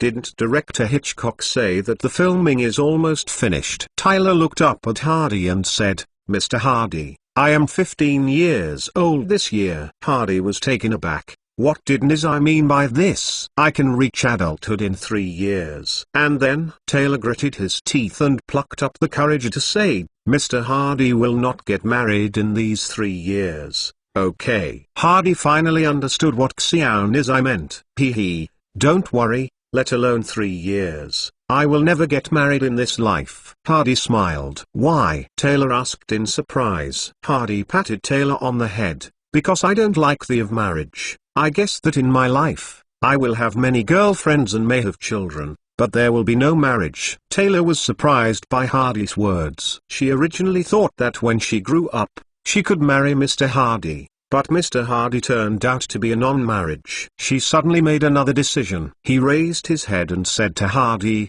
"Mr. Hardy, will you wait until I become your girlfriend when I am an adult?" Hardy smiled. "No problem at all." In the afternoon, Hardy returned to Los Angeles by plane. When he came to the company the next day, Andy saw that the boss came back and reported, "Boss, Barbie dolls are selling hot. The toy company's stock has risen a lot. Now it has reached more than 3 yuan per share, and you have made a lot of money." Hardy gave Andy the agreement signed with Mrs. Lauder. "I invested in a cosmetics company in New York, and you are in charge of the next thing." Andy took the agreement and looked at it. "The boss is very optimistic about this company." "Yes, I am optimistic about his future." Andy said that he understood, and then he will contact Mrs. Lauder to complete the terms of the agreement. Hardy was talking about the gang with Bill this day. The Bill gang has developed rapidly, helping more than 500 people, and half of the veterans. The fighting power of the Jewish gang, the Irish gang and Mexico is no longer comparable to the Bill gang. The Irishman found me a few days ago and said that he wanted to sell drugs on our site. "What do you think of the boss?" Bill asked. Before, the Spanish gang controlled half of the Los Angeles drug market. After the Spanish gang was killed by Hardy, the vacated market was quickly occupied by the Irish and Mexicans. The Irish are very greedy, and now they have put their ideas on Bill's help again. "What do you think?" Hardy asked rhetorically, smoking a cigar. Bill shrugged. "I don't care. The slot machine and pinball machine business can make more than 2 million yuan a year. and other businesses are also on the right track. The Irish want to sell goods on our site, and the maximum annual fee is 2 or 3 million. I don't like it at all. Moreover, there are more drug users on the site, and there will be many other problems. The increase in homeless people, robbery and theft will also have a certain impact on the order of our site. Sometimes gangs care more about the order of a place than the police. If a place is in good order and there are more tourists, there will be more people going to the bar to play pachinko machines, which is more profitable than the site fee. Where is the Jewish gang? Hardy asked. Now the second-in-command Alan Payne is in charge of the Jewish gang. I heard that he has allowed the Irish to sell goods on the site, Bill said. Hardy frowned. The Jewish gang and the Irish gang have always been on fire. In the past, the Spaniards used the Jewish gang to sell goods, but now they are hooked up with the Irish. Is this an order from Siegel or Fred? Or is it second-in-command Alan Payne's own opinion? Hardy thought for a while, and Bill said, regardless of others, Bill helps the site not allow the Irish to blatantly come in and sell goods. We can control the customers going to their site to buy goods. Also, think of a way to send people into the Jewish gang to monitor their situation,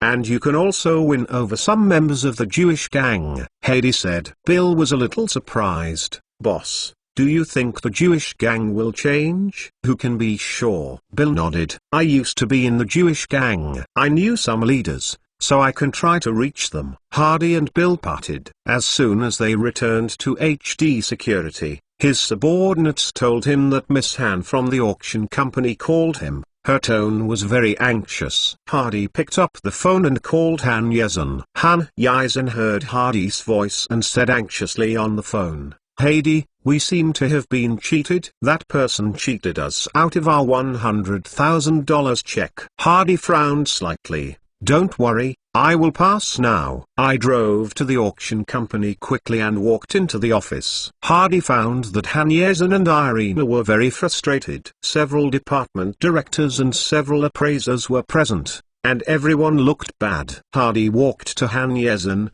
Tell me what happened. Han Yezen pursed her lips and started from the beginning. A few months ago, a middle-aged customer came to the door and sold an 18th century oil painting for $2,300. This person left after the transaction was completed. 2 days later, the middle-aged man came back again. This time, instead of selling paintings, he was looking for the person in charge. He said that there was a business to discuss with the person in charge. Han Yezen and Irina met the middle-aged person together. This person claimed to be of French Jewish origin and his name was Leo. Before discussing business, he asked Han Yezen and Irina to ensure that the news they heard next would not be leaked. Otherwise he would not say anything. This even aroused the curiosity of the two women, both of whom said they would not say anything. The middle-aged man said, "Two lovely ladies, I ask you to keep it secret, because this matter itself is a bit unlawful. I have a friend named Louis. Their family used to have a very famous gallery, collecting some famous masterpieces and selling them at the same time. Oil paintings. In their gallery, there are even famous paintings by Monet and Picasso. Later World War II broke out and Germany rushed into France. Louis' house was a Jew. They had no time to transfer these oil paintings.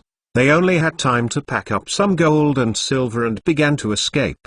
God did not take care of Louis' house, and his relatives could not escape, live and killed. And the oil paintings in their gallery were all searched by the Germans. Hearing this, www.mentalnovel.com, a few thoughts arose in Hardy's mind. I'm afraid it's not the kind of asset Thor that makes people make money, right? I am a descendant of Louis XIII. I have an asset in my hand, but unfortunately it was frozen by the bank. If you pay the money, we will unlock the seal, and I will give you a large amount of assets. I am a princess of the King dynasty. I have a batch of King Imperial properties frozen by the World Bank.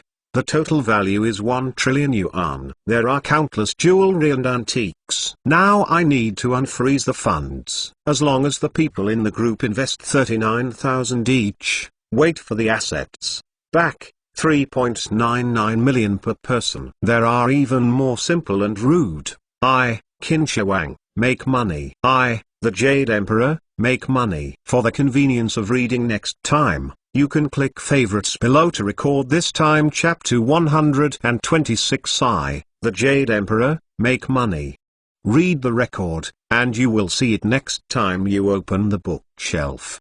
If you like Jade Empire 1945 inches, please recommend this book to your friends QQ, blog, WeChat, etc. Thank you for your support! Chapter 126 Jade Empire 1945 novels. Find the latest chapters. Han Yezin continued to tell the story. Leo said that Louis was serving in the army at the time and didn't know what happened at home. Later, the war broke out and Louis had been fighting with the Germans. After World War II, Louis returned to his hometown and knew what happened that year. He's left alone. Back then, the Germans ransacked antiques and artworks in France. Many of them were too late to be transported. Some were hidden in local caves. Later, the Allied forces seized these collections. The government established the Looted Art Management Committee to return the art products. As long as they can provide evidence, they can be returned to family members. Fortunately, the gallery of Louis' house is of a business nature. Every painting in the gallery is a very complete record. Louis found the account book at the time. After the government verified that it was correct, the gallery returned the gallery's paintings to Louis. My friend now has a total of 227 paintings in his hand. There are works by famous artists as well as works by modern artists. This is only a part of all the paintings in the gallery back then. Speaking of this, the middle-aged man shrugged. You know, the war has just ended, and life in France is very difficult. Although my friend Louis has such a large number of oil paintings, he has no source of income at all. Can he sell it? Irina asked. Irina herself is of French origin. She also came to the United States with her parents at that time. She had also been with her relatives in France. She had heard about the looting of French art by the Germans, especially the French Jews. Almost all of them were ransacked. Life in France is not easy now. People are not as sought after for artworks as they were before the war, and the prices are kept low. For example, the painting I sold to you is one of all the paintings of the Louis family.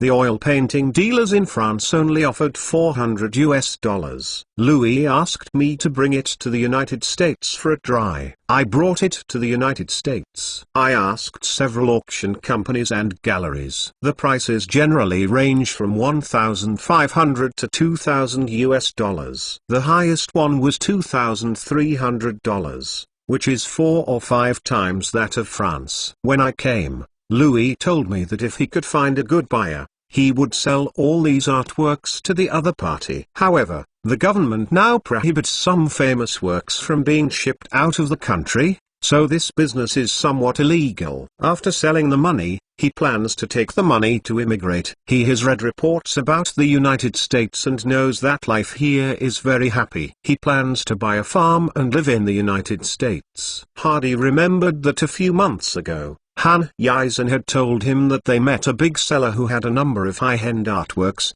including famous paintings by Monet, Cézanne, and Picasso. This is probably what they were talking about. He remembered that he had reminded Han Yezhen at the time that he must be careful when dealing with such a person, but he did not expect to be deceived. What about after that? Hardy asked. Han Yezhen took a breath and continued. We expressed our willingness to purchase this batch of paintings. As for the transportation, let's find a way. I was thinking at the time that if the transaction is successful, I will let you transport it. I know you have a way. Hardy was a little funny. This girl is quite confident in herself. The man told us that he would contact his friends in France and come to us when there is news. But the middle-aged man left for more than a month. When he reappeared, he said that his friend would sell those paintings. As for the price, he needed to negotiate face-to-face. After all, the value of each painting varies greatly. I agreed to send 2 appraisers over. After this meeting,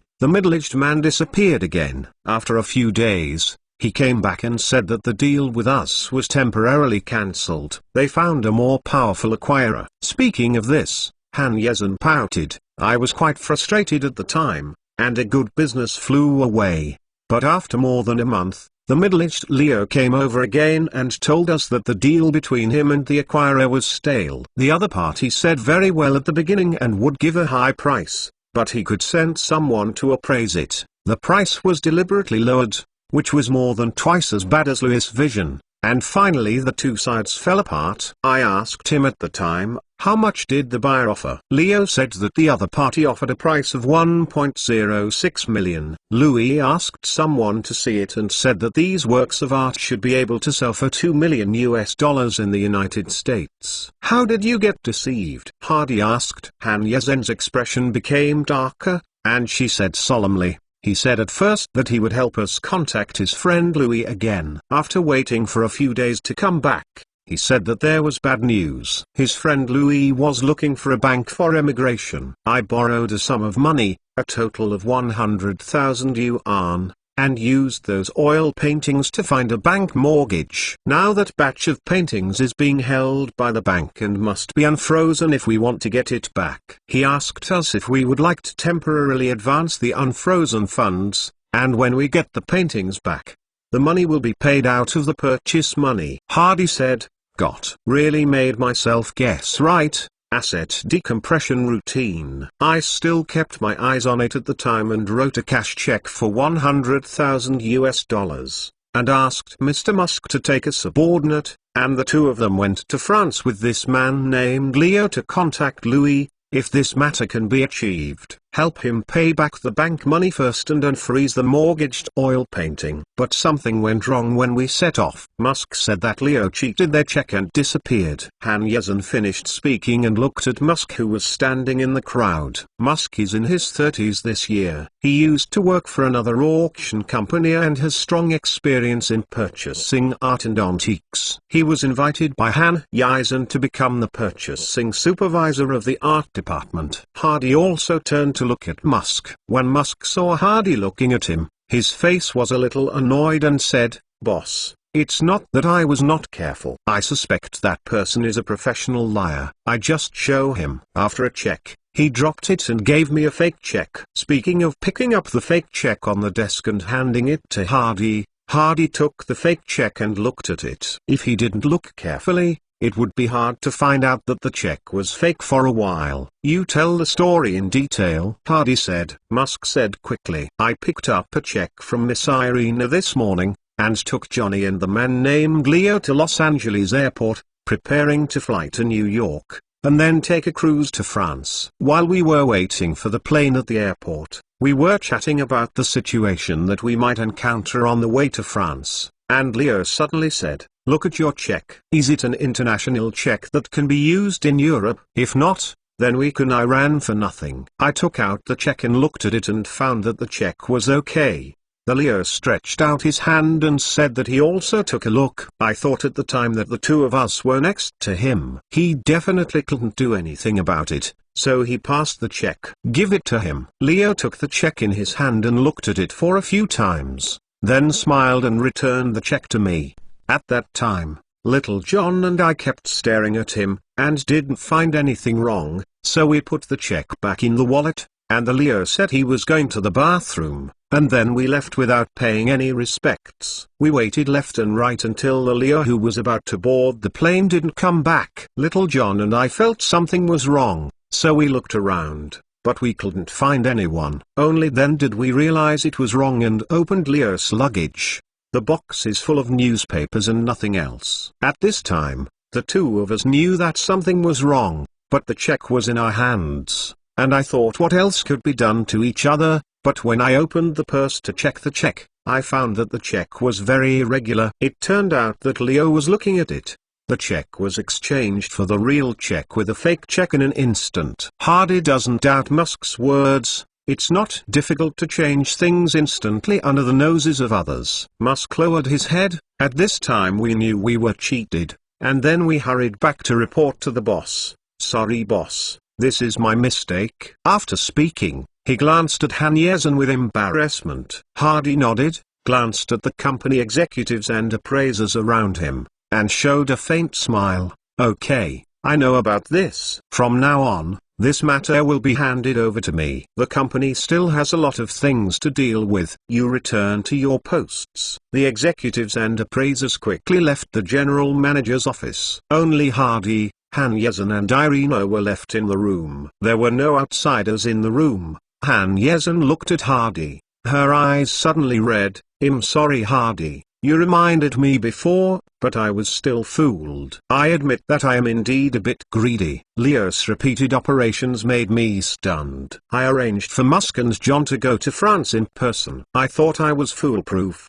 but I was cheated by the other party. While speaking, 2 teardrops rolled down. After losing $100,000, Han Yezin blamed and annoyed herself very much. Hardy stepped forward and reached out to wipe the tears off Han Yezin's face, and took her into his arms, letting the woman's head rest on her shoulders. "Don't cry, it's just a small matter. Don't worry, I will deal with it. I will ask a friend to help find it, and maybe I can get it back." Hardy persuaded. There is no other meaning to hug Han Yezin. Just want to comfort the girl. Being held by Hardy in his arms, Han Yezin didn't notice anything strange, but felt dependent. "If the money can't be recovered, I will use my money to make up for the loss," Han Yezin said with a choked voice. Han Yezin and Hardy had a cooperation agreement before, and they shared 5% of the art. The loss of $100,000 is estimated to be enough for her to work for 2 years. I said, "I will deal with this matter,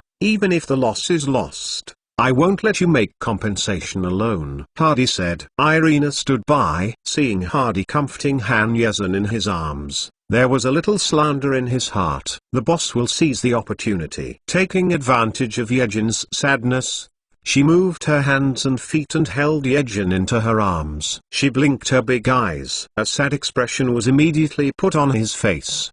He walked up to Hardy and said in a sad voice, "Boss, I am also sad in my heart. I didn't even see that the Frenchman is a liar."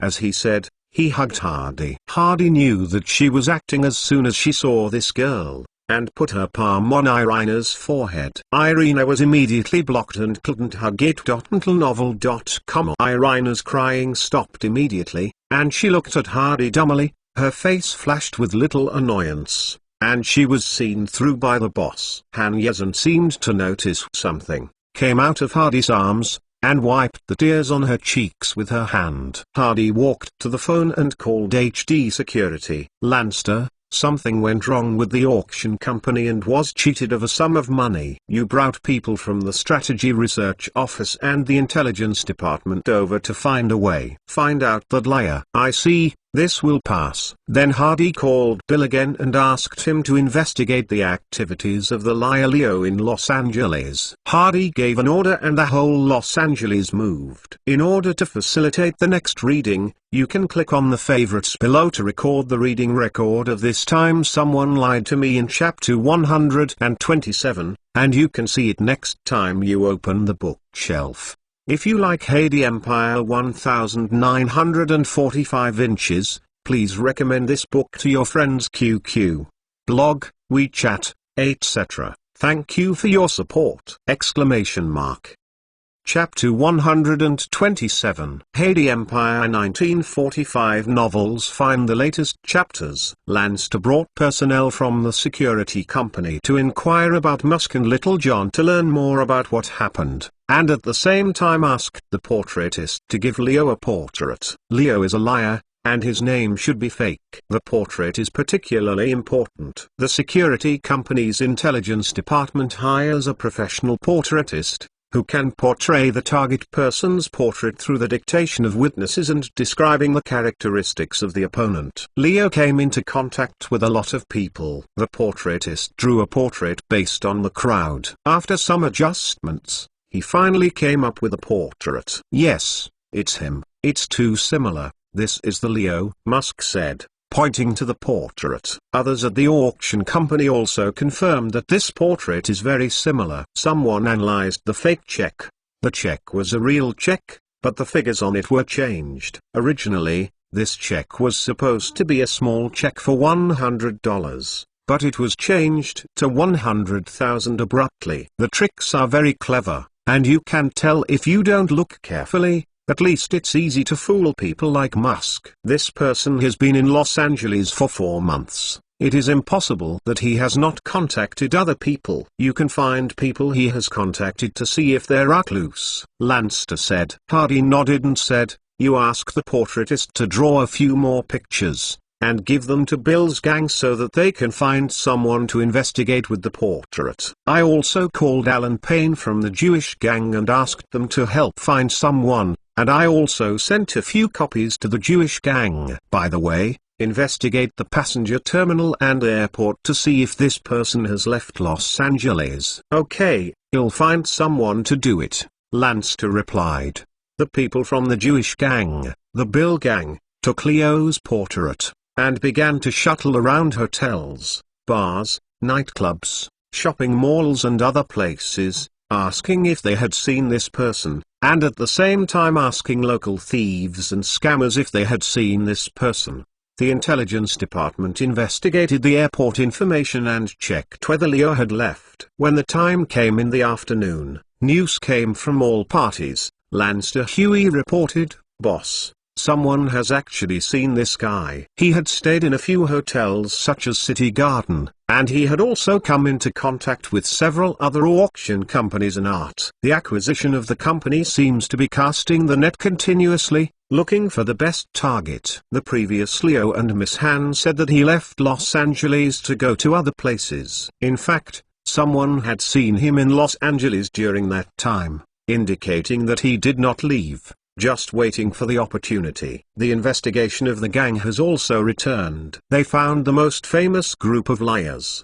They all said that they had not seen this Leo before, indicating that Leo is likely to be from outside. Now they have been sent out to investigate him. It's not hiding in Los Angeles. When the two were talking, Henry came back. Boss, the airport has discovered that this man named Leo got on the plane to Miami and left 20 minutes after he got the check. At the time, he and Musk John Jr. were waiting for the plane in New York, and then cheated the check. The time to go to the bathroom was directly boarded on the plane to Miami. He had bought a ticket to Miami before, indicating that this person had planned it in advance.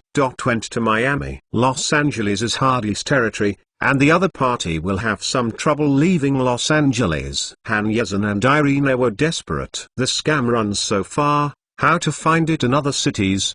The money will definitely not be recovered. Hardy squinted for a moment, picked up the phone again. The phone rang several times and connected. Is it Corleone's house? I'm looking for Mr. Corleone, M. Hardy. Hardy said, Hi Hardy, this is Tom. The voice of Tom, the Corleone family strategist, was heard on the phone. Hello Tom, I have something to find Mr. Corleone. Okay, I will call my foster father. After a second pause, the old godfather's hoarse voice came from the other end of the phone. Heidi, what can I do? Mr. Corleone, something happened here in Los Angeles. I would like to ask you for help. Yeah? I have an auction company, and someone came to sell paintings a few days ago. Hardy told the old godfather the whole process of being deceived, and finally said, that person went to Miami by plane. I am afraid that he has just got off the plane. I am going to send someone to look for it. I wonder if Mr. Corleone is not familiar with the local forces in Miami. Can you help clarify the relationship? Miami is the territory of the Lucis family. I have a good relationship with Andano Lucis. I'll call him and you can ask him to find him directly. The old godfather said. Thank you Mr. Corleone. Hardy thanked. It's all trivial things.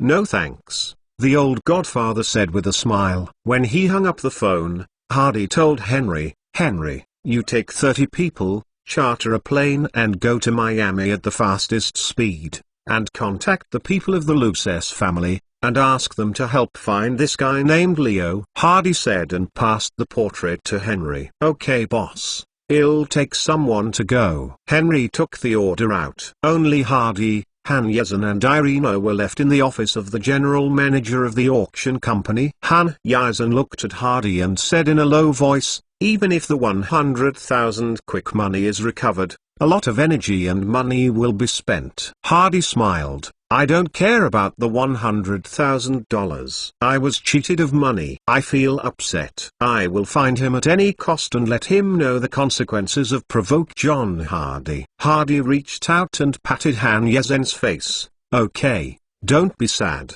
These are trivial things. Are you hungry? I'll take you to eat something. When Hardy touched her face again, Han Yezen looked a little shy, but did not resist.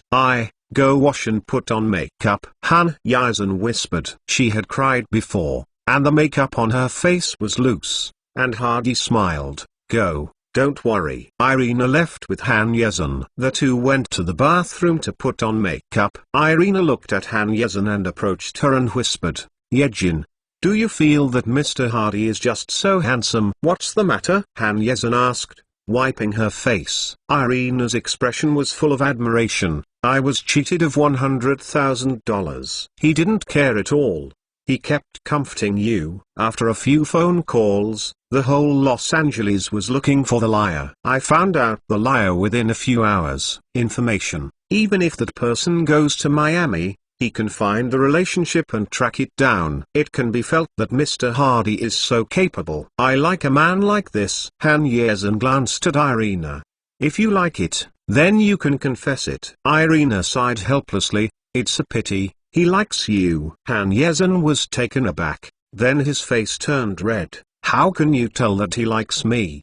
Don't talk nonsense. Irina chuckled twice and teased. Don't say you didn't feel it. When you cry, Mr. Hardy will wipe your tears for you and hug you. Of course, that gentle gesture means that you like you. That's just comforting me. Han Yezen quibbled. Do you think him stupid? Irina rolled her eyes.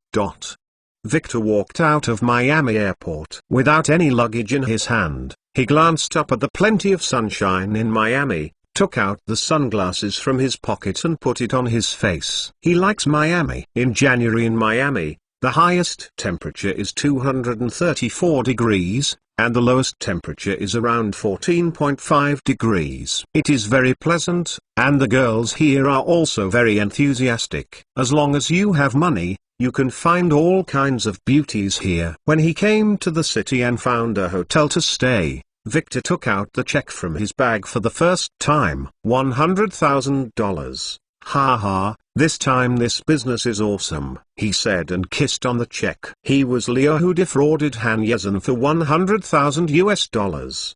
His real name was Victor. He was a liar in France. He was arrested and sentenced to 5 years in prison for an accident. After the outbreak of World War II, the prison released all the prisoners and let them join the army to resist. Victor put on military uniforms for only 2 or 3 days, and the positions they held were blasted away by the Germans. The French army fled all the way. He would not fight at all. He was on the battlefield. With cannon fodder, Victor found an opportunity to escape the army and ran all the way to the United States before finally stabilizing. When he arrived in the United States, he began to return to his old business. He knew a little about finance, a little art, how to look at words and behaviors, how to hook up with women, how to drive a car, and he was good at talking and tricked people, so he succeeded repeatedly. In Victor's view, the United States is a liar's paradise. There are gold coins everywhere on the ground, and he can pick up a handful as long as he bends down casually. Victor asked the hotel to bring a lunch and a piece of fruit. After eating, he picked up the phone in bed and dialed a New York number. Hey, who is it? There was a nice female voice on the phone. Trish, is me. Victor smiled. Victor, I miss you so much. When will you be back? The woman asked on the phone. I will go back soon. I have been working very smoothly recently. I can accompany you for a long time. How about our baby? Victor asked. The woman touched her high bulging belly and smiled and said, she is very good and healthy. She loves to kick me when she has nothing to do. She is a naughty little girl. How can you be sure that you are a little girl? Because I like little girls, the woman said. After hanging up the phone, Victor was in a very good mood. After spending several years in the United States, he met a young girl named Tracy in the tavern.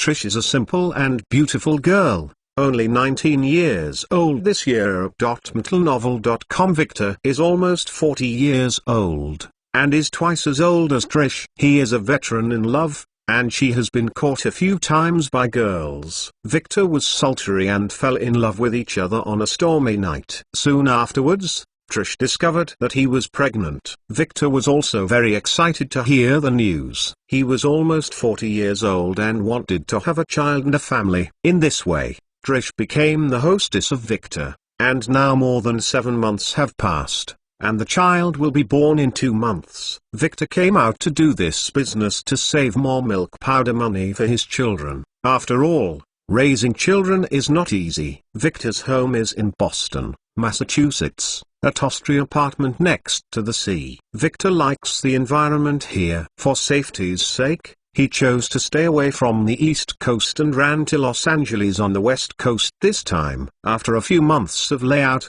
I finally reaped a lot. $100,000 is enough for him to live with Trish and children for several years. In order to facilitate the next reading, you can click on the favorites below to record this chapter 128 Liar's Paradise reading record, and you can see it next time you open the bookshelf.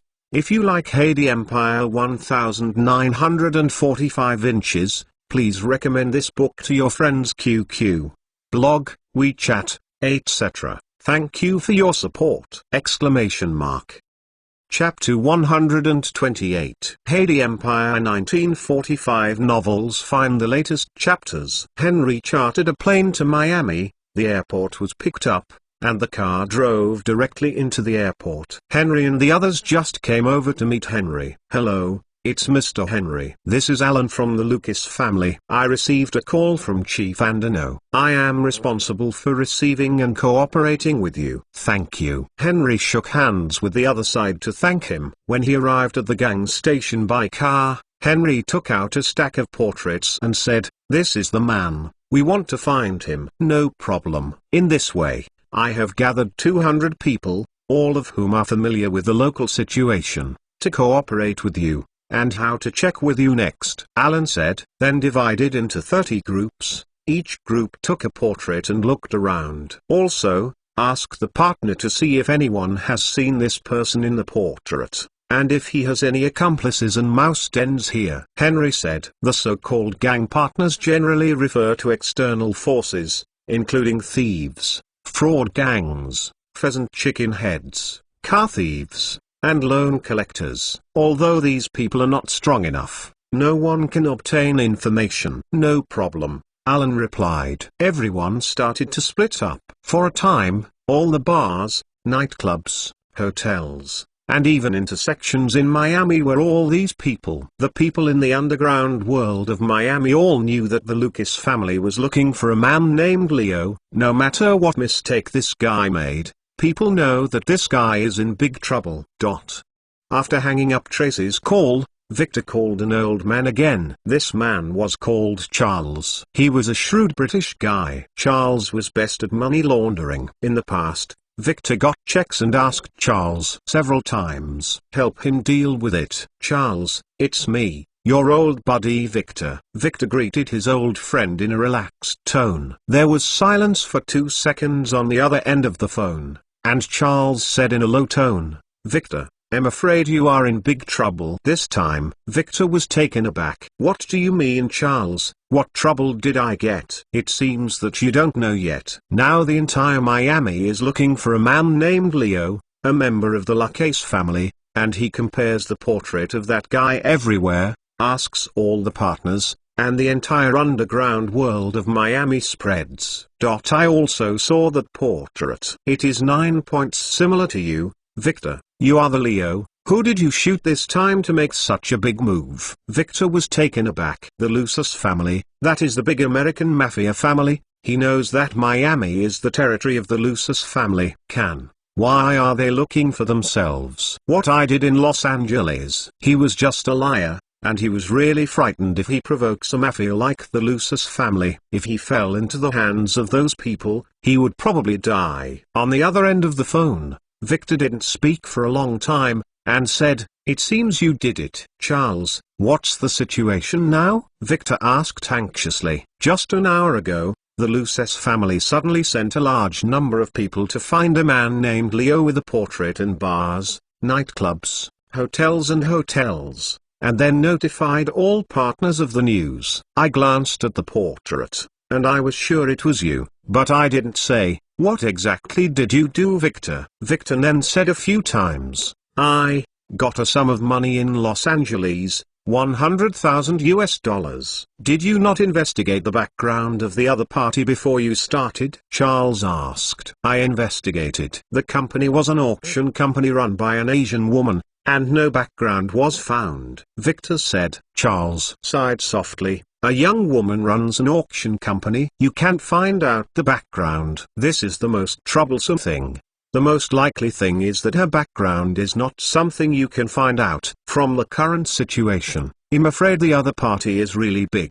"Victor, do you want me to help you launder the money?" "I tell you it is impossible. I dare not take this business. I didn't report you. It's already because we have worked together for so many years. Victor, you can do it yourself." Charles finished speaking and hung up. Victor was in a very happy mood just now. The successful sale and purchase of $100,000. The woman Trish is waiting for herself at home. As long as she exchanges money in Miami, she can go back and enjoy a good family life. The situation can be abrupt. He no longer has the good mood he had just now, only worry and anxiety are left. Who is the other party and has so much energy? Will you find yourself? The more Victor thought about it, the more worried he became. Charles said that the other party was already searching the hotel, and he was still lying down, putting on his clothes, and quickly walked out of the room. The hotel dare not live. He is afraid of being discovered. Walking on the street is even less safe. Where can you go this night? Charles said that the entire underground world in Miami is looking for him,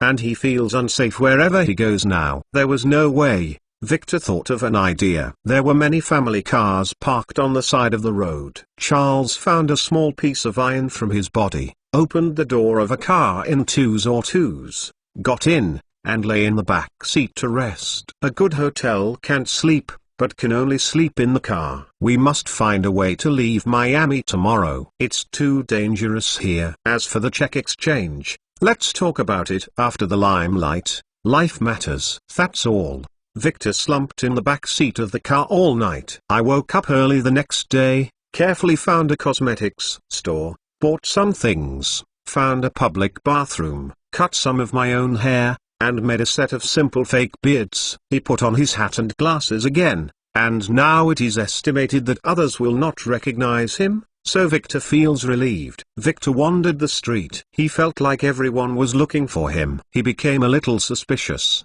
He came to the airport by taxi and prepared to buy a plane ticket to leave Miami. But when he arrived at the airport, he found a few men in black suits at the entrance, staring at everyone who entered the airport with solemn eyes. There was a guy wearing a hat, and those people directly lifted the hat, making the other person a little annoyed. The man in black glared, and the other person was so scared that he took the hat and left. Victor trembled in his heart. He knows that these people are looking for him in all likelihood. God, did he offend the President of the United States for making such a big battle? $2.5. The driver turned to Victor, who was sitting behind the car. Victor didn't dare to get out of the car, and when he rolled his eyes, he was immediately surprised and said, "Oh my God, I forgot to pay the salute at the hotel. Mr. Driver, hurry up and take me back. I want to get my luggage." When the driver heard that there was another business to do, he happily refueled and left. Back in downtown Miami, Victor found a place to get off the car and thought about how he should go. The plane would not work. I'm afraid there are gangsters in the port. He didn't dare to take risks, but he knew that these gangsters are sometimes better than the FBI. It's amazing. Victor took a glance on the street and saw a 70% new Ford sedan. The Ford was the cheapest car, and the price was only about $200 or $300. It was the least conspicuous to drive this kind of car. He took out the keychain and stabbed it in the keyhole a few times. The door clicked open. Victor quickly got into the car, took out a dotted line from under the steering wheel, and drove the car on the road. With the memory in his mind, Victor got on the Intercontinental Highway and drove towards Georgia. After leaving the city of Miami, Victor finally breathed a sigh of relief. A relaxed smile appeared on his face again. "It's not that easy to catch me." Victor, who was 15 years old, was out fucking, and this kind of battle can't stop me. Although he said lightly, he was still afraid of the other party's forces. After he was going to return to Boston, he put the check first, and waited a year or two for the wind to pass before finding someone to exchange it. He didn't believe that the so-called big man would chase him for $100,000 for 2 years without letting go. A few hours later, Victor drove to Atlanta. He didn't have a good rest yesterday. He bought a suit and a leather bag in the city, found a hotel, took a shower, and slept well, then sat back to Boston the next day. Plane. Miami is still searching the city for Victor's whereabouts, but he doesn't know that he has escaped. Henry received a report from his men and found something in a hotel. The front desk of the hotel said that there was a man with a portrait similar to Leo who entered the hotel yesterday. Henry led people into the room and found that the room was empty and there was no one at all.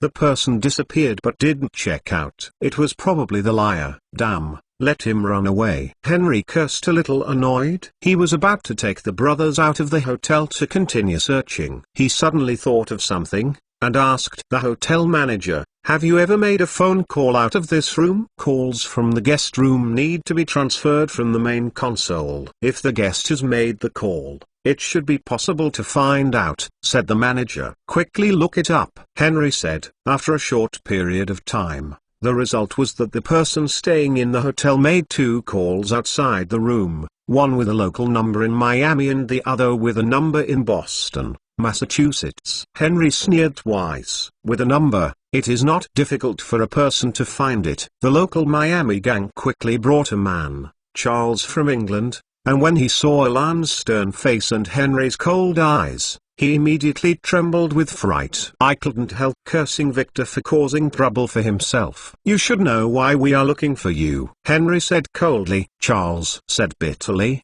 "I know, you guys are because of Victor." "Who is Victor?" Henry asked. "It's the person you are looking for around the world with the portrait," Charles said. Alan immediately became a little annoyed. "Asshole, you knew we were looking for him yesterday. Why didn't you say it?" Charles almost knelt down. "Boss Alan, let's not tell you, I have had several deals with that Victor. If they are friends, I just want to hide it. I don't want to be found by you." "Tell me what you know about Victor," Henry asked. "It was a few years ago. Victor found me accidentally. He heard that I could help people launder money and do finances. He took out a check for $10,000 for me to exchange. Since then, we have become friends. He has called me 7 or 8 times before and after. He called me yesterday afternoon and said that he had made a sum of money. I saw the news that you arrested him, so I asked him if he might offend a big man this time. I didn't dare to ask for his check this time,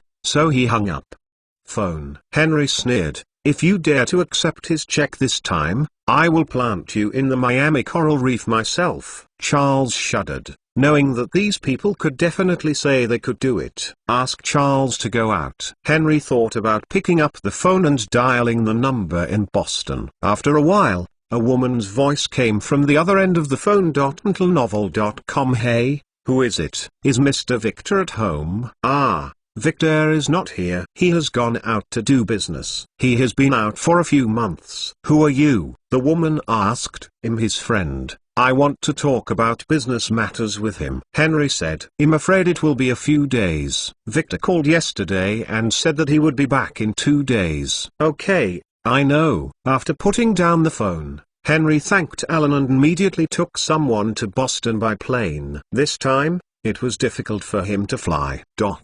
In order to facilitate the next reading, you can click on the favorites below to record the reading record of this time chapter 129 Nowhere to Hide and Fly, and you can see it next time you open the bookshelf. If you like Heidi Empire 1945 inches, Please recommend this book to your friends QQ, blog, WeChat, etc. Thank you for your support! Chapter 129 Haiti Empire 1945 novels. Find the latest chapters. Victor got off the plane at Boston Airport and came to the City Mall. He bought a few gifts for Trish, and deliberately selected a few non-local products that Boston didn't have, pretending that he was a gift chosen by his wife in another city. He even bought a box of Barbie dolls to give to his daughter who was about to be born. In fact, he also likes her daughters. But this set of dolls is really expensive. A complete set cost him more than $40. This HD company is really cheating, but the dolls are also really beautiful. When he returned home by taxi, Victor rang the doorbell. Ding dong. Who is it? A woman's voice came from the room. Victor looked slightly excited. When the door opened, Trish saw her man come back and exclaimed in surprise, "Victor, you came back so soon? I thought you were going to have a few days." Victor gave Trish a hug, and then carefully stroked the woman's raised belly. This is the continuation of one's own life. "Trish, I bought you a gift." Victor took out the gift from the bag,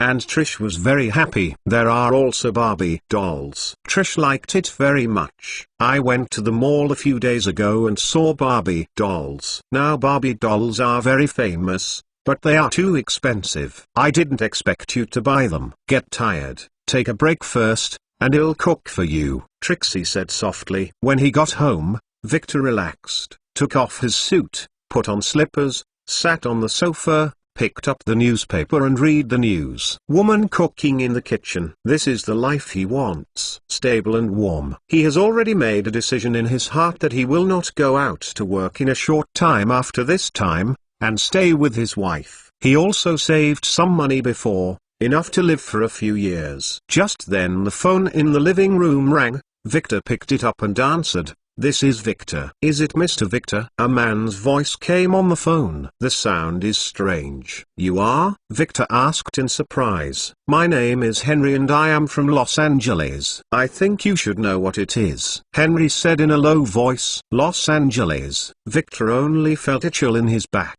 and he shuddered all over his body.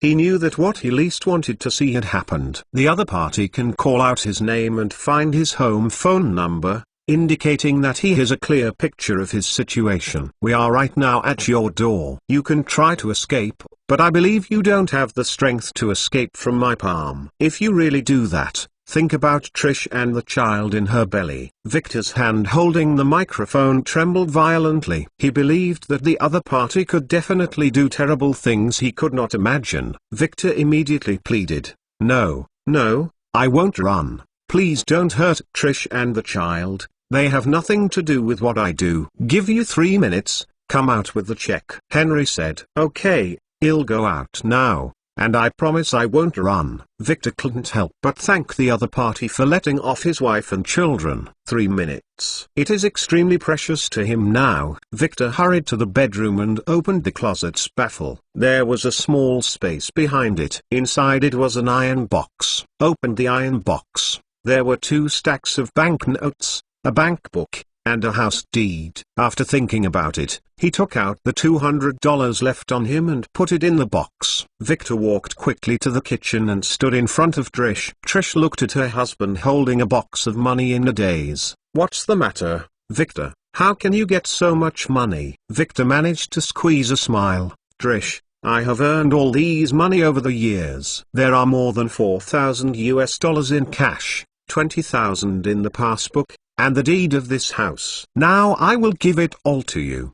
"What's wrong with you, Victor?" Trish asked her husband worriedly. "I have a very important thing to do. I may have to go out for a long time. This is for you to live." After Victor finished speaking, he looked at Trish's belly and touched it with his hand. He seemed to feel the child move inside, and the corners of Victor's mouth twitched a few times. How much he hopes to see the child born. But I am afraid there is no chance. He has offended someone who shouldn't offend this time. The strength of the other party is too strong to be able to trace him so quickly, so powerful that he can't even imagine. "I'm leaving." take good care of the children. After Victor walked out, he didn't dare to delay. The other party only gave him 3 minutes. He was afraid that if they were misunderstood by the other party over time, those people might also be in danger when they rushed in. Victor. The woman noticed something and screamed. Victor walked out quickly without looking back.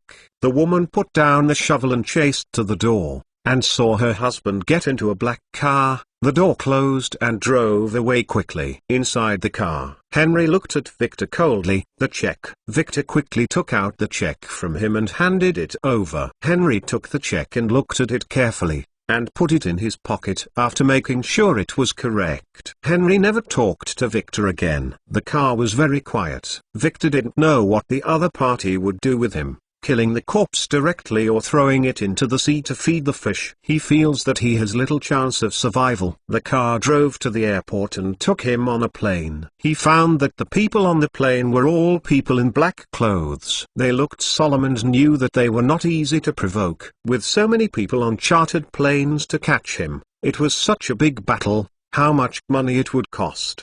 He doubted that 100,000 would be enough. As the plane took off, Victor sat quietly on his seat.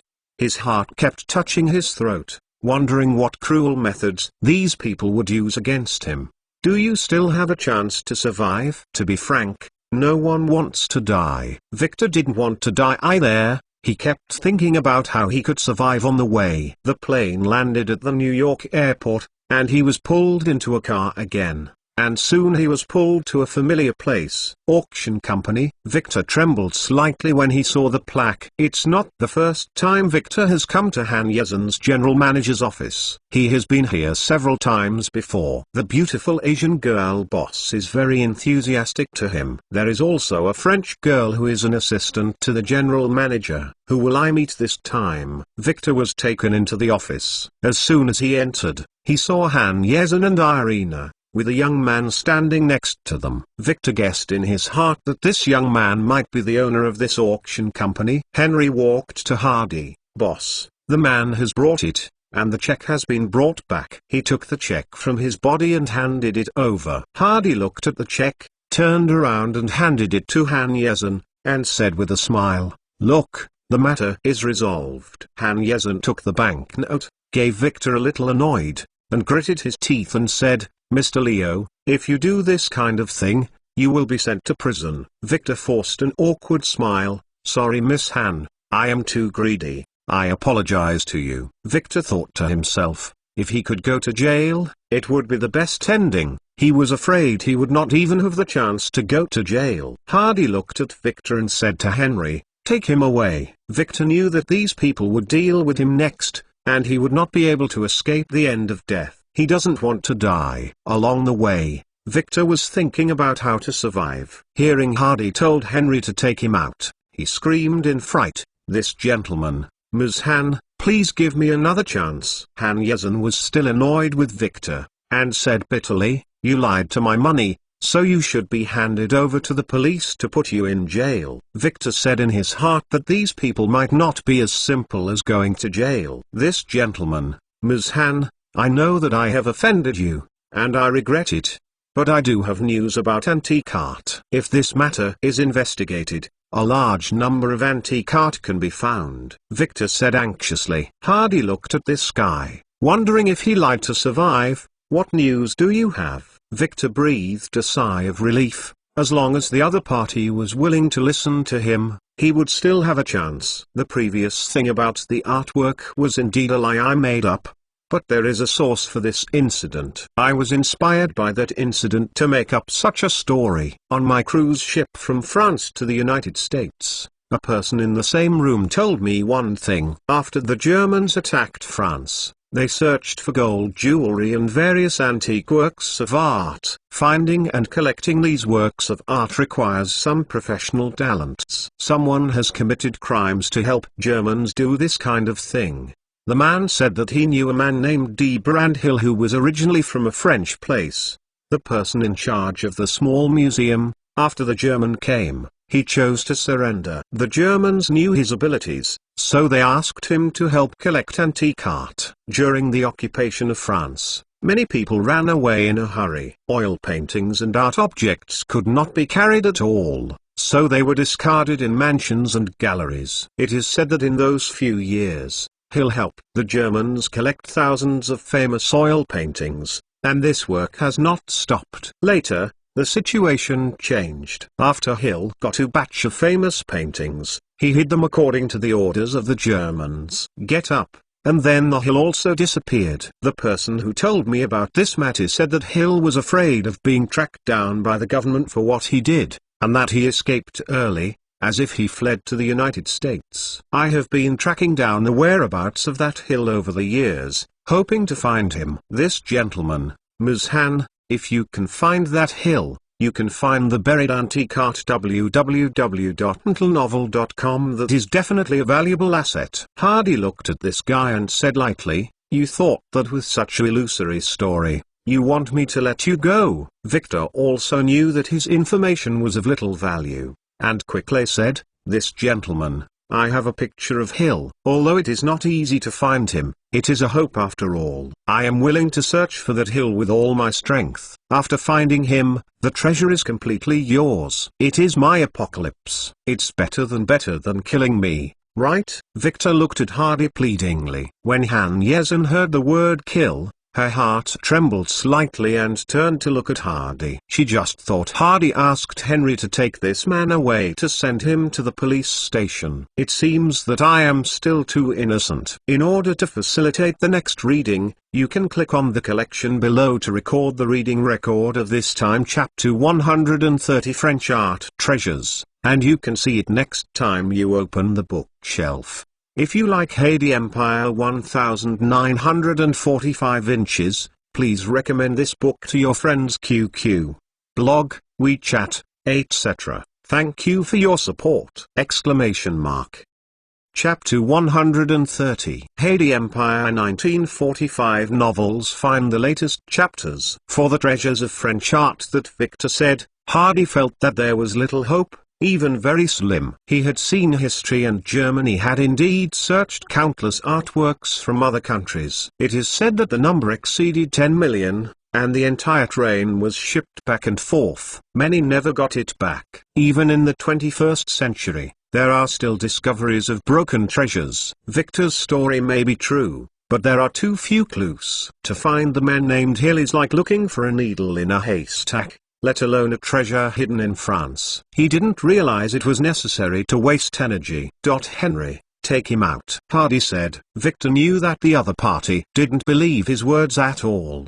The next step was to execute himself, and he hurriedly shouted in fright, "Sir, please let me go. Miss Han, please." Knowing that he was about to die, what Victor called was miserable. Henry took two people, grabbed Victor's arm and dragged it out. Just at this moment Han Yezin said, "Heidi, or else, let him try." Henry stopped pulling Victor, and Hardy looked at Han Yezin. "Why, do you believe him?" Han Yezin pursed her lips. "In case there is hope, let him try." Hardy looked at Han Yezin and said with a smile, "He lied to you for money. Forgive him so soon?" Han Yezin looked at Victor, "I'm still angry. If he can find the treasures, I will choose to forgive him." Victor immediately shouted, "Ms. Han, I will definitely find the treasure. Please give me a chance. I apologize to you again for what happened before." Hardy looked at Han Yezin and smiled slightly. "Well,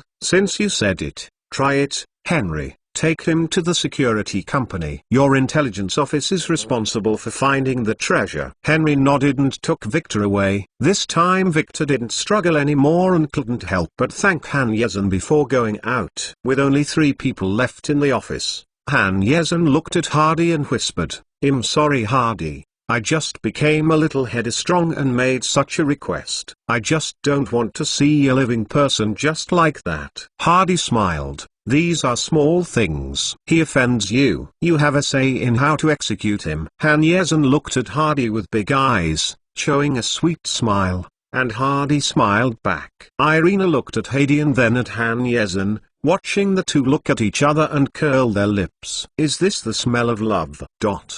Victor is taken to HD security. At this moment, he knew that these people were not gangsters, but people from the security company, or the famous HD Security. Miss Han called the young man Mr. Hardy. He read the newspaper and knew that the boss of HD Security was named Hardy. This time he matched the number. As for other ideas, he still dare not. Don't think that security companies will abide by the law. Sometimes the security guards are darker than the underworld. Henry looked at Victor, who was constantly looking around, and warned, "You can try to escape, but if you get caught, you should know what will happen to you, and what will happen to your wife and children." "Don't worry, I will never run," Victor said immediately. He had seen the strength and energy of these people before, mobilizing the gangs in Los Angeles and Miami at will, and where he could run, unless he left Trixie and the child in her stomach and fled to a foreign country alone. "Tell me everything you know about that D. Brand Hill,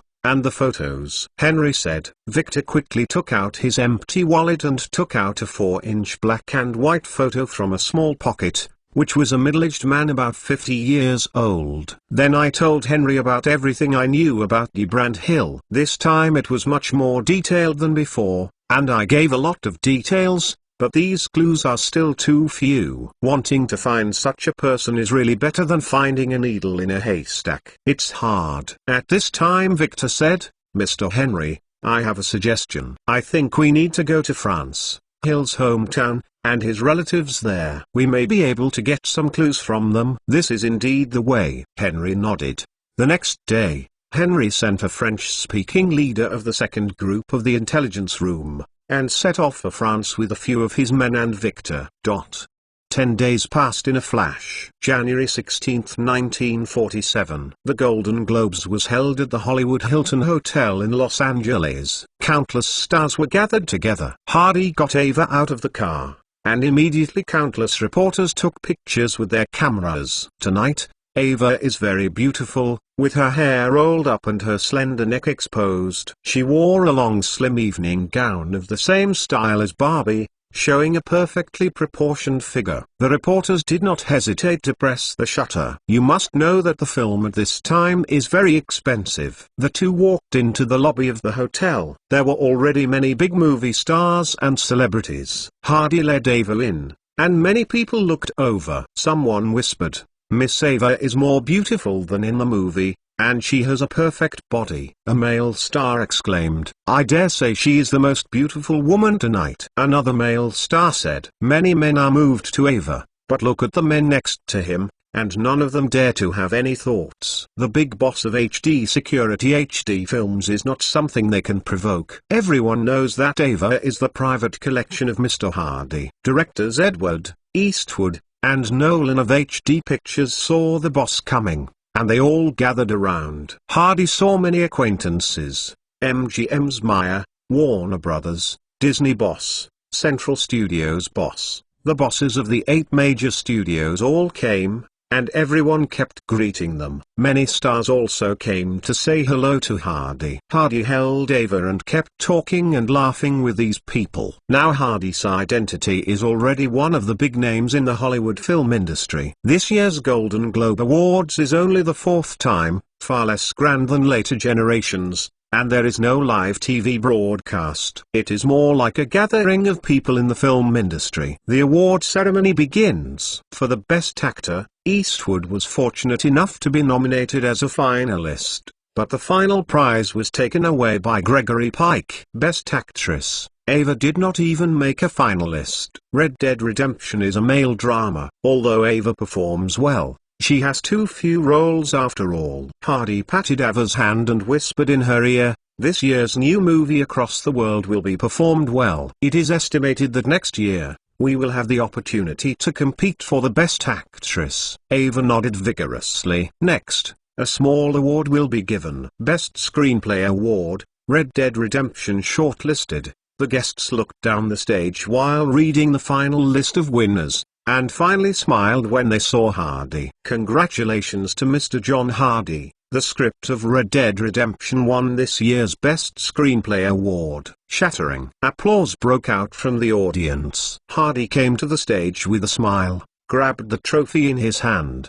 and said with a smile, "I wanted to make a movie, And suddenly I remembered the Chinese novels I had read before. There is a kind of person called Xiek in it. They are heroes who are anxious, believe in their words, and help the weak. They don't want to give back but just for justice. So there is the role of John. What I want to say is that world cultures are interlinked. We can learn from the splendid cultures of all parts of the world and enrich our movies, so that our movies will continue to create higher brilliance. Thank you all. Shattering. There was strong applause from the audience. Many people think that Hardy is very good, and he is very constructive in the future of film development. Many people have heard of Chinese culture for the first time, and they plan to go back and find someone to see if there is anything they can learn from. Immediately after the next award, the best theme song. This time, Ava won the award without any suspense. Ava happily came to the stage to receive the award and sang a song on the spot. The singing echoed in the venue,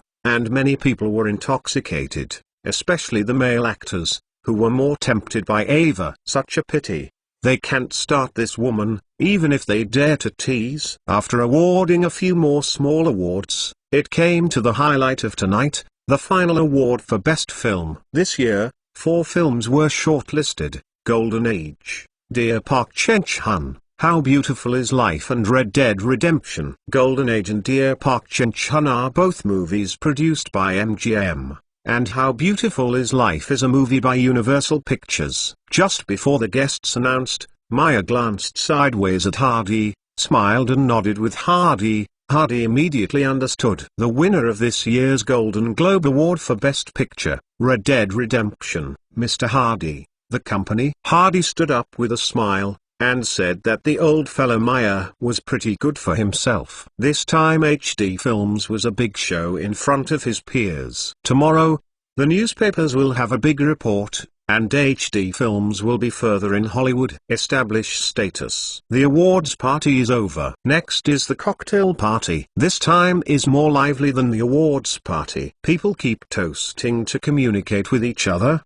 and some hope to get a chance with a familiar face. Ava is always by Hardy's side. In fact, many actresses admire her very much. They can find such a big tree as Hardy. Countless Hollywood actresses want to find such a person who can protect them, even if they pay all the price. So Ava is lucky. Go home in the evening. Hardy drank a lot of wine and was a little dizzy. The woman didn't use him to move a finger. Served meticulously.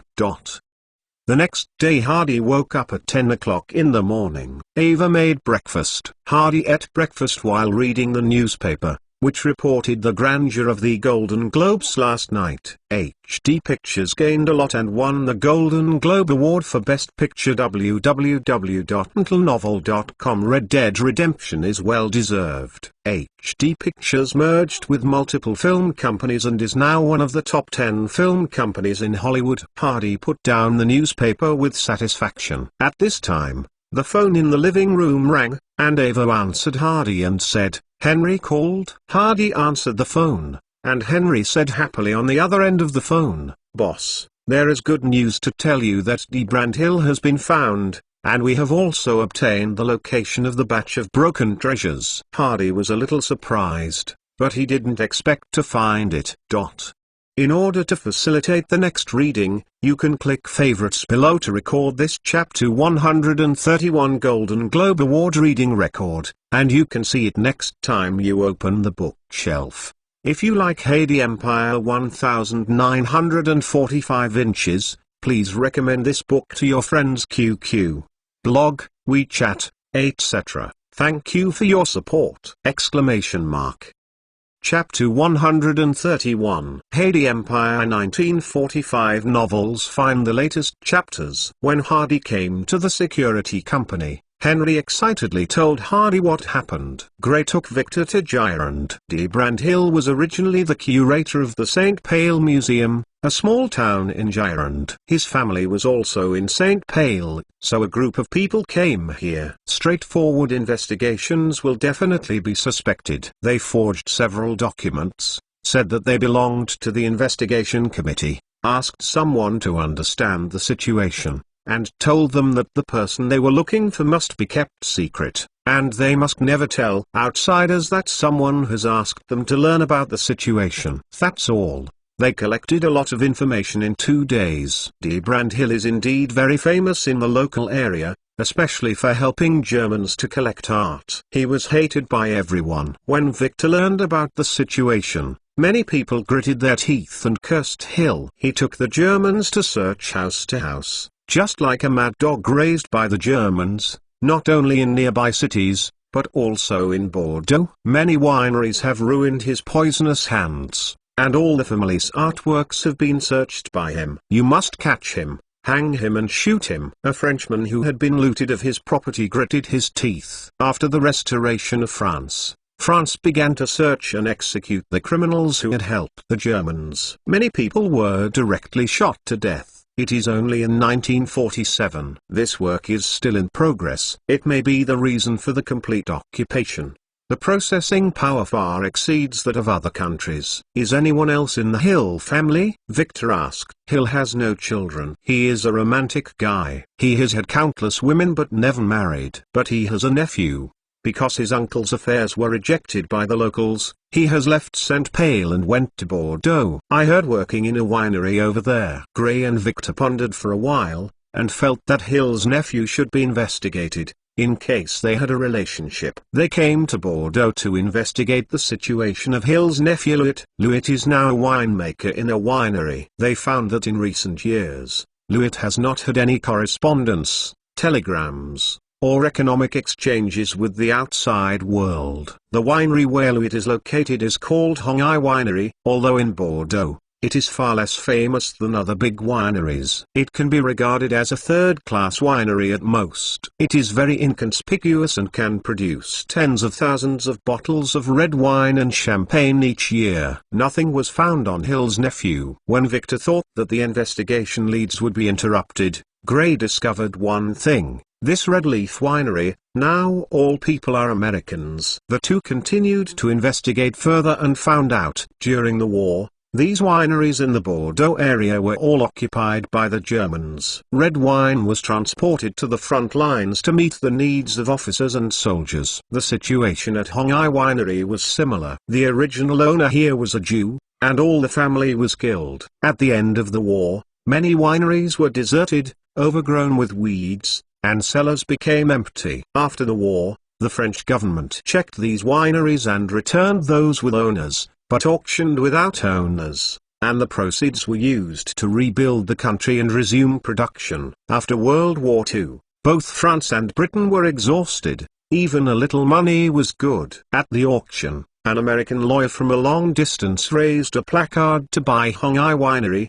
At that time, some people competed with him, but the lawyer was very firm, and finally suppressed all the other competitors to withdraw and finally won the winery. At the time of registration, the American lawyer said that he was commissioned by a company to buy a winery in Napa Valley, California, so Hongai Winery was registered under that name. So far, things are still normal. However, when recruiting managers and workers at Hongai Winery, in addition to hiring in the newspaper, the lawyer specifically contacted Hill's nephew Louis and asked him if he would come to the winery as a winemaker, and he was willing to charge him a high price.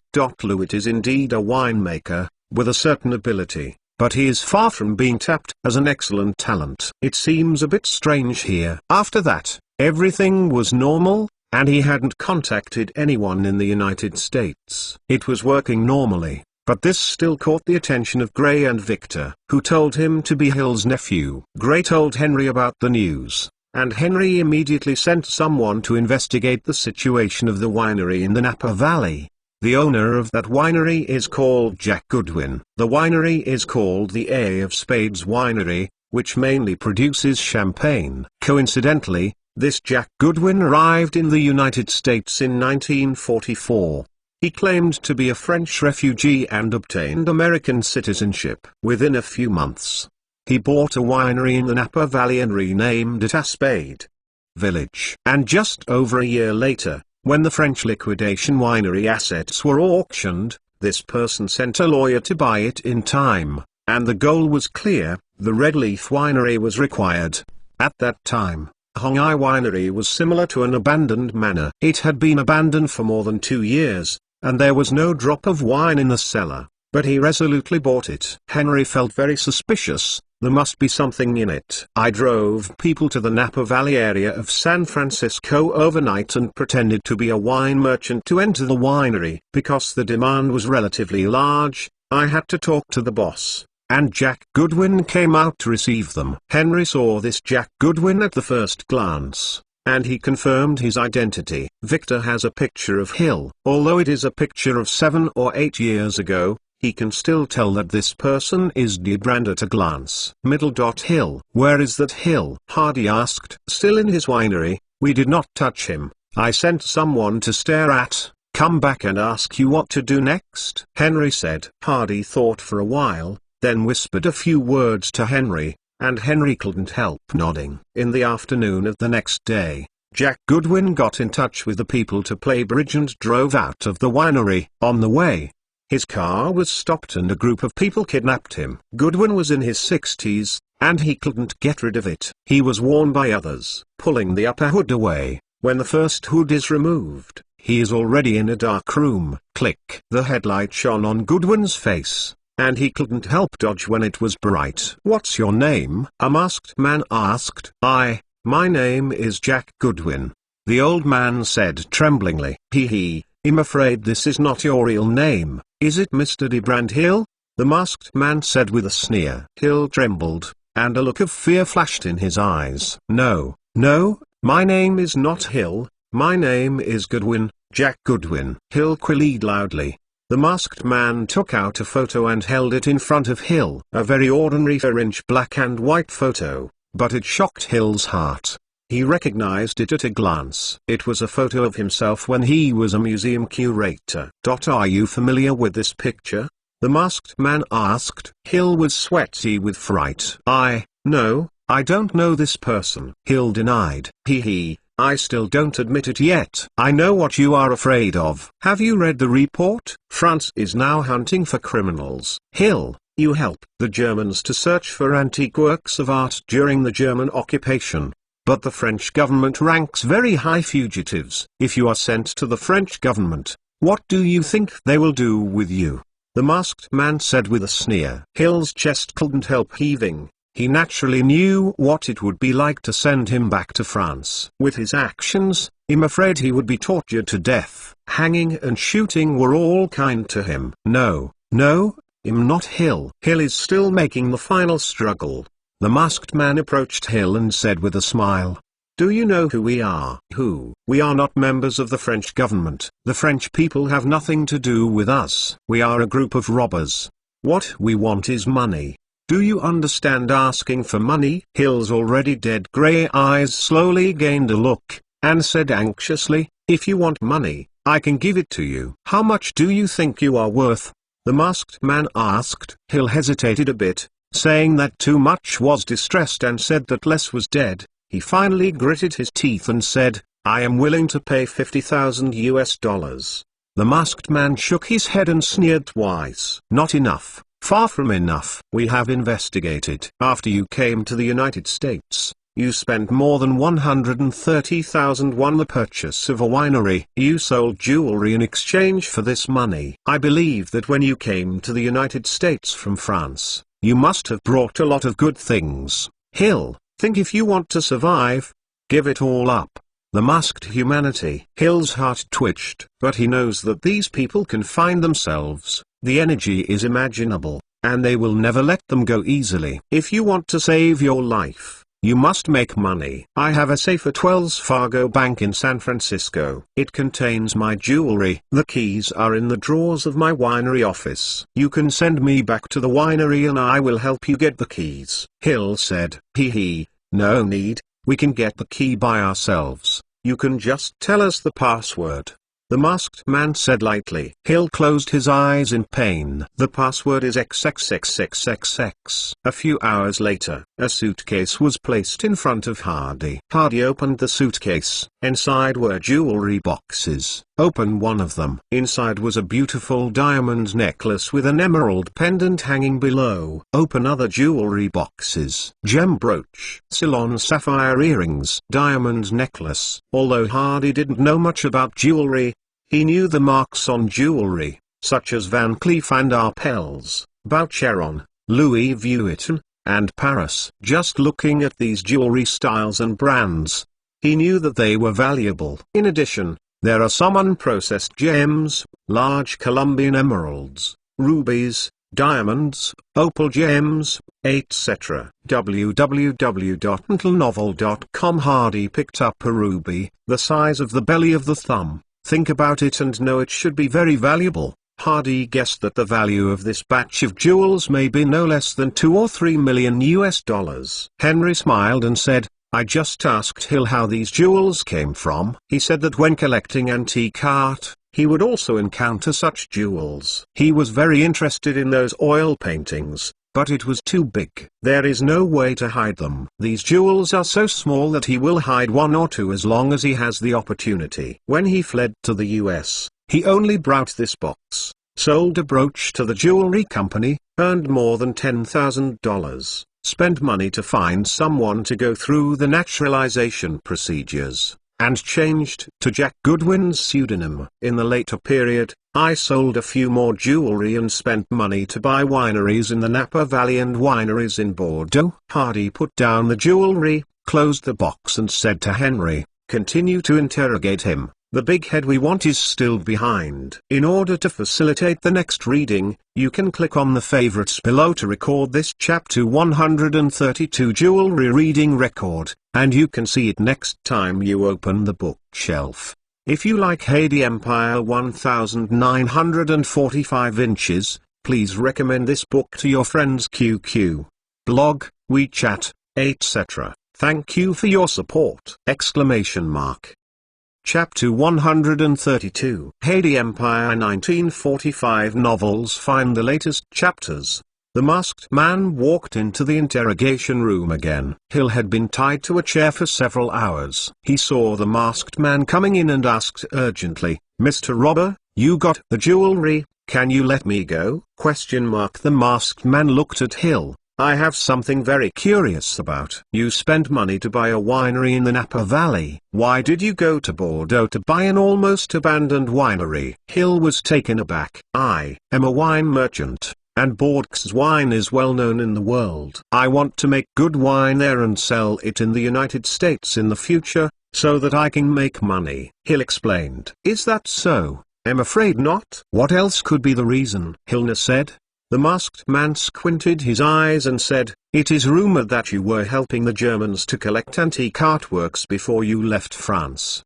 At that time, Germany was already on the verge of failure. A batch of artworks was not sent out and was hidden by you, right?" "There is this matter, Mr. Hill." Hill's face couldn't help changing. This is the biggest secret in his heart, but now it has been told. He just said a word, and the masked man reached out to stop him. "Don't rush to deny it, otherwise it won't be easy to recycle it for a while. I hope you think it over before you say it." "And I'm not finished yet." Hill swallowed, swallowing the rest of the words back. "You first bought a winery in the United States, and a year later you sent a lawyer to France to buy the winery they auctioned. You know that the family who originally owned the Hongai winery was all killed by the Germans. Hongai Wine, the winery, will definitely be auctioned off. You bought the winery in the United States for the sake of buying the Red Leaf winery in a few years, right? Hongai winery is not well known, and it has only been built for 30 to 40 years. It is only a third-rate winery in Bordeaux. But you asked the lawyer to buy it at a high price, so I guess that your real purpose is not for the winery, and I'm afraid there are more valuable things hidden there." "What is hidden?" The answer seems to be ready. After talking, the masked man looked at Hill with a smile. Hill's face became very ugly. He knew that his biggest secret could not be kept after all, and he reluctantly lowered his head and said, "Well, I said, Hongai Winery does have a collection of antique works of art." Hill helped the Germans collect antiques and artworks. At the beginning, A lot of them were transported directly. But as the war became anxious, the Germans became less concerned about these. The Germans had no time to transport the things that Hill collected later. Before the Normandy landing, Hill had already noticed something wrong with the atmosphere. At this time, he received an order from the Germans to hide the remaining antique works of art in his hands and wait for a chance to get them out later. Hill chose Hong Ai Winery, which had been abandoned for a long time. It has no owner and has been abandoned for several years. The area is very large, with more than 100 acres of land, and the hills and mountains in the distance. The original owner here dug a cave in the mountain to prepare a natural wine cellar. The Germans came before the construction was completed, and then the family was killed. The location of the wine cellar cave is hidden, no one knows. Hill chose put that batch of artworks there. In the end, the cave was sealed with stones and sprinkled with weeds and vines. The entrance of the cave was completely covered the next year, so no one has found the clue so far. The masked man took out a hand-drawn map, which was the map of Hong Ai Winery, point out the location of the cave. Don't try to lie to us. You won't leave here until you find something. Hill saw that the other party had been prepared, but he was helpless. He reached out and clicked a little bit southwest of the middle of the winery. Here, there is a path to go up, the right cliff in the middle of the two hills.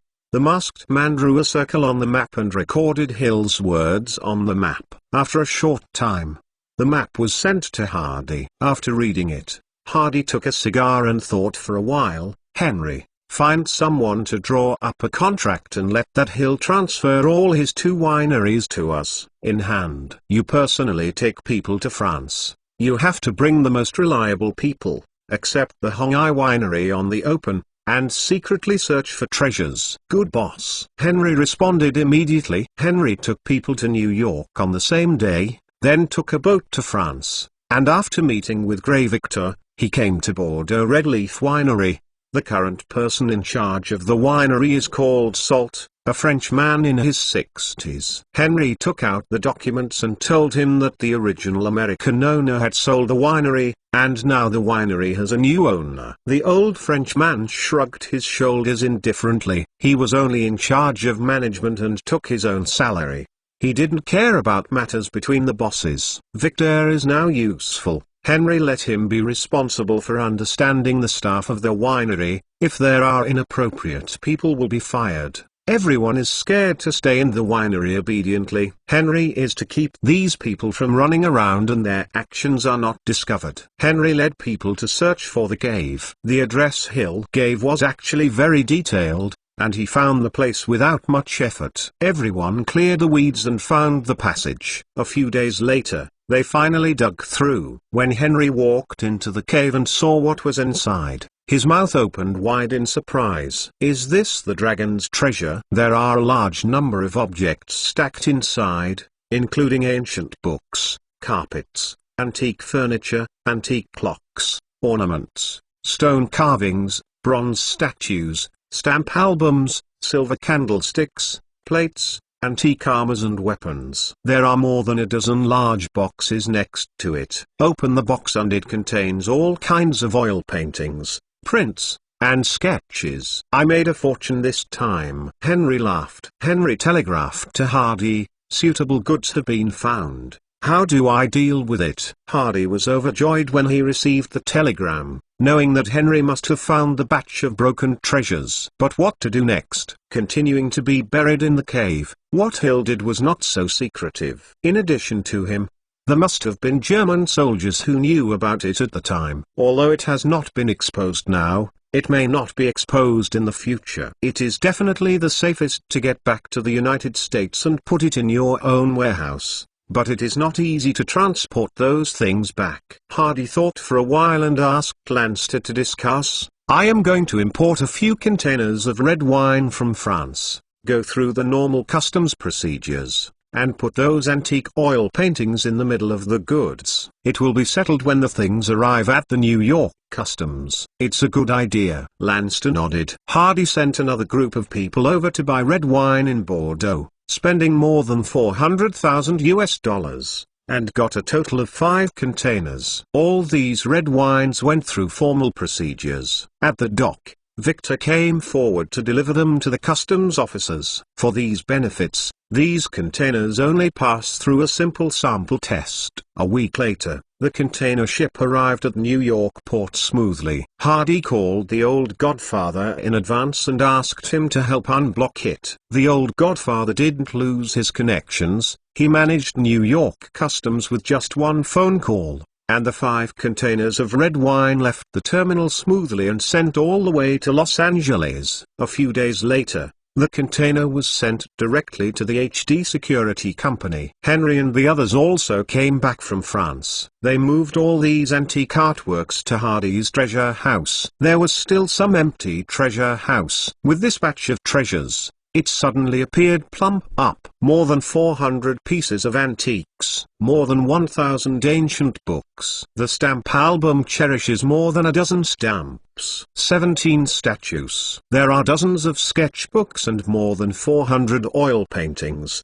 among which the most precious are the works of Monet, Gauguin, Miller, Renoir, Picasso, Chagall and other masters. Hardy looked at these treasures, although he did not know the specific price, but he also knew that these treasures were absolutely valuable. After, these are their own wealth.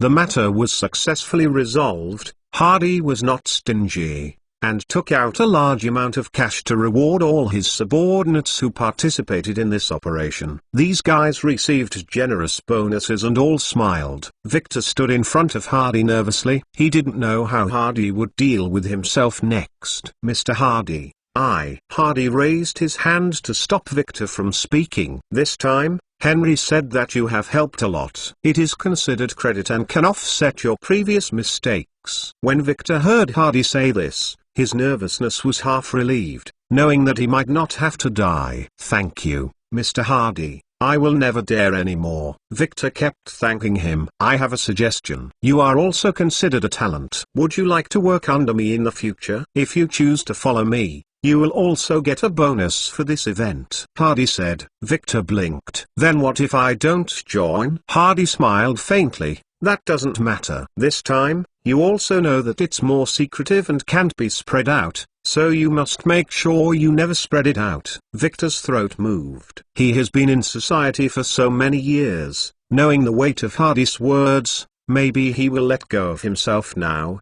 but if he feels that he is an unstable factor tomorrow, he may send someone to kill him. Only the dead will truly keep secrets. He will be at ease when he becomes his subordinate, just like those of Henry's men. Actually think about it. Mr. Hardy is so young but so powerful. This time the goods pass through the New York customs. It is not too easy. Customs officers only glanced at the receipt and waved and let it go. This shows that Mr. Hardy is not only related to Los Angeles and Miami, but also in the New York metropolitan area. Also has a strong strength. He had always been a scammer, and he was a third-rate at best. Mr. Hardy was actually honored to be able to take him in. Victor. One is a good boss and his money. One is death. All fools know how to choose. "Mr. Hardy, I am willing to follow you." Victor bowed deeply. Hardy smiled and threw a wad of money in front of Victor. "This is yours. The bonus for this event." Victor happily took the money in his hand. He was a veteran, and he knew that the money was as much as $5,000 by just squeezing it. What a big handwriting. Such a boss who doesn't want to follow. Hardy went back to his us.mentalnovel.com to simply calculate the gain this time. Acquired jewelry worth about $2 million. 2 wineries, one in the Napa Valley, covering more than 300 acres, and the other in Bordeaux, France, covering more than 100 acres. There is also a collection of German antique art treasures, including many real masters of art. These oil paintings were placed in the 21st century, and any pair of them can sell for tens of millions or even hundreds of millions. The gain this time is simply too great. He would like to thank the man named D. Brandhill, who saved him a lot of wealth. What? You asked that D. Brandhill what happened in the end. This person is missing. After escaping from France, This person has actually disappeared in the world. In order to facilitate the next reading, you can click on the favorites below to record the reading record of this time. Chapter 133 is to make a fortune by clever grabbing, and you can see it next time you open the bookshelf. If you like Heidi Empire 1945 inches, please recommend this book to your friends QQ, blog, WeChat, etc. Thank you for your support!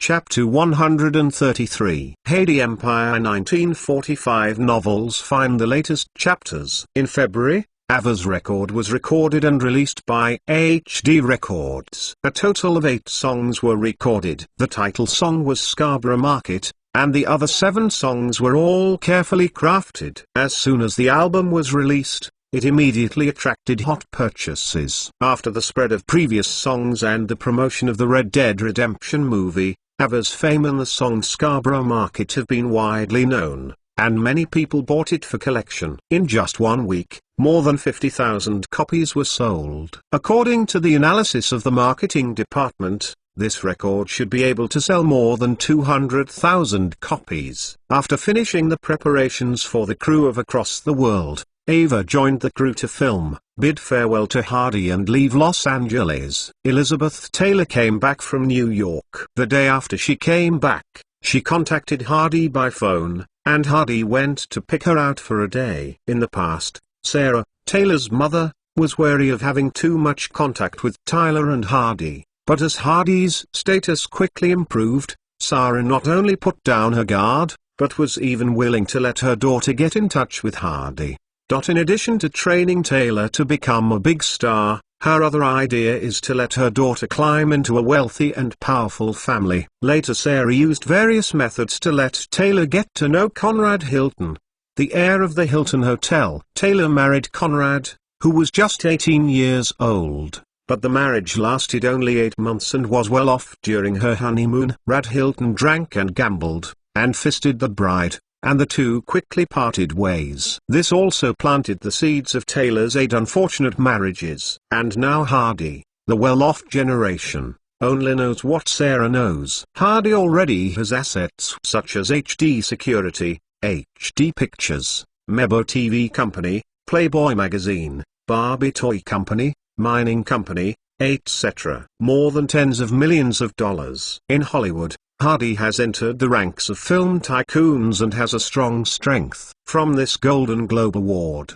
it can be seen that if his daughter can be with such a person, the future must be very promising. So even if her daughter is only 15 years old, she is not imposing any restrictions. She even came to her daughter's room at night to chat with Taylor about some women's topics, teach her hygiene knowledge and physical precautions, and sometimes Taylor blushes. That day, Taylor took the initiative to call Hardy, and Hardy came to pick her up. Taylor wore a beautiful skirt, boots, a windbreaker, his hair shoulder tizzled, and he carried a satchel slantingly. Properly mature girlish style. After leaving the role of Matilda, Taylor returned to his original style, and the whole person looked much more elegant. Later generations commented on the 3 major Hollywood beauties. The beauty of Marilyn Monroe is extremely sexy, the beauty of Audrey Hepburn is pure and refined, and the beauty of Elizabeth Taylor is noble and elegant. Taylor bid farewell to her mother Sarah. Sarah smiled and said, "You guys are having fun. My husband and I have a party tonight. I'm afraid I can't prepare dinner for you." This is obviously to tell Hardy that you are responsible for my daughter's dinner. "Then I will send Taylor back later,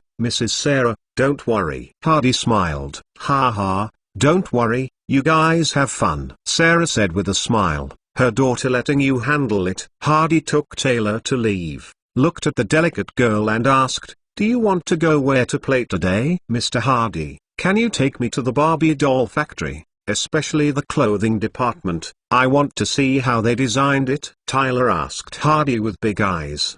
"Do you like to design clothes?" "Yes.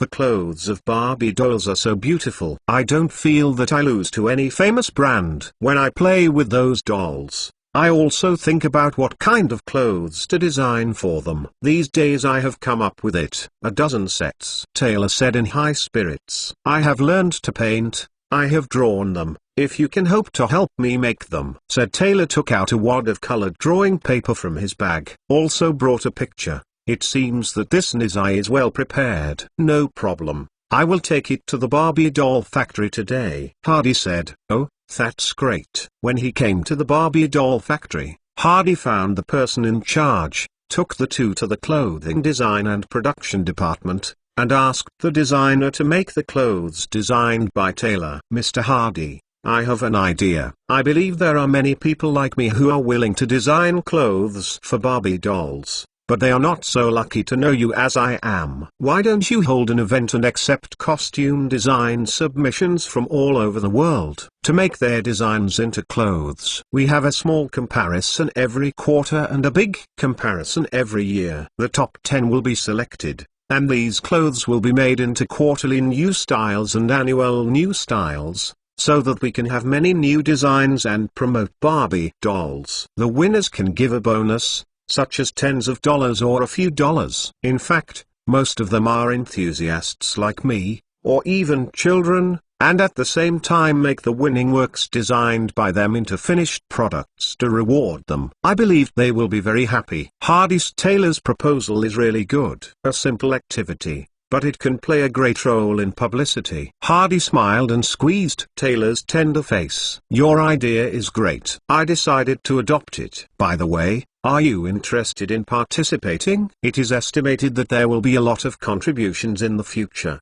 How about you being one of the judges?" "Good, good." Taylor jumped up excitedly. Hardy handed this matter to the person in charge of Barbie, and asked him to find someone to carry out design submission activities and advertise in the newspaper. As for the bonus, it's impossible to be as stingy as Taylor said. After all, the submitted design drawings can be produced and made into finished products to make a large profit for the toy factory. The quarterly first prize is $500, the second place is $300, and then in descending order, a total of 6 places. The first place in the annual appraisal is 2,000 yuan. You must know that these $2,000 can be equivalent to a year's salary of an ordinary person. A heavy award can have a sensational effect. It is estimated that many people will contribute. The promotion of Barbie dolls is definitely not comparable with this little money. After playing in the Barbie doll factory for a whole day,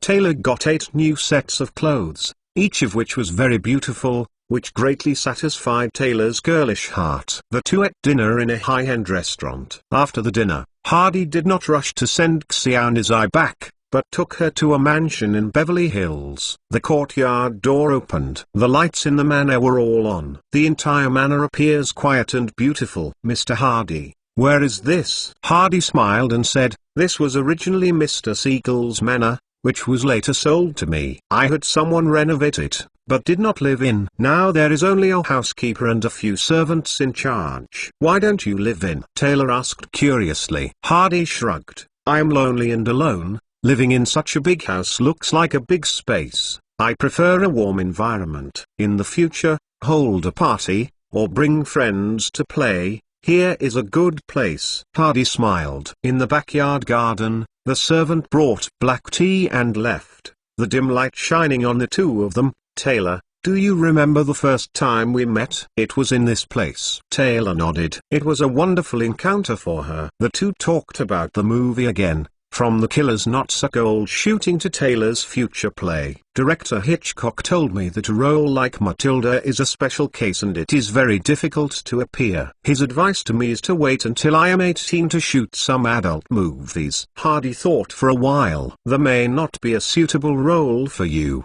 Do you have a new story again?" Taylor asked in surprise. "It's not a new story. I think of a fairy tale." "Have you ever heard of the story of Beauty and the Beast?" Hardy asked. Taylor shook his head. Beauty and the Beast is a 17th century work by the French choral writer Madame Beaumont. It is not widely spread now, and it is normal for Taylor to have never heard of it. Then Hardy told Taylor the story of Beauty and the Beast. The story is not complicated. Simply put, an arrogant prince was turned into a beast by a witch, and a servant turned into furniture. The witch said to the prince that only he got a girl sincerely. Love can lift the curse. In the end, the girl fell in love with the beast. and the curse was lifted and the beast became a prince. After that, the two lived happily together. In fact, the core of the story is not much different from the story of Prince Frog and Snow White, but Taylor listened with gusto. After all, he was still a little girl and liked stories about such princes and princesses. It must be very interesting to make this story into a movie. There are also the Cabinet General, the Candlestick Butler, the Teapot Mother, and the Little Teapot Baby. They are cute when they think about it. Taylor smiled. After speaking, he looked up at Hardy. Mr. Hardy, if this is the castle and I am Belle, then you are a beast, right? Hardy narrowed his eyes, approached Tyler and opened his mouth wide. Are you scared, little girl? Taylor immediately showed a frightened expression. Mr. Monster, please don't eat me. This little Mrs. Emotions came quickly, and as long as she could play as much. Unless you give me an affectionate kiss and help me to remove the curse, I will let you go, Hardy said gruffly. Tyler looked at Hardy with big eyes blinking. Suddenly he slowly pouted and kissed Hardy. Hardy was taken aback for a moment, then subconsciously took it back. Taylor is still young. Will it be a beast if you do that yourself? Tyler's violet eyes looked at Hardy and said softly, Director Hitchcock told me before, let me hone my acting skills. I have never kissed anyone before. What if I encounter kiss scenes in filming in the future? Mr. Hardy, would you like to teach me? At 11 o'clock in the evening, Hardy drove Taylor home. Sarah breathed a sigh of relief when she saw her daughter come back. Although she hopes that her daughter and Mr. Hardy are close, she feels that her daughter is still too young. If something happens, it will be very bad for Taylor. Now that her daughter came back, she was relieved. Aisha, why come back so late? Where did you go to play today? Sarah sat down by her daughter's bed and asked concerned. We played in the Barbie doll factory for a day, and Mr. Hardy asked me to make 8 sets of doll clothes of my own design. Taylor happily took out the sets of doll clothes. Sarah said, Mr. Hardy really dotes on his daughter. Also, where did you go at night? We ate dinner and went to Mr. Hardy's manor, Taylor said. Sarah felt a little tensed. Did it still happen and send her daughter back after the incident? We are in the back garden. Sarah's heart tightened. Still in the back garden. We were drinking tea and chatting in the back garden,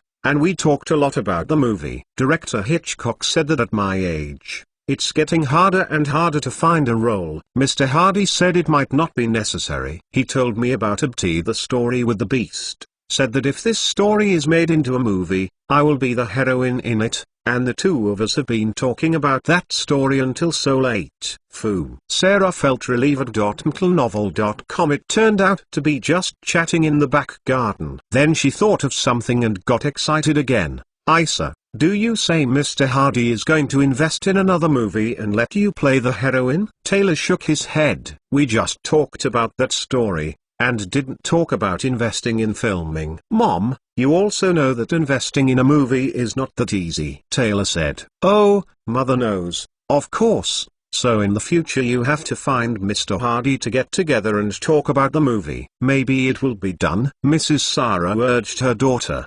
Do go out with Mr. Hardy. Thinking of Hardy's teaching to her at night, Tyler flashed a shy face, then nodded slightly. Okay. In order to facilitate the next reading, you can click favorites below to record the reading record of this time chapter 134 Teaching of Beauty and the Beast, and you can see it next time you open the bookshelf. If you like Heidi Empire 1945 inches, please recommend this book to your friends QQ, blog, WeChat, etc. Thank you for your support!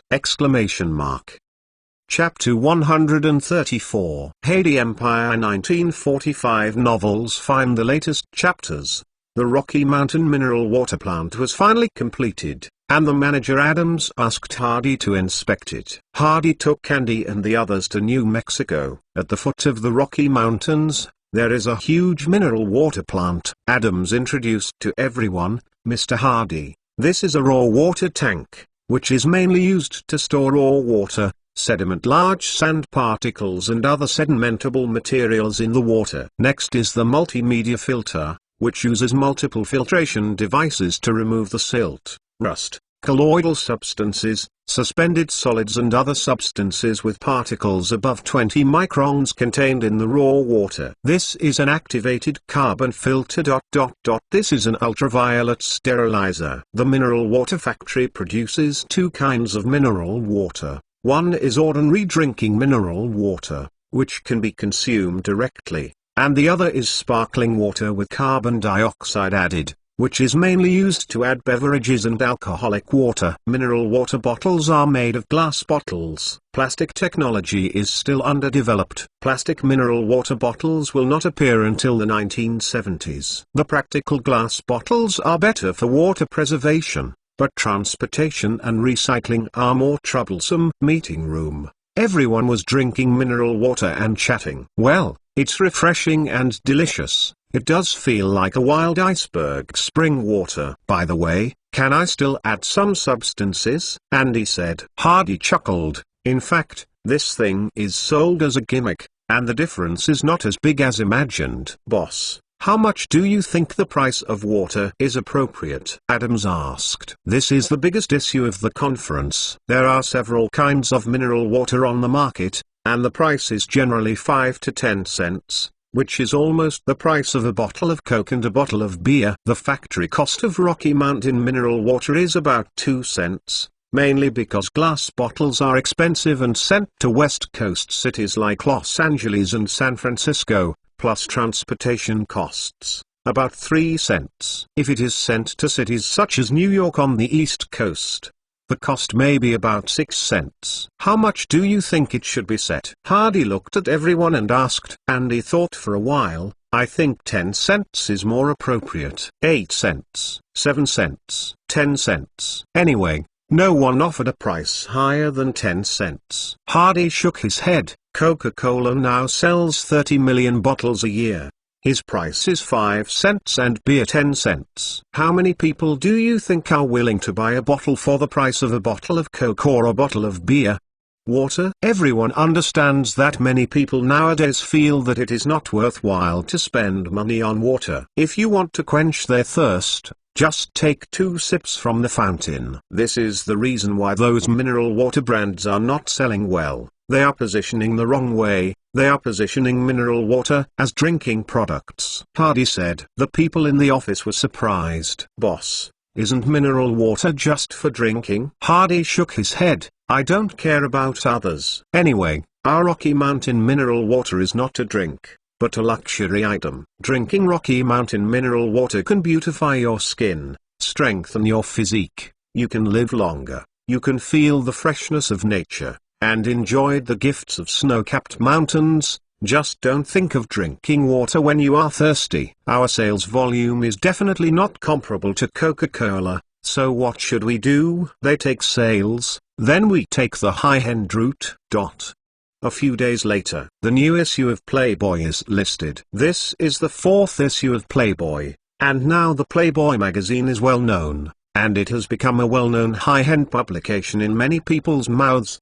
The 3rd issue has sold 200,000 copies. Since the last issue, advertisements have appeared in the magazine, and more than one. Estée Lauder Cosmetics, Barbie dolls, and Mebo TV have all appeared in the magazine. In the 4th issue, a large section was devoted to the introduction of Rocky Mountain mineral water. The beginning is a beautiful photo of the snowy mountains of the Rocky Mountains.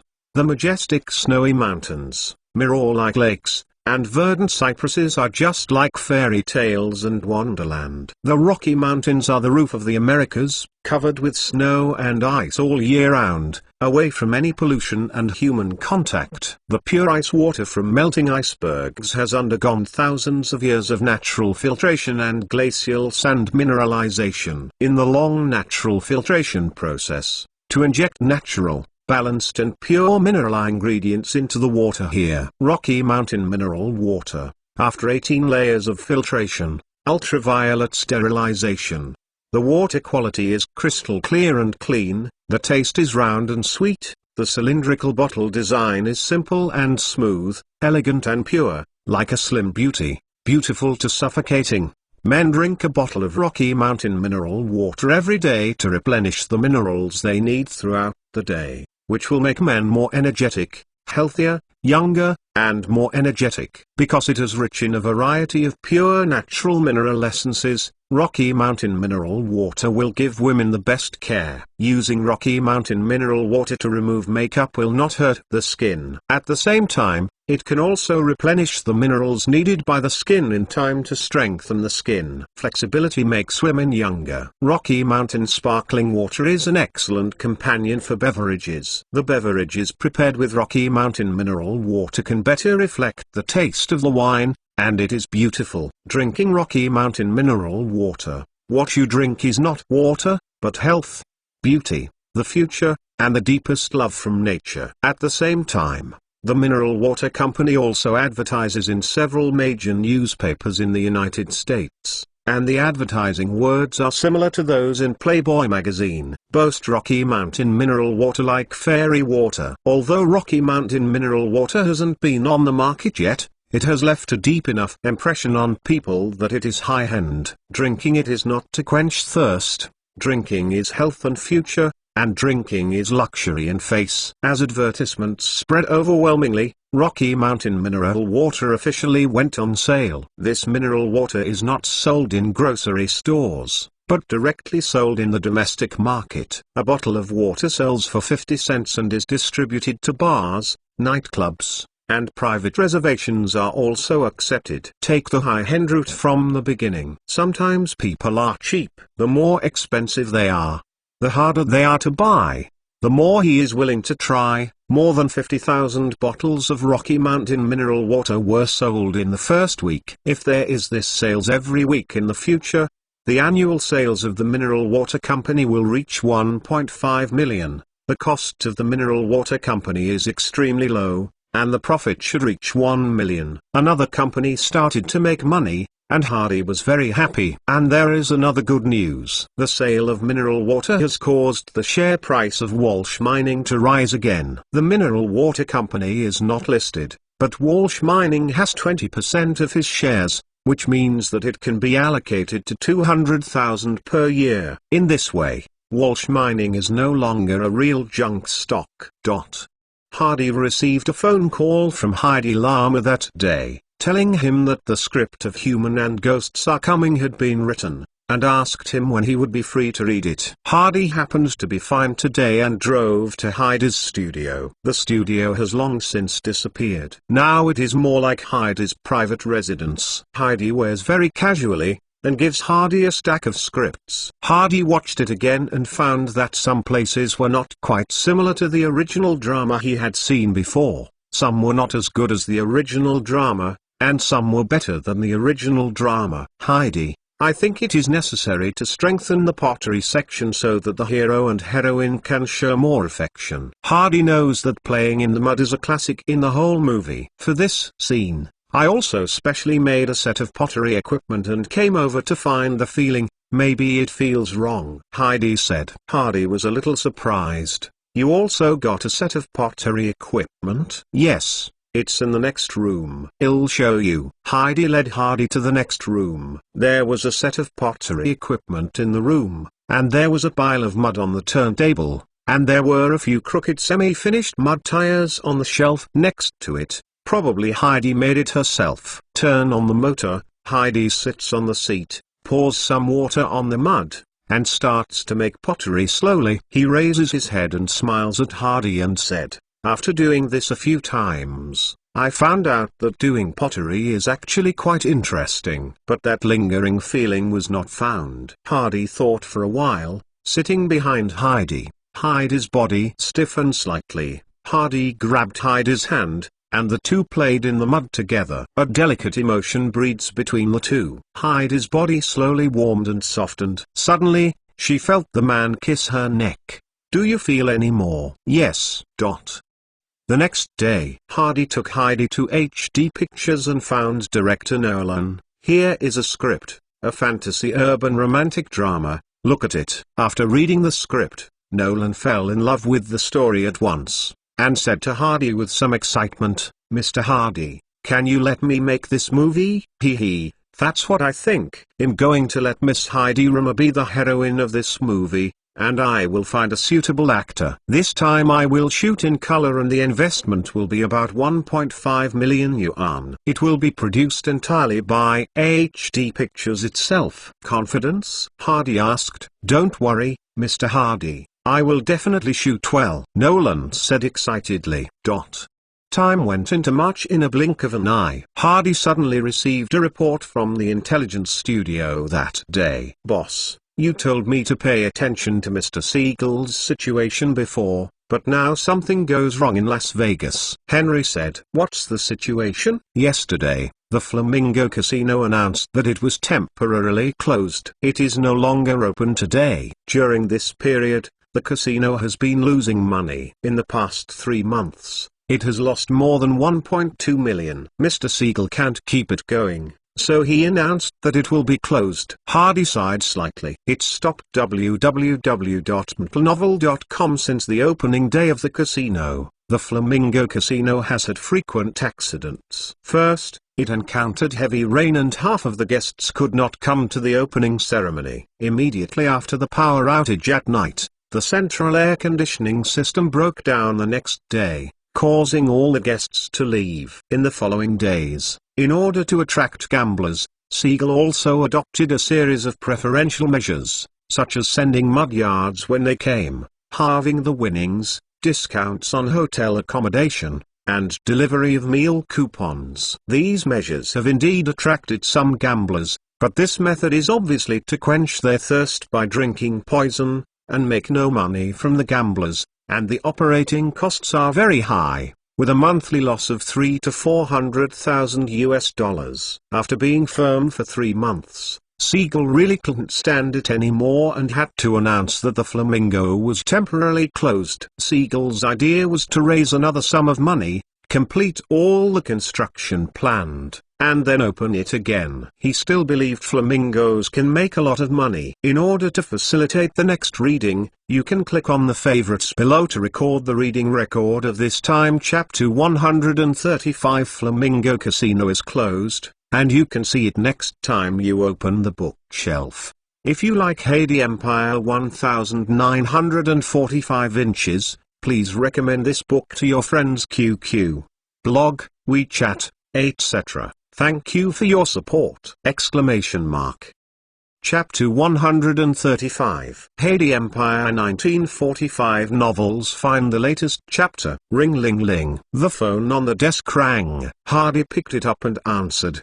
John Hardy. Heidi, Siegel, back to Los Angeles. Siegel's low voice came through the phone. Mr. Siegel, where are you? Hardy asked. Here in Fred. Even if the Flamingo Casino fails, Siegel still has the Jewish gang, and the Bills gang, a nominal branch gang, not yet destitute. On my way. Hardy drove to Fred's house. Fred's house is similar to Taylor's house, although not a manor. It is not a small villa. In the study, Siegel was smoking a cigarette and looked a little bit lonely. From the beginning, he was full of enthusiasm for the construction of Las Vegas. Later, he encountered countless problems, and finally ended in failure. Even if Siegel had a tough personality, he felt uncomfortable. There were so many things that happened on the opening day, and I had a hunch at the time that I would fail this time, and it really failed in the end. Alas, Siegel sighed. Things are not too bad. At least the casino is still there, and it can open again in the future. Hardy persuaded. Yes, that's what I think. I will continue to build the Flamingo according to the previous plan. I believe that the Flamingo will be reborn from the ashes. Siegel gritted his teeth. After Hardy heard Siegel's words, he suddenly had a hunch that this guy might want to borrow money from himself again. Heidi, I have found a lot of friends, but they all said there is no way. I hope you can help me. Siegel looked at Hardy. You said Mr. Siegel. Hardy said, lend me $2 million and use all the Flamingo shares in my hand as collateral. I believe that when the construction is completed, the casino will be profitable, and the money will be returned to you soon. Siegel said, I really guessed it by myself. And it costs $2 million to open your mouth. Siegel must have looked for someone else before, and it is estimated that they did not agree to borrow money. In the end, there is really no way but to use the last shares as collateral. However, The Flamingo Casino has failed once, and everyone is not optimistic about its future, so Siegel did not fail to borrow money. The three families are 13% each. You bought 18% of the shares before, and I still have 43% of the shares in my hand. This time I plan to use the 43% of the shares to mortgage you for 2 million. How about Hardy? Zygia said again. Hardy was silent for a moment. 2 million. He can indeed get it. Recently, his industry is basically making money, and the stock price is also soaring. This is one of the reasons Siegel approached him, knowing that he could come up with the money. As for the money to invest in filming, you can let film companies make investment loans, as long as your film company is well run and the bank is willing to lend you money.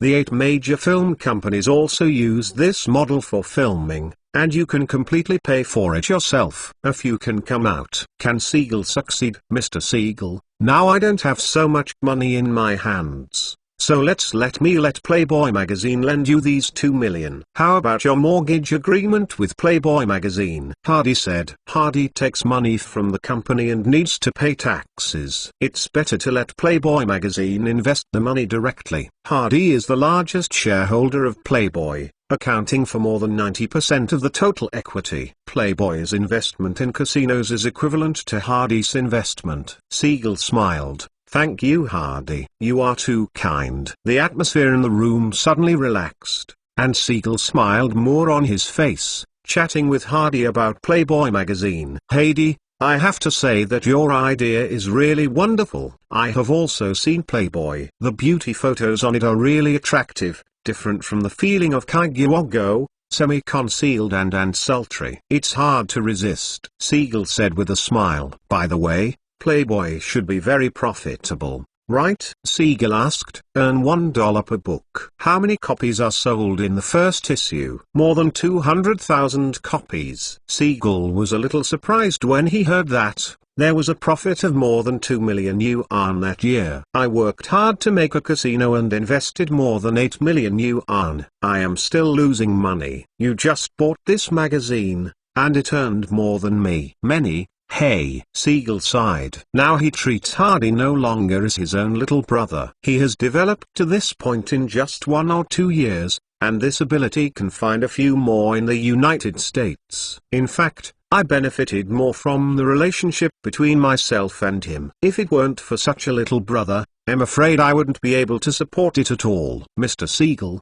it's better to live in the manor I renovated over there. I haven't moved in yet. Are you accustomed to living? Hardy invited. Siegel shook his head. Forget it. I will return to Las Vegas soon after I get the money, Siegel said. Then I will let the accountant and lawyer of Playboy go through the formalities as soon as possible, Hardy said. The next day, Siegel pledged his 43% stake in the Flamingo Casino, received 2 million in Playboy, and hurried back to Las Vegas. So far, Hardy already owns 61% of the shares of Flamingo Casino. Of course, the 43% of Playboy shares are only mortgages. When Siegel repays the money in the future, these shares will be returned, and only a lump sum of interest will be charged. However, there is also a stipulation in the agreement that if Siegel does not repay the mortgage and interest for 3 years, the casino shares will belong to the Playboy magazine. March 13th. The annual Academy Awards are held. The location is the Sacred Citizen Auditorium in Los Angeles. It is more grand than the Golden Globe Awards 2 months ago. There are countless spectators and reporters outside the auditorium. Every time a star appears, there will be a burst of cheers. The female stars are dressed beautifully and become the most beautiful scenery tonight. Wow, it's Ingrid Bergman, the holy goddess in my heart. Ingrid Bergman got out of the car and the audience cheered. It's Vivian, Scarlett, we love you. Vivian Lee smiled and waved to the audience. Wow, it's Rita Hayworth, the goddess in my heart. When it was Hardy's turn to enter the stadium, Hardy got out of the car and made a gentleman's getting off the car. Ava Gardner walked down. Not over yet. Then came another person, Elizabeth Taylor, who was also wearing a beautiful princess dress today. Then came down to the third person, Heidi Rimmer. Her dress was a little dignified today, but she was still charming. Heidi walked the red carpet with 3 women. The 4 people walked forward. The audience saw Ava Gardner cheering. Many people shouted Ava's name. This year Ava is undoubtedly one of the most eye-catching actresses. The movie is successful, and the song is more successful. The Cabaret Fair has become a classic, and Ava is definitely a contender for the best original song tonight. Heidi Rimmer also has a lot of followers, especially the first issue of Playboy, which made the originally a little out of reach of Heidi Rimmer once again return to the public eye. Although she is over 30 years old, she is still in the hearts of many people. Sexy goddess. In contrast, the future queen of Hollywood, Elizabeth Taylor, looks a little bleak. After all, she is only a child star, and there have been no good works in the past 2 or 3 years. People are almost forgetting her. Entering the venue, Tyler pulled Hardy's sleeves and whispered in his ear, "Mr. Hardy, in the future, I want everyone to cheer my name." Hardy smiled slightly and whispered back in Taylor's ear, "I believe you can do it, and I will help you too." Tyler's little frustration just now was smoothed out by Hardy's words and turned back into a happy Elizabeth. Because of Hardy's reasons, their seats are relatively forward, which is considered a good position, and most actors do not receive this kind of treatment. The award ceremony begins. The awards. Red Dead Redemption received a total of 7 nominations, including Best Actor Award, Best Picture Award, Best Screenplay Award, Best Original Song Award, Best Director Award, Best Photography Award, and Best Film Clip. It's a pity that Eastwood and Nolan both missed the Best Actor and Best Director awards, but the two are very happy to be nominated for the Oscar, which is already a great affirmation for them. The Best Film was won by The Golden Age. The Best Photography Award and Best Film Editing also went to his home. However, Red Dead Redemption has no Air Force and won the Best Screenplay and Best Original Song awards. Hardy came to the stage to receive the award and received a round of enthusiastic applause. Now HD Pictures has become a very high-ranking company in Hollywood. Hardy still controls so many industries, and all of this was created in just 2 years. Become a Hollywood legend. Next, Ava Gardner took the stage to accept the award. Holding the little golden man, Ava a little choked. "The person I want to thank most is Mr. Hardy, who discovered and nurtured me, otherwise I wouldn't have the opportunity to stand on this stage." After speaking, she wiped her tears and said with a smile, "Tell everyone a little secret. The company has never revealed who the songwriter of the Scarborough Fair is. Today I want to announce it. It is actually Mr. Hardy." "Wow, wow!" the star in the audience exclaimed. "Almost everyone here has listened to Scarborough Fair, and they all like that song. I didn't expect such a beautiful song to be created by Hardy." By the way, there is also the whistle of Red Dead Redemption. I don't know if anyone remembers it. It is also Hardy's work. Wow! Everyone in the audience was amazed again. Xin said that the big boss of HD Security is really worth more than 100 million. Immediately everyone thought of Barbie and Playboy. How could someone who can create these two things be talented? There will be a reception at the end of the awards party. Hundreds of celebrities participated in a grand event. Hardy met many celebrities he hadn't seen before, and many of them took the initiative to greet him, and wanted to take the opportunity to meet this new Hollywood boss. When he went back, Hardy was already a little bit drunk. Send Tyler and Heidi Lamar home. Hardy and Ava return to the residence. The woman carefully waits for Hardy to take off his clothes and put on pajamas. Before going to bed, there were 2 little golden men on the head of the bed, and Ava looked at the little golden men with a foolish smile. Her biggest dream in life was fulfilled. Get up early in the morning. Ava was wearing a suspender dress and was making breakfast. The phone rang by the bedside, and Hardy picked it up in a daze. Hardy. "Heidi, this is Mike, and I need your help." Mike Corleone's low voice came from the other end of the phone. Hardy woke up all of a sudden. Novel.com. "Mike, what happened?" "Yesterday my father was assassinated. 2 killers fired more than a dozen shots at him. His father was shot 5 times. Fortunately, He did not die. He is still unconscious. I went to the hospital last night and found that someone is continuing to harm him. There is no trustworthy person around me. Hardy, can you help me? Mike said solemnly. Hardy was shocked. The Godfather was assassinated. Could it be that the story of the Godfather broke out? Mike, don't worry, I promise to be in New York tonight, protect Mr. Corleone, and discuss other things when I arrive in New York. Hardy said. Thank you, Hardy. No thanks. We are best friends. In order to facilitate the next reading, you can click on the favorites below to record the reading record of this time. Chapter 136. The Surprise. The Godfather was assassinated, and you can see it next time you open the bookshelf. If you like Haiti Empire 1945 inches, please recommend this book to your friends QQ, blog, WeChat, etc. Thank you for your support!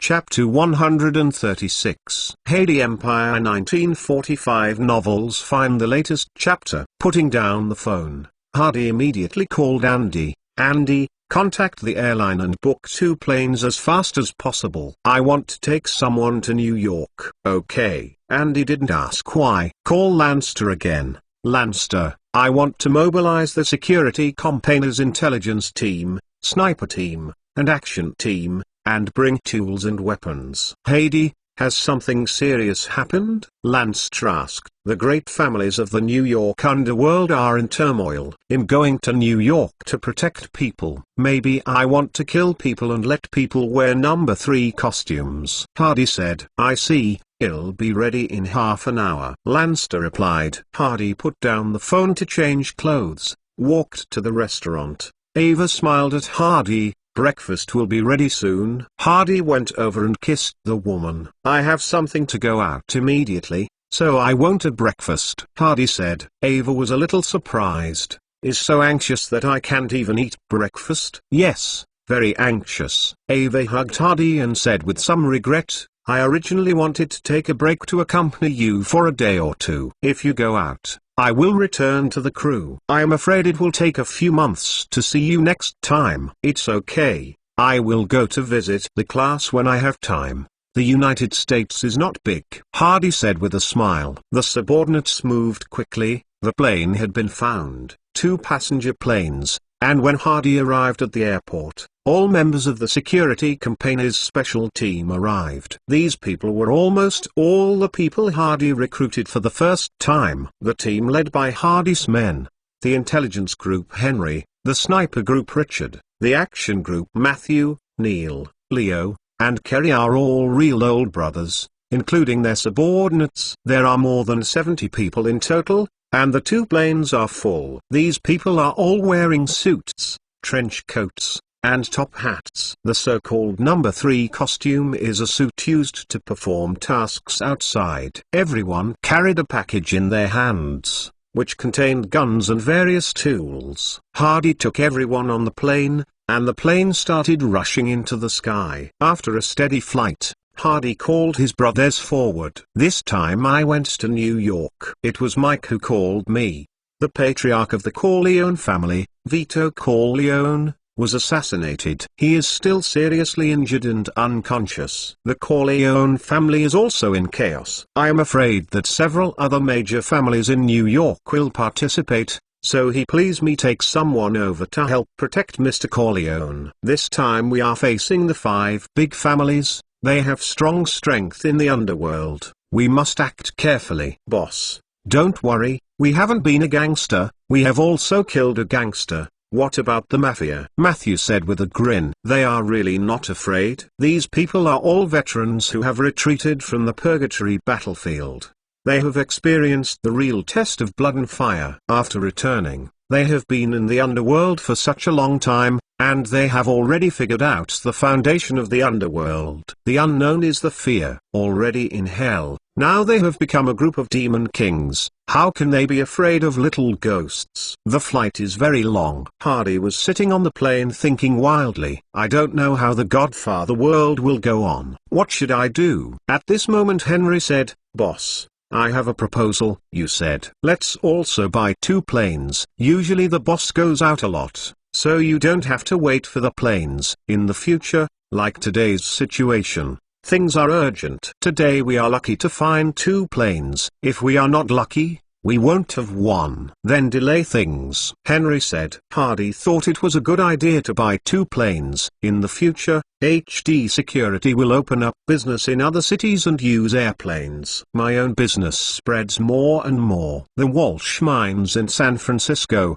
the Ace of Spades Winery in San Francisco, the casinos in Las Vegas, the mineral water factory in New Mexico, the TV factory in New York, and film companies go to various places to shoot. There are indeed many places for airplanes. In an emergency like today, having your own private jet will not panic. How much is this kind of plane? Hardy asked. I've checked before. The aircraft we're flying is called a DC-3 passenger plane, which is called a C-47 freighter in the military. It's exactly the same thing. The new plane sells for 186,000 yuan. Henry said. One is less than 200,000, and it is easy for Hardy to buy 2. Okay, go back and buy 2. Hardy smiled. After more than 10 hours of arduous flight, the plane finally landed at the New York airport at 8 o'clock in the evening. Hardy didn't notify Mike to pick it up. They drove a taxi to the city and smashed into a closed car dealership. The boss saw so many men in trench coats with serious expressions that they were scared and thought they were going to be robbed. How many cars do you have here? Henry asked. Should I ask about the quantity before the robbery? A total of 17 vehicles: Ford, Chevrolet, Dodge, Lincoln, Buick, Mercury. The boss counted with his fingers. Okay, we need all of these. You can calculate how much. We want so much. Always give a discount, Henry said. The boss was a little confused. It turned out that it was not a robbery but a car purchase. Immediately rejoiced. This is a big deal. In the end, it was calculated that these 17 cars cost a total of 35,000. Henry asked him to throw off a few thick stacks of bills. The car was filled with gas, and everyone got on the car and drove to the dealership.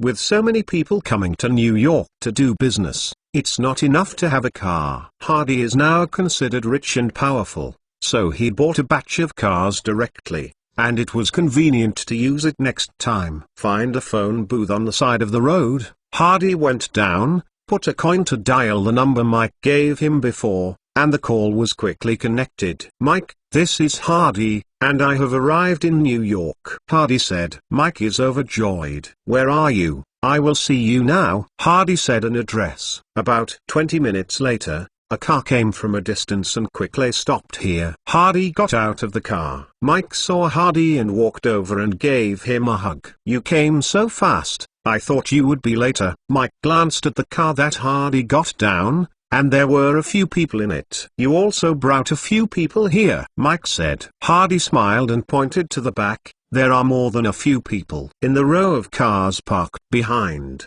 I brought them all. Mike was shocked and looked at the row of cars. I'm afraid there are dozens of cars. How many people are there? Mike asked in surprise. Time is urgent. I only brought 70. Hardy said. Mike was shocked and sighed. As expected, it was Hardy. He is now completely sure that the strength in Hardy's hands is far stronger than the so-called gangster family. How is your Lord Corleone now? Hardy asked. Still in a coma. Was shot 5 shots, and it's a blessing to survive, Mike said sadly. Then he talked to Hardy about the whole thing. The old godfather was out the evening before yesterday. When buying fruits at the fruit stand, he was attacked by 2 gunmen. The old godfather noticed that he turned and fled in advance, but he was caught up. The gunman fired 12 shots at the old godfather and shot out the 2 revolvers. Of all the bullets, 5 of them hit the old godfather, who fell in a pool of blood. Fortunately, the old godfather did not die. He was sent to the hospital for treatment. He was temporarily in a coma. The Corleone family was completely in a mess. Now Mike's eldest brother Sonny presides over the overall situation, but Sonny has a hot temper and no brains. Things are in a mess. When Mike learned that his father was attacked, he hurried home. When he went to see his father in the hospital, he found that there were no guards and no police in the hospital. He immediately realized that something was wrong. I was afraid that someone would assassinate his father again, so he hurriedly talked to the nurse. The old godfather moved to another ward. Just then the owner of the cake shop came. This man once accepted the help of the old godfather and came to visit. Michael stood at the door with the owner of the cake shop, pretending to be a guard, and put his hand in his pocket, scared away the gunman of the attack. Unexpectedly, the police came within a few minutes. These policemen were going to take Mike away. Mike knew that they must have been bought by other families. Taking him away was just to make room for the gunman.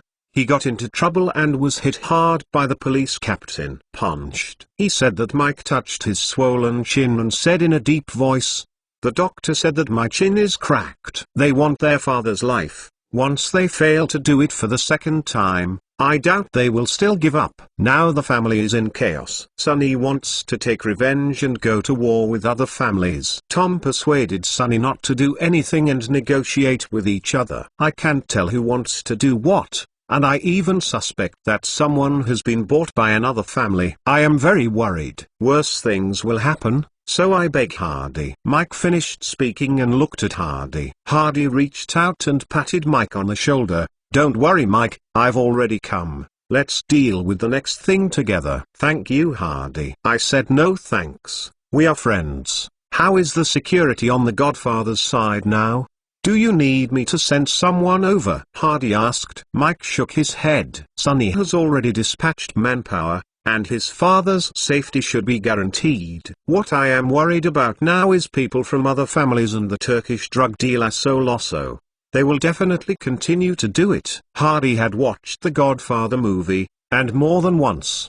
He knew that the other party would ask to negotiate with the Corleone family, threatening them to agree to join the drug dealership. Mike took the initiative to negotiate for his father to no longer be threatened, and took the opportunity to kill the police captain and Soloso. From this point of view, Mike is really more responsible than the rest of the Corleone family. The other two sons of the old Godfather, the eldest son Sonny only knew to be angry after the incident, like a headless fly, without any plan to do things. The second son, Fredo, was just a joke and couldn't make it to the table at all. He was by his side when the old Godfather was attacked. Because of Mike's attack on the police and Solero, he became a wanted criminal and had to hide in Sicily. Hardy doesn't allow this to happen again. At least he can't let Mike go and kill people personally. He is gone. What should the TV factory do? That is a big factory that involves 10 million investment. Hardy doesn't want to lose money because of this incident. Hardy thought for a while and said,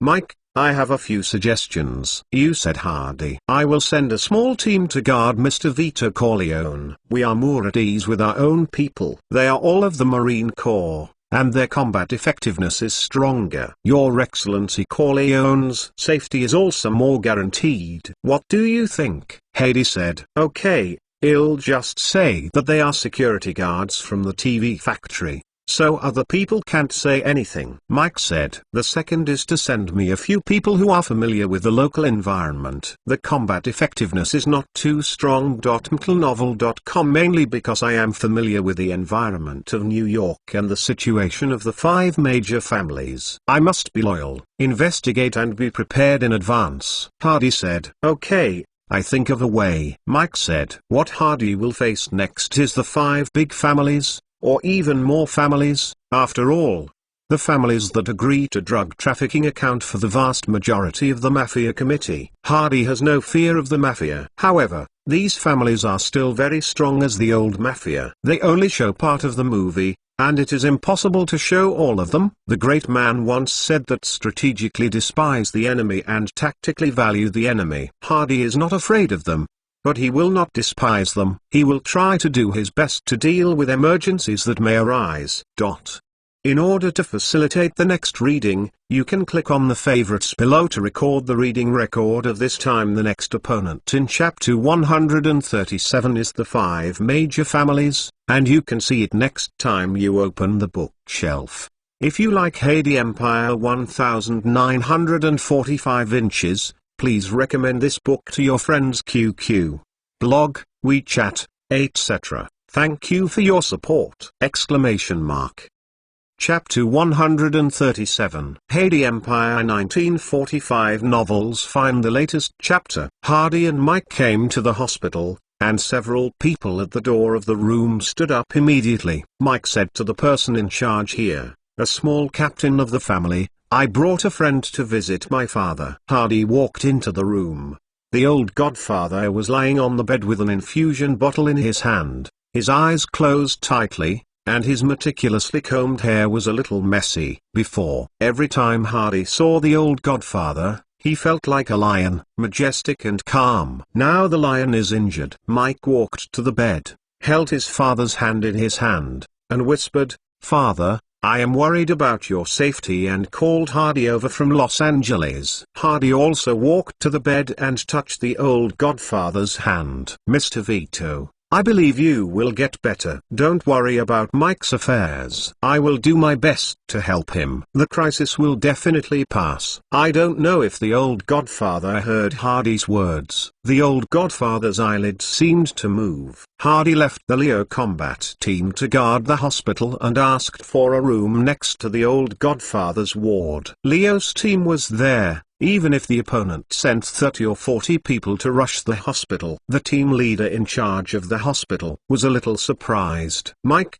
who are these people?" "My company's security personnel. I let them stay to protect my father." Mike said. "It's enough to have us here," the team leader said. "This is a piece of my filial piety. I hope you understand. My brother over there, I will tell him that more people are safer. You can also take a break. And they are professional security personnel." Mike's attitude is very firm. The captain opened his mouth and said nothing. Although Mike had not been involved in the Corleone family before, he was a member of the Corleone family after all. After arranging the rear, Hardy was half relieved. "The rest is a fence." Hardy asked Mike to provide someone familiar with the local environment and the situation of the other 4 families in New York. Mike really didn't have the right manpower for a while. He had always rejected family business before, unwilling to contact gang affairs, and wanted to be a serious businessman and politician. Now that the family suddenly changed,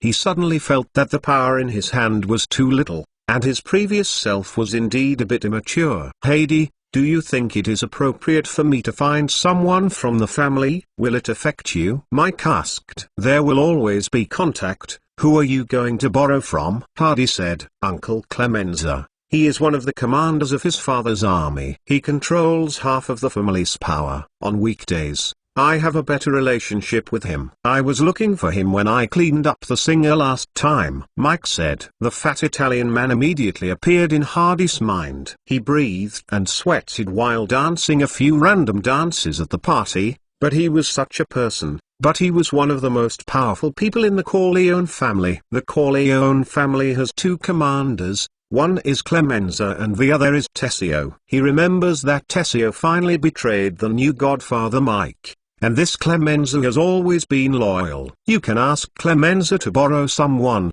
but you have to tell him that this matter is kept secret for the time being, because I suspect that your family is not stable. What we did is leaked out, which will have an impact on future actions." Hardy said. "I understand. I'll call Uncle Clemenza." Mike said. Clemenza was still at the Corleone family manor at the moment. Sonny was still discussing how to retaliate. The Sergeant Tom had been opposed. Tessio remained silent. Clemenza looked at everyone. He already felt that the family atmosphere was a bit subtle. When the old godfather was there, everyone was suppressed. Now the old godfather is seriously injured, and many people have their own minds. Sonny is eager to revenge because he loves his father or because he is eager to establish his position in the Corleone family. Tom was arrested by Sarasa before. Did he reach an agreement in private? Tessio's character is fierce and tough. Why doesn't he say anything this time? What are his thoughts? Clemenza suddenly felt that the Corleone family was in a precarious manner. If this incident is not handled properly,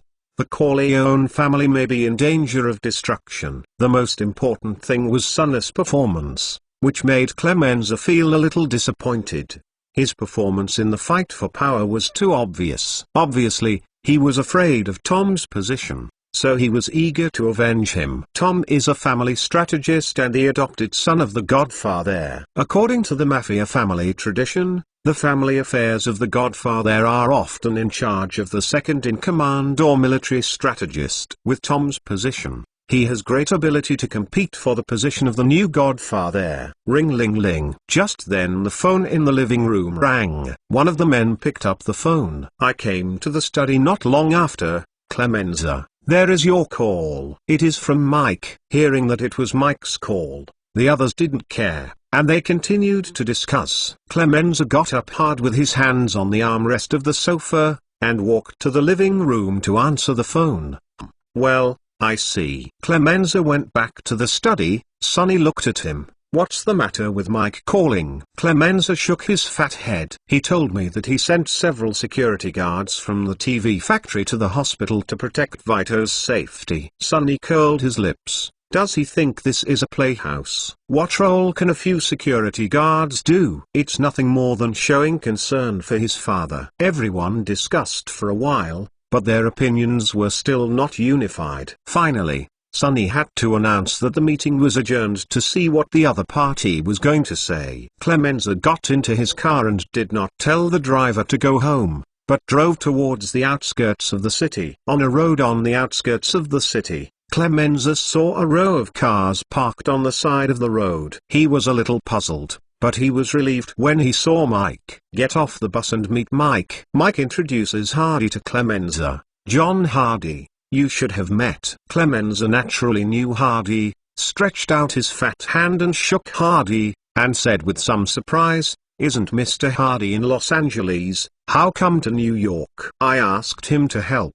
I always feel that things are not easy this time. The Corleone family needs more protection. Mike said, Uncle Clemenza, Hardy brought people to help, but they are not very familiar with the situation in New York. I hope you can send them people who are familiar with the local environment and other family situations to help them do things. Also, this matter needs to be kept secret. If other members of the family know about it, I'm afraid it will be leaked out. Clemenza suddenly felt that Mike was very deep in his mind and thought a lot, and he could see the current situation better than Sonny. The fat man nodded. No problem. I can send 10 people to cooperate with them, and I will tell them that they are not allowed to contact other people during this time, and they are not allowed to spread any information. They are all responsible for Mr. Hardy until the matter is over. Clemenza said, I have to say that Clemenza is very good at being a man.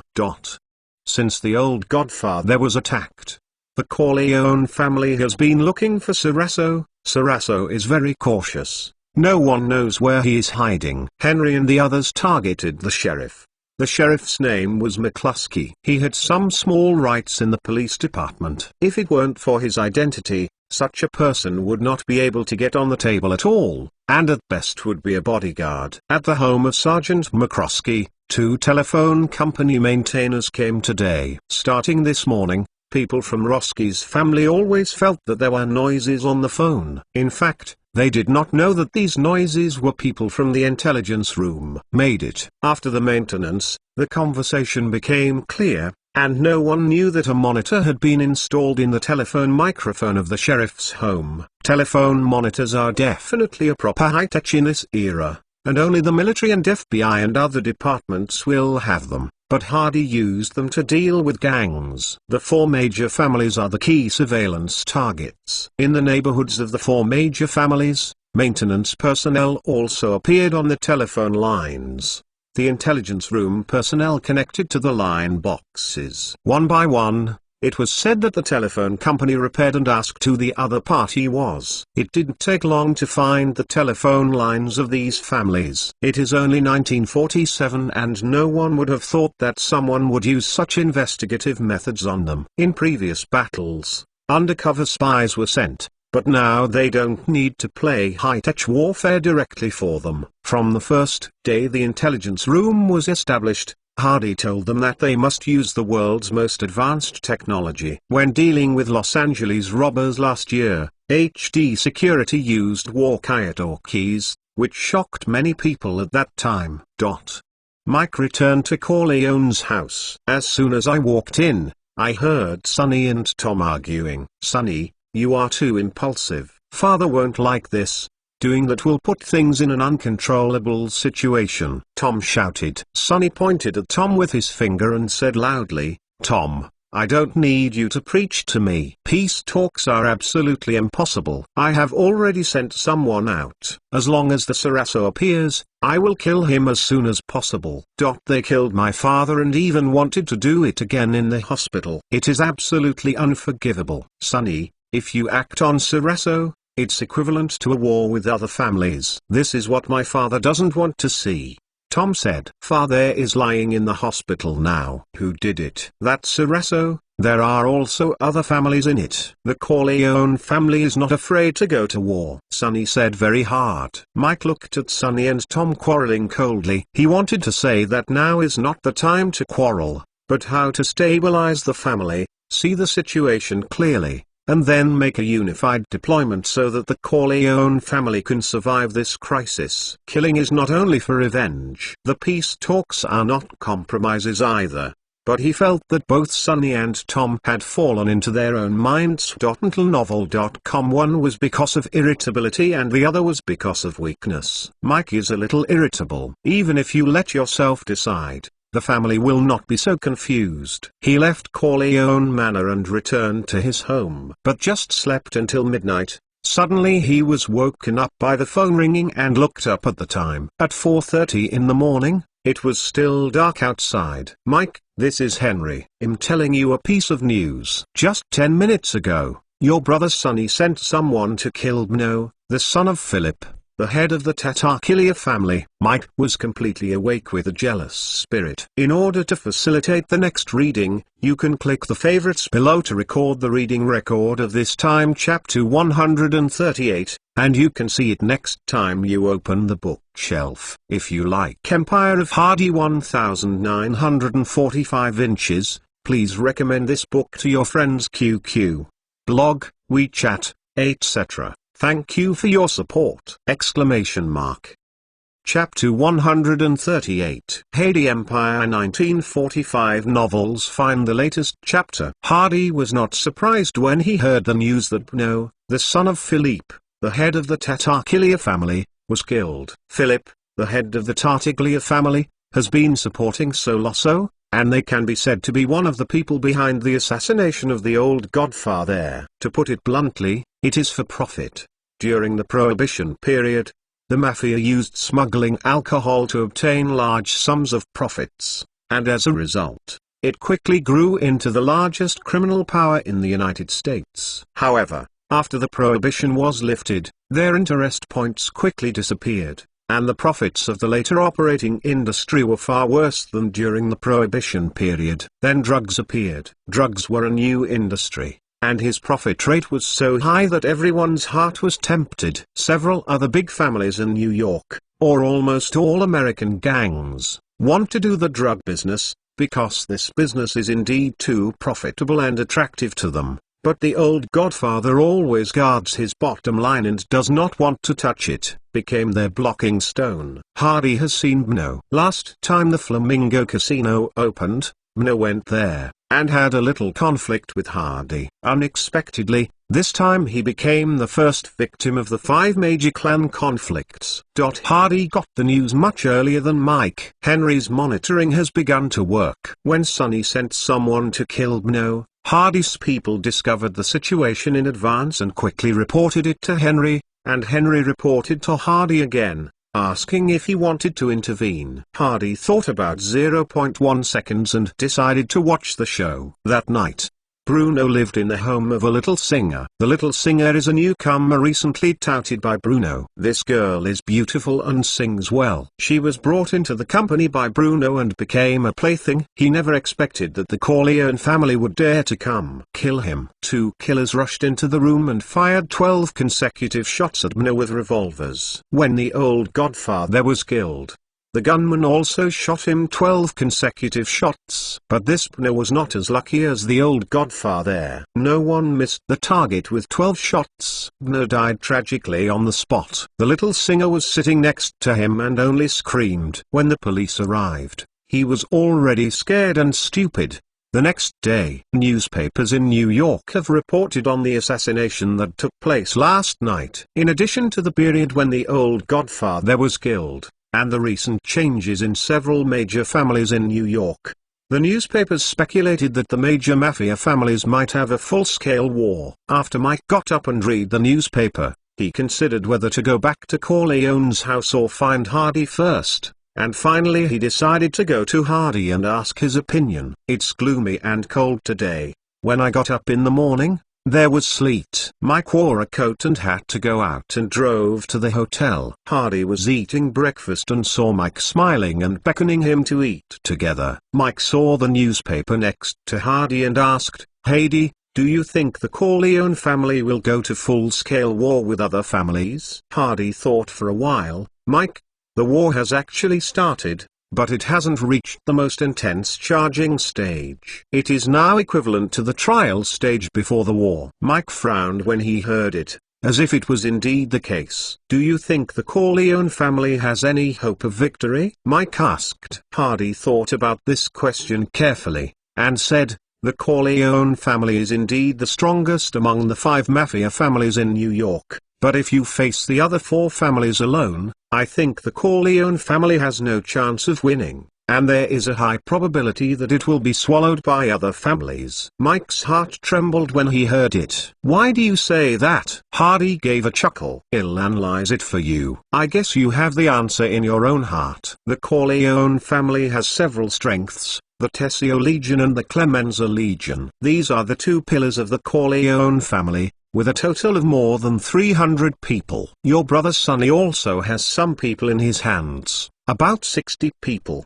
400 people, that's all the strength of the Corleone family. But for other families, each of them has 200 or 300 people. One family may not be Corleone's opponent, but the combination of several families is definitely not something the Corleone family can resist. Economically, the Corleone family can spend a lot of money, and other families also have a lot of money. The reason why the Corleone family has become the head of the 5 big families is that the strongest place is not the number of people and wealth, but the Lord Vito Corleone. His connections are the largest capital of the Corleone family. Other families can actually do drug business on their own. The biggest reason why they have to hold Mr. Corleone is that they value his political capital, the relationship with politicians and the legal profession. And your father refused to do this business because he was worried that drugs would affect his relationship with politicians and judges. This is also the biggest conflict between the 2 sides. Mr. Vito is the mainstay of the Corleone family. As long as he falls, even if other families do not take action on the Corleone family, the influence of the Corleone family will be reduced by several levels and will definitely not be ranked first among the 5 major families. This is also the biggest reason they killed Mr. Vito. After listening to Hardy's analysis, Mike had a sudden sense of openness, and all the fog in front of him was lifted. Mike raised his eyes to Hardy. He is about the same age as himself, but he sees problems much better than himself. "Since you see that the Corleone family is so dangerous, why do you help me?" Mike looked at Hardy and asked. Hardy laughed, patted Mike on the shoulder and said, "I said, we are friends. A true friend is not just to help when the other party is in the most distress. You can't be called a true friend by eating, drinking and having fun with girls on weekdays." Mike's gratitude to Hardy is deeper, and he trusts him more in his heart. "Hardy, what do you think the Corleone family should do next to get rid of the immediate crisis?" Mike asked. "Kill Sarasso," Hardy said plainly. "Why?" Mike asked curiously. "Although Sarasso is only a drug dealer, this person has now become the bond of the other 4 big families. The drug business they want is all because of this person. As long as you kill him, their temporary alliance will be temporarily disbanded. It's that simple," Hardy said. "As for the rest of the matter, you can let the family spread the word and say other things can be discussed, but wait until the old godfather recovers. This gives other families hope that they will not die with the Corleone family." Mike couldn't help but nodded.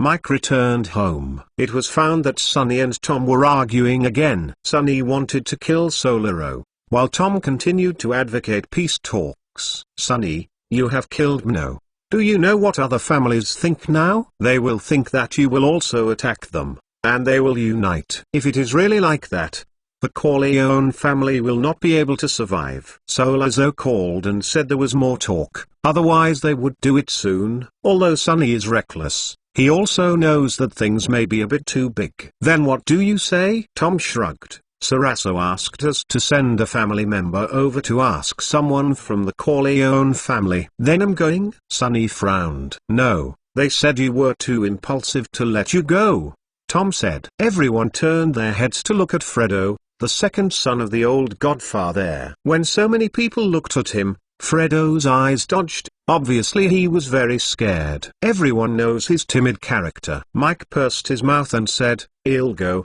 I'll talk to them and see what they want to say." Tom, when you contact the other party, you say that I am willing to talk to them, but it must be in public places. Pubs and restaurants are fine. You cannot go to private places. Mike said. Okay, I'll get in touch with the other party, Tom said. It's not long before Tom came back from the phone and said to Mike, they said they would come to pick you up and go to a restaurant to eat and talk, but the location can't be told to us now. He said they are very sincere and will give us that we will not refuse. Reason. No reason for rejection. This is a saying that the old godfather loves to say. He used to tell others, but now someone has started telling Corleone's family. Mike nodded. The others dispersed. Mike came to the old godfather's study. There was no one here. He sat in the place where the old godfather often sits, felt for a long time on the handrails, picked up the phone and called Hardy to tell Hardy what happened here. Things. Hardy, I plan to kill Sarasso. I think that guy will kill my father again,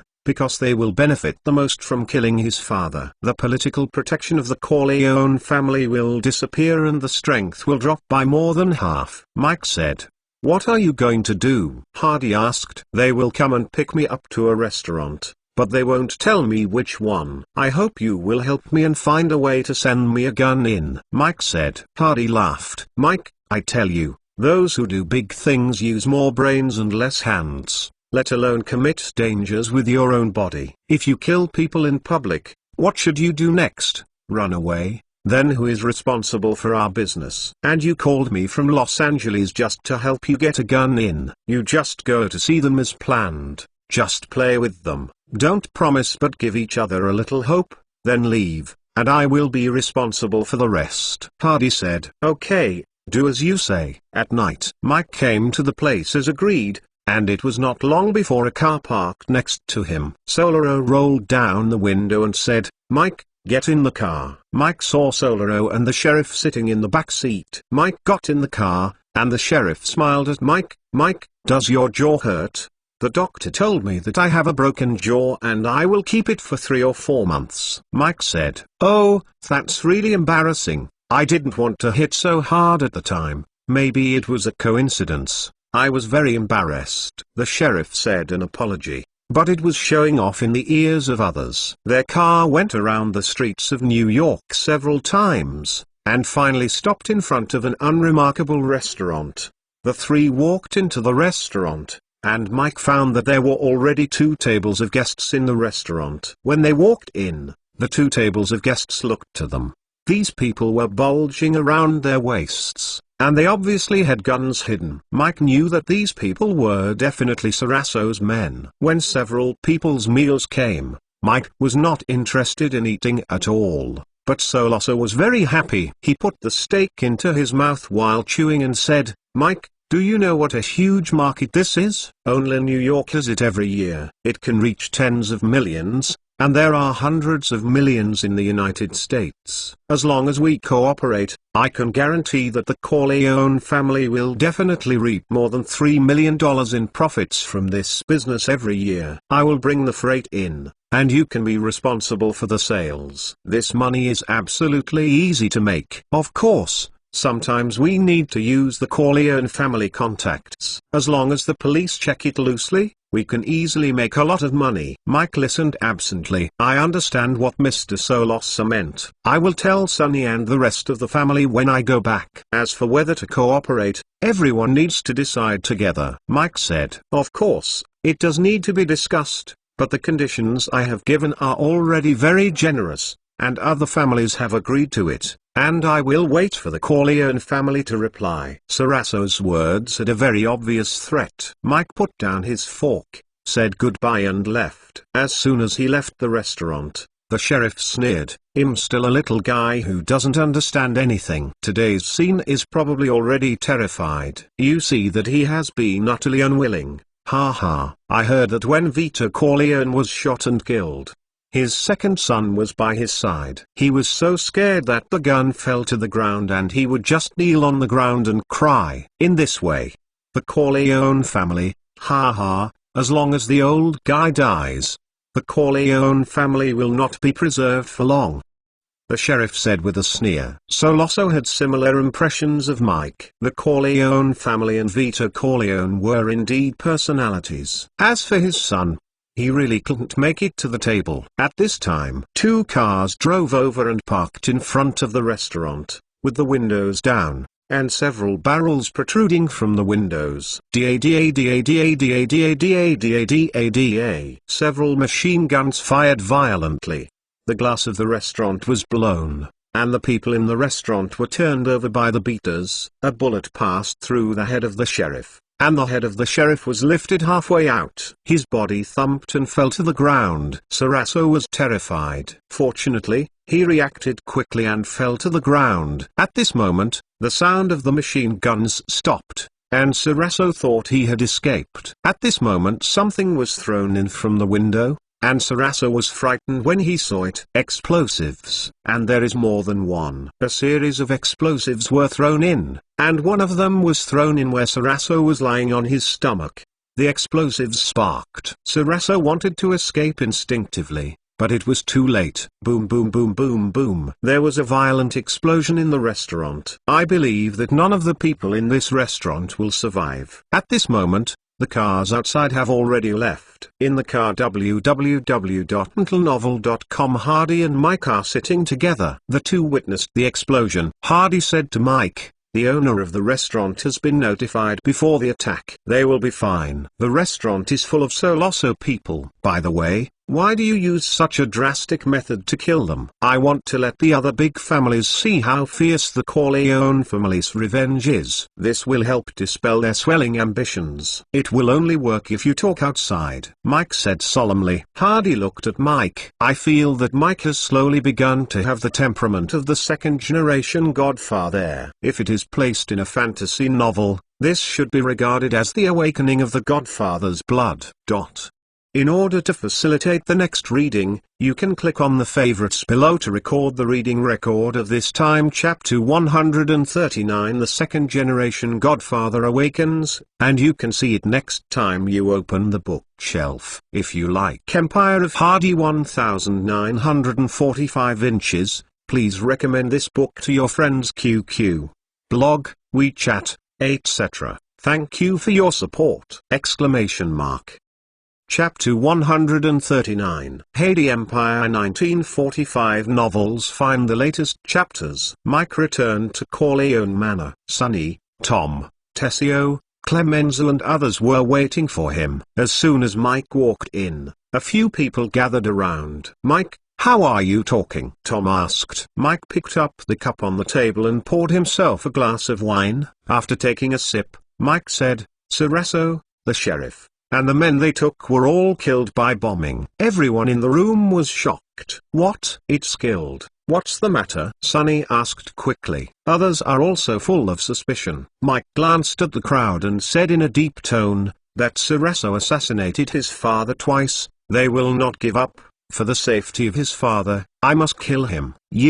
How did you do it? Tom asked in surprise. After talking with the other party, I left the restaurant. The person I arranged to shoot at the restaurant with a machine gun, and then threw in a few bombs to fry everyone in the restaurant into meat sauce, Mike said. Sonny looked at his brother in disbelief. Tom looked shocked. Tessio frowned deeply. Clement's eyes moved, and he immediately thought of Hardy. "Mike, where are you from? Don't tell me it's your security guard in the factory," Sonny asked, very surprised. "I spend money to hire people." Mike gave the simplest answer. "This is not the time to talk about this. What we should discuss now is how to deal with the next thing," Mike said. Tom looked at Mike and said worriedly, "Mike, killing the police is to provoke the entire judicial system. The connections established by the Corleone family will collapse." Mike shook his head. "No, it's not that serious. The sheriff and the drug dealer are entangled. He is no longer a good policeman." "Tom, don't we have anything to do with the newspaper?" "You call the people in the newspaper and tell them the sheriff working with drug dealers is a cancer of the police department, so no one will care about his life or death." Tom thought for a while. "I will call the people in the newspaper, they should know how to write." "What about the murder? The police will look for Mike," Tessio said. Mike shrugged nonchalantly. "I had left the restaurant before the attack. No one confirmed that it was my hand, and it was indeed not my hand. People would guess that it was the Corleone family's hand. But there is no evidence to prove that I committed a crime." Tom is a lawyer himself, and nodded after hearing Mike's words. "The police would indeed doubt Mike, but there is no evidence to prove that he did it, so he can't do anything to him." "What do you think the other families will react? Will they go to war with us directly?" Sonny asked. Tom didn't speak. Tessio was also silent. Mike spoke again. "Sonny, I think you should call the heads of the families and tell them the views of the Corleone family. You don't have to promise them anything. You can say that the Corleone family can talk about many things, but you have to wait." "Father, come here. If anyone wants to do it, the Corleone family has the strength to collapse with any family." Mike paused for a while and suddenly remembered something. "By the way, Tom will call the Tatarchillia family. Sonny killed his son, and now the patriarch of the Tatarchillia family is angry, thinking about revenge. Sonny may call them and they may blow up." Everyone nodded together. Tom looked at Mike. His eyes changed. He felt that he didn't know this little brother. Although Mike was a bit rebellious since he was a child, he didn't show any outstanding leadership and ability to deal with incidents. "But this time I did things vigorously and thoughtfully afterwards." He saw the figure of the old godfather on Mike. Clemenza smiled and nodded to Mike, saying that Mike did a great job this time. His behavior seemed reckless, but he perfectly resolved the crisis in front of the Corleone family and took things in another direction. Tessio also had some admiration for Mike. Everyone went to work separately, and Mike went to the old godfather's study and sat in the old godfather's chair again. He didn't think about what happened before, because those have passed. He was thinking about Hardy. It took only 3 or 4 days to kill Solaro since Hardy received his request for help, can sort out the clearest lines from intricate events and make accurate judgments. Mike admired this in his heart. There are also the solutions. He talked to Sonny, Tom and others before, finding newspapers and calling other family patriarchs. In fact, they were all told by Hardy when he was chatting with Hardy. He just copied it and told everyone. Compared with Hardy, I still have a lot to learn and exercise.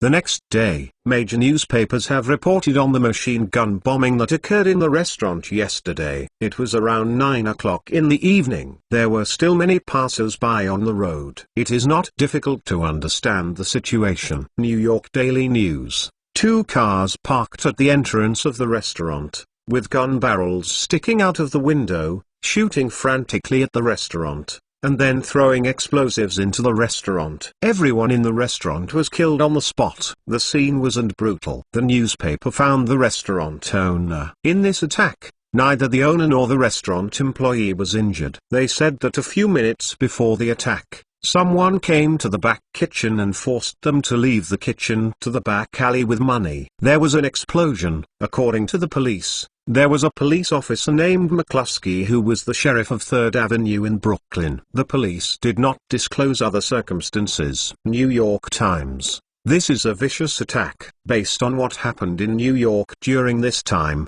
it is speculated that it may be caused by a gang vendetta. Such vendettas should stop, otherwise it will cause New York to panic. New York World. According to sources, This attack may be related to the attack on the Corleone family patriarch a few days ago. The deceased has been confirmed to be a drug dealer from Turkey who came to New York. Having interacted with the drug dealer, it is said that McCluskey usually accepts bribes. The police came to Corleone's house and took Mike away. Mike was questioned at the police station, accompanied by a lawyer. Mike admitted frankly that he did have dinner with Solero and Sheriff McCluskey last night, and that they had invited himself. "What are you talking about?" the policeman asked. "Business. Cereso wants to buy a batch of TV sets to be shipped to Turkey to sell. We talked about that." Everyone knows that Mike is the boss of Mebo TV Company, and there is nothing wrong with talking about TV sales. "Were there any conflicts that night?" the policeman asked again. Mike smiled. "Mr. Police Officer, they want to buy a TV, and I sell a TV, what conflict can we have?" "You didn't talk about anything else, such as family business?" the policeman asked. Before Mike could speak, the lawyer next to him stood up and said with a serious expression, "Mr. Officer, please pay attention to your words. Your inquiry may induce my client's suspicion. I will complain to you. My client is a legitimate businessman. He has never had a criminal record. He has participated in the anti-fascist war and won the Battle Hero Medal. No one can convict him because of a surname." The police officer in charge raised his eyebrows. "Well, when I didn't ask this question. After you met that night, when did you leave?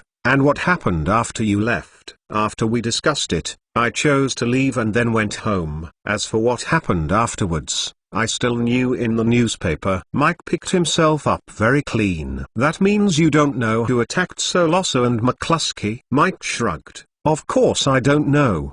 Do I need to know?" After accepting the inquiry, Mike and his lawyer left the police station. Although everyone suspects that this matter was done by the Corleone family, there is no evidence. The United States is a country that talks about evidence. Even if he did it without evidence, you can't do anything to him. Moreover, some passers-by confirmed that Mike did leave the restaurant and got in a car to leave. After a few minutes after he left, 2 cars came and attacked the restaurant. No one saw Mike actually do it. Even if this matter was done by the Corleone family, it was not Mike's hands, and there is no need for him to do it himself.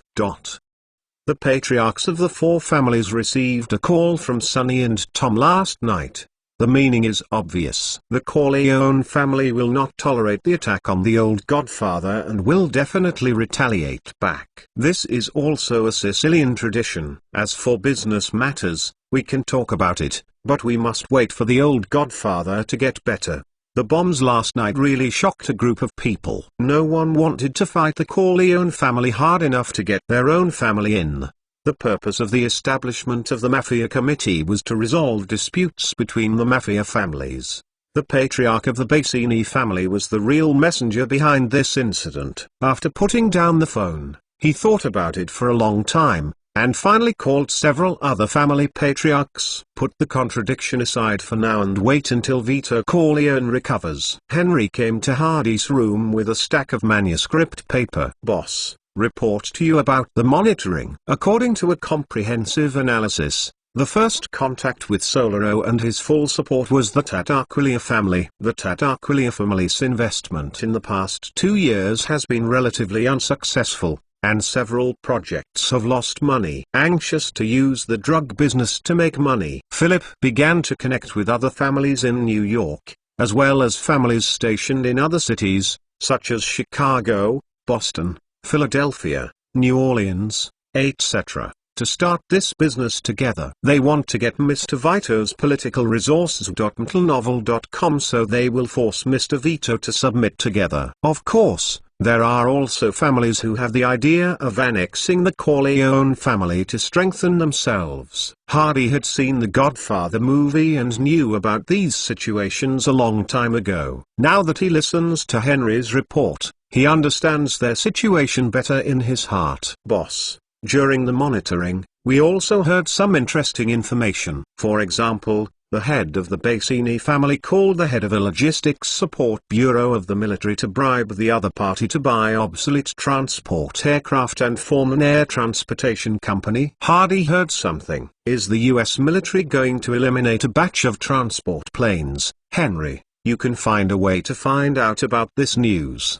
Didn't you say that we also need a few planes before? If there is such a thing, we will also find a way to buy some. Hardy ordered. Henry, okay, you'll find a way to find out. Henry responded. In order to facilitate the next reading, you can click on the favorites below to record this chapter 140 Resolving Family Crisis reading record, and you can see it next time you open the bookshelf. If you like Empire of Hardy 1945 inches, please recommend this book to your friends QQ. Blog, WeChat, etc. Thank you for your support! Chapter 140 Hardy Empire 1945 novels find the latest chapters. After a week of unconsciousness, the old godfather finally woke up. After the doctor's examination, he smiled and said, "Mr. Vito, you are very lucky. You can recover so well after being hit by 5 bullets. Then you just need to cultivate with peace of mind." "Thank you, doctor. I believe it was your brilliant medical skills that saved me," the old godfather said weakly. The doctor went out with a smile, and the family rushed into the ward. The old godfather's wife was the first to step forward and bowed her head and kissed her husband. "Vito, it's great to see you wake up. I was terrified when I heard that you were attacked." Immediately after the children came over, the old godfather saw that the eldest son Sonny, the second son Fredo and the younger son Mike were all there, and their daughter, son-in-law and adopted son Tom were standing beside him. The old godfather nodded in relief. No matter what happens, he is not afraid as long as his family is there. After the relatives visited, the women all went out. Only the men were left in the room. The old godfather looked around his children and some of his subordinates,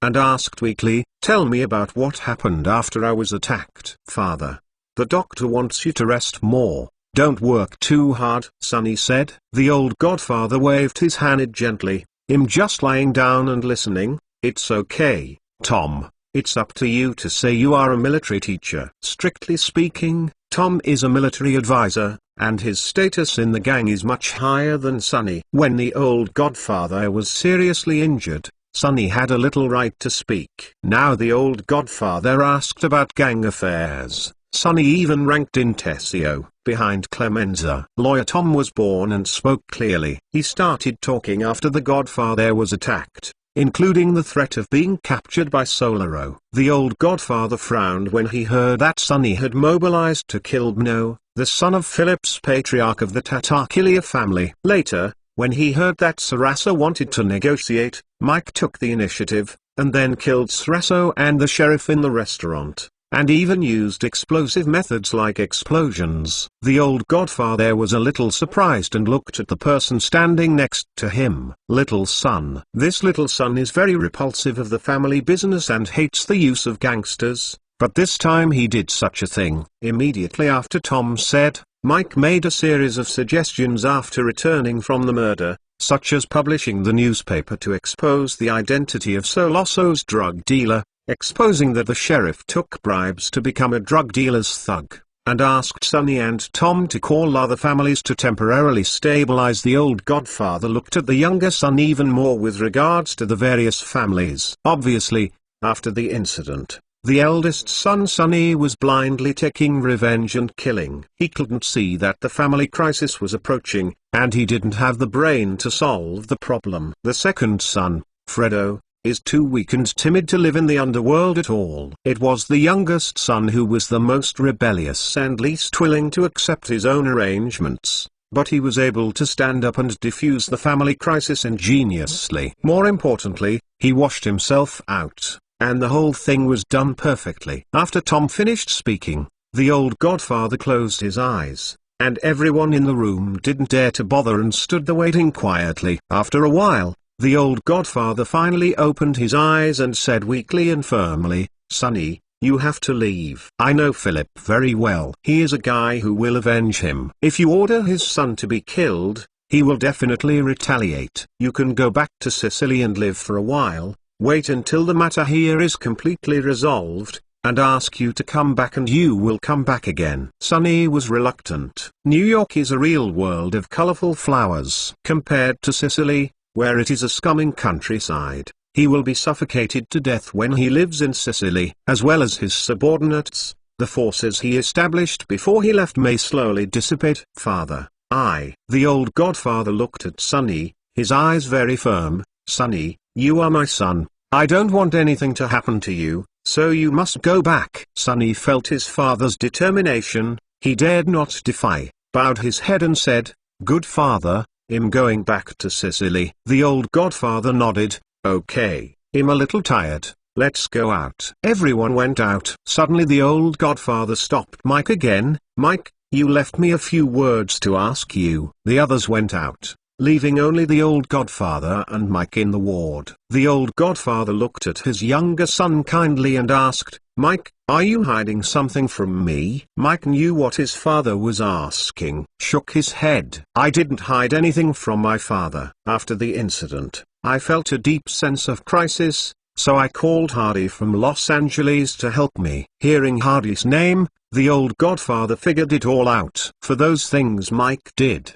someone must help him, not a member of the family, it must be an outsider. If it was Hardy, it would make sense. When I was in a coma, I faintly heard someone talking. At the time, I just felt the voice was familiar. Now I finally remember it. It was Hardy. Mike nodded. I called Hardy for help. He chartered 2 planes from Los Angeles and brought 70 people over on the same day. A lot of things happened afterwards. Hardy analyzed the situation for me and studied countermeasures. In fact, I will do this later. Most of them are Kazakhstan. D helped me with the idea. The old godfather nodded lightly. Mike, you are very lucky to have found a real friend, and you must know how to cherish this kind of friend, understand? Yes, father, I understand, because true friends are so rare. 2 days later, Sunny went to Sicily and lived in the house of a local gang leader, where he should be safe. 2 more days passed. Fredo was sent to Las Vegas. There are now more than 30 casinos in Las Vegas, and the Corleone family also has a casino in Las Vegas, the size of which is similar to other casinos, with a few hundred square meters of a dozen gaming tables. It's incomparable to the Flamingo Casino. Fredo has a cowardly character and is not suitable for real gang fights. It is better to let him go out early and get in touch with the casino business. Now the old godfather is only left with Mike, and Mike is not involved in family affairs. This day, Mike took Hardy to the old godfather's ward. The old godfather looked at Hardy and smiled. Hardy, thank you for your help to the Corleone family. After a few more days of cultivation, the old godfather's spirit was much better than the previous few days. This time, Hardy did help the Corleone family to overcome the crisis, sent someone to guard his safety, help Mike kill Solosso, and make plans to stabilize the other 4 families so that the Corleone family can spend the most dangerous period of time. You are too polite. I am Mike's friend. These are all things should be. Hardy smiled. After chatting for a few words, Hardy remembered something and suddenly asked, Mr. Vito, I wonder if you know someone from the military logistics department? Oh, what's the matter? I heard news a few days ago that the war is over and the military intends to sell a batch of obsolete aircraft. The price should be very cheap. I want to buy a few. Hardy said. Where did you hear the news? From a friend. The military did not disclose this news to the public. Perhaps it did not intend to make it public. It would be bought in private. So I asked if you have anything to do with the logistics department. Hardy said. Henry had already inquired about the plane. During the war, the United States manufactured a large number of aircraft, more than 200,000. Now the war is basically over, and a large number of aircraft are left unused. The military recently made a decision to sell some of these idle aircraft to foreign countries, some of them in inventory, and some of them to be sold. As for the rest, they will be dismantled and scrapped. When Hardy came to New York, He was tempted to buy a few passenger planes for his own use. He asked about the price. For example, the new C-47 aircraft cost about $200,000 apiece, but the price of second-hand planes was much lower than this price. And you don't have to wait in line for production. You can use it with a simple modification when you get it. After listening to the Pasini Patriarch's phone and learning the news, Hardy pondered over a few US aircraft to eliminate aircraft. The performance of these aircraft is actually not bad. The C-47 aircraft was still in use until the 21st century. The old godfather smiled and said, "I really have a friend in the Logistics Management Bureau. Why don't I call him and you can talk to him?" "Okay,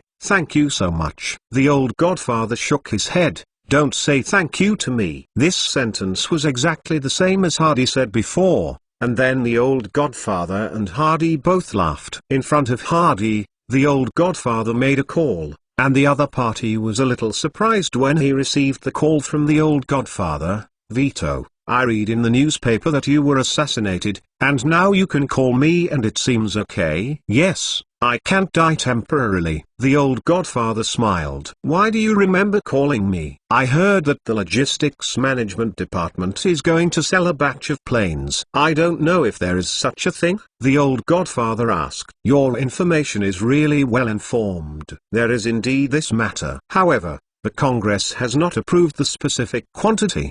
How many units will be sold? The specific price is still uncertain. Moreover, it also involves the reform of the Logistics Management Department and the merger of institutions. Some chaos. Why? "Do you want a plane?" asked the other side. "It's a very close friend of mine who wants it, Daryl. How about I let him contact you?" the old godfather said. "Haha, no problem. Let him contact me." Hanging up the phone, the old godfather said to Hardy, "I call this person Daryl Williams. The rank of Brigadier General, is one of the powerful figures in the Logistics Administration. The Logistics Administration is in Fort Beaver, Virginia. You go there to find him, and he will tell you about the specific situation. If it can be sold, I believe you will definitely have a copy." Hardy said. Hardy got the contact information, said goodbye to the old godfather and left the hospital. Mike and Hardy got in the car together and asked, "How much do you plan to buy?" "At least 2. If the price is cheap, you can buy as many as you can buy." MattelNovel.com. Mike was surprised. "Are you planning to open an airline?" "It's not impossible. If there are enough planes, Hardy really intends to get an airline. Anyway, he has to find someone responsible for buying 2 planes. If there are too many planes, then it would be good to get an airline. Even if it does not carry passengers, cargo is a good business. Now air cargo is less expensive than trucks, and the speed is much faster. It is definitely the future direction of cargo. What? Do not understand operations. It's even simpler. There are so many airlines in the United States. Just buy one. Use all the resources of the original management team's flight qualifications and add your own investment. I believe there will be development. In order to facilitate the next reading, you can click on the favorites below to record this chapter 141 Airline Ideas reading record, and you can see it next time you open the bookshelf. If you like Empire of Hardy 1945 inches, please recommend this book to your friends QQ, blog, WeChat, etc. Thank you for your support! Chapter 141 Hardy Empire 1945 novels. Find the latest chapters. Virginia is also on the East Coast. New York is only more than 600 kilometers away from Virginia. Hardy only took Henry with him this time. He met him at the apartment of Brigadier General Daryl Williams. Before Hardy came, Brigadier General Williams also asked someone to understand Hardy's situation, and was surprised after learning about it. This Hardy retired from the military in 1945, and by this year he already owned several listed companies, including the famous HD Security, HD Pictures, and Playboy magazine. Although Brigadier General Williams is in his 50s this year, This does not prevent him from being a fan of Playboy magazine. Have you been a soldier? The Brigadier General stretched out his hand and shook Hardy. Yes, General. Hardy said, it's great to be young, especially at your age, to achieve such a big success. It's very remarkable. The reason why I can grow up is inseparable from the support of seniors like you, General. Hardy said modestly. The two sat down. Brigadier General Williams asked about the old Godfather's condition, and then said, I know your HD security. There were many reports in the newspaper last year. I even accompanied my little daughter to the cinema to watch Los Angeles the bank robbery documentary. In fact, I want to buy a transport plane, partly because of HD security. Now the main business of the security company is in Los Angeles. In the future, I plan to expand to major cities in the United States. There will be a lot of contacts. The transport plane is the first choice in the future. To the topic, what type of airplane do you want and how much do you want? The Brigadier General asked. I plan to buy C-53 and C-47, if possible. I also hope to buy a B-29 transport aircraft. C-53 and C-47 are both aircraft produced by Douglas Aircraft Factory. Although the models are different, there is not much difference from the fuselage to the engine. The biggest difference is that there is a large cargo door at the rear of the C-47, which is mainly used for shipping. The C-53 is a soldier transport aircraft with dozens of passenger seats. It does not need to be modified to transport passengers with this aircraft. Brigadier General Williams said, there are indeed C-53s and C-47s among the eliminated models. According to the report, the C-53 is going to sell 120 and the C-47 is going to sell 200. But many airlines are also taking a fancy these two airplanes. Also, you mentioned the B-29 Aerial Fortress. It has only been in service for 3 years. The military has no plans to eliminate them. Hardy said to himself, it seems that he is thinking too much. He originally thought about getting a B-29 Aerial Fortress to play with. When he had the opportunity, he drove the plane across the Pacific Ocean to Japan and drove around the island country. I don't know the people who are not living well now. Look, will you kneel down and fright when you get to your own plane? God. Please, don't lay eggs. How much do the military plan to sell for these aircraft? Hardy still cares more about this issue. If it's too expensive, it doesn't make much sense. Brigadier General Williams said, the price has not been approved by the military, but the price reported by our logistics department is $38,000 per C-53 and $36,000 per C-47. When Hardy heard this price, he was immediately moved. A new aircraft is nearly $200,000, and the military sells it for only a fifth of the price. Although it is second-hand, the performance of these aircraft is not bad at all, especially this kind of propeller aircraft, which is simple to maintain. No problem for years. General Williams, I wonder if you can order a few for me? Hardy asked with a smile. The Brigadier General thought for a while. C-53 and C-47 are very popular. How about I order 5 for you each? There are 10 in total. In fact,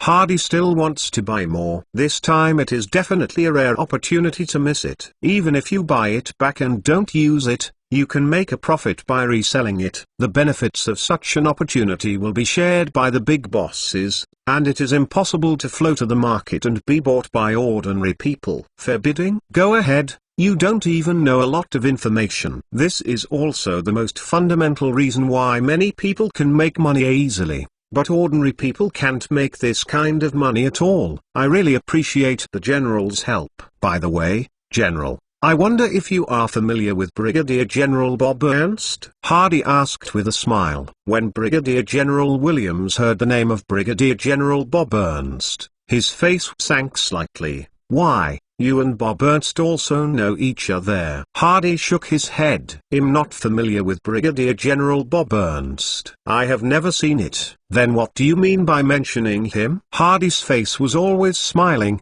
and said, I heard some news that someone contacted Brigadier General Bob Ernst. He promised to help him buy 50 planes. Brigadier General Bob Ernst's son-in-law was driving in New York to a gallery, and the other party is going to buy oil paintings worth $200,000. Brigadier General Williams' eyes lit up suddenly, and he looked at Hardy and asked seriously, "Is this news accurate?" "Very accurate," Hardy said. Brigadier General Williams investigated Hardy's situation. Before Hardy came, he naturally asked Henry to investigate the Brigadier General. Indeed, as Brigadier General Williams said during the conversation with the old Godfather, the current situation of the Logistics Support Bureau is a bit chaotic. During the Second World War, there were more than 20 logistics support departments. Now that the war is over, the Logistics Support Bureau is preparing to streamline and merge the departments. Brigadier General Williams hopes to compete with the Deputy Director of the Logistics Guarantee Bureau,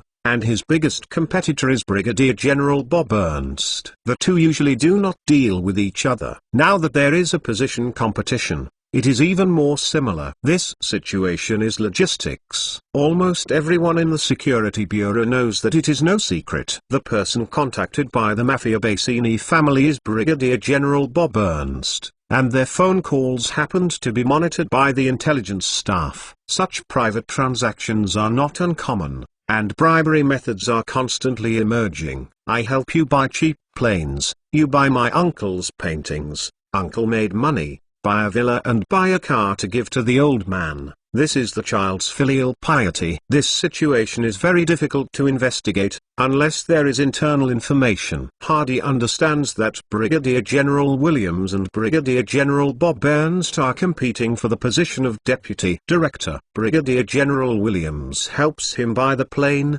so he should give each other a gift. Send money. Vulgar. What could fascinate the other party more than sending an official position? Hardy, tell me everything you know. Brigadier General Williams looked at Hardy with scorching eyes. Hardy leaned forward and lowered his voice to tell Brigadier General Williams what he knew. The Brigadier General listened for a while and took out a small notebook from his pocket to remember. It was really rigorous. Hardy glanced at what he remembered. Patriarch of the Bassini family of the New York Mafia, 50 C-53 and C-47. The gallery name of Brigadier General Bob Ernst's son-in-law. Transaction details. Close the notebook, and Brigadier General Williams has a triumphant smile on his face. If things are verified, Brigadier General Bob must be over, and he has a great chance to be promoted to the position of Deputy Director.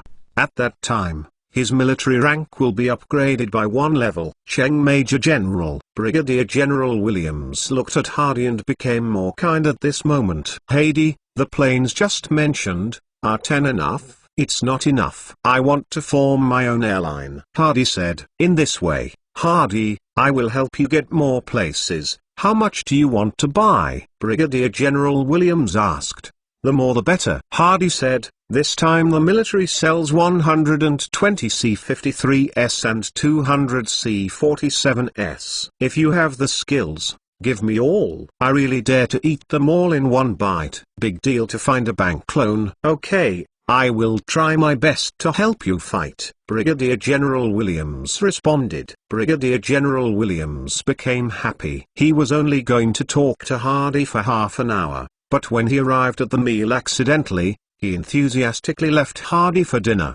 During the meal, Hardy said in a chatty tone, General, I know that you are in the Logistics Management Administration and are also in charge of the Veterans Affairs Department. You know that I have a security company called HD Security. If possible, the company would like to receive it. Some veterans and retired officers join the company. Every year, the military department evaluates the job placement of veterans. Brigadier General Williams is responsible for this work. He knows how difficult it is to find a suitable job for veterans, especially now that the war has just ended and there is a backlog of veterans.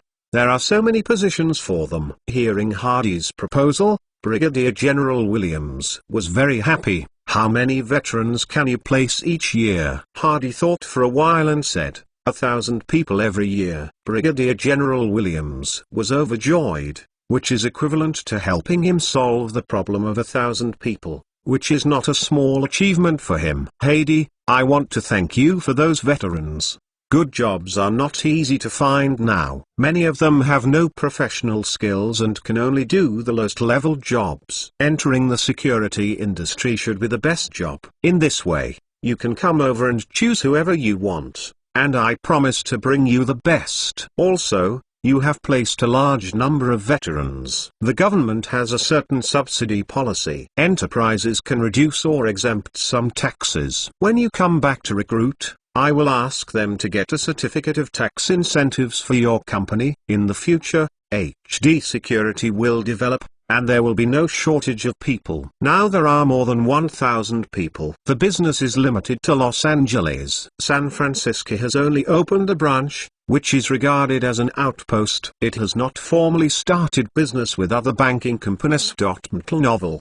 But Hadi believes in the future of the security company. 1,000 people can digest it every year. Even he feels that it may not be enough. After talking about recruiting veterans, Hadi talked about another topic. General, there is one more thing I want you to help. Oh, tell me. Brigadier General Williams did not agree. That's the case. My security company has been established for a short time. The foundation is not strong, and many things are not comprehensive. I have an idea to ask a few respected generals to be the company's consultants to point the way for the company. Hadi said very sincerely. The consultant fee is 20,000 yuan per year, and there are other benefits. Hadi said. In order to facilitate the next reading, you can click on the favorites below to record the reading record of this time. Chapter 142 Gifts to Heart. And you can see it next time you open the bookshelf. If you like Hadi Empire 1945 inches, please recommend this book to your friends QQ, blog, WeChat, etc. Thank you for your support! Chapter 142 Hadi Empire 1945 novels. Find the latest chapters. $20,000. It is equivalent to 10 years of salary for an ordinary person. This is only a consultant fee. Hadi told Brigadier General Williams that during his tenure, the consultant will also enjoy a number of benefits such as a car issued by the company, free refueling, and an annual trip. To put it bluntly, it means spending money to raise people. As for the work content, it is to hold several meetings each year to help the security company point out the shortcomings and propose the development direction. After Hadi finished speaking, he looked at Brigadier General Williams. General, as a friend, I am willing to give you a consultant recommendation spot. Also, after you retire, you can also become a consultant for HD Security, with a minimum 6-year contract. Bribe. This is a naked bribe. But this model is legal, and no one can find out what's wrong. Brigadier General Williams was the first senior U.S. military officer Hadi knew. He was going to use him as a breakthrough point to win over a group of retired generals. Although they have already retired, don't underestimate their energy. It is said that China is a society of human relations. In fact, the United States is not bad in terms of human relations. It is just more direct. Although these generals have retired, they still have strong connections. These are their capital. Invite some retired generals to be consultants to suppress the security company, which can invisibly improve the status of the security company. There are some things you can ask these consultants to do, and sometimes they can solve very difficult problems for you with just one call. There is absolutely no loss when you spend money to hire a consultant. Hadi gave Brigadier Williams a consultant quota, and gave the decision to the opponent. Williams can use this quota to make a fuss. If a respected general helps him during the promotion assessment, Williams will be promoted. The confidence will be much greater. A mealtime. Hadi has become an irresistible acquaintance with Brigadier Williams. Hadi left the former Brigadier General Williams to send out the door and waved at Hadi's car until Hadi's car disappeared.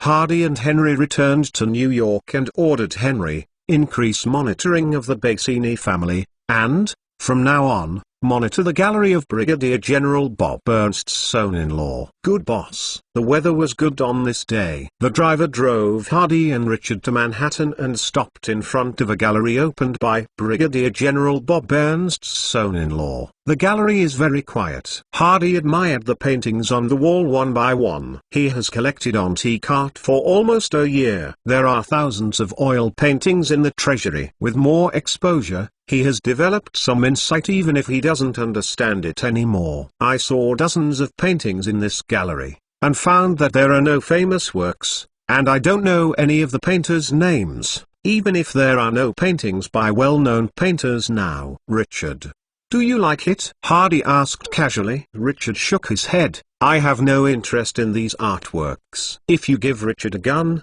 he absolutely likes it, but let him see the artwork. It is really embarrassing for him. Richard underwent eye surgery last year. The old injury was healed, and then a prosthesis was installed. It is difficult to find that he is a cyclops with plain glasses. Hardy waved to the waiter standing next to him, and asked about the prices of a few paintings, which generally ranged from a few thousand to tens of thousands. Hardy said in his heart that such broken paintings would dare to sell for such a high price. It is estimated that the purchase price will not exceed a few dollars. I am afraid that the frames are more valuable than the paintings. No wonder it is so deserted here. It seems that this gallery is dedicated to money laundering. A few days later, Hardy received a call from Brigadier General Williams. The military department has approved the materials reported by the Logistics Support Bureau to allow the Logistics Support Bureau to process the aircraft. So it is estimated that they will move soon, Brigadier General Williams said. I will keep an eye on them, Hardy said, putting down the phone and instructing Henry to have reached the most critical moment, so that he must keep an eye on it. In the afternoon, the head of the Bassini family and Brigadier General Bob Ernst talked on the phone. The two mentioned the plane and gallery. They did not know that their conversation was completely listened to. The next day, the Bassini family military commander took a few people to the gallery of Brigadier General Bob Ernst's son-in-law and spent $200,000 on a bunch of broken paintings. Hardy notified Brigadier General Williams of the information. A smile appeared on Brigadier General Williams' face. He knew that it was time to close the net. Back in the study, Brigadier Williams would take out a small book from his pocket, looking at the notes on it, thinking constantly. He picked up the phone and called a subordinate who had pulled up from his hand. After half an hour, the subordinate came to the home of Brigadier General Williams. The two conspired all night in the study. The next day, the subordinate wrote a report letter, clearing how Brigadier General Bob Ernst took bribes, and sent it to the supervisory committee. The committee attached great importance to the report letter and immediately dispatched a task force to investigate. At this moment, Brigadier General Bob Ernst did not know that someone was going to him. He received a call from his son-in-law and the other party bought a batch of paintings for 200,000 yuan. Very complacent.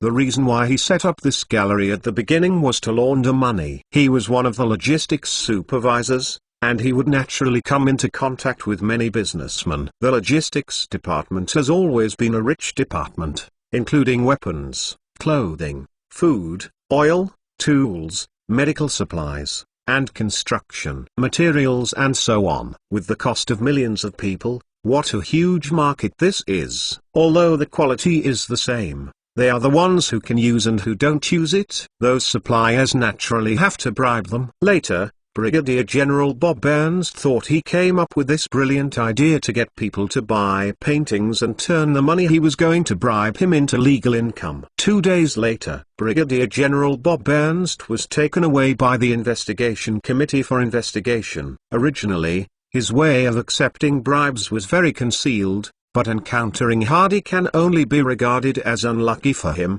And then the patriarch of the Bassini family also began to be investigated on suspicion of bribing an officer of the Logistics Support Department for profit. Being watched by a powerful military is definitely not a comfortable thing. The Bassini family has found a lot of relationships, and spent a lot of money, and finally launched the family military division Top Cylinder, which suppressed this matter. This time, Hardy had pitied the Bassini family severely. That day, Hardy received a call from Brigadier General Williams and asked him to come to Virginia to play golf. Hardy took Henry and drove to Virginia by plane. On the court, the two swinged a ball and walked forward side by side. "Your Excellency Brigadier General Williams, I should probably call His Excellency Major General Williams soon," Hardy said with a smile. Brigadier General Williams smiled slightly. "The discussions on the handling of that batch of aircraft have been completed. The C-53 and C-47 you want are the most sought after,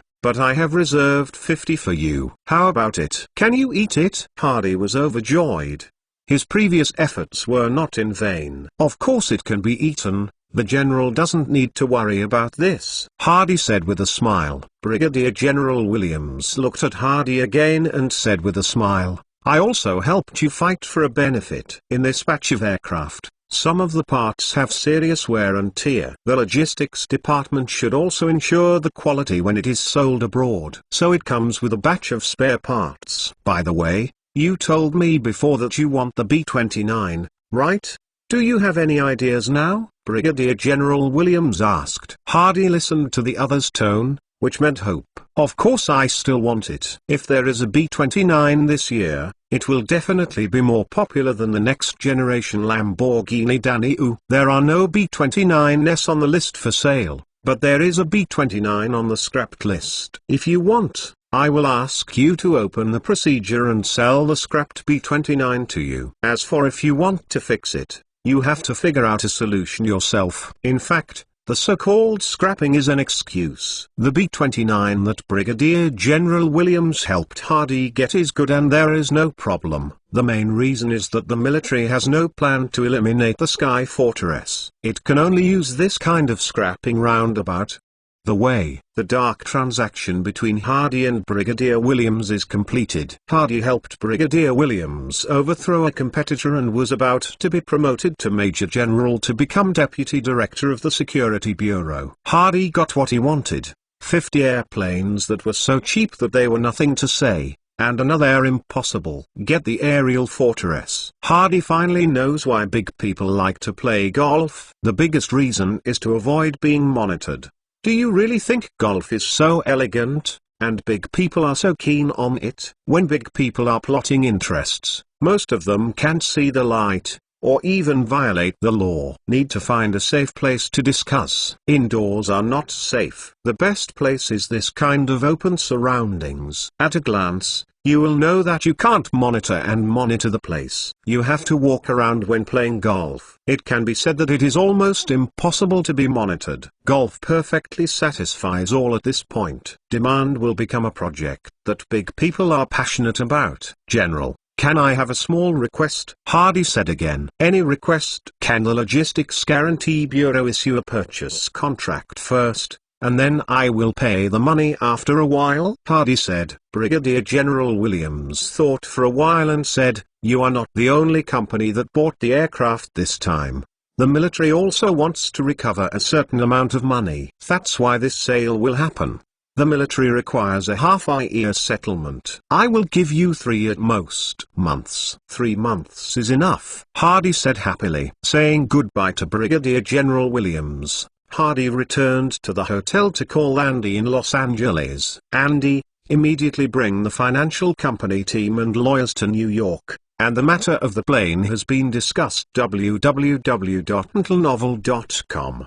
The next operation will depend on you." "Good boss. I'll take someone there." Putting down the phone, Hardy lit his cigar. With these 50 aircraft, Hardy can form an airline. You know, Southwest Airlines, the second largest airline in the United States, had only 3 aircraft when it was established in 1968. Now the United States has established airlines with 50 aircraft. There are only a handful of companies. If Hardy establishes an airline, it is estimated that he will be ranked in the top 10 of the US Airways. Does it make money to operate an airline? Definitely make money. Most importantly, Airlines occupies a very important place in Hardy's empire map. In order to facilitate the next reading, you can click on the favorites below to record the reading record of this time. Chapter 143b29. The Sky Fortress is opened to make it more popular, and you can see it next time you open the bookshelf.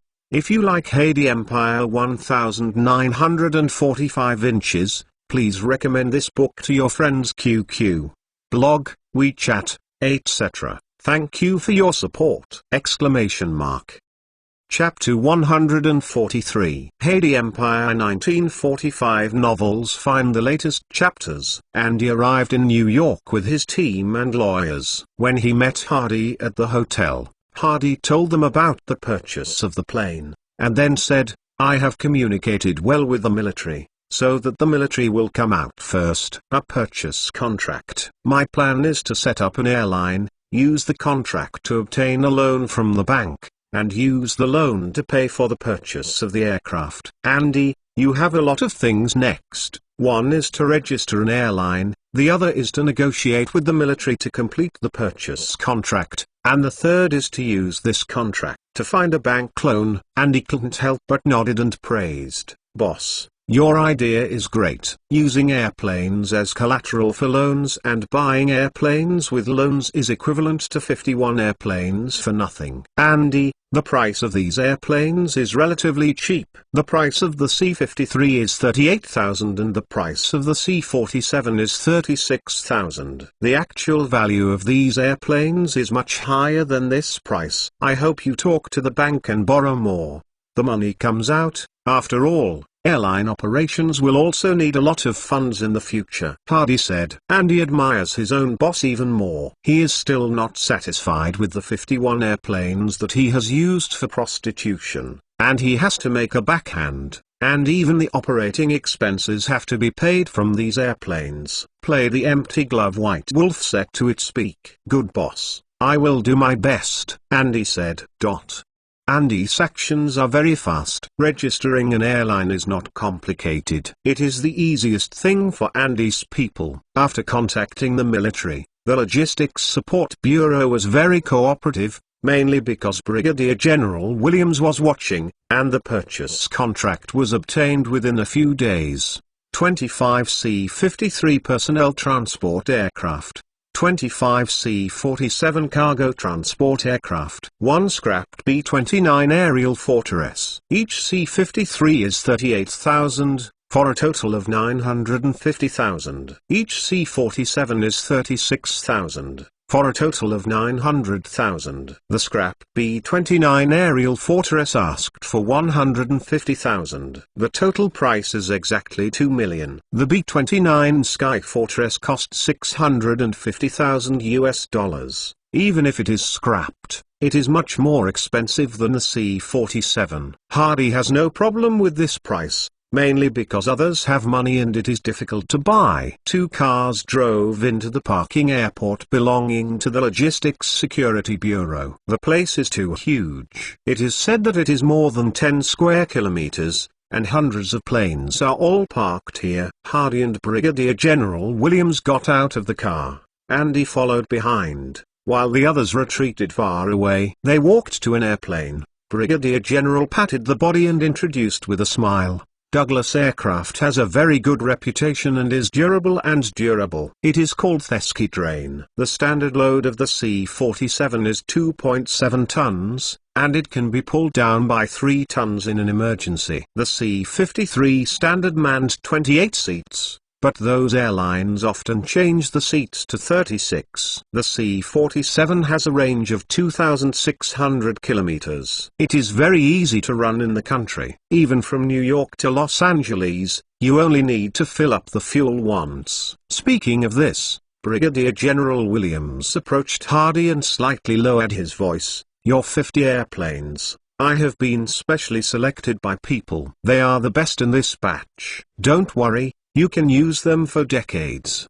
By the way, I also let you have enough accessories. As long as the engine does not have a serious problem, it is estimated that those accessories will be sufficient within 5 years. Andy followed behind them, heard the general's words, and looked at the boss. Hardy, who was next to the general. He admired the boss' ability to make friends.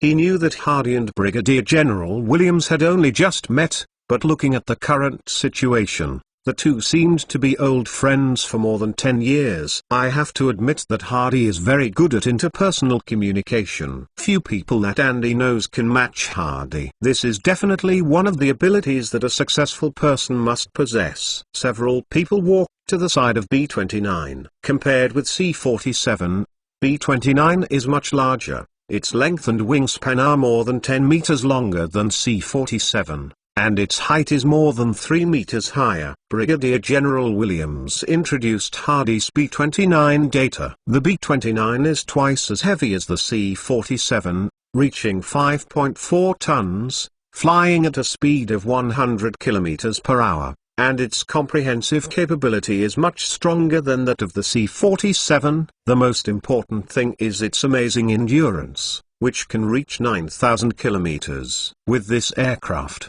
Hardy can drive him to any country in the world. Hardy likes this B-29 in his heart. This is a truly meritorious fighter plane. It gained a reputation in World War II and was called the Super Sky Fortress. It is now the most advanced transport aircraft in the world. The two boarded the plane and sat in the cabin. Everyone else stayed outside. Hardy smiled and said, "General, I haven't congratulated you on being promoted to Deputy Director of the Security Bureau. Should you change the star on your shoulder?" Just a few days ago, Brigadier Williams was formally promoted to Deputy Director of the Logistics Guarantee Bureau, with much greater power than before. Williams laughed. "It has been reported, and it will take a while for approval. It is estimated that it will not come down until May and June. By the way, Hardy, regarding the security company consultant, I would like to recommend General Knudsen to you." General Knudsen was invited by President Franklin Roosevelt to serve as a member of the National Defense Advisory Council, responsible for industrial production, and worked as a wartime production administration director, industrial production inspector of the Ministry of War, and other positions. He retired in 1945 and received the rank of Lieutenant General before he retired. To tell you the truth, I worked under General Knudsen back then, and I was promoted by him to have my status today. I can be promoted smoothly this time. I also asked General Knudsen to help me contact his former military friends. Hardy had never heard of General Knudsen, but this did not prevent him from getting excited. "Lieutenant General, Director of the Wartime Production Administration. That's a proper logistics boss. The logistics department can deal with almost all the troops. If you have something to do, even if the other party makes a casual phone call, you can save a lot of things." He is willing to spend more money to get a relationship with such a big man. "Great. Please contact General Williams for help, and see when General Knudsen is free. I will come to visit myself," Hardy said. Williams smiled. General Knudsen lives in Detroit. After he retires, he has a farm in the country and has a leisure life. I will contact you later. After returning to New York from Virginia, Hardy told Andy to contact the bank and let them come over to negotiate the loan business. "What? Come to the house and ask for a loan from the bank?" The pattern is smaller. In the conference room of the Hilton Hotel, Andy invited 6 bank credit managers at a time: Citibank of New York, First National Bank of New York, Bank of New York Mellon, Bank of America, First National Bank of San Francisco, and Wells Fargo Bank. These people came because of the sign of Hardy. Hardy is now #1 in the business field. HD Security, HD Pictures, Mebo TV Factory, Playboy Magazine, Barbie Dolls, Rocky Mountain Mineral Water. These are all real profitable companies. Andy sent invitation letters to these banks, indicating that Mr. Hardy was ready to enter the aviation industry and invited them to discuss loan matters. What is a bank? It's a business. The purpose is to make money.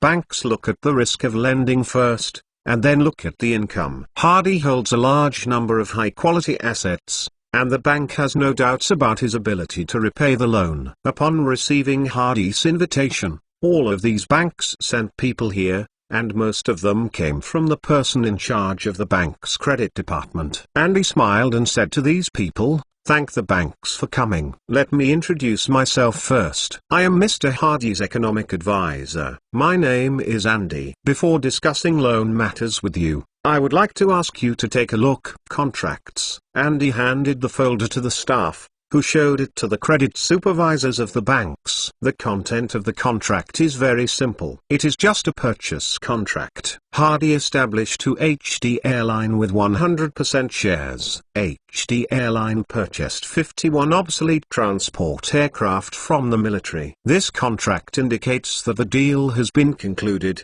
which means that Hardy already has 51 aircraft in his hands. 51 aircraft is definitely a heavy asset. Mr. Hardy is really a big deal.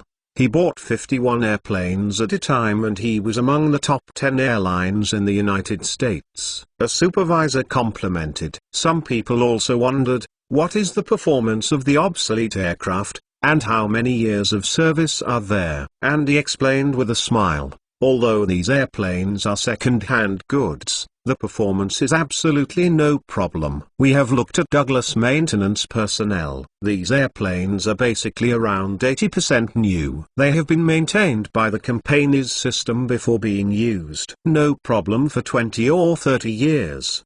The ex-factory price of C-53 and C-47 is about $200,000. What is their value now? I believe everyone has a valuation in their minds. We have consulted experts to evaluate that if these aircraft are resold, they can definitely be sold around $110,000. In fact, this point Andy is a bit exaggerated. 110,000 will definitely not be sold. But it is absolutely no problem to sell 80,000 to 90,000, even if Hardy sells directly now, he can still make more than $2 million. Think about how easy it is to make this money, without extremely hard social relationships. Who will let you make this money? Andy glanced at all the bank managers and said, HD Airlines intends to use these aircraft as collateral to obtain a loan of $5 million from the bank. The loan period is 5 years. We hope that the loan interest will be reduced by 1% from the normal loan interest rate. As soon as Andy's words came out, these managers murmured immediately, "It's too high to use this batch of airplanes to mortgage loans of $5 million. www.mcnovel.com. 3 million is almost the same. The current loan interest is 4.250%, which is too much to reduce by 1 percentage point. The bank is not making money at all." Andy has already guessed the reaction of these managers and said with a smile, "After HD Airlines is established, there will be a lot of business and a lot of liquidity. Our funds will naturally be placed in the bank that we cooperate with. No matter when, cash is king. And airlines are also big cash companies. Large amounts of money are deposited in banks, and banks can use this money to continue lending to make money. For banks, cooperation with companies with sufficient cash flow will benefit maximum everyone. Our conditions have been laid out here. You can go back to discuss it, and if you have accepted it, you can contact me. In order to facilitate the next reading, you can click on the favorites below to record the reading record of this time chapter 144 Empty Gloves, White Wolf and Airline, and you can see it next time you open the bookshelf. If you like Hardy Empire 1945 inches, please recommend this book to your friends QQ, blog, WeChat, etc. Thank you for your support! Chapter 144. Whether a company has the ability to compete with banks. Naturally, it is like a company like Laganma, which does not go public, pays for the product and delivers it, never defaults, and holds billions of cash in hand. Such a company has a low debt ratio, large cash flow, relatively low loan risk, and cash flow can bring a large amount of deposit income, and the bank asks for a loan to her. Banks are not charities, and all purpose is to make money. The richer you are, the more willing the bank is to lend you money, because he expects you to help him make money. If you have no money, The bank is unwilling to lend you money for fear that you will not be able to pay it back. It has always been so realistic. One day later, Andy received phone calls from the bank one after another. The First National Bank of New York provided a loan of $2 million with a 0.3% reduction in interest, and the airline's financial business must be contracted to them. Andy chose to give up directly. Citibank of New York called and was willing to borrow $3 million yuan, and the interest would be reduced by 0.5%. It also requested that the cash of HD Airlines go to Citibank in the future. The other parties' conditions are basically within the acceptable range that Andy and Hardy have discussed. The asking price of $5 million and the 1% interest rate cut are indeed a bit high, mainly to give the other party room to bargain. Bank of New York Mellon and First National Bank of San Francisco have also offered prices, which are almost the same as Citibank's terms, while Bank of America's offer is slightly higher than them. The security business of Bank of America's Los Angeles branch was undertaken by HD Security. Happy. Bank of America is willing to reduce interest by 0.6%, and you discussed with Hardy, maybe they could choose Bank of America. At this moment, the people from Wells Fargo came to the door and asked to visit Hardy.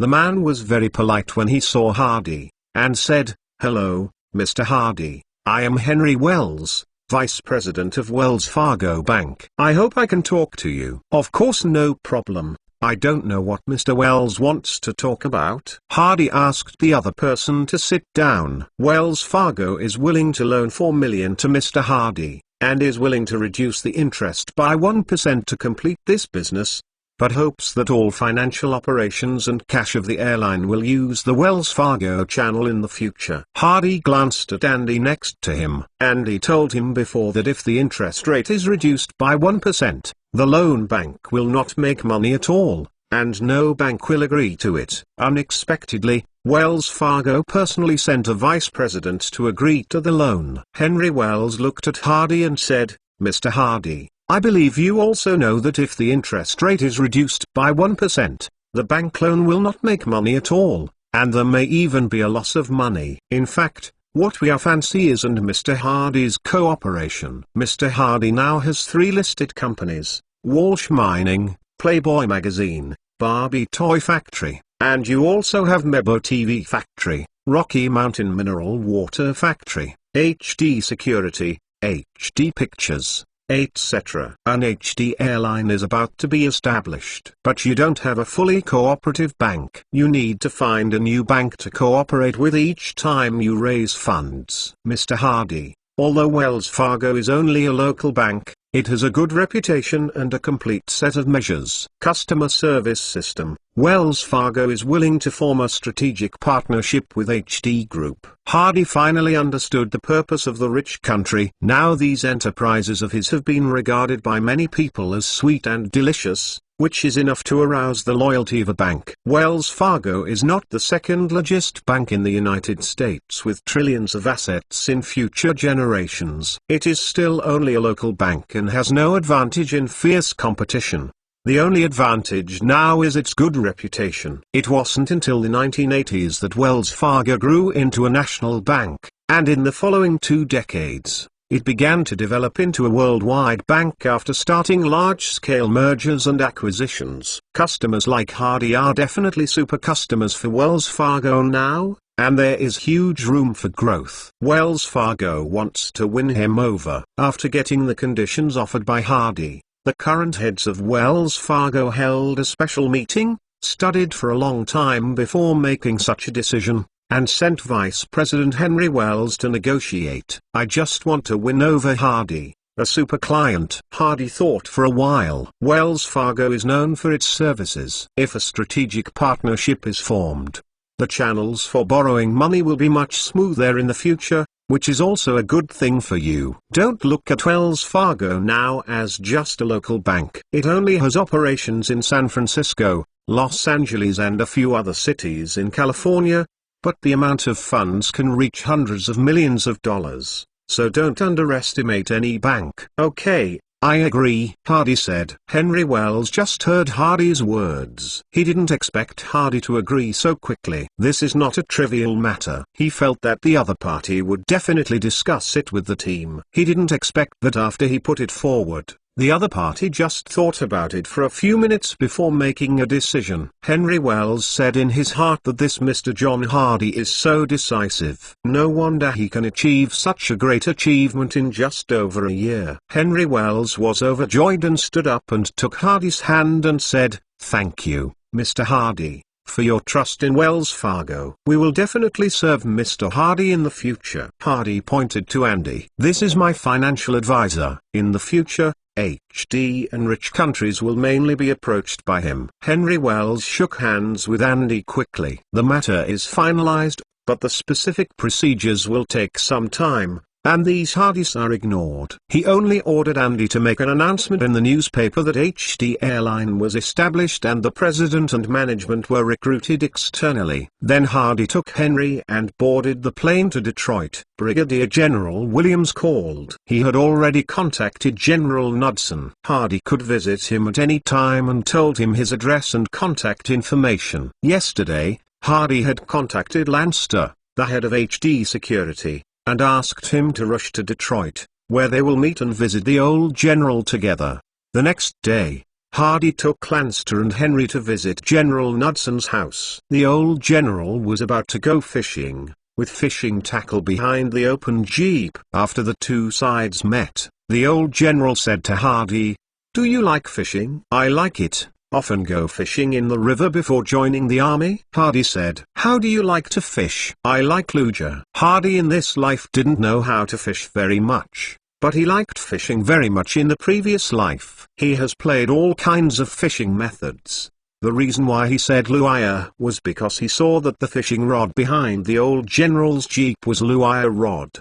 The old general smiled. "Ha, you like luire too? Why don't you go fishing with me?" "Okay." There were no outsiders. Hardy was in charge of driving. The old general showed the way, and the two drove for half an hour to a river. The old general's methods of fishing with a hook are very skillful at first glance, but Hardy is not weak. After the two fishing for more than half an hour, Hardy's catch is no less than that of the old general. Tired, the two sat by the river to rest while the old general smoked Hardy's pipe. The old general looked at Hardy and asked, "What are your thoughts on the future of HD Security?" Hardy knew that the old general was testing himself. A former powerful figure like General Knudsen had seen too much and would never be easily tempted by tens of thousands of dollars. The benefits can be taken, but he also needs the other party to have a place to attract him. Hardy thought for a while and said, "Currently, security companies in various countries are mainly bank security and security services for large companies. In my vision, the business of security companies is very broad. In my mind, the company's business can be divided into several major segments. The first is basic business,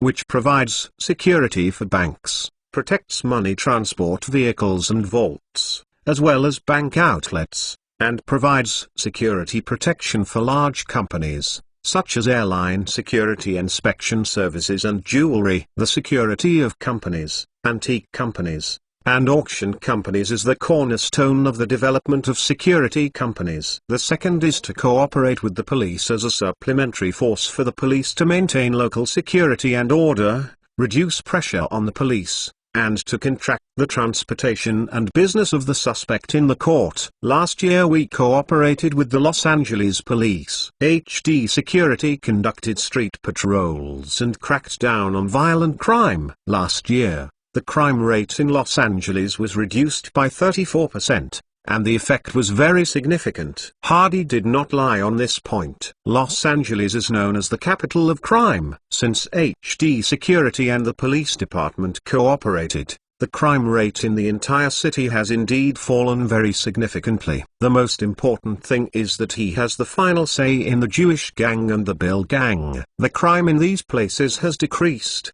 and the decline in data is naturally obvious. It's not that I'm in charge of chaos.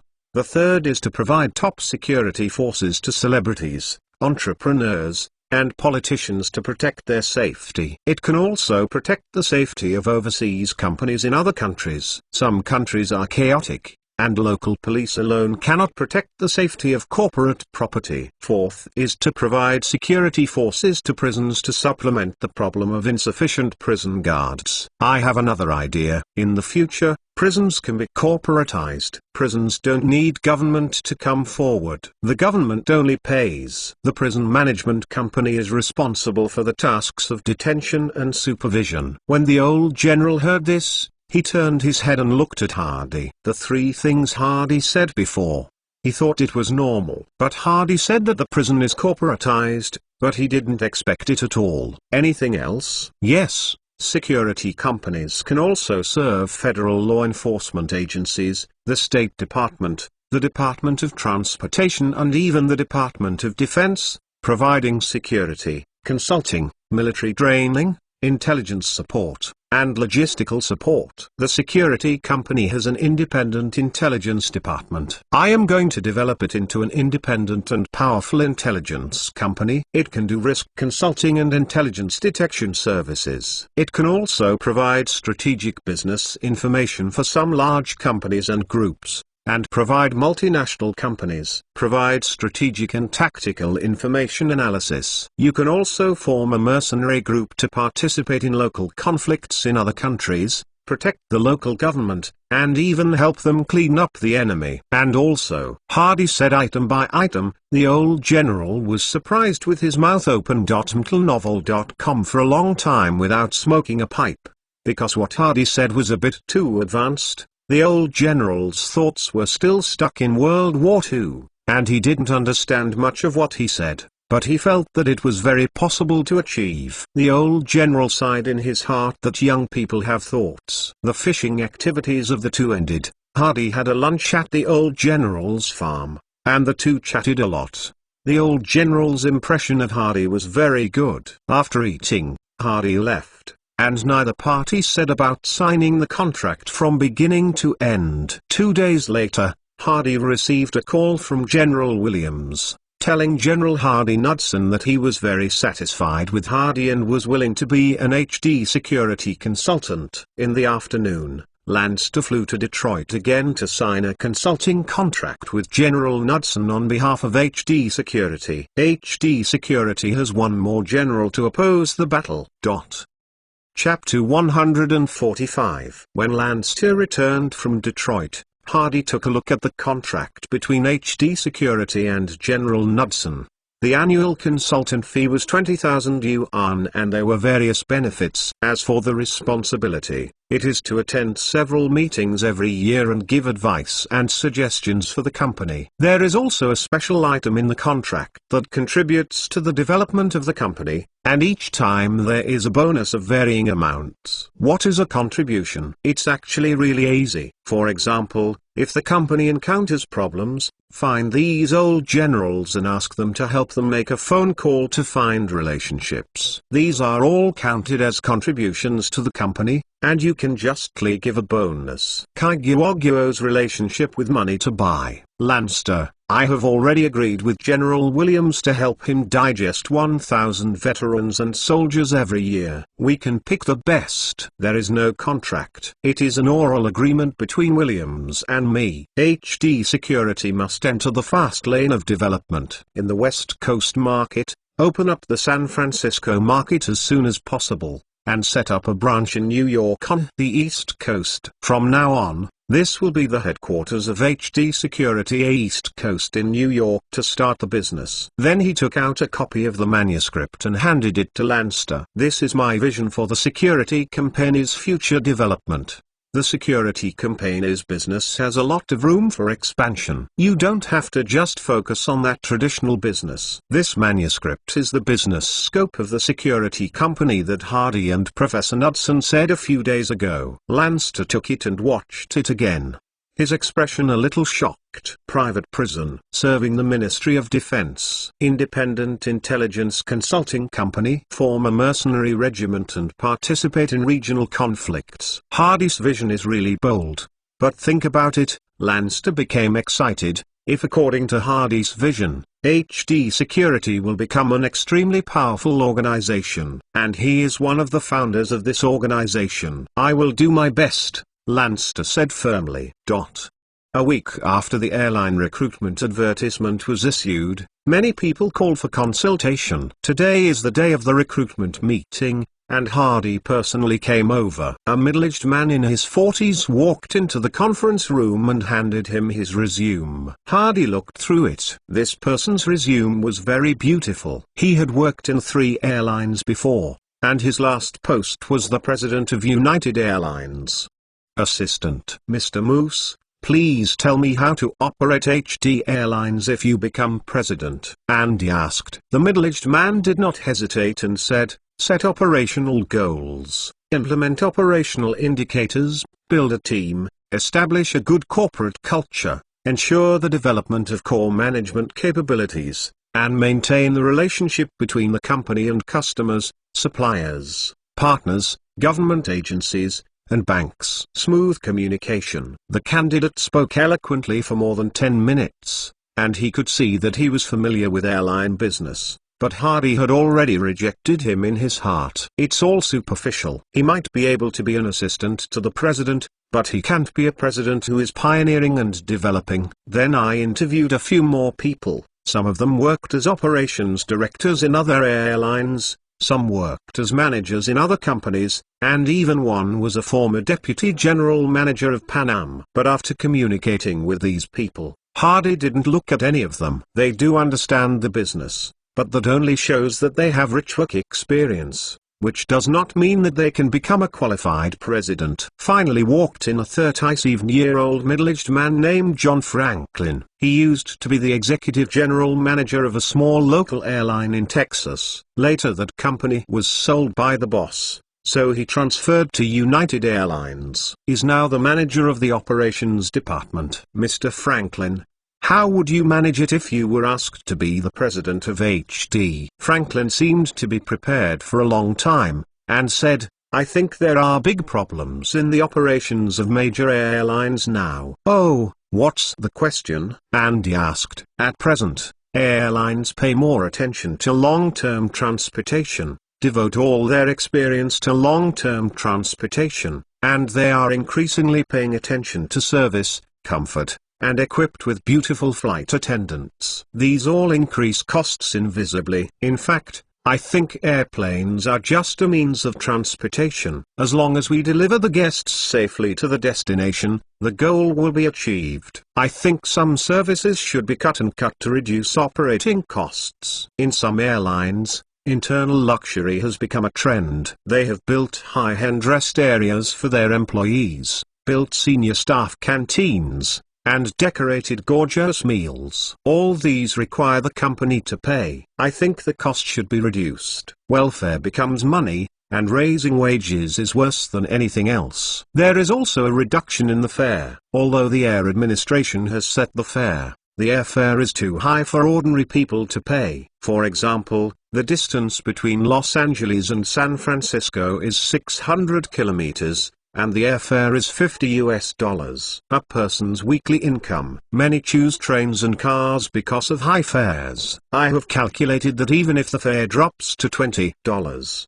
airlines still have a profit. If we lower the price, it will inevitably attract a large number of customers to fly. In fact, airlines are a highly homogeneous industry. You have them, and other airlines also have them. You can provide a service, and other airlines can also provide it, so consumers have no loyalty. The airline I used to operate in Texas has only 6 planes and all routes are relatively close routes, but the operation is good. The measure I took is to save costs and try to lower the price. After all, there are still many poor people. Many people are willing to make more economical airplanes. Hardy looked at this guy named Franklin, who was a little over 1.9 meters tall and had a slightly serious face. He looked like that kind of energetic person. Mr. Franklin, what are your salary requirements? Hardy asked. Andy looked sideways at his boss. This was the first time the boss asked someone about his salary, indicating that the boss was satisfied with the guy in front of him. Mr. Hardy, My request is an annual salary of $10,000, which will increase with the number of years in the future, but I have another request. I want to request the management unit." Franklin said. Hardy was not surprised, but smiled and said, "How many management shares do you want?" 6%. Hardy thought for a while and said, "I can give you management stocks. I didn't have it in the first 3 years. Starting from the 4th year, it will increase by 2% every 2 years, with a 6% cap. Incentive equity only has the right to pay dividends. When you leave the company, the equity is automatically recovered. What do you think?" Franklin's expression became a bit agitated. He had been to many companies, and no company had ever taken him so seriously. "Mr. Hardy, I will definitely work hard to develop the airline," Franklin said. Hardy smiled and said, "Your idea of low-cost airline coincides with mine. Would you like to listen to my opinion?" "Of course, Mr. Hardy. Please," Franklin said. "You are the chairman. Dare I not listen?" HD Airlines participates in the operation of a total of 50 aircraft, all of which are Douglas models, with almost the same spare parts, so that all equipment can be unified, which will save a lot of cost. Franklin nodded. It was true. The 25 C-53s are used as passenger planes. When you turn around, let people add seats to the planes. They don't need to be so comfortable, and there is no need to have any first class, business class. They are all economy class. For seats, selling a few more tickets can increase income. Franklin was upset, as if the boss would save more than himself. Also, there are no meals or drinks on the plane, and we don't have flight attendants on the plane, except for the pilot and only one male flight attendant. Hardy said. "No flight attendant?" "Yes, there is no flight attendant. The route of HD Airlines is to win the market with a low-cost strategy. The flight attendants are too expensive." Franklin looked at Hardy stupidly. "Is this really okay? With additional seats, no service, no stewardess, and the same as a bus? Will the passengers scold the street?" But Hardy's next words dispelled Franklin's doubts. He felt that the passengers might not curse the streets, but would be very easy to accept. After all, there are many poor people. This way we can save a lot of operating costs. But how to attract customers is the price. If the price is the same, they will naturally choose a better one. But if the price is much cheaper, for example, in the example you just gave, from Los Angeles to San Francisco, the fare for other companies is $50. So how about we only charge $30, or even $25? The fare is half cheaper. Who do you think passengers will choose to let other airlines serve the rich? We will serve the poor and make money. In order to improve customer stickiness, you can also use the points system. For example, you can accumulate a part of points every time you fly, and the validity period is 1 year. The points can be used for the next flight and directly used as cash. For example, if you travel from Los Angeles to San Francisco and the fare is 30 yuan, then you will count 3 points. Next time you fly from San Francisco to Philadelphia, it costs $60. You only need to pay $57. With the points, do you think that more people will choose our HD Airlines to fly? After all, you can save money. Franklin understood it, but he immediately asked, "Boss, if someone takes a plane multiple times and you are reading www.uyukanzu.com points more points, there will be a situation of free ticket purchases. What should I do?" Hardy smiled. "This is normal. In fact, points are discounted money for customers, and we have already included this part of the money in our expenses. There are also company employee benefits. If our company's conditions are not as good as other companies, it is naturally not easy to retain people. My idea is to convert all employee benefits into wages and bonuses and distribute them to employees. All employee benefits are no more real than the bonuses you get. What do you think?" Hardy looked at Franklin. Franklin was convinced by the boss. It turned out that someone had thought of my own idea a long time ago, and it was more thorough and stingy than I thought. However, the place to spend is not saved. Only when employees get actual benefits will they be loyal to the company. As for other so-called corporate cultures, they are all nonsense.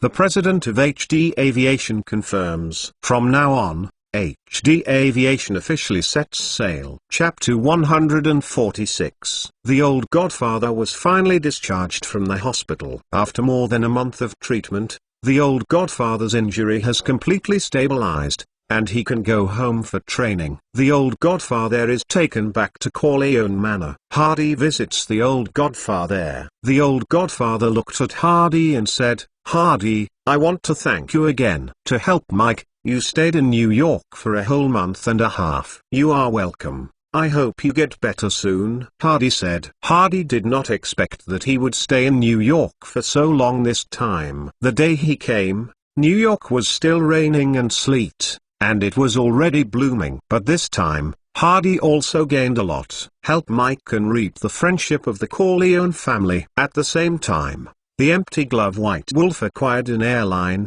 increased its assets by several million, and became friends with General Williams, the Deputy Director of the Military Logistics Management Administration, and HD Security also added a Lieutenant General Consultant. "Mr. Vito, I'm going to bid you farewell this time and prepare to go back to Los Angeles," Hardy said. The old godfather nodded. "You have so much business, you really should go back and see, Hardy. If you need help from the Corleone family in the future, please call me directly. I'm in New York, the judiciary, Washington, and the business world. Some friends may be able to help." The old godfather's contacts are the largest capital of the Corleone family. Saying this to Hardy is equivalent to showing that Hardy can use his contacts. Hardy does need to use these contacts in many places. His business needs to open up the market. If he has the help of the old godfather, he can save a lot of things. After having a family dinner at Corleone Manor,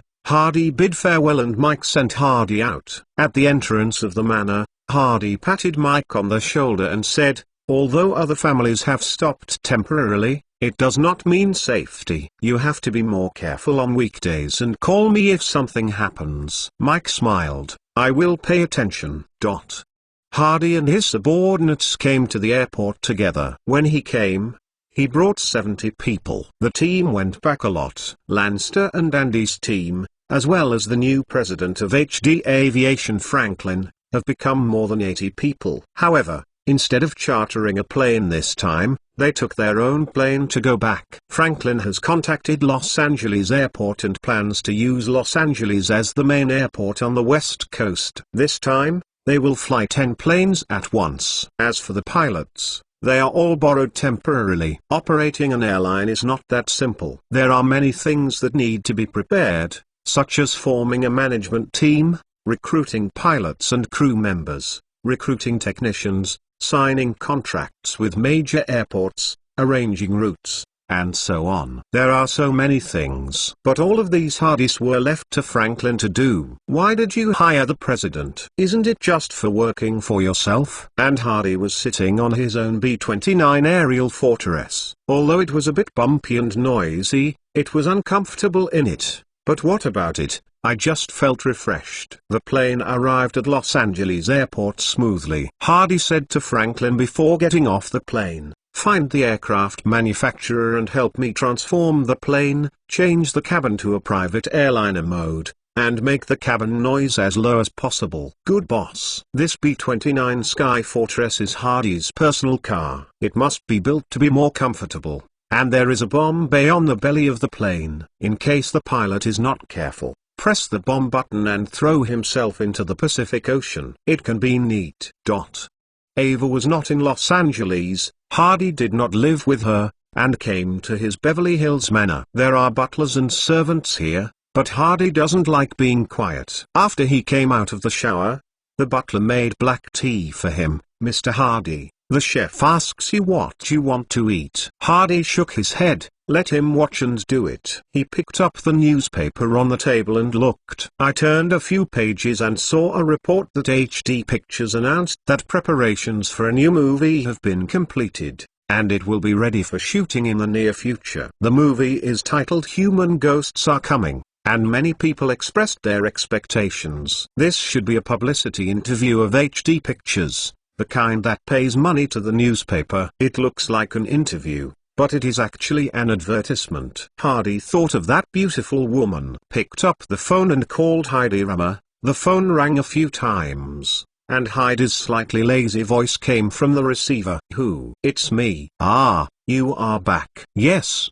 just got home soon. If you have time tomorrow, I want to tell you about the movie, Heidi said. Although the film is directed by Nolan, Hardy also arranged a position for Heidi. Hardy has been out for more than a month, and it is estimated that he has accumulated some problems for him to decide. It's better to come over now, Hardy said. Now. The woman hesitated slightly. He'll let the driver pick you up, Hardy said, a little overbearing. After a short time, the driver took Heidi Rummer to the manor. After dinner, the two of them took a walk in the garden. Hardy told Heidi that he did not come here for a long time. Heidi was a little surprised. The house is so beautiful, why not live here?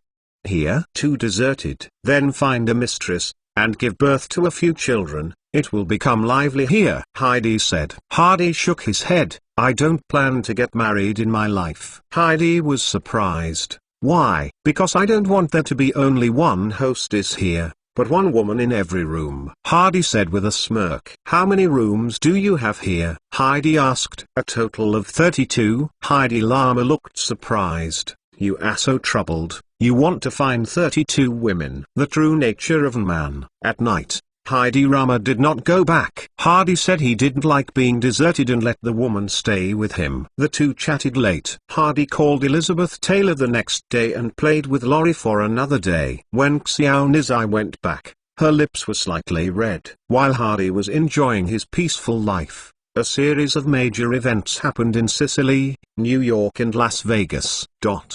Sonny killed Mno, the son of Philippe, the head of the Tatarkilia family. How could Philip be willing to give up, and kept pushing other families to take action against the Corleone family? On this day, the patriarchs of the four major families got together and conspired in the conference room for a whole day, and the next day they started to split up. Sicily. Sonny came to take refuge in Sicily. This guy was born with a romantic nature. Within a few days, he saw a beautiful woman and used a few tricks to get the woman onto the bed. The woman has a beautiful name, Canlis, a rare stunner, and Sonny will come to her for a tryst almost every night. This morning, Sonny said goodbye to Canlis contentedly, and got into his car as soon as it started. Boom! Sonny's car exploded to pieces. Sonny was also blown to pieces at the same time. At the same time, Mike in New York is going to the TV factory. Before he left,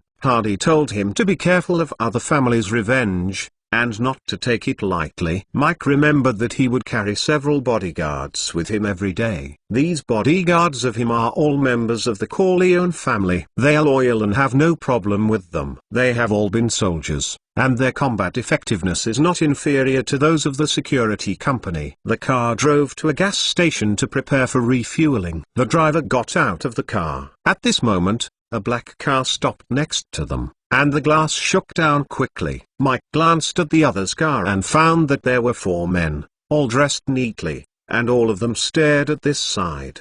Mike felt that these people had bad eyes. At this time, several barrels protruded from the opponent's car window. Mike was shocked and slumped down subconsciously. Da-da-da-da, da-da-da-da. The machine gun in the opponent's hand was shot frantically at Mike and their car. The bullet instantly exploded the glass of the car. Two bodyguards beside Mike were killed at that time. Fortunately, leaning on the bodyguard on the gunner's side, he lay on Mike after his death, and he took all the bullets for Mike. Mike's driver was under the car at the moment, and when he saw this situation he immediately took out his pistol and fired at the gunman's car. The driver's marksmanship was very accurate. 2 shots were taken and 2 were killed. The windshield was also broken. The other driver was taken aback. He stepped on the accelerator and rushed out of the car and disappeared quickly. Mr. Mike, are you okay with Mr. Mike? The driver opened the car door and shouted. The corpse next to it turned over, revealing Mike's figure. At this moment, Mike's body was blood and his eyes were full of anger. He's okay. But all his bodyguards died. Mike asked the driver to drive out of here and drive directly back to Corleone Manor. Their situation shocked everyone and immediately notified Tessio and Clemenza to bring people over. But at this moment, Corleone Manor received another telegram from Sicily. Sonny was killed by the bombing. When the old godfather heard the news, his body trembled in anger. He knew that this matter must have been done by several other big families. Las Vegas. The Flamingo Casino is now closed, but the lights are still on here. Siegel insists on his ideals. He always believes that as long as he builds Flamingo into a holiday resort and has good facilities, this place will definitely become a holiday paradise for the rich, and he will also make a lot of money. Using the remaining shares as collateral, he borrowed $2 million from Hardy. After returning, he was anxious for the workers and continued to build the Flamingo Casino. Siegel is making a big bet. Bet on yourself to succeed. He also firmly believes that he can succeed. After Siegel sold a luxury mansion in Los Angeles, he bought another manor on the fringe of Las Vegas. Although not as good as Beverly Manor, it was still luxurious. After inspecting the progress of the project that day, he and Fred drove back to the manor. It was now June, and the weather was getting warmer. When Siegel came back, he took a shower and changed into a comfortable bathrobe. His woman, Virginia, was not in Las Vegas, but went to a gathering of friends. Virginia is a restless woman, but Siegel just likes her, can only say that gods will make people. In the living room, Siegel and Fred were chatting, discussing how to open the casino, and he came up with a lot of tricks. This time it will be an instant success. At this time, suddenly there were 2 gunshots at the door. Fred and Siegel were taken aback. The door was suddenly knocked open, and several gunmen rushed in. If they are going out, they may still bring weapons, but this is home, there are bodyguards outside, and there are no weapons around them. Boom boom boom boom boom boom. There was a sharp gunshot. Both Siegel and Fred fell in a pool of blood. Siegel, a generation of underground king of the West Coast, died tragically on the spot, and Fred, the boss of the Los Angeles Jewish gang, also became a corpse. The gunman watched the 2 fall to the ground, and then stepped forward to shoot 2 more shots at the 2, making sure that they were dead before leaving. Los Angeles. Hardy and Andy had dinner, and they were talking about several companies when they suddenly received a call from Henry. Boss, just got some urgent news. What news? How many more? Sonny was killed by a car bomb in Sicily. Hardy was slightly surprised and was killed by a car bomb. The original story of The Godfather should be that Mike went to Sicily to seek refuge. The other party chased him and set up a car bomb. Instead of killing him, he killed Mike's bride. Mike survived the catastrophe. A catastrophe. This time, Sonny went to Sicily and was killed on the spot. It seems that Sonny did not have the protagonist's life. What's more news? On the same day, Mike was assassinated at You Are reading www.uukanzu.com. A group of gunmen ambushed Mike at the gas station. Fortunately, his driver responded quickly and fired a counterattack. The gunman ran away. Mike was not injured. His 2 bodyguards, it's all dead. Henry said. Hardy was surprised. Was ambushed at the gas station. Isn't this the end of Sonny? Fortunately, Mike has the protagonist's halo. Otherwise he would lose a good friend. Boss, there is another piece of news. Just this evening, Mr. Siegel and Boss Fred were broke into their homes by a group of gunmen and were killed in the living room. Hardy was really shocked this time. You said Siegel is dead? Fred is also dead. Hardy asked. Yes, boss, Siegel and Fred are dead. Hardy sighed slightly. It seemed that Siegel still hadn't escaped the fate of being shot